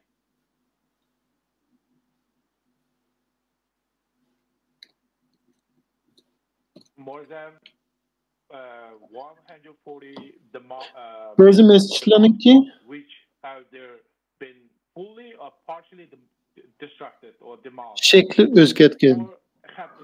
Burutki bolgan İslamiyet şekillerden Information from my source from the region and my examination over özgetken. and religious side. Ondan bazı nailerde 40% mescitler buzulgan, yak çekiletken. Were demolished in the townships in major counties and cities all around Uyghur region. 2019 yılda That small village mosques are the majority of the Yez mescitlerden at the end of my research in 80% ya buzulgan, ya çekken, ya özgetken boğan idi. all around Uyghur region, which means in total as many as 15,000 affected by the campaign. This number must have increased. Mescit buzuluşu Next slide, please. Cumhur hükümetinin irqi qırğınçılığının bir muhim bir amili boğan idi. Part of China's government's campaign of genocide Çünkü mescit bolmasa Uygurlar özününki dini ve medeniyetini kelgüsüdeki balalara, evlatlara yetkisip baralmaydı. Uyghurs become religiously homeless in their own homeland. Mescitten başka yeni pek köp mehelleler Uygurlarınki enenevi mehelleler buzulup koygan idi. The Chinese government have demolished Uyghur neighborhoods on mass scale in villages, townships, and cities all around Uyghur homeland in the past few years.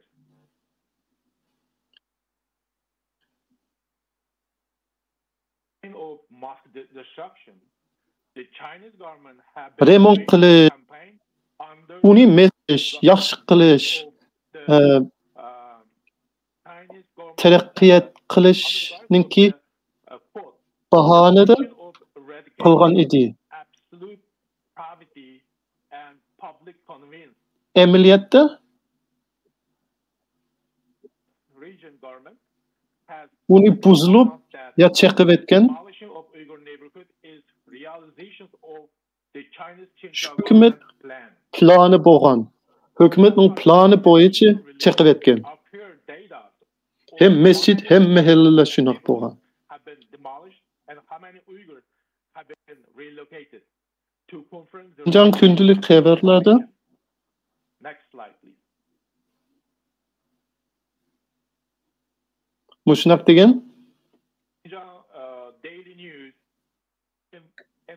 emphasize the opinions of General Secretary of Xi Jinping, pointing out that, quote, it's necessary to Buni increase the follow-up support for the relocation and cho'qim yengilish uchun, taraqqiyot qildirish uchun qilish kerak deb yozdi ekan Xi Jinping hem Xinjiangning hukumati. the relocation mission in 2019 with 169,400 people in 4,146 householders across the Uyghur region. About 2019 yılda the relocation were in the Kashgar, Khotan, Aksu prefectures. According to şu program tugidi. the Chinese Uyghur Autonomous Region government and Şu programın içinde Development Commission has decided to complete Khotan, Kashgar, Aksu nahiyelarda neighborhoods several times faster than previous 169 ming adamları öyden elilip öylerini çıkıp etip başkalarına köçüp ekip bergen idi. about 440 million US dollars for this big plan. Onundan köprek yeni çekirgan buldu. Examples. According to 2030 yıllarıca residents of Fifth Valley yeni 250 ming adamlarınki öyünü çıkış, ulanıp başka bir yere apırmakçı idi. Şununla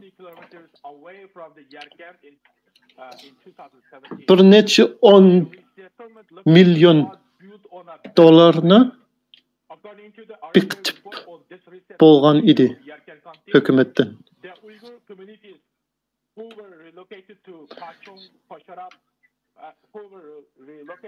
2017'de Yerkent'te Uyghur mahallelerini çekirtip Uygurlarını bir neçe yezlerden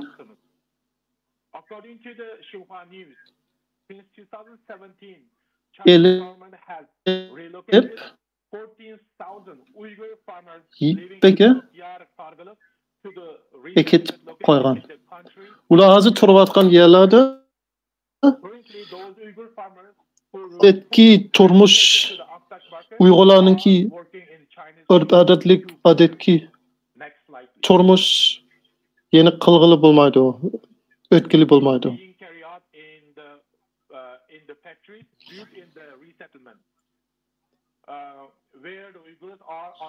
Qarlıqdı mı? Neçe ming Uygurlar yetkip mecburi yetkip bolğan hazır Xitaylarınki ayak zavutlarda işlewatdy eken.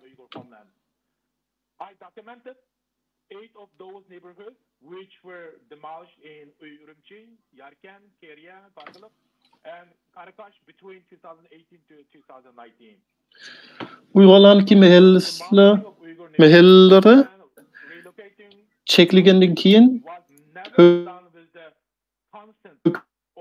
hükümet Mr. Sintaj, sorry to cut you short because we have very limited time and these are all in your report with the pictures. So if I may, I have 2 or 3 questions which I would like to raise before. Uygurlarınki öylerini çekiş, Uygurlarını yötkiş. Herkes Uygurlarının maqulluğunu elip kılmagan. Bu mecbur kılgan Uygurlarınki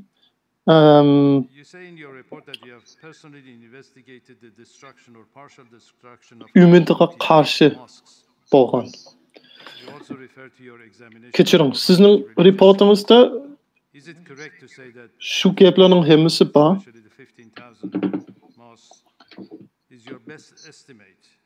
Reportda 140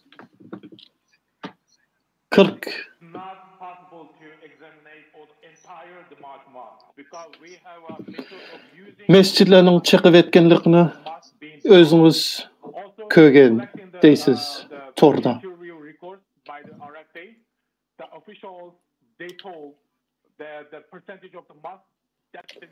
Onda bolsa 15 ming mescid buzulup kalgan degan gaplarınız u özünüz kömegen lekin şu özünüz kögen 140 mescidlerin sanını elip çoğaytip kılgan san buldu, şundaq mı?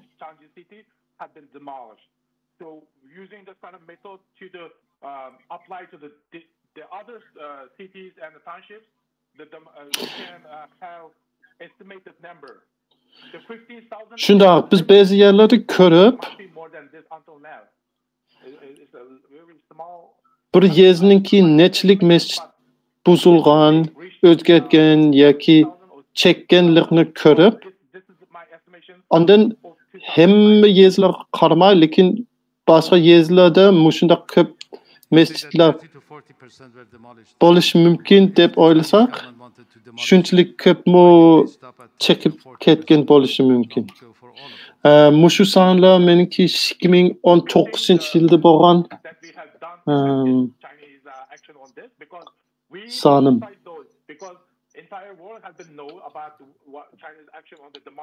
Sizdingçe 30-35% mescitler çıkıp etken. Uyg'urlarni yoqitmoqchi bo'lsa, nimishqa hamma mescitlarni chekmidi? Balkim bizning ish sabablik bo'lgan bo'lishi mumkin. Ular hammasini chekib etmoqchi, lekin biz uni ko'rgandan keyin chekishni to'xtagan bo'lishi mumkin.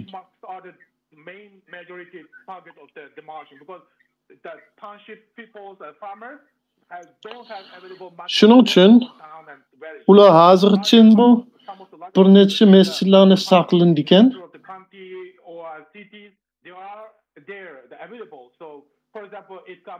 Xalqqa ko'rsatish uchun qaranglar, biz islomga hurmat qilamiz, islomni saqlaymiz deb.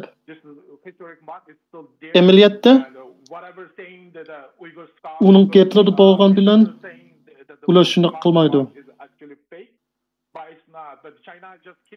Bu packetlar o'zini yaxshi ko'rsatish uchun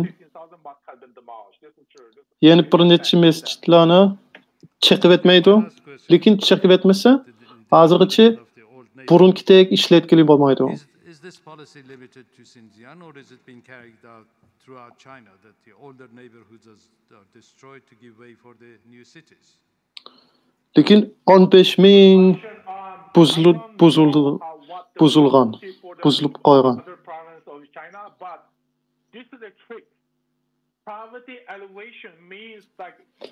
Ma koni mahallani chiqish faqatla Xinjiangda bo'layotamdi yoki Jongkoning boshqa yerlarida bo'layotamdi ekan?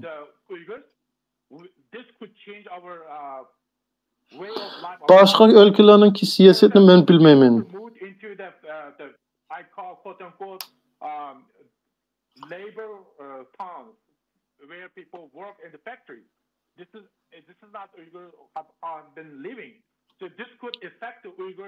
Lekin Uyg'urlarga kelsak, shunda qilsa bizningki butun turmushimiz o'zgarib qoldi. Butun madaniyatimiz buzilib qoldi.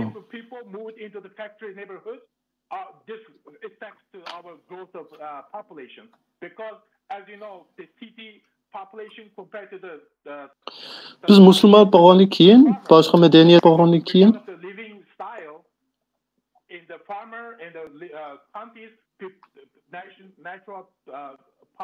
bizningki o'zimizga xos bo'lgan madaniyatimiz bor. Biz bino uyga ko'chib qolsak, shu madaniyatimiz yo'q bo'lib ketdi.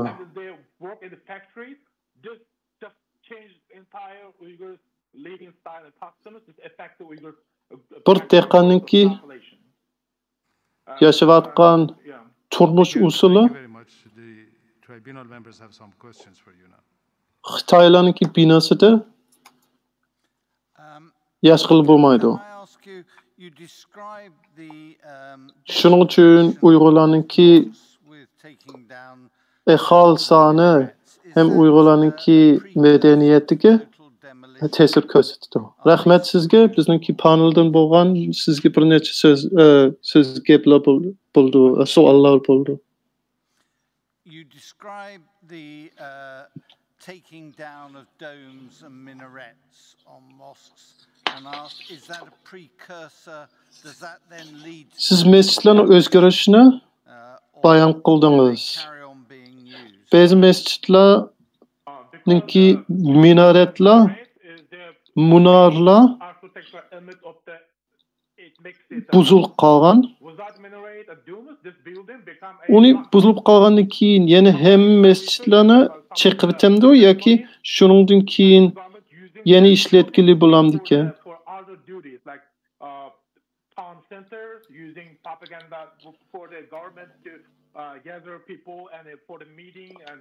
Muna bo'lmasa, ma islomiy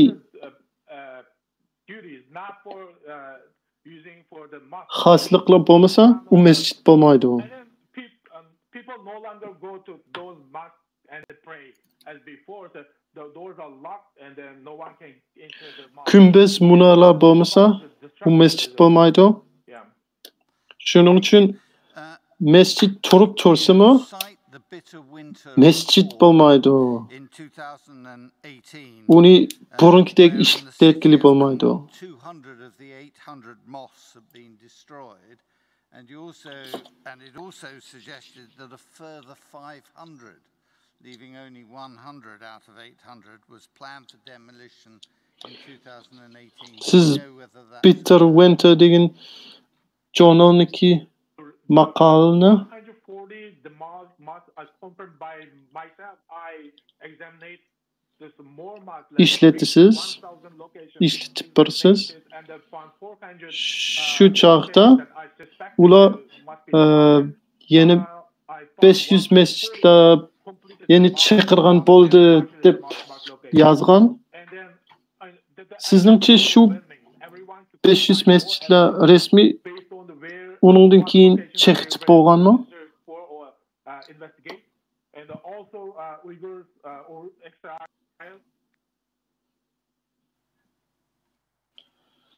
Men 140 buzulgan yoki parça buzulgan ya çekip etken mescitlarni tapdım.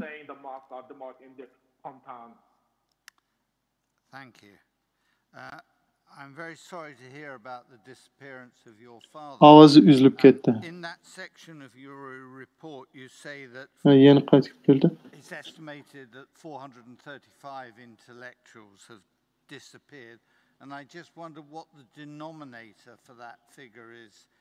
How many people? Sizin dadыңыздың yoqib ketkendan men pek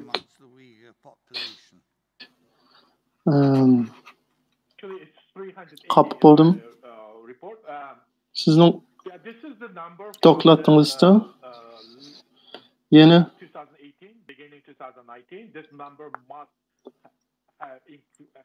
bir neçe yüz ziyolilar yoqib ketdi deb yozasiz. 380 ziyolilar yoqib ketgan. U 2018 yildan bo'lgan son.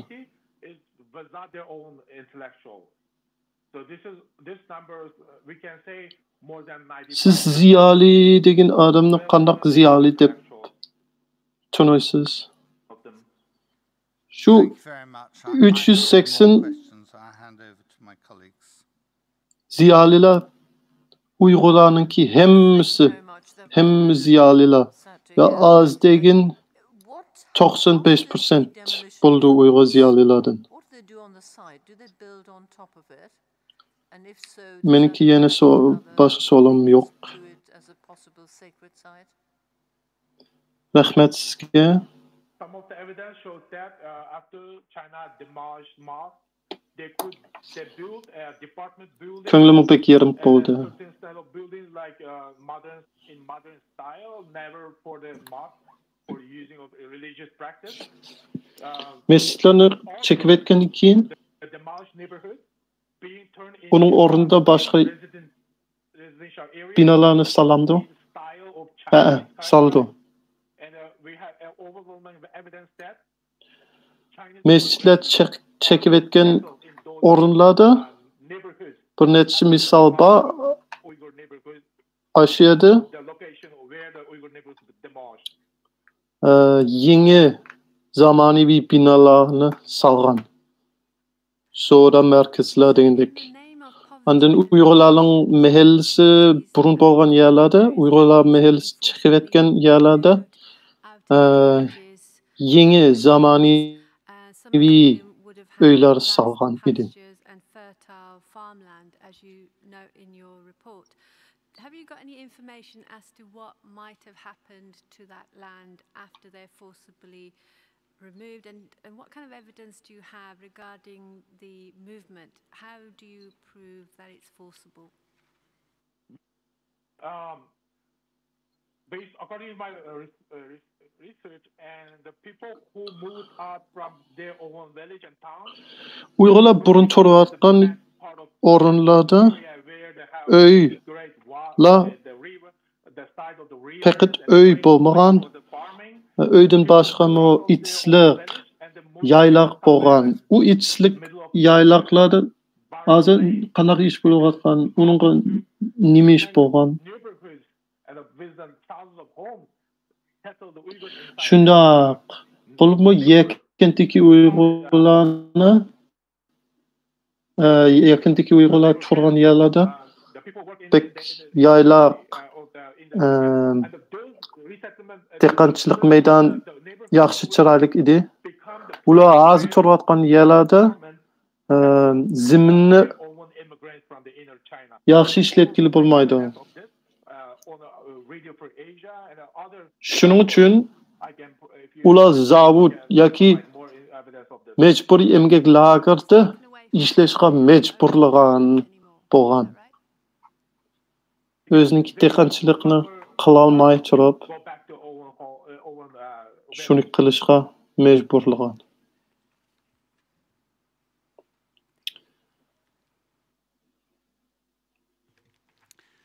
Unda bo'lsa, ular burun turayotgan zaminlari hozir ulardan ilayotgan. Shundoqmi?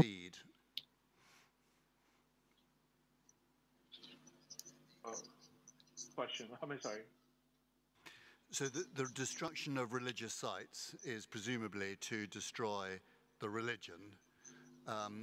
Is that likely to succeed? Mescitlar chiqishning maqsadi balkim din yo'qotish bo'lishi mumkin. Shundaqmi? Sizningcha hukumat islomni yo'q qila olamdi?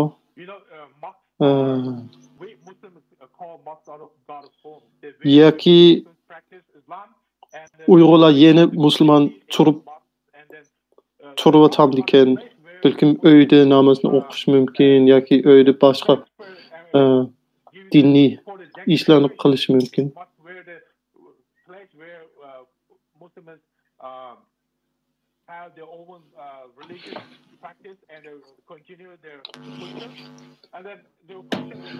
Musulmonlar chuqur masjidga borish kerak.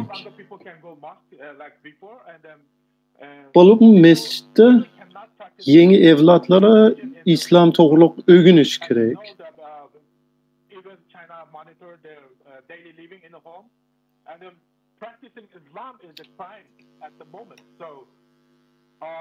Hozir masjidga bog'liq bo'lmaydi ekan. Uydami namoz o'qilib bo'lmaydi. Chunki nazorat shuncha og'ir bo'lgandan keyin ashira qilsa hukumat cho'qim bilib oldi. Menimcha hukumat Uyg'urlarningki dinni butunlay yo'q qilib o'tolmaydi. Lekin shuni qilishga tirishyapti. Shuning niyati ularda bor.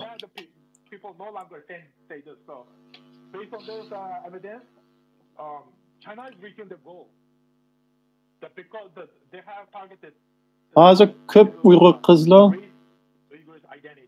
xanzu bilan to'y qilishga ma'qul bo'lgan, chunki ularniki boshqa amali bo'lmagandan keyin.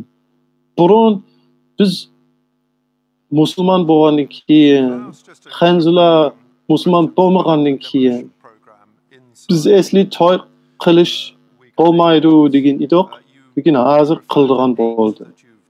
Shuning uchun Xitoy nechtisiga yetgan edi.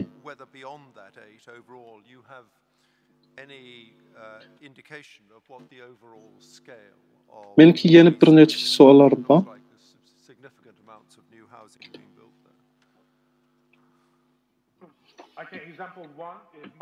Siz 8 chiqib etgan Uyg'ur mahallalari misol qilib sizning maqolangizga yozilib qo'ygan. Ular bek cho'ng mahallalardek ko'ringan. how this could happen. What kind of force the government used in less than 3 months? 40,000 people agree to move out their own hometown, where they've been living many hundred years. Şundaq. This is shocking. This not happening only one time. Birisi bek çoğ yer bolğan. 30'dan 30 mingden 40 ming Uyghur aşağıda yaşayan, hazır hemiz çıkıp etken boldu. As you say, it's extraordinary the speed at Lekin which bunu the demolition takes place. bir yezide la emas, köp yezilerde kıldı. Bütün Şinjan'da kılıvatdı. Bulup mu Cenubi tarafta.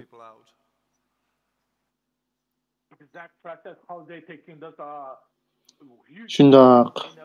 Çekip etken süret mu? Süreti mu pek tiz boldu iken. Siz ulanın öyler çekiştin burun adamlarını kandak yötkildiğen işlerini bilemsiz.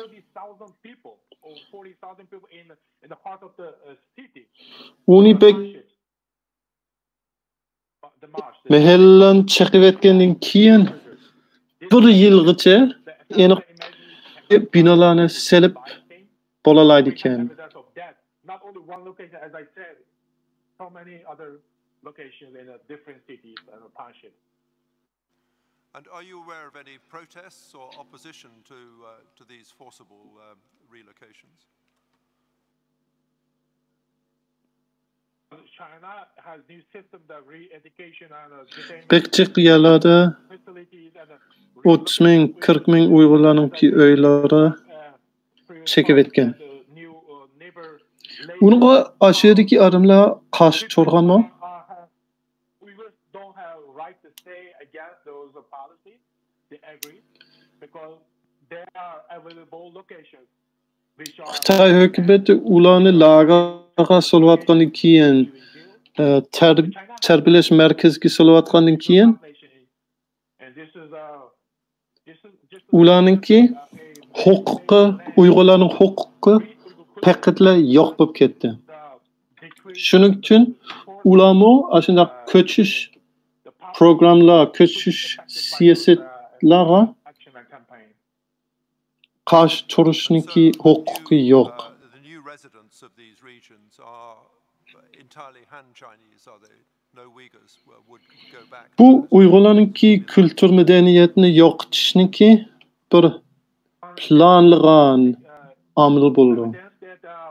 AFP reporter went to Oktu county in Uyghur region, southern part of. Unday bo'lsa, ma yangi binolarga ko'chib kelganlarning hammasi xanzular bo'lamdi ekan. All in the Chinese costume. Uyg'urlarmi yana qaytib kelib ashyaga Location to the inner China. There's no. Ashyaga turamdi ekan. And then mostly Chinese people in those locations, the city, part of the city. And then that Oktu is the mostly Uyghur populated township. And now it's turned it into Han Chinese, no different than Han Chinese cities. So also. Men bir misal deb beray, bir xanzu Uyg'urlarniki yerlarga ko'chib kelganda mushu del ichkiri bilan o'xshab ketgan, o'xshash bo'ldi deydi. According to the many reports, those new Chinese immigrants Hökümetniki aşındaq planı bor ekan, programı. Xanzularni ekilib, Xitoylar Uyg'urlarniki o'rinlarga ko'chib olib, Uyg'urlarni o'zi boshqa zemini yaxshi emas yerlarga yo'tkib berishniki. More much were demolished the southern part of Uyghur region compared to north. So there's no pattern. The entire this campaign happening has been doing China demolishing mosques in all around the region. Thank you very much for attending the tribunal to give evidence. Unless Mr. Sabi has any more questions. Well, thank you very much for making yourself available. It may have seemed a little bit pressed at the beginning. Cenubi Şarkı Türkistan'da burun mescitler köprek bolgan. Şunun için Aşiyada mı mescitler köprek çekip etken. Şimali tarafta ançı köp emes idi. Lekin muşu siyaset, muşu programda hem Şarkı Türkistan'da bolgan idi.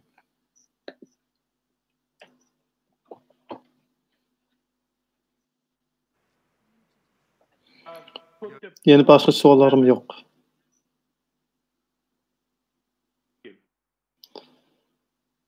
Sizge köp rahmet. Sizning vaqtingizni aldık.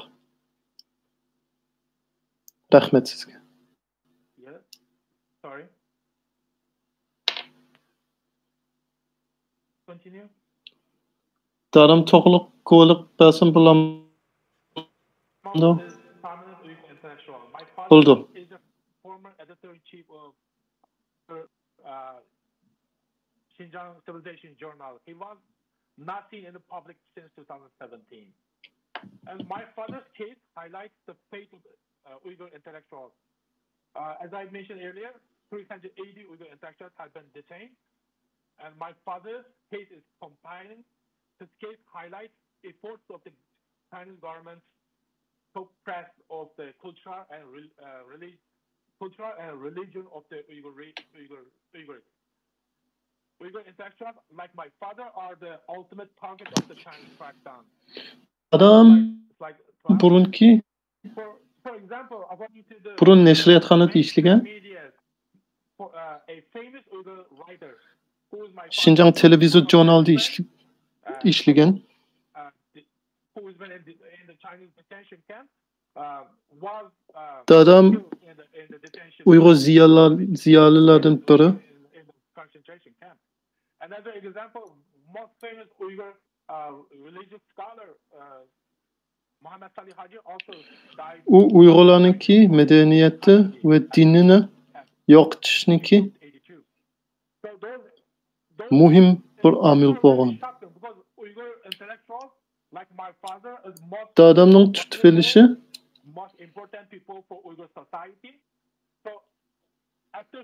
uningga pek muhim bo'lgan. Dadamning yaxshi bir do'sti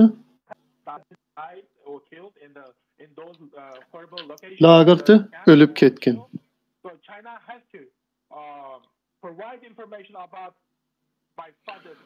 Muhammad Salih Haji degan pek tanlıq dini ziyali, Uyghur dini ziyali mo lagerda ölüp ketken idi. Şu ziyalilar Uyg'urning medeniyetde, Uyg'urning jamiyatdagi eng muhim bo'lgan odamlardan bir nechisi. Men dadamninki ne ekanligini yoki uningga nima ish bo'lganligini bilmayman. U hayotmi yo o'lib ketganmi bilmayman. Xitoy uningda xabar bermadi. Chuqum menga xabar berish kerak, boshqalarga xabar berish kerak. Bizniki tuqqanlarimizning hayotmi o'lib ketganmi, neydi turayotganliginiki haqqimiz bor. In a way that destroys the religion and culture of their group and remolds them into the Han Chinese way of life. According to the report, the educational policies implemented in Yeni bir guvochimiz guvolik berayotgan including its language from bir school. mutaxassis She argues that while Chinese authorities have implemented Uyg'urlar campaign for Uyg'urda ishlaydigan future births with within the Uyghur group. mütehassıs buldu.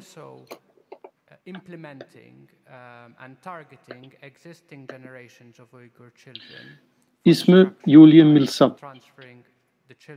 Onun deyişçe Uygurlarınki balalarını elip ata-analardan ilbilip Xitaylarınki mekteplerge selip aşağı turguzu degen siyasetlere Uygurların medeniyetine buzulup koydu hem yok çiş kılışınki niyetli boğan. So could I just invite you to give us, particularly as we are running out of time, a very brief presentation and then we'll move on to questions. Thank you. Of course. So in preparing this presentation, because there have been so many colleagues even here at the tribunal who have touched on some of these themes in regards to children being removed from their parents' place in Uyghur balaları I actually am going to take a few brief minutes through this PowerPoint presentation. Özünün medeniyetine, özünün dinine red kılışını, patikamnınki ideologiyene kabul kılışını ulağa ötüp bəgən.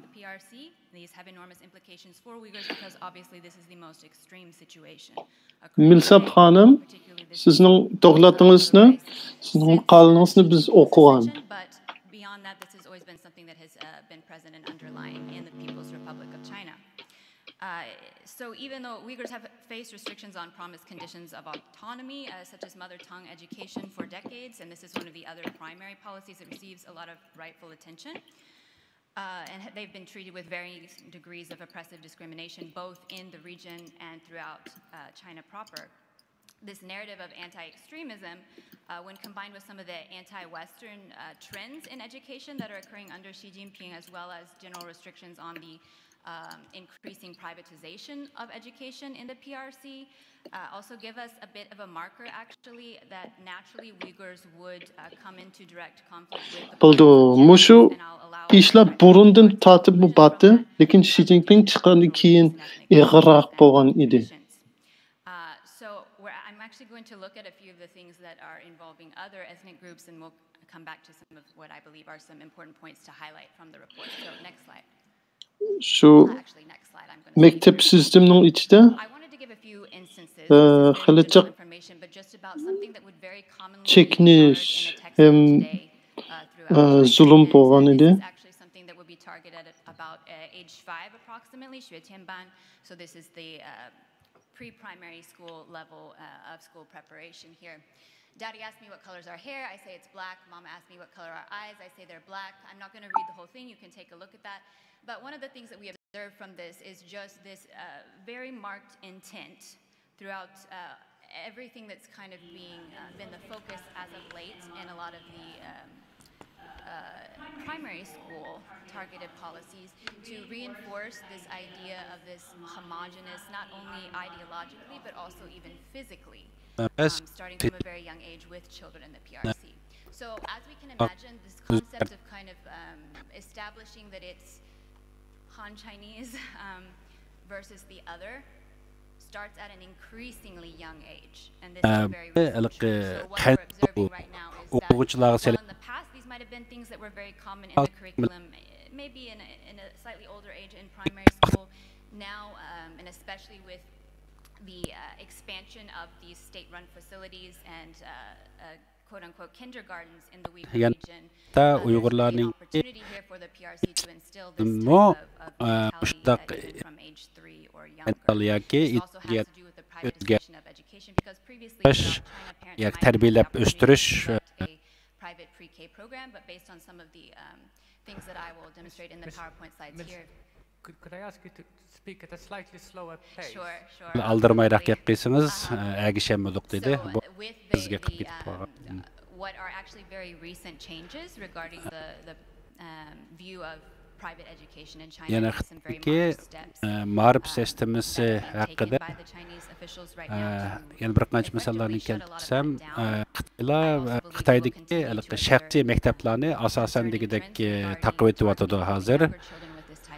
Chunki Xitoy o'zining maqsadlariga yetish uchun kichik yoshdan boshlab ma'rif sistemasida shunglashqa shaxsiy maktablarni taqidi. Men bir qancha diqqatinglarni bir qancha rasmga nim qilmoqchi, tatqizmoqchi. Bu bir xil Xitoy ma'rifining bugungi Xitoy ma'rifininki qandaq bir sistem bilan bolalarni tarbiyalab o'qitayotganligi ko'rsatilgan bo'ldi. Yana o'smir bolalarning ichida g'arbga qarshi turish ideyasini yetkazish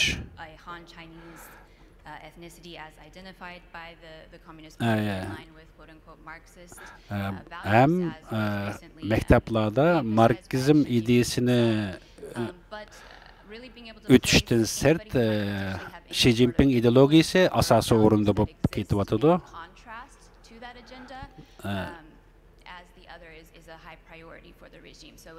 Yani bu rejimninki nəhayət mühim bir qismi hisoblandı.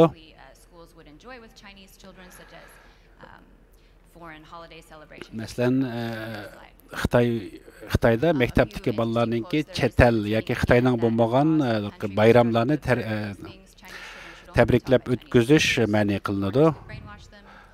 Ya'ni chet ellik o'qituvchilarni to'xtatadi, chunki chet ellik o'quvchilar bolalarninki kallasini juydi, boshqa narsalarni o'qitadi deb qaragan.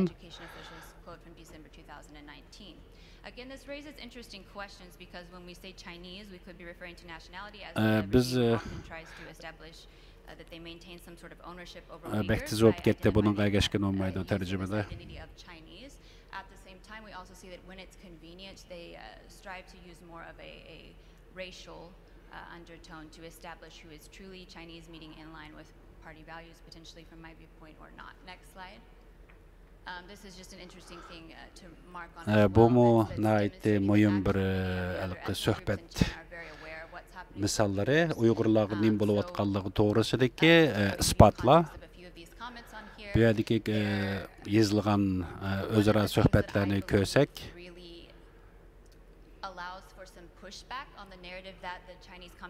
Jungo Kommunistik Partiyasininki o'zininki siyosatini nima uchun bundaq bir ma'rif sistemasida tarbiyalayotganligini taqdim bekrak tushungan bo'ldi. Masalan, hozir ham Mongoliyada yurgizayotgan ana til ma'rif sistemasininki to'xtatilishimi buning cho'ng bir misollari hisoblanadi. Burun Uyg'urlarga qaratgan o siyosat hozir Mongol rayoniga ko'chyapti.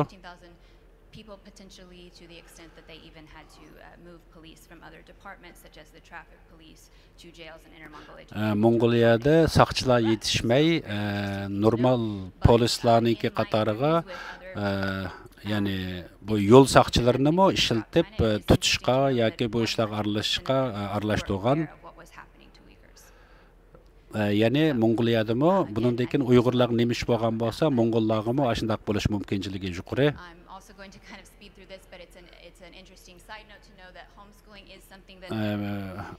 Exists in the PRC because I have been asked about this before. Uyghurs have consistently utilized underground schools. We don't have a lot of specific facts or figures, but some of the interviews that I conducted with Uyghur individuals, they had children very recently that were enrolled in underground schools or homeschooling. Violation of birth policies, that means they cannot have the hukou to attend school. Many times Uyghur parents would choose to send them abroad. So we're also talking about how educational policies or lack of choice in education affects Uyghurs and targets them with this genocide. Bugünkü Xitoy ma'rifininki Uyg'ur rayonida berilayotgan bu Uyg'ur ma'rifi siyosatininki Uyg'urlarninki yo'qolishi uchun qanday cho'ng rol o'ynaydiganliklari. Again, just a few things to note. On that point, so I'm really sorry, but as I mentioned, panel have read the reports. Siz bek ko'p so'zlamasangiz bo'ldi, chunki sizning reportingizni yoki bizga yo'llagan Öz maqalınızda biz ko'rib chiqdik. Men bir qancha Türk xalqlar bilan o'tkazgan suhbatlarimdagi bir qancha misollarni ko'rsataman. Masalan, bu as a result of not having that type of educational choice and his family visiting him when they came back to the country, they were interrogated. The child was also interrogated.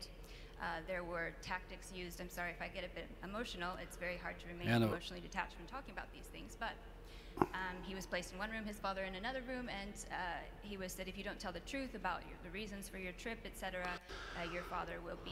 Bir ailede ata balınınki Türkiye'ye berip kelgenligi, Türkiye'ye kelgenlikin balasını ayrım öyde, dadısını ayrım öyde sot qilganligi, so'roq qilganligi, agar qizininki yoki balasınınki, dadısınınki nima uchun uyaga borganligi, kimlar bilan uchrashganligini aytib bermasa, ig'ir jazolanadiganliklari.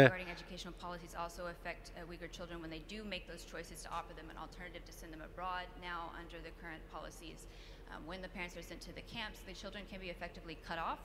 They don't have money coming in, and as is our organization has done. Hazır Türkiye'de ata-analar bilan bo'lgan munosabat uzilib qolib, o'qishga chiqqan bolalarningki iqtisodiy tarafdan qiyinchilik qoldi turganligi, nurg'unlarning ata-analarningki yo'qab ketishi, ya'ni Xitoylar tarafidan yo'qotib o'tilish sababli ata-analar bilan yetib qolirlarni aloqa qilish mumkinchiligi bo'lmay, u bolalarning uysiz qolib, ya'ni chorasiz ham yo'laksiz qilinayotganliklari. And the mental harm that is being done to minor children as a result of these policies. Xitoyniki bundaq bir siyosati, ya'ni majburiy holda yosh o'smirlarni majburiy holda osmonasiya qilish siyosati bolalar ham cho'nglarga bir xil mental yoki ig'ir kasalliklarni keltirib chiqarayotganliklari haqida. Masalan, ata-analardan ayrılıb o'qitayotgan maktablarningki ahvoli to'g'risida siz yana bizga nimalarni yetkazib bera olasiz? Bolalar o'xshamagan yoshlardagi bolalar mushundaq ayrılıb o'qitiladigan maktablarga yo'llanayotdi.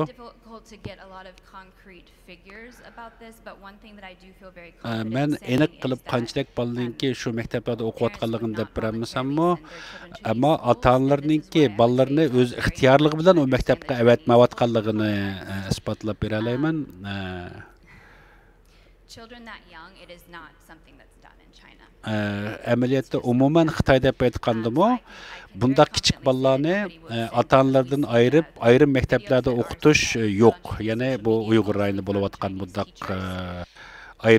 ota-onalardan ayrilgan maktab shakli. Ya'ni meniki egilagan uchurlarimdan ko'ra eng kichik ayirib o'tib cho'ng qilayotgan bolalarniki yoki tarbiyalanayotgan bolalarniki eng kichiklarining yoshi 2-3 yoshlarda bor.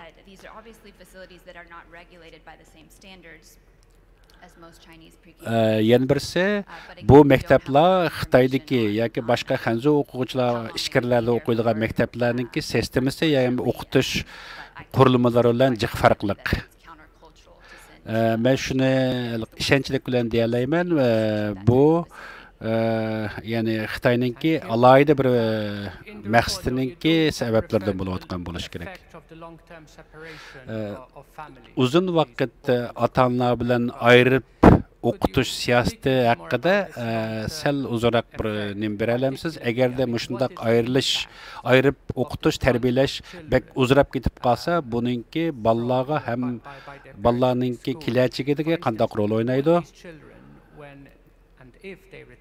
Agar bu bolalar keyinroq uyga qaytib kelsa, ular o'zininki yana biologik ota-onasini to'nalamdi yoki ular bilan yashash bir mumkinchilik bo'lalamdi? Uyg'urlarni ham bizningki millatimiz ham bizning guruh deb tushunalamdi? Albatta bu yana bolalarningki yosh munosabati bilan bek munosabatlik. Buni bolalar psixologlar bilan so'zlashganda taqdim yaxshi bo'ldi. Sosyal medyalarga chiqqan ba'zi videolarga asoslangan vaqtimizda Bundaq ayırıb ötüşninki balalarning ösüp yetilishida özünün kimligini hem ata-analары bilan bo'lgan munosabatga nihoyatda cho'ng, umuman qilib aytganda cho'ng ta'sirlarniki bo'ldiganligi ham balalarningki, ya'ni kallasini juyish, aqlini juyish taraflarda ko'gini bo'ldi. Chunki masalan alayda qilib aytgan vaqtida Turkiyadagi bir kishining o'zining balasiningki naligini uqolmaganligi, faqat Xitoyninki bir videosi orqali o'zining balasiningki nadiligini bilganligi bu bir yana bir misol bo'la oladi. Masalan 3 yoshlik u balaninki 3 yoshlik balalardan Xitoycha savol so'rab, Xitoycha javob bergizish, muallimniki doim o'xshash savollarni so'rab, balalarningki ideologiyasiga bir xil o'zgarishni shakllantirish. Bular so'rgan savollar ham bular 3 yoshlik balalarningki aqliga to'g'ri tushmaydigan atalg'ularni ishlatib til o'rgatish bu amaliyotda bir xil nima emas, qaliblashgan bir xil uslubga tushmaydi. Bu faqat Xitoyninki assimilyatsiya siyosatininki bir maqsadi. 3 yoshlik boladan so'rgan vaqtida masalan seninki ana davlating, ana mamlakating yoki qaya deb so'rasa, u balla albatta uni tushunmaydi. Davlatninki poytaxti yoki boshqa bir mis deganlarni 3 yoshlik balla uni bila olishi mumkin emas. Ammo bu yana mushundaq ayirib tarbiyalayotgan maktablarda bo'layotgan umumiy ahvollar. Biz yana mushularninki mushundaq videolar orqali bu ayirib tarbiyalash maktablarininki ahvollariga oz-to'ldan erishgan bo'layotimiz. And a lot of these we can't necessarily say they're necessarily in a boarding school facility, but if the child will repeat lines such as agarda ota-onalari shu jutda, ya'ni yenida bor ota-onalar bir xil ko'rish mumkinchilik bo'lgan bo'lishi mumkin, yoki ota-onalari chet elda bo'lib qolgan bolalar bo'lgan bo'lsa, u bolalarningki o'zgarishida nihoyatda cho'ng rol o'ynaydi bundaq tarbiyalash maktablarininki. Siz deganingizdek bu balalarninki bundaq maktablarga ixtiyorligidan emas, majburiy aktivitetlariga ham buningki Xitoyninki maqsadlik holda xitoylashtirish ham o'zininki madaniyatini o'rgatishga maqsad qilganligi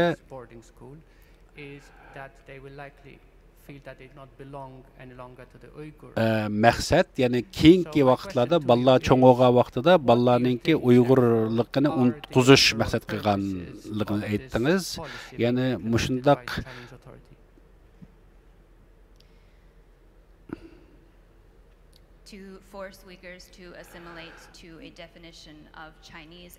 Uyg'urlarni majburiy holda bu maktablarning asosiy maqsadi Uyg'urlarni majburiy assimilyatsiya qilish plani ham partiyaninki maqsadini asos qilish uchun shunday qilingan.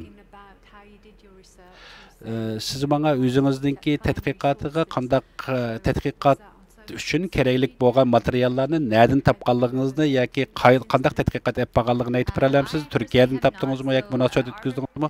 Qandaq erishdingiz? Men asosan bularni ko'p qilgan intervyularim nurg'un odamlar bilan yoki o'zlarining bolalarini yutaganlarni, bolalarini yutirib qo'yganlar yoki olib ketganlarninki intervyularim va bundan boshqa sosyal medialardagi nurg'un videolarni jiq tadqiq qilish orqali shu asosdagi mulohazalarimni asos qildim.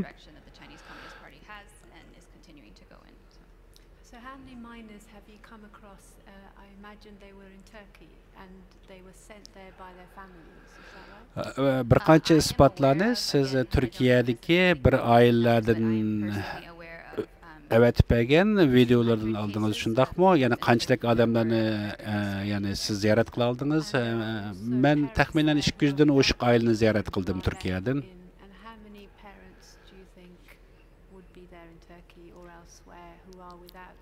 Sizce Turkiyada yoki boshqa yerdagi Uyg'urlardan qanchalik o'zininki balchaqlarining nadligini uqmay yashayotdi hozir? Buni aniq deb bermayman, ammo men Hiç olmaganda ben 5 aileni bilemen. Men söhbetleşkenlerninki içinde elbette bunu texadim köprek tetqiqlik tekşiriş gerek.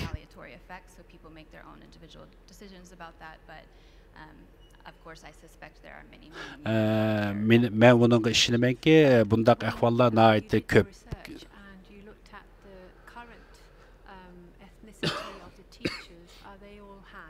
Bugün mekteplardaki şu ayrı etilgen mekteplardaki o'qituvchilarning ait ko'p qismi Xitoylar, Hanzolar, shundaqmi? Meningki ko'rgan ba'zi videolarimda Uyg'urlarni ko'rdim, ammo ularniki o'tayotgan darsda cho'qim Xitoy tilida dars o'riladi, ammo umuman qilib aytganda Xitoy o'qituvchilar asos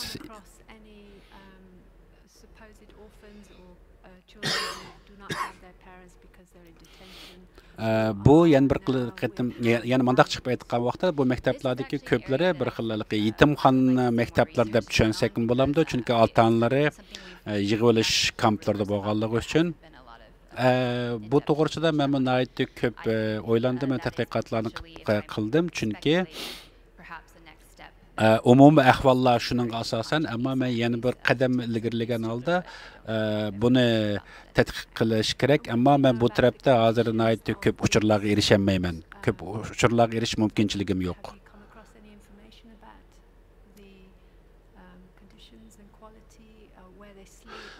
Siz shu ayrilib tarbiyalash maktablaridagi, ayirib tarbiyalash maktablaridagi bu bolalarningki maktabninki ahvolini yoki bolalarni yetib qo'yadigan tamoqlar taraflardagi uchurlaringiz bormi? Chunki buni bilmek biroz tez, chunki bundaq maktablarninki tamlarimi nihoyatda simliq tikanlik simlar bilan qoplangan maktab tamlarining ichida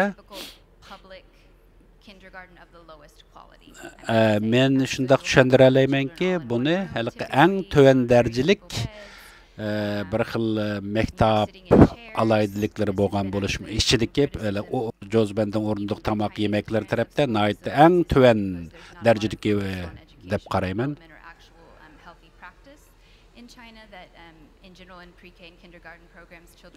Xitoydagi umuman qilib aytgan vaqtida masalanga yeslilarda yoki maktablardagi, ya'ni ichkiridagi maktablarga selishtirganda nihoyatda to'van darajalik ahvol deb qarayman.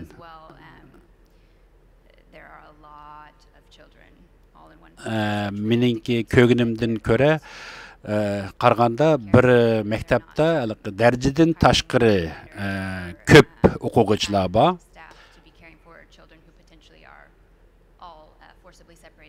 Bu bolalar hammasi asosan degidek majburiy holda ota-onalardan ayirib o'tilgan. Bu bolalarninki maktabda jazolanganligini bilamsiz. Masalanga Uyg'urcha qilganligi yoki Uyg'ur madaniyatini ko'rsatganligi uchun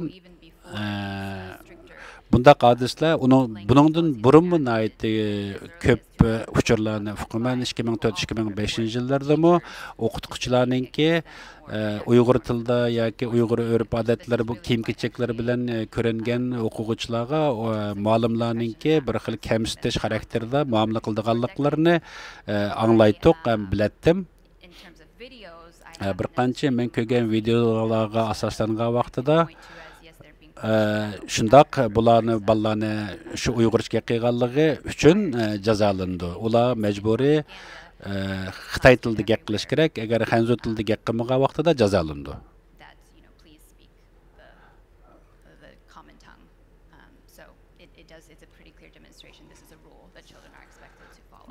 Bu aşı maktablarninki bir qonuni hamda aşı bolalar cho'qim Xitoy tilida gap qilish kerak ichida. Bu aşı Xitoy ma'rif sistemasiningki bir xil shakli. Masalan, ikki xil maktab to'g'ri so'zlashdik. Birisi ayirib tarbiyalash maktablari bilan bu yetimxonalar maktablariniki farqlar to'g'risida qandaq farq bormi o'zaro bir-birsida. Mencha bularning hech qandaq meningcha men bularni farqli deb qaramayman. Bu ikkisi amaliyotda o'xshash xarakterni olgan. Bu albatta meningki shaxsiy tushuncham. Men ishonamanki hech qandaq bir o'qituvchi ota-ona bundaq maktabga o'zining bolalarni ixtiyorlik bilan avatib bermaydi. Shunglashqa bu xarakter tarafda o'xshash. Masalan, yetimxonalar deganda ota-onalari yo'q bolalarningki maktabi degan bo'lgan bo'ldi. Ammo ota-onalari bor turib yoki ota-onalari shu kamplar kirib ketganligi uchun bu bolalar shu yerga kelganmi? Buningki men cho'qim aniq deb bermayman. Cho'qim ota-onalarininki kamplardimi yoki undaq emasmi? Bu to'g'risida men jiqqa uchurlarni berolmayman.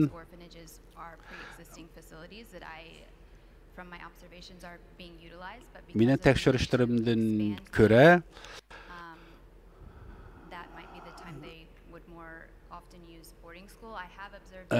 Xitoylar o'zininki bundaq alayda maktablarni ko'p bolalarda bizga ayirib tarbiyalash maktablari degan nom bilan bizga tushundirdi. Sen berib ko'rgan uchratgan mushu maktablar hamma asosan nazorat kamera nazorati ostida ham tikanlik simlarninki tikanlik simlar bilan quralgan bir xil maktablarni ko'rdingiz, shundaqmi?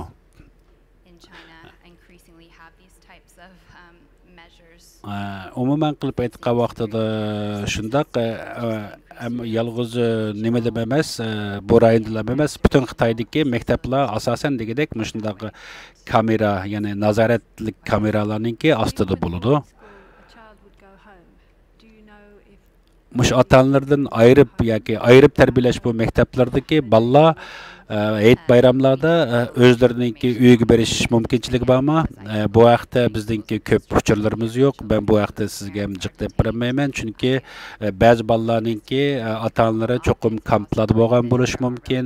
Ba'zi tuqqanlari sirtda bolalarninki yoki ota-onalari yoki tuqqanlari kampga ketmaganlarning shundaq mumkinchiliklari bo'lgan bo'lishi mumkin.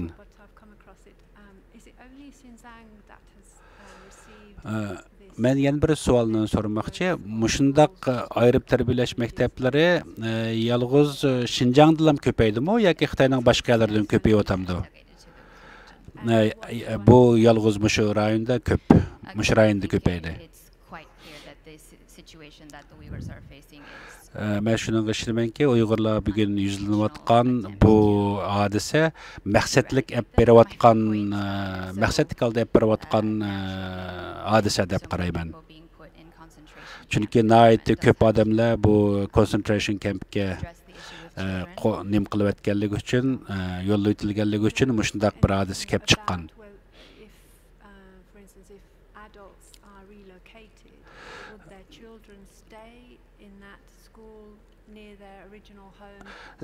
Sen masalanki ota-onalari boshqa yurtlarga yo'lga o'tilib, bolalari o'zi tug'ilgan yurtlarda qolib qolgan bir ahvollarni uchratdingmi? Men shundaq tadqiqotni qilib ko'rgandim. Masalan,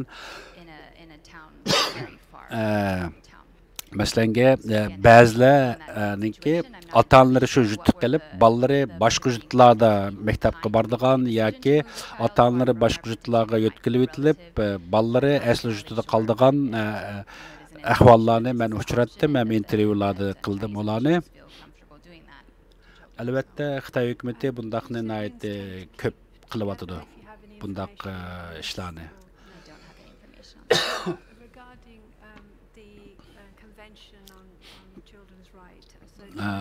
Balla huquqlari qonuniga Xitoylar imzo qo'ygan. Balla o'zlarininki o'z tili, o'z madaniyati, öz ata-analardan ayırıp etiş bu bir xil muşu çoğ xalqaralıq qanunga xilap. Bunu Xitaylar qandaq düşündürüş qılıp hazır. Xitaylar bugün bunu nəhayət güclük təşviq qılıb özününki yoki Partiyaninki təşviqatının asası bir qurumi küsübtürü köstüb Uyğurlarninki nəhayət xoşal yaşayatqanlığını, quslu oynab, muzikalarını çalıb, naqş usullar bilan nəhayət xoşal yaşayatqanlığını köstüş arqılıq özünün bu qılmışlarını yushirishga tirishyapti. Amaliyotda ularning tashviqotidagidek bundaq bir naqsh usullar bilan xo'shal yashayotgan buning hammasi yolg'on.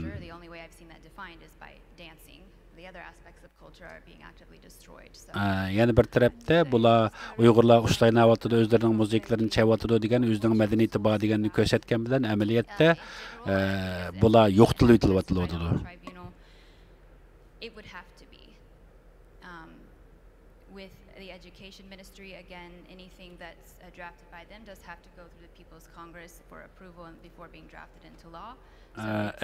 Meningcha bu xalq qurultiyi cho'qim oldida mushundaq o'zgartish bo'lishdan burun xalq qurultiyiga tushish kerak, xalq qurultiyi markaziy hukumat deyish kerak, mushundaq o'zgartish bo'lish kerakdi. Ammo Xitoyda bu bosqichlarning hech qaysi yo'q.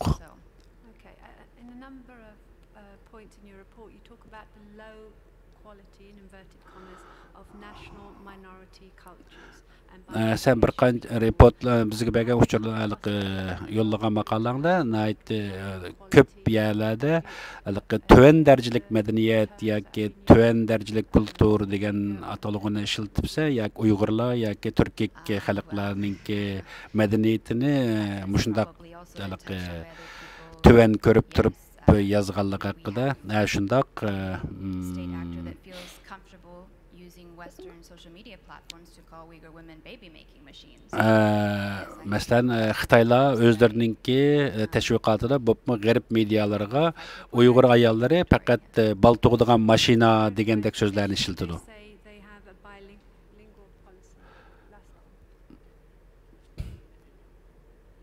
Can we have the terms, please? Can you mention what they are? Yes, so baby-making machines being bal to'g'digan mashina bu ideologiya tarafdan bir xil kasallik, bularning tuvan darajalik insonlar. Those are some of the large ones. Bekrak cho'ng qilib aytgan vaqtida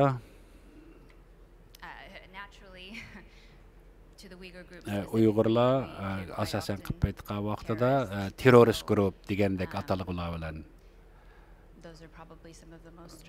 bu so'zliklar Xitoylar ko'p ishlatadigan kamsitish xarakterlik atalg'ular.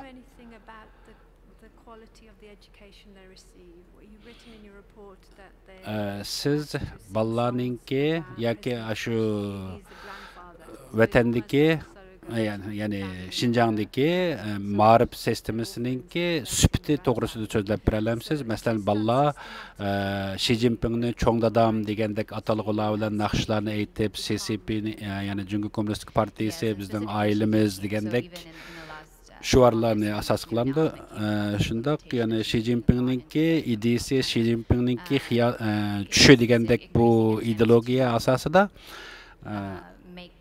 the party represented by one figure who's lovable and in my berayotgan bir xil ma'rif sistemasi masalan qilib aytgan vaqtida masalan dinninki roli haqida o'tayotgan darsliklarda bu bekrak ko'rildi. Ya'ni buni Xitoyninki madaniyat inqilobidanmi bekrak darajadagi bir xil holatninki balig'ini ko'rilishga bo'ladi. Ya'ni Xi Jinping o'zininki huquqni markazlashtirishni mo'zdingdanmi bekrak yuqori darajaga chiqdi. Men oxirgi bir savolimni so'rsam, Solaqda yoki kampdagi odamlarninki, qucholangan odamlarninki Xi Jinpingni maqtaydigan, ulug'laydigan naqshlarni aytidi deb anglab keldik. Muşularmı ma'rif sistemasidan o'xshash aytamda. Shundoq. Bu asosan degidek o'xshash desak bo'ladi. Ham shu o'smirlardan tortib shu kamplargacha bo'lgan hammasida o'xshash bir xil xarakterlik naqshlar aytiladi. Sizningki bizga bergan xabarlaringiz uchun ko'p rahmat. Men masalan vatan so'yish xarakterlik ma'rif to'g'risida so'ramoqchi. Men sizningki yozganlaringizni yarqaringizdan bundoq vatan so'yish ma'rifininki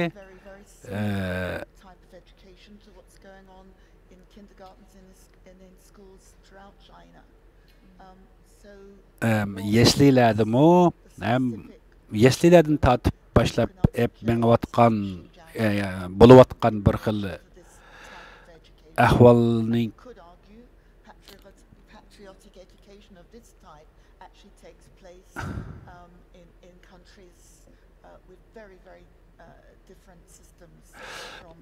amaliyotda Xitoyning ep berayotgan bundaq vatanparvarlik ma'rif qurilmasi dunyoning boshqa mamlakatlaridami mushundaq bir ma'rif sistemalari, tarbiyalash sistemalari bor. Masalan, Avstraliya, Angliyalardami mushundaq ahvol vatanparvarlik ma'rifsimi bor. Xitoyning bilan bularning farqi nima? Nayt yaxshi bir savol bo'ldi. Men bir narsa siz yaxshi bir so'radingiz. Buni biz bundaq vatanparvarlik albatta bu yomon narsa emas, ammo Xitoyning kelib berayotgan bu vatanparvarlik ma'rif sistemasi boshqacharak holatdagi boshqacha bir xil yoki aygo degan bu xil davlatni so'yish degan bundaq so'z o'xshashlam davlatni so'yishdan bekrak partiyani so'yishga bekrak yaqinroq bo'ladi.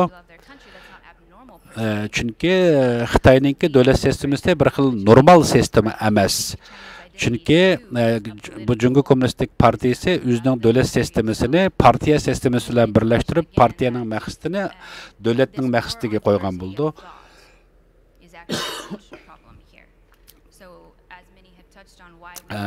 Bu yerda yana bir narsani qilsak, nima uchun Uyg'urlarni bu yerda misol qilib so'zlaymiz degan vaqtida Uyg'urlarningki boshqa Xitoylarga selishtirganda o'xshamaydigan bir xil tushunchasi bor. Shunlashqa bu tushunchisini o'zgartish, vatan so'yish xarakterini yetishtirish orqali Uyg'urligini unutqizish maqsadga yetishni asos qilgan deb tushunsak bo'ladi. Mening ikkinchi savolim qo'sh til siyosati haqida, qo'sh til ma'rif siyosati haqida.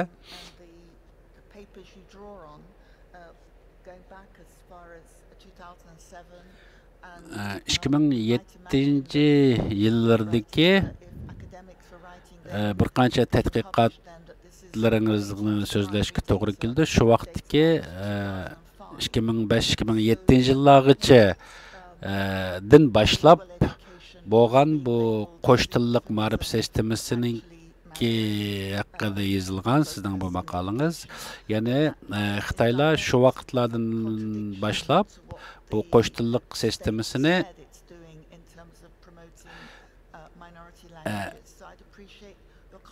manganligi haqida yozgandingiz. Mush to'g'risida bir yana aniqlanmagan bo'lgan bo'lsangiz, siz shu vaqt bilan hozirgi shu eng yaqinqi zamonda bo'lgan til Xitoyning til siyosati bilan shuni selishtirib, ya'ni ma'rifda bo'layotgan bu sistemasini bir aniq bir tushuntirish bersangiz, yana shu qo'sh tillik ma'rif bilan hozirgi yashlilarda bo'layotgan ma'rif sistemalari haqida yana bir tushuncha bergan bo'lsangiz, mushu ikki davrda 2005-2007-yillardagi bilan hozirgi ahvol, hozirgi bu qo'sh tillik ma'rif sistem siyosatininki farqlarini bir tushuntirish bergan bo'lsangiz.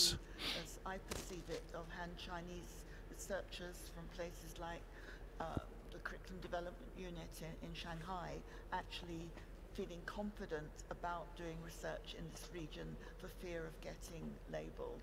So I'm just trying to understand the development of policy over this period. Men bilmekçi olduğum şu devirlerninki qo'sh ana tilliq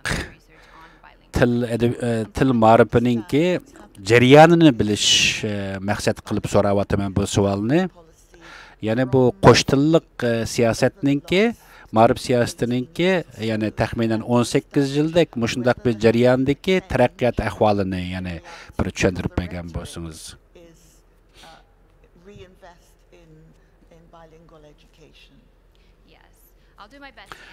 Ben mümkün kadar tushuntirishga tirishiman. Ehtimal mendan bekrak yaxshi tushuntiradigan odam bo'lish kerak edi. 2004-yillarda mushundaq qo'sh til ma'rif sistemasi kuchayishga boshladi.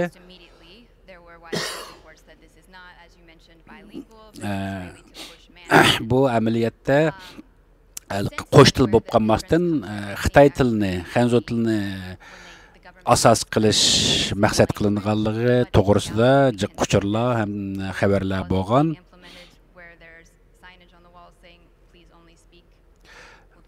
Masalan, maktablarda bu rayonda bo'lsin yoki butun Jungoda bo'lsin, har qanday tilga qilgan vaqtida ma'rif sistemasida cho'qim Mandarin yoki Putonghua Beijing talaffuzida so'zlashni talab qilib kelgan. Bu Xi Jinping davridan keyin bekrak ta'kidlangan masalaga aylandi.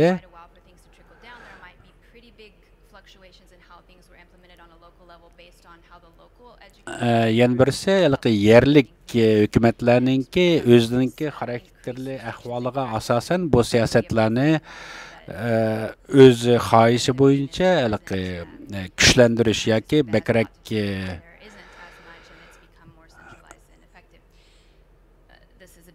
bir xil siyosiy sistemada ep ketayotganligi bizga aniq.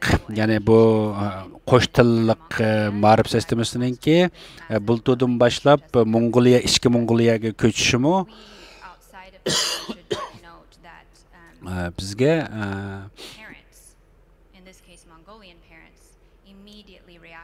bizning ko'rishimizcha, chunki ular yani Şinjan'da bo'lgan shu ahvolni bilganligi uchun Mongol ota-onalar darhol o'rnidan turib bundaq ma'rif sistemasiga qarshi namoyishlarda bo'ldi. Men ehtimal bundan ko'proq ismlar yoki misollar bilan jiq tushuntirib keta olishim natayin, ammo bu shu xalqlarningki ma'rif huquqlariga qilingan cho'ng bir xil hujum.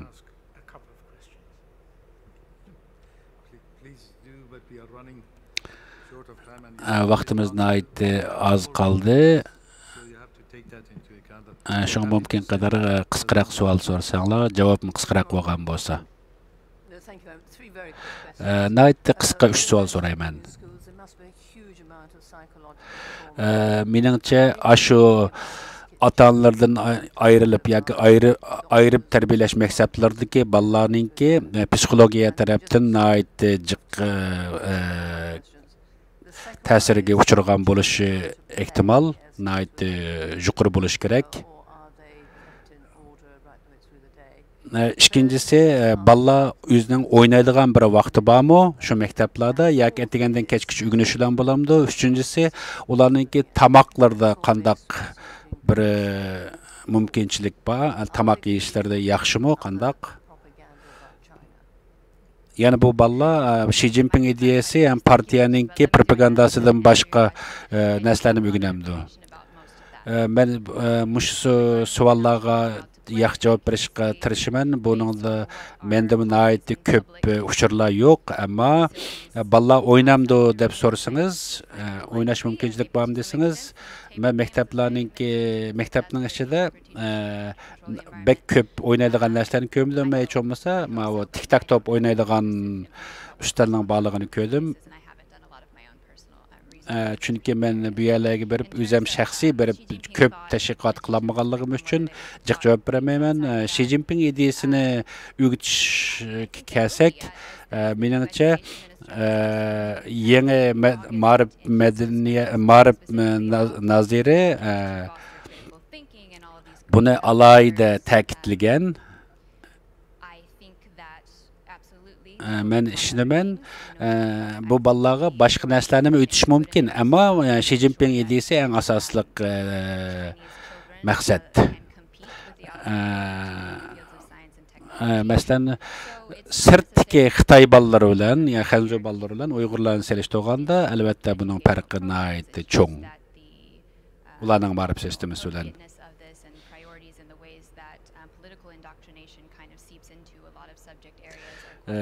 Xitoyningki o'xshamga rayonlardagi siyosiy sabablar, siyosiy rayonlarga asosan bu ma'rif sistemasi nihoyat farqli. Hamda tamoq to'g'risida-chu deb so'ragan, tamoqda bu qandaq tamoqlarni berdiganligida men jiq uchurlarim albatta buningda ham yo'q, ammo videolardan ko'rgan vaqtida bu tamoqlari nihoyat bek oddiy, ammo bularning psixologik taraflarini men ko'p birim demayman, ammo u bolalarni nihoyat ko'p psixologik besimlarga uchrayapti deb qarayman.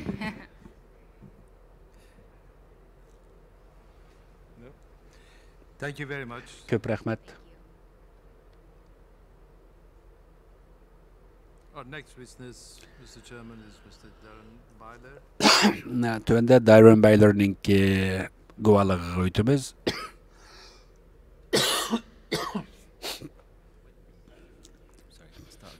The witness, Dr. Byler, is an incoming assistant Dr. Darren Byler, Simon Fraser University in Vancouver, Vancouver British University'ning Xitoy va O'rta Osiyo tadqiqoti bo'yicha tadqiqotchi, ham Uyg'ur rayoniga munosabatlik ikki doktorat nimasi bor, ham Uyg'urlar to'g'risida yozilgan bir qancha kitoblari ham bor. Masalanki, Xitoyningki kampda qo'llangan yuqori darajalik yoki aqlliq texnikalari degan to'g'risidagi kitoblari 2011-yildan boshlab Uyg'urlarning ustida tadqiqotlarni olib borgan, bu 11 oy shu tarafda turib, ko'proq tadqiqotlarni qilgan. Bu yaqinqi davrlarda, vaqtlarda taqdim o'ziningki, ya'ni tadqiqot maqsadini mush rayonga markazlashtirgan. 2009-yildan boshlab bo'layotgan bu millatlar o'rtasidagi to'qinishlar to'g'risida olib qilgan tadqiqotlarimi nihoyat ko'p, ham Xitoylarningki ko'payishi ham assimilyatsiya qilish siyosatlari haqida olib qilgan tadqiqotlarimi ko'z ko'rinarlik. Uyg'ur bolalarningki ota-onalardan ayrilib o'tishi va concentration camplar haqida yana ham Uyg'urlarning uyiga Xitoy tuqqanlarni o'rnalashtirish qatorliqlarda nihoyat ko'p tadqiqotlarni olib borgan. Bu bir xil kolonialistik, mustamlika siyosat ekanligi to'g'risida ifoda maqolalarni yozgan. 6-cı aydaki sizningki bizga bergan guvohliklaringiz ko'p rahmat. Bu qatim kelganligimiz uchun ko'p rahmat aytaman. Sizning eng yaqinqi o'zingizning tadqiqotlarni bizga yana tunishtirgan bo'lsangiz, yana 6-cı aydan keyin qanday natijalarga erishgan bo'lsangiz, rahmat sizlarga. Men qaytadan bu yerda bo'lganligimdan nihoyat xursandman. Men qisqartib o'zimningki tadqiqotlarni o'tkazib o'tay.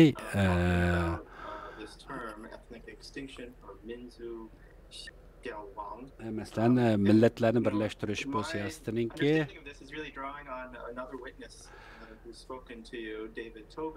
David Tobin ninki analizlariga qaragan vaqtida maktablarning o'tilgan darsliklarning tekstlari ustida bo'lgan tadqiqoti ham ma'riflardagi ma'rif sistemasidagi o'zgarishlar, 2009dan keyingi cho'ng o'zgarishlar qatorliq taraflardagi bu tadqiqotlarni ham civilization that is connected to the Chinese nation, Chinese national civilization. Muşulardan hem onundan başka Xitaylarda buluvatkan sosyal darwinizmi hem Xitaylarınki yeni siyasetlerininki hem ularninki Xitayca düşünüş Xitay milletlerinin bugünkü gündeki yani ikinci evlat milletler deydigan yeniliklar to'g'risidagi tadqiqotlarim yani Xitay davlati puhrasi bo'lish yeni puhra bo'lish deganga o'xshash tadqiqotlar ham Janubiy Amerika yani Amerika qit'asidagi ba'zi siyosat ma'rif siyosatlari ham bilan shu Xitoydagi bo'layotgan ma'rif sistemasini selishtirish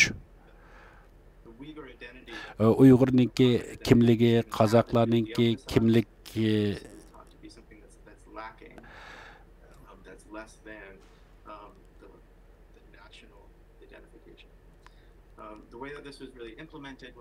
qatarliq yangi tadqiqotlarda bo'layotganligi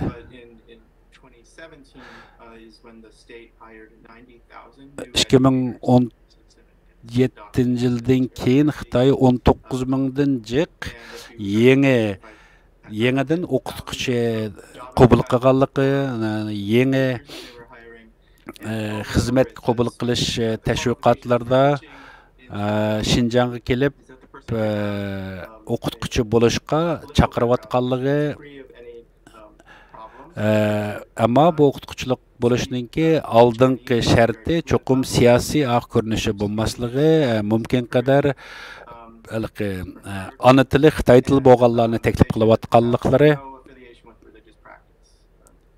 undan boshqa diniy faoliyatlarda bo'lmaydigan ko'rinishi bo'lishlar o'qituvchilar mushundaqlarni o'qituvchilarga taklif qilish meniki bir qancha intervyularim yoki muallimlar bolalarning o'qituvchilarini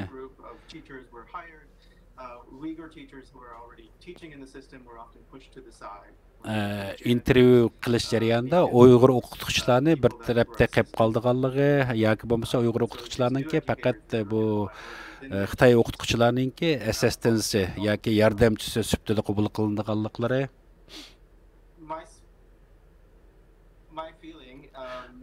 bulardan men shuni his qildimki mushu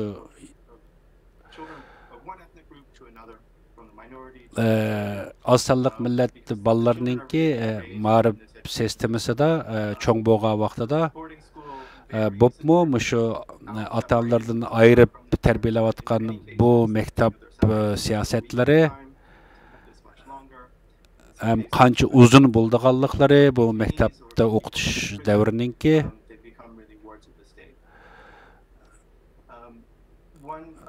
bekrak qiziqishini qo'zg'aydigan ekan.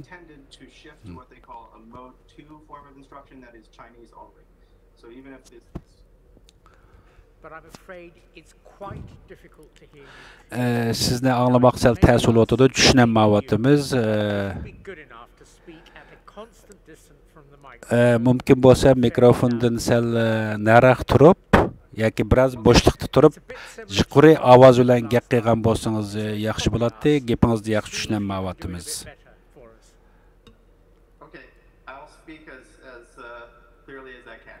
Men qancha yuqoriroq, yaxshi aniqroq so'zlay olsam, shuncha aniq so'zlashga tirishayapmiz. Men demoqchi bo'lganim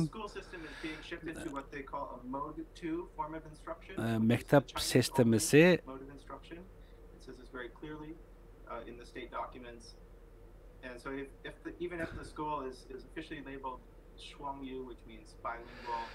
maktab sistemasida qo'sh tillik kitaplarda yani ma'rif kitap o'tildigan bundaq kitaplarda normalda Shuangyu yoki qo'sh tillik darsliklar degan nom bilan olib ketilyotdi, ammo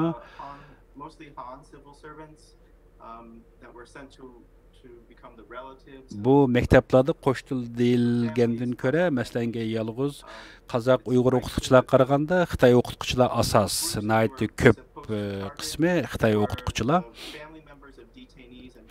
Hem şu ata-onalar ayırıp o'qitish maktablaridagi bolalar asosan ata-onalari kampga yo'llaytilgan yoki turmushga kirib ketilgan yolg'iz qolgan bolalar normal asosan qilib aytgan vaqtida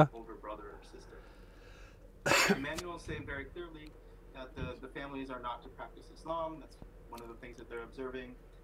Yani birisi mesela tuqqanlar siyosatida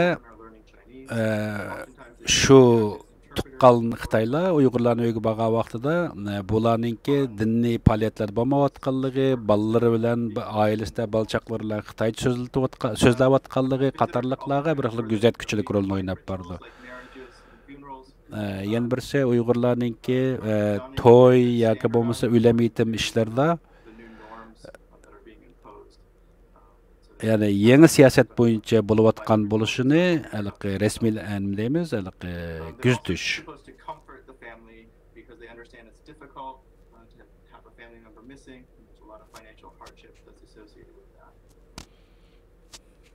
The third thing I look at in the report is a white paper from the State Council Information Office. Yani birisi bu yani bir Öjet, Aktaşlık Öjet doğrusunda bunun da Uygurlarının tarihini kayıt yazış, Uygur medeniyetini kayıt tanıştırış. İslam ameliyatı Uygurlarınki dini emez.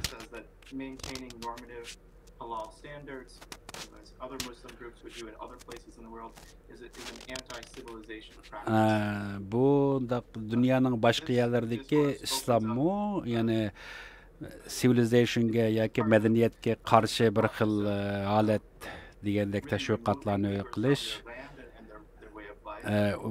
asosli maqsadi Uyg'urlarni o'zi yashayotgan urf odatlardan ayirib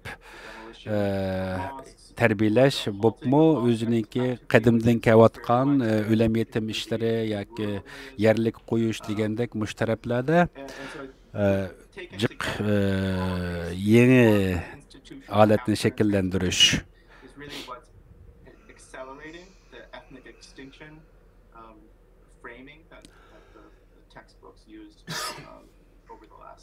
Mektepte ötüldüğün dersliklerde nait köp yeni ideyalar derslik kılıp kullanıladı. Bu nəslərimdən əminəm mən sizə göndərən maqaləmdə yazıb aytdım. Şunlaş qısa suallarla və sorsanlar buldu.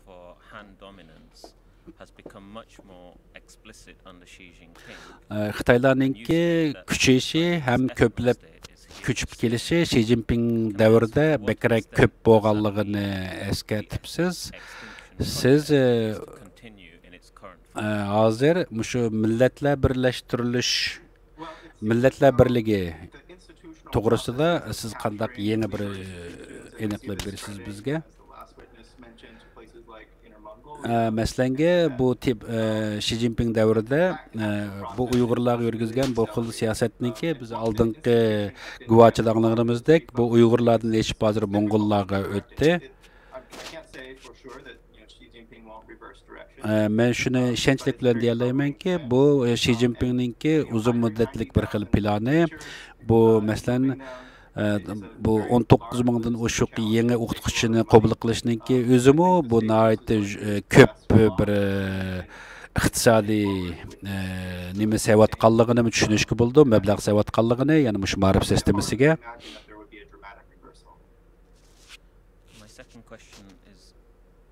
İkinci sualim milletlerini birleştirish siyasatida Xitoyninki mustamlika siyosatininki bir qism bo'lib, bu butunlay osmolasiya qilish ham Uyg'urlarninki nüfusini tuvallatish maqsad qilinganligini yazıpsiz. Bu Uygurlarning üstüne yürgüzüvatkan bu rejimininki yoki siyosatininki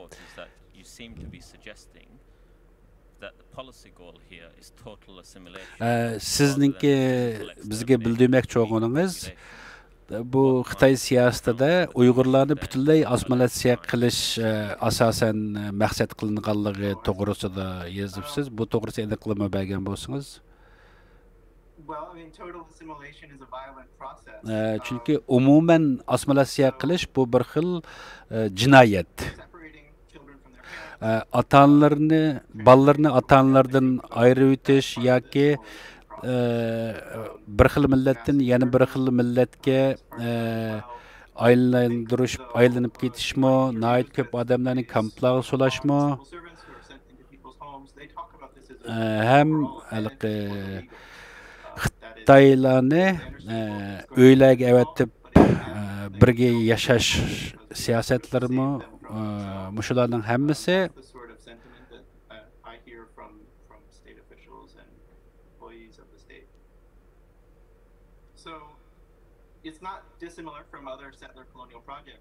yana shu assimilyatsiya qilish siyosati bir xil qo'l bo'lganligi uchun buni bir mustamlikka qilingan mamlakatda mustamlikka qilish siyosati deb qarasak bo'ldi. Bu yolg'iz bu assimilyatsiya qilish yoki mustamlik siyosati bo'lib qolmasdan bu bir yo'qotish xarakterlik, genosid xarakterlik deb tushundirsak bo'ldi deb tushunaman.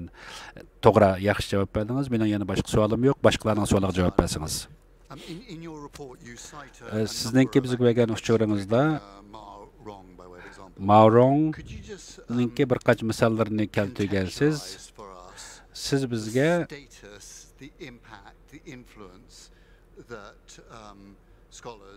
tadqiqotchilar, yana Maorong'ga o'xshash tadqiqotchilarningki siyosat ishlab siyosiy yurgizuvchilarga bo'lgan qanday ta'sir qildiganliklarini ta'sirini so'zlab bergan bo'lsangiz. Maorong bo'lsa, u ichki Osiyo yoki Markaziy Osiyo tadqiqotida mashhur bir tadqiqotchi. Bu Mo'ng'ul va Uyg'ur rayonlariga u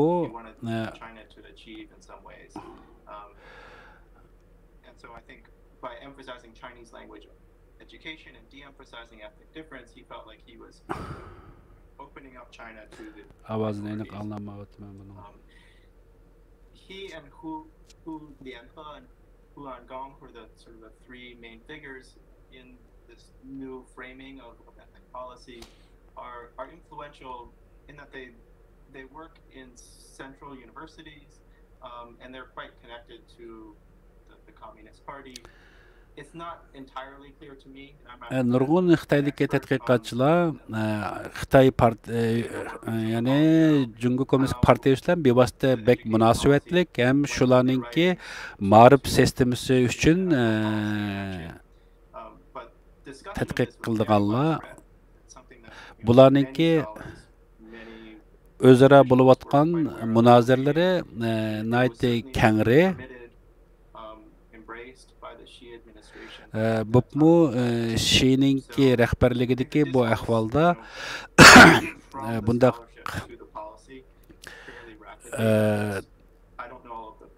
akademik tadqiqotlar bilan bu siyosiy maqsadlar bir-biriga giralishib ketgan bo'lgan.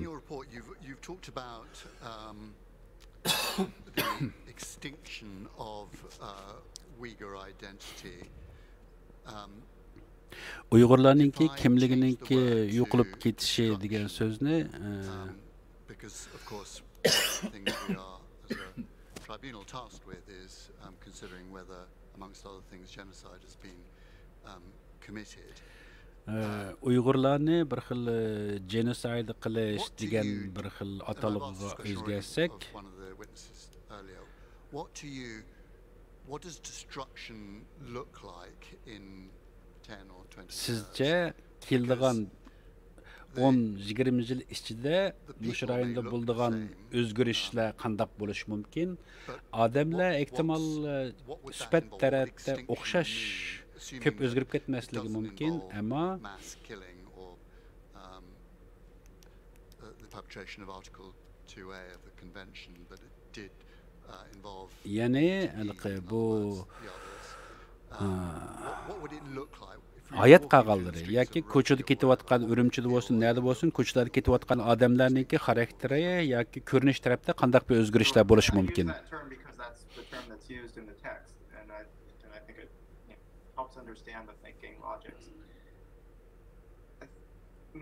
What would this look like in 10 to 20 years? 10-20 yilda qanday o'zgarishlar bo'ldi deyilsa, masalanga bu oilasidan ayirib tarbiyalash siyosatida nəhayət köp ösmür balalar öz ata-analardan ayrılıb tərbiyələnib mariflarda buluvatıdı, məktəblərdə. Bu özününki mədəniyyətindən ayrılıb tərbiyələş bu balalar özlərinin kimligini yoki özünün milli kimligini yoxutub yani özlərinin mədəniyyətini bilməydigan bir xil halət, kimligini bilməydigan bir xil halət şəkilləndi. Bundaq ayrıvıtılışdan kep çıqqan bir xil trauma yoki balalarda qep qalğan bir xil qorqunuş alayda bir xil ko'rinishni shakllantirishi mumkin.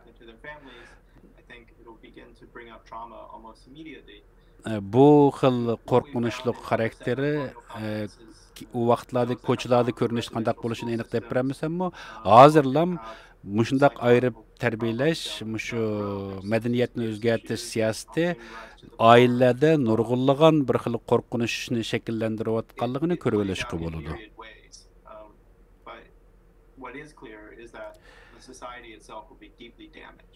Men aniq qilib ayta olmaymanki, bu jamiyat nihoyatda cho'ng bir ojizlashish yoki zaiflashish shakllandi. The objective for the Chinese authorities to be a single nation race. Siz masalan umuman qilib aytganda Jungo jamiyatida yolg'iz bir millat bo'lish siyosatini to'g'risida so'zlabdingiz.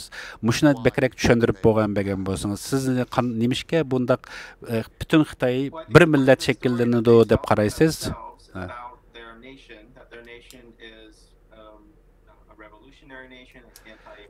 Masalan Xitoyninki hozirgi davlat tushunchisida hammasi zamonaviy bir xil millat shakllanish, imperialistik bir xil davlat qurilish bu xil ideologiyasi kelajakdagi millatning kelajagi Xitoyning tushi yoki Xitoyning kelajak xiyoli ham xalqarodagi Xitoyninki o'rni siyosiy, iqtisodiy o'rnininki yuqori bo'lish ideologiyasiniki mushundaq yuz berayotgan ham Uyg'urlar rayonida bo'layotgan bu siyosatlardan ko'ra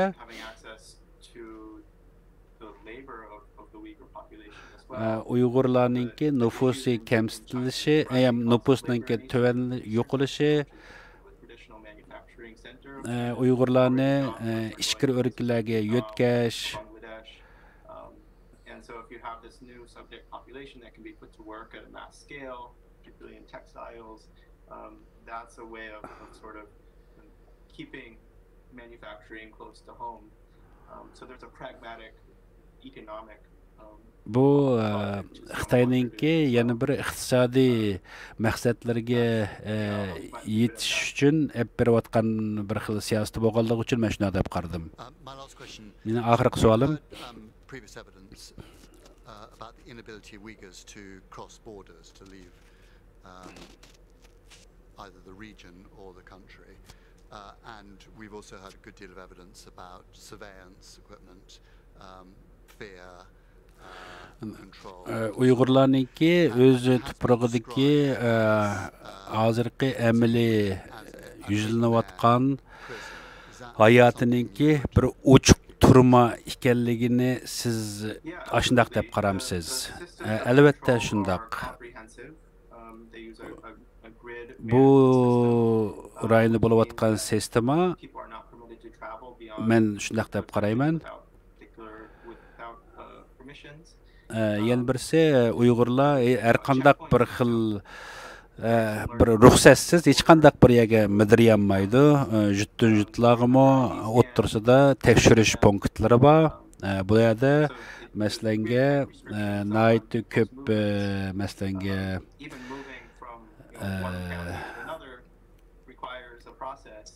har xil kuzatish kameralari yoki bo'lmasa ko'z pardalarini rasm qilish dedigandek nurg'un tekshirish bosqichlaridan o'tib bir o'rindan yana bir o'ringa boradigan bir xil kontrol qilish sistemasi bor.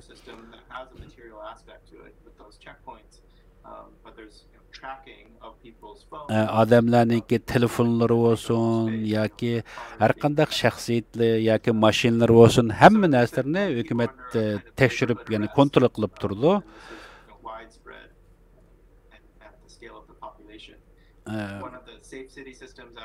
Bu Xitoyninki bir tinch shahar qurish shuari ostida bexatar shahar qurish siyosati ostida bo'layotgan bir xil yurgizayotgan siyosatlari.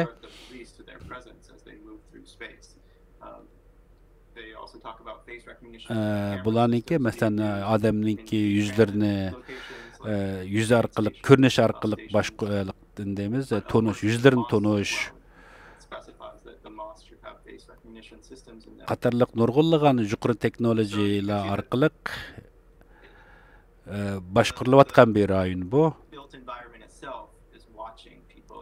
Mundaq chiqib aytgan vaqtida hukumat bu yerda yashayotgan xalqninki hammasini amaliyotda yana kuzatib turibdi, ko'rib turibdi hamma odamni. Shunglashqa biz buni shunglash bir xil ochiq bir turmaga o'xshatsak bo'ladi. Shunglashqa bu bir xil saqchi davlati.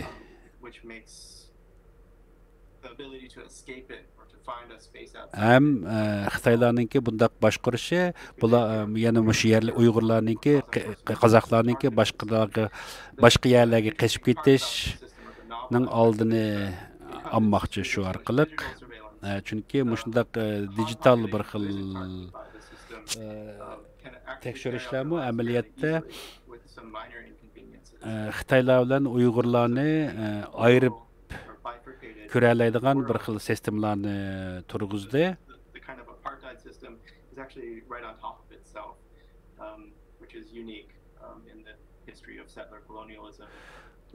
Bu ya'ni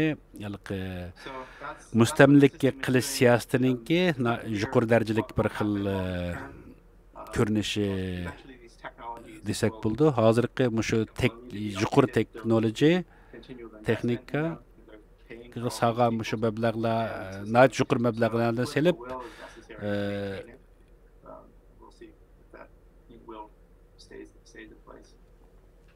özününki müşaxtiki kontrolluğunu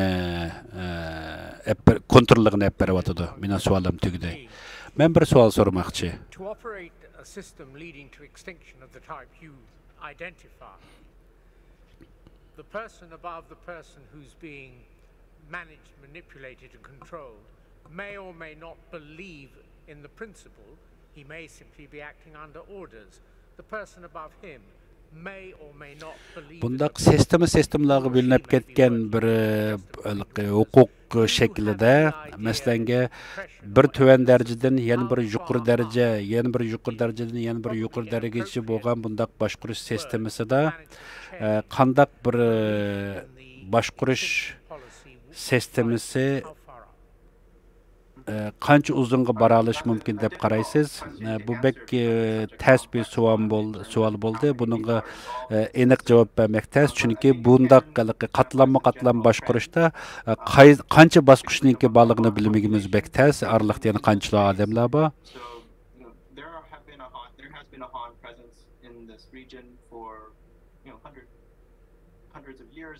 Bundaq bir-birsinin üstüge bir-birsini qo'yib turib boshqarish sistemasi bu rayonda 100 yillarcha tarixi bor desak bo'ldi. Bopmu 50-60 yillarda nəhayət ko'p Xitoylar ko'chib keldi.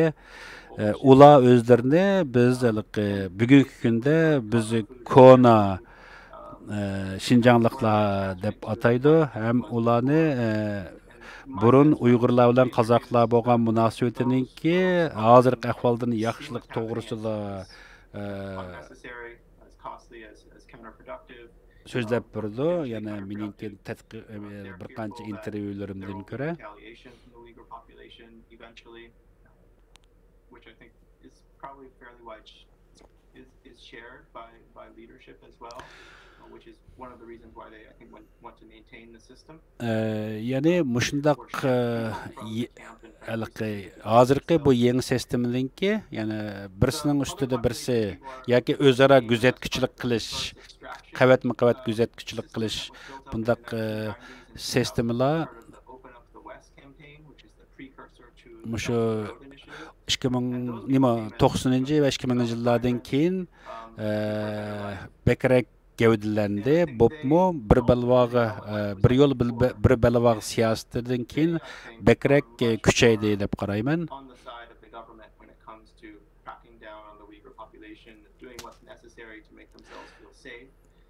Mumkinki Xitoylar, ya'ni Xitoy hukumati mumkin qadar Uyg'urlarning nüfusini tövelletish orqali o'zininki bexatarligini kapolatga ega qilish.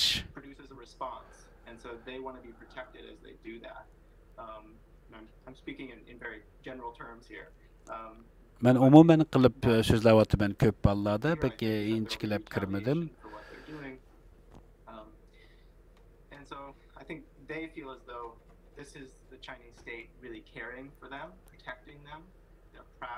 Yana birisi Xitoy hukumatininki Xitoylarni bekrak qo'g'daydiganligi ham ularga bekrak o'zininki diqqat nuqtasini beradiganliklarini bildirish deganga o'xshash.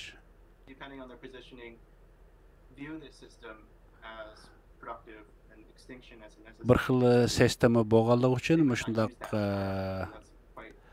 qatlam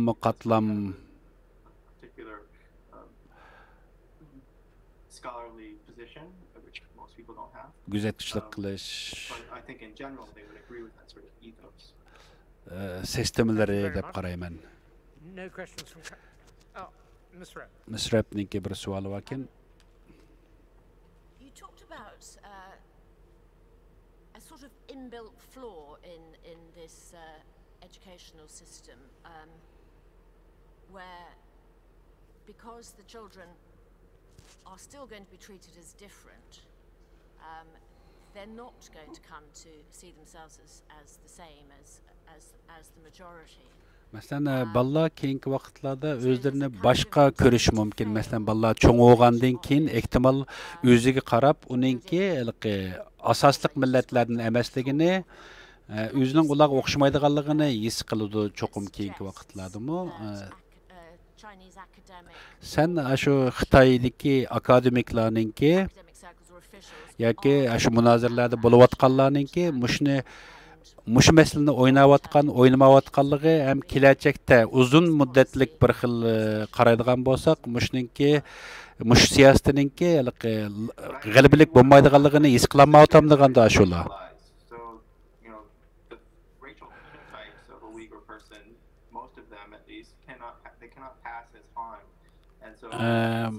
Biz elbette bizningki bilishimiz elbette bu Uyg'urlar bilan Xanzurlar o'rtasidagi bu cho'ng farq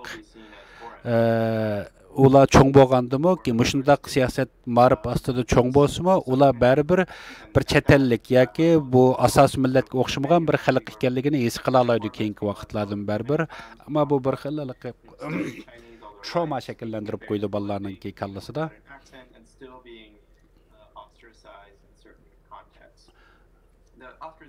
If you do speak Chinese, it does seem as though the ostracization is lessened. But typically, there's still a, if you're meeting a stranger, still a kind of visceral reaction is how people feel about experienced it. So yes, that is a major problem. I think the system is not necessarily well thought out. Sistem amaliyotda cho'qim kelajakni tushunib, to'g'ri menishnikini talab qilmaydi deb o'ylayman. Bo'pmi hozir, bo'pmi shu kamp sistemasi ham hozir bo'layotgan siyosatlardan ko'ra bular shu hozirni maqsad qilgan bir xil sistema. I think there's a reflex to turn to the camps if you want to deal with a large population of people. Bu kamp sistemasi mo nait çoğun bir grup bundaq bir xalqlarni sig'dira olishi natayin ham ballarni bundaq ayırıp tarbiyalashninki kelajagida qandaq bo'ldiganligini hammaliqi to'g'ri tushunib men bo'lamagan bo'lishi mumkin.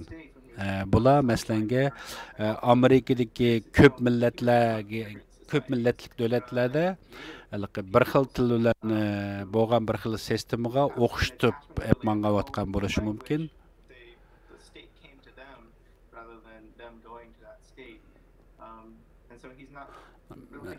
Mesela Amerika'daki bu da sistemasida hükümet başka milletlerninki bir xil tilda so'zlashni talab qilmay, başka milletler bu tilda so'zlashni o'zlari talab qilib keladi. Menimcha Xitoylar bu to'g'risida kelajak qanday bo'ladiganligi to'g'risida aniq plani yo'q. Qanday bo'lishini jiq o'ylashmadi deb qarayman. Mr. Clark, thank you. Mr. Clark'ның bir sualı var ki. Ben bir mağrib hem mecburi mağrib doğruçada bir sualım var. Are the same policies and the same approach taken in areas under its control of Xinjiang as it is in the rest of the province, i.e. the writ of the education department for the region covers everything in the region? Şinjanның hem yerde o'xshash ma'rif siyosati bormi yoki o'xshamagan rayonlarda o'xshamagan ma'rif siyosati bormi? Most of the land that they control is Han majority land, so they're in charge of a number of camps and they run prisons and things like that. O'xshamagan rayonlardagi ba'zilarda kamplar, turmalar ko'proq bor.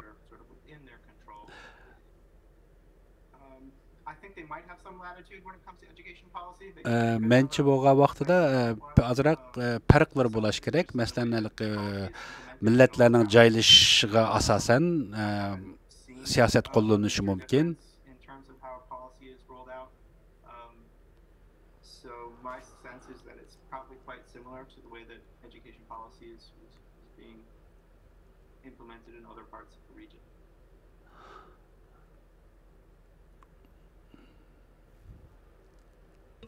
Mr. Byler, thank you very much. Baylar efendi, sizga ko'p rahmat, qatnashganligingizga ko'p rahmat. If it looks to you as though we're beginning to flag a bit, well, probably we are. It's been a long day here. Bugün nait uzun bir kunni o'tkazdik. Bu bizga nait uzun bir kun bo'ldi. Sizningki kelganligingizga ko'p rahmat, biz bilan bo'lganligingiz ko'p rahmat, doktor Baylar. Bugungi xizmatimiz mishada oxirlashadi. Erta soat 9 da başlaymiz. Erta taqdimmi bir jiddiy masalalar ustida suhbatlarimiz bo'ladi. Hozir sizlarga keşliğinler xeyirlik bolsun deymen. Çünkü ben hazır çıkıp bulam yana bir yığın qatnashim kerak. Şunlaşqa ben hazır yığından çekinishimga mecbur bolaman.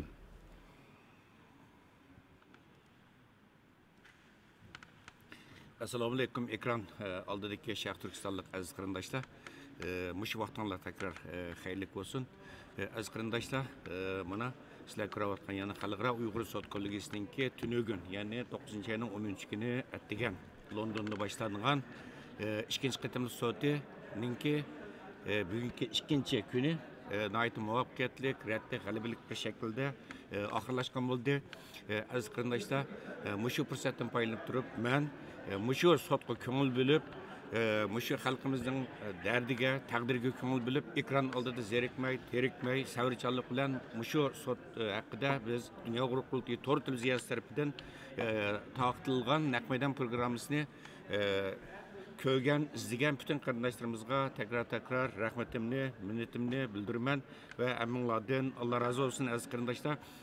Bugün bu sot nihoyat muvaffaqiyatli o'tdi, bo'lib sotda nihoyat muhim şəxslər bulub çətəllik məşu məxsus irqi qırğınçılıq məsələsini tədqiq qılıbatqan məxsus mütəxəssislər nəhayət mühim dokladlarını verdi. Şərq Türkistanlıq guvaçılar doklad verdi. 10'a yaxın çətəllik və Şərq Türkistanlıq olub 10'a yaxın kişi bugün məxsus guvalıq verdi və bugün bu sot təxminən 10 saat artıq davam qıldı.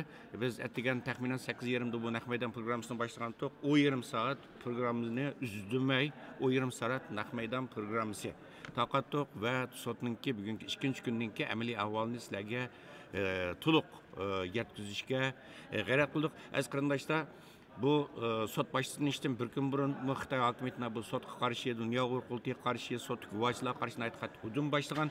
Xitoyning bu xil hujumi texnik shiddat bilan kuchayib boryapti. Masalan, bugun texi Xinhua to'g'rida maxsus shu xalqaro Uyg'ur alayda sot kollegiyasining abdibashirisini ishib tashlayli degan temada cho'ng bir maqola e'lon qilindi Xinhua axborot to'g'ri tarafidan va bu Xitoyning butun matbuotida ko'chirib besildi, taqtildi. Buningdimi yana Xitoy hukumati tig' uchini bir tarafdan sot kollegiyasiga qarasa, yana bir tarafdan bu sot da guvalıqni sotninki baş a'zolari dunyo qurultiga hujum qildi. Yana bir tarafdan qiziq yeri Xitoy hukumati xuddi jinoyatchiga o'xshash, amaliyotda jinoyatchi o'zini oqlashdan qo'yg'ishgan. Masalan, bu yerga diqqat qilgan bo'lsa, Xitoy hukumatininki tungi sotning tunji kunida nihoyatda jiddiylik bilan ta'qib qilganligini izlaganligini ko'rib oldi. Bugun Xinhua to'g'rida yozilgan bu maqolada masalan buningda deyilgan tünögün guvalık bergen adamların mezmununu qarta özünü aqlab bayan qilgan masalan mecbur emgek tüzümü yok.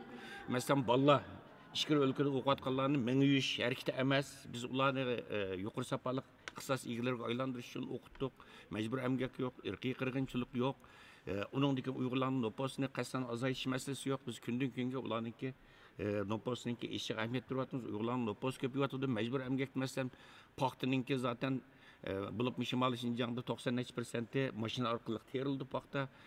Şuna bunday sharoitda biz mecbur emgak o paxta tagizde mecbur etizliqlarni ishlatgizde deganim yolg'on.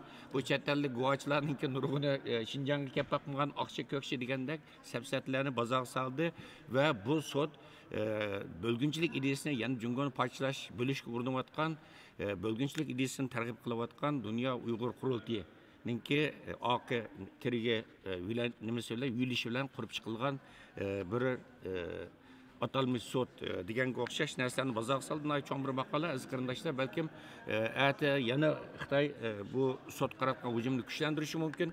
Aziz qarindoshlar, ati sot yana atigan soat London vaqti atigan soat 9'da davom qildi. Biz yarım saat burun Dunyo qurultiyi to'rt televiziyasi sot başlanışdan yarım saat burun biz Naqmeydan programmasini başlaymiz va yana xuddi bugungi o'xshash tungi o'xshash sot oralig'ida biz ba'zi chet ellik mutaxassislar bilan va dunyoning har qaysi ellardagi Sharq Turkistonlik qarindoshlarimiz bilan suhbat programmalarini uyushtiramiz. Naqmeydan suhbat programmalarini uyushtiramiz.